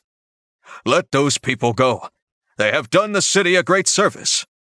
The guards hesitated at the order from their former captain. The captain still had some sway over the palace guard, it seemed. "Don't listen to him," the Duke ordered. "Take him into custody too. He is a traitor and must be dealt with." "Sir, it's Captain Karan. You told us he was dead," the guard lieutenant said. "I know who it is," the Duke snapped. "You're relieved of command. Sergeant, take the lieutenant into custody too. He can join the former captain in chains." Some of the palace guardsmen started to follow the order. Others milled around, uncertain what to do. This was turning into a dangerous standoff. Hal pushed himself to his feet. He saw Kay nearby. She was held by the arms between two palace guardsmen. She struggled between them, but one of them clouted her over the head with the pommel of his sword. Her eyes rolled up in her head, and she went limp. "That one, the one in black," the Duke said, pointing at Hal. "Place him in chains too. He is the ringleader of the rebellion." 4 guards approached him from different directions. One held a set of shackles in his hands. Hal had little time to make up his mind what to do. He only knew their chance to stop the final warden in the city was slipping away from them. If they were taken into custody, it was unlikely any of them would escape a traitor's fate. Worse, for most of the people in the city, everything would go back to the way it was before Hal arrived in Tandon. Hal shook his head. It had to stop. The slot machine in his head started spinning again, and Hal knew he had to try to end this now. His hands still ached from the burning wounds, only partially healed by the single potion Kay had given him. He hoped he could make his fingers work well enough to pull this off. Hal raised his hands over his head in surrender. "It seems you have won, Your Grace." Hal nodded his head in a small bow. "You and your hapless companion played right into my hands," the Duke said. He swaggered as he walked closer and pointed around him at the people captured around the room. "You and your play at being a hero around the city helped me consolidate my power much faster than I could have hoped, Hal Dix. Now you will serve as an example of what happens to popular heroes. It will teach the people of the city what happens when you try to rise up against your betters." "That's pretty bold talk for a dead man," Hal said. The Duke laughed. "I think you are mistaken. You are the dead man." The guards had almost reached him. Hal had to make his move, even though it was a long distance for the throw. Spinning in place to give himself some momentum, Hal whipped his hand around as the knife blade slid from his sleeve into his hand. He let the blade fly. Time to see how his new master thief skill worked. The slots in his head stopped spinning, but there was no chime. The blade flew end over end in the air. The 4 guards leapt on top of him, bearing Hal to the floor of the temple. Hal's final vision was of the knife blade sinking to the hilt in the center of the Duke's throat. The chimes sounded in his head as he was taken to the floor by the guards. "Health damage. Health minus 28.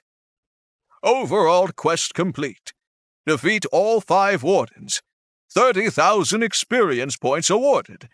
Level up." Hal smiled as the guards' fists began to descend on him, a last act of defiance before the blows made everything go black. Chapter 33. "Leave the basin. I'll tend to him." Hal knew that voice. He struggled to open his eyes, but he still couldn't see. His eyes were covered with something. "Kay, I can't see." "Rest easy, Hal," Kay said. "It's all right. The guards beat you pretty good before we could get to you. But you're going to be fine. Let me get that bandage removed." Gentle hands lifted his head a little from the pillow and unwrapped the bandage around his head. Light began to show from under the wrappings, and then the final layer was removed. The familiar face leaning over him was Kay, but yet it wasn't. Her short cropped hair was right, except for the silver circlet around her head. The face was right, except for the tasteful application of makeup. Everything else was wrong. The blue silk dress, the jewelry, everything. "Kay," Hal managed after a moment. "You look, different." "A lot has happened in the days since we retook the city from the wardens, Hal. You've been touch and go for a while. Even with magical healing, Sister Darla wasn't sure you would survive your wounds. We thought you were dead for sure before Karan managed to take control of the guards and stopped them from beating you." "But the dress, the tiara, or whatever that is you're wearing," Hal said. "The Duchess discovered who I was and revealed my identity to Duke Karan. He insisted, as a visiting princess, I looked the part." "Wait," Hal said. "Duke Karan?" "Yes, he took control after you killed the former Duke. When the Duchess and her daughters were returned to the palace, almost all the Duke's former retainers swore allegiance to her. She raised Karan to become Duke and rule by her side. So it seems everything worked out," Hal said. He was a little disappointed. He'd hoped if he died, he'd return home to his wife and daughter. Since he'd been saved, Hal supposed he was stuck here. Hal finally understood that Tandon and Phantasma must be real. He was never getting home. "Don't be so gloomy, Hal. You're a hero," Kay said. "I guess we both are. The Hood prevailed in the end, despite the odds, just like you said he would." "What's next for you?" Hal asked. "I went through all the books and ledgers left by the temple warden in her strongbox. I've been able to piece together where my brother and sister were taken after they were sold as slaves. They're far to the east in the custody of another of the Emperor's wardens. I have to go and free them." "Damn," Hal said. "You can't go alone. What would you do without my luck?" "You're in no condition to travel, Hal. It will take 4 or 5 days until you're back to full strength." "When do you leave?" Hal asked. "I leave in 2 days," Kay said. "There is a caravan master who has traveled that far east before. He has agreed to take me on as a guard in his employ, in disguise, of course." "Of course," Hal said. "That's not for 2 days, though," Kay said. "Now that you're awake, Duke Karan can have the celebratory feast he's been holding off, hoping you'd be able to attend." "I'm not sure I'm in good enough condition to attend a feast," Hal said. "Nonsense," Kay replied. "We'll get you some help, but you'll be well enough to sit at a table next to the Duke. People want to see you. More important, they want to see you and the Duke together. It's the final piece for the commoners to know the Hood and Duke Karan worked together to defeat the Wardens. Symbols are very important at times like this." "Very well. If you think it's important, how could I say no?" Hal's sarcasm was not missed by Kay. "I'll take it from your attitude that you're definitely feeling better," Kay said. "Now rest up. I'll have Sister Darla check in on you and see if her healing magic can do anything else." Hal closed his eyes and thought about everything Kay had told him. So much had happened. He remembered the final game message he'd received before the guards beat him into unconsciousness. Hal pulled up his stats and reviewed the additional points he had since leveling up. He decided to drop his attribute points into his bronze score. Hal thought the additional strength and vigor might help him heal faster. After all, he had to attend the feast in his honor tomorrow. Hal also added a skill level to sneak attack, bringing it to level 5. When he was finished, his stats looked pretty good, considering where he'd started at level 1. Name, Hal Dix. Class, Rogue. Level 11. Attributes, Brawn 16 plus 4. Wisdom 8. Luck 24 plus 8. Speed 14 plus 3. Looks 8. Heart 8 of 88. Skills, Taunt 2. Dark Vision, Acrobatic Dodge 6. Hide in Shadows 2. Sneak Attack 5. Open Locks 2. Find/remove traps. Master Thief skills, Instant Kill. Land an attack while engaging this skill and instantly kill the target. Detect Lies. Detect if someone is lying for a period of 5 minutes once per day. Experience 142,600 out of 250,000. The following evening, Hal did indeed feel better. With another day of recuperation, plus the additional stat boosts he'd gotten leveling up, Hal was not steady on his feet yet, and had been offered a cane to assist him in getting around. He felt stupid using it, but it did make it easier to walk without falling over. Seated at the head table, on a dais at the front of the palace grand dining hall, Hal sat next to Duke Karan on one side. On the other side sat Kay, the princess. There was a succession of speeches in his honor from the Duke and several prominent citizens from around the city. The hall had been opened to some commoners, too, and Hal saw Griff seated with several of the people he'd come to know from the harbor district in his time there. He was glad they were invited to participate in the whole grand affair. They'd earned it, too. Hal smiled at all he'd accomplished. He was a master thief and a hero of the people of Tandon. He was a personal friend, not only of the Duke and Duchess, but also of a princess from a distant land. All in all, it had been a fun ride. There was only one thing that remained undone for Hal. He had yet to find a way to get home. Phantasma was the sort of place he might like to visit from time to time, but only if he knew he could return home to Mona and Carrie at the end of it all. "More wine, sir?" a voice said from behind him. Sure," Hal said, lifting his cup. A hand took the cup and filled it from a pitcher before handing it back. Hal turned to say thank you to the servant and froze. It was Tildy, the woman who'd sold him the Phantasma game back home. She was dressed as a servant, but it had to be the same woman. She smiled, winked, and turned away, hurrying down off the dais and toward a passage back to the kitchens.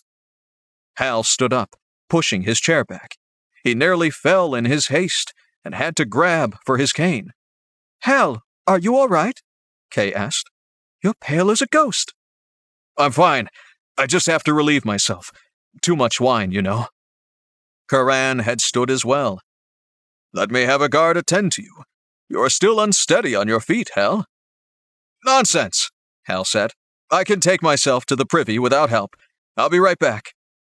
Hal waved off their help and hobbled down off the dais with his cane, hurrying as fast as he could towards the passage he'd seen Tildy use.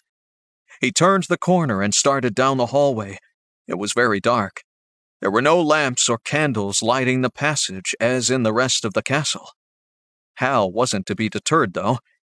His dark vision skill would do to help him see in the dark. Except his dark vision skill wasn't working. The farther he went down the passage, the darker it got, until he couldn't see his hand in front of his face. He turned to go back and realized he couldn't see the opposite end of the corridor leading back to the dining hall either. There was just darkness. This shouldn't be that hard, Hal thought. Just retrace his steps until he saw the light from the hall again. He'd taken only a few tentative steps when Tildy's voice made him stop. "You may go back if you wish. You have accomplished what you were sent to do, Hal Dix.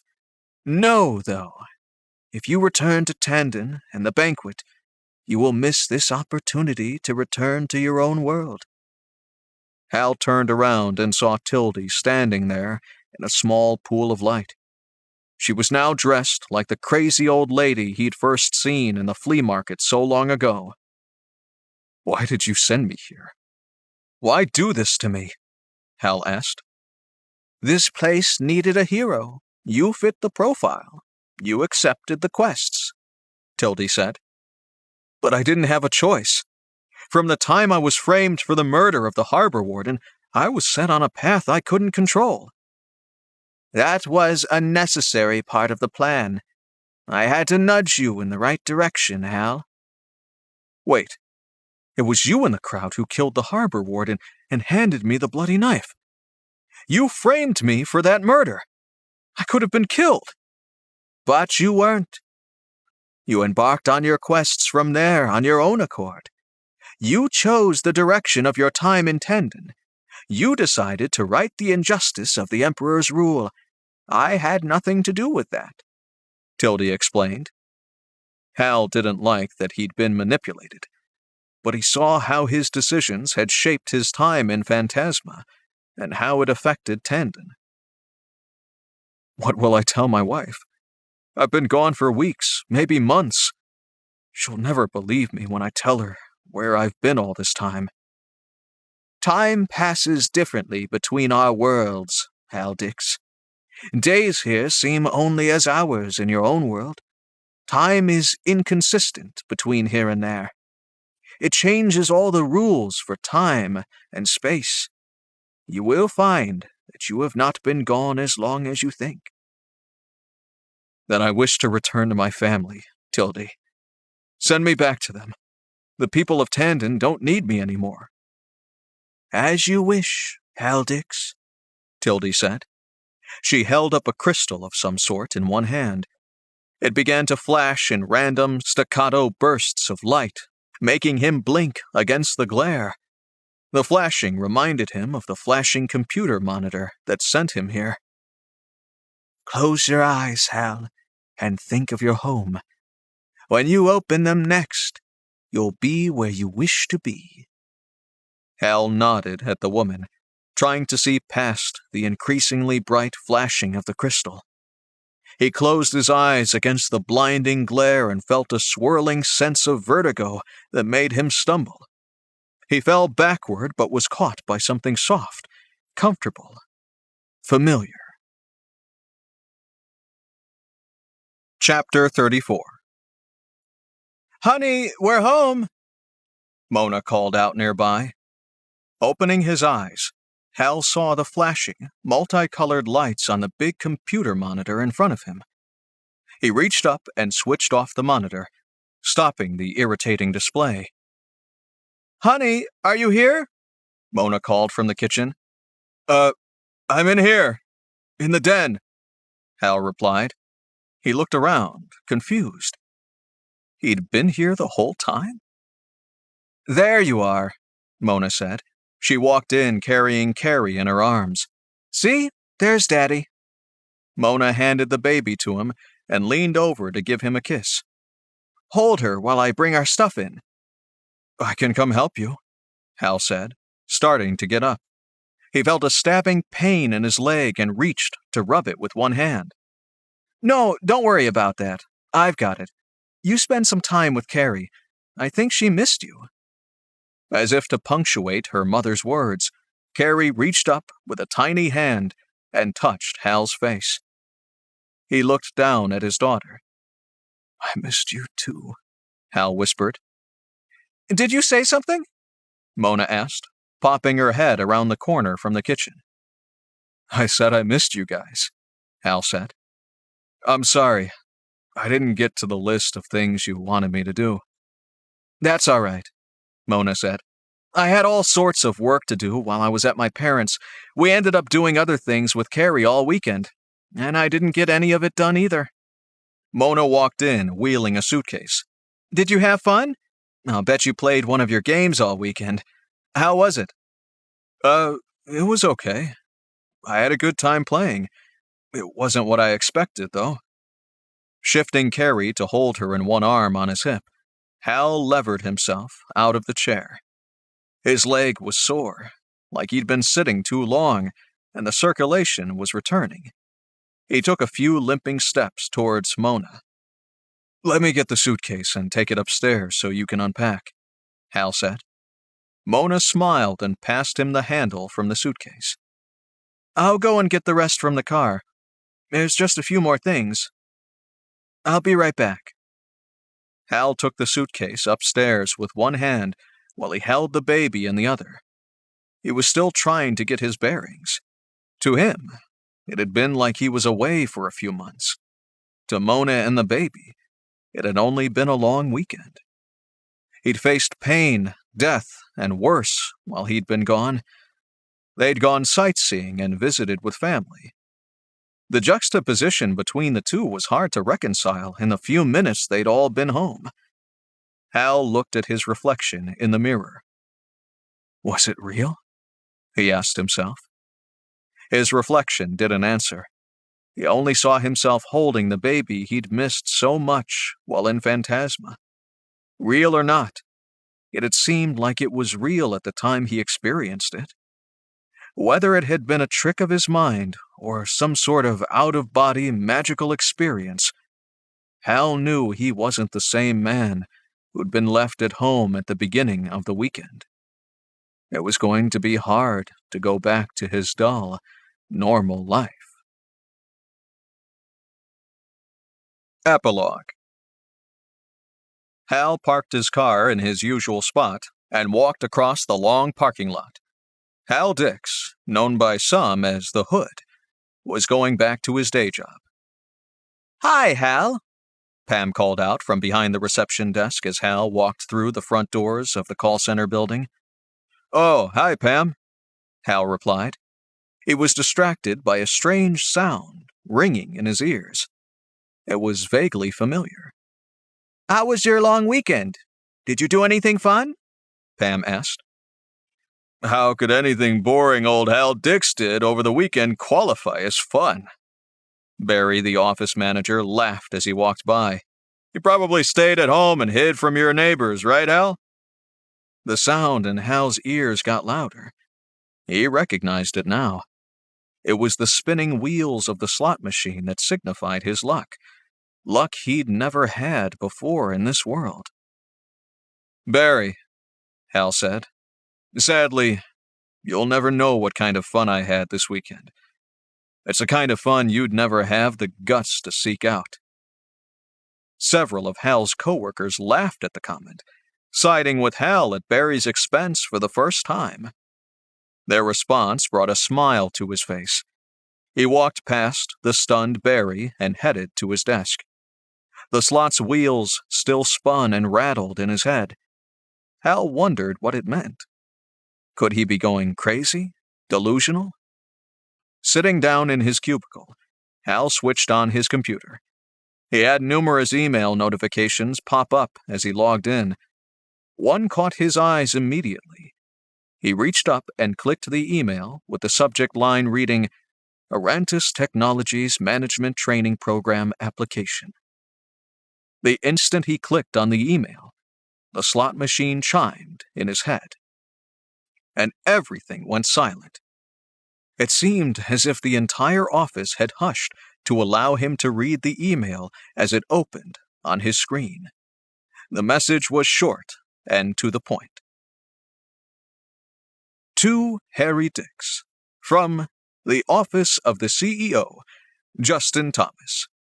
Congratulations on being accepted into the management training program for Aurantis Technologies' upper management team.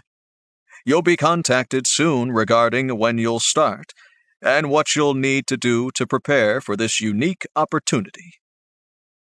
Hal smiled, reading through the message for the second time. In his mind, he saw one more message scroll across the screen. Level up. Get a free ebook and updates from the author for new book releases. Visit jamiedavisbooks.com/LITRPG-list. This has been Accidental Thief. Written by C.J. Davis and Jamie Davis. Narrated by Roberto Scarlato. Copyright 2017 by Medic Cast Productions. Production copyright 2018. Medic Cast Productions. Audible hopes you have enjoyed this program.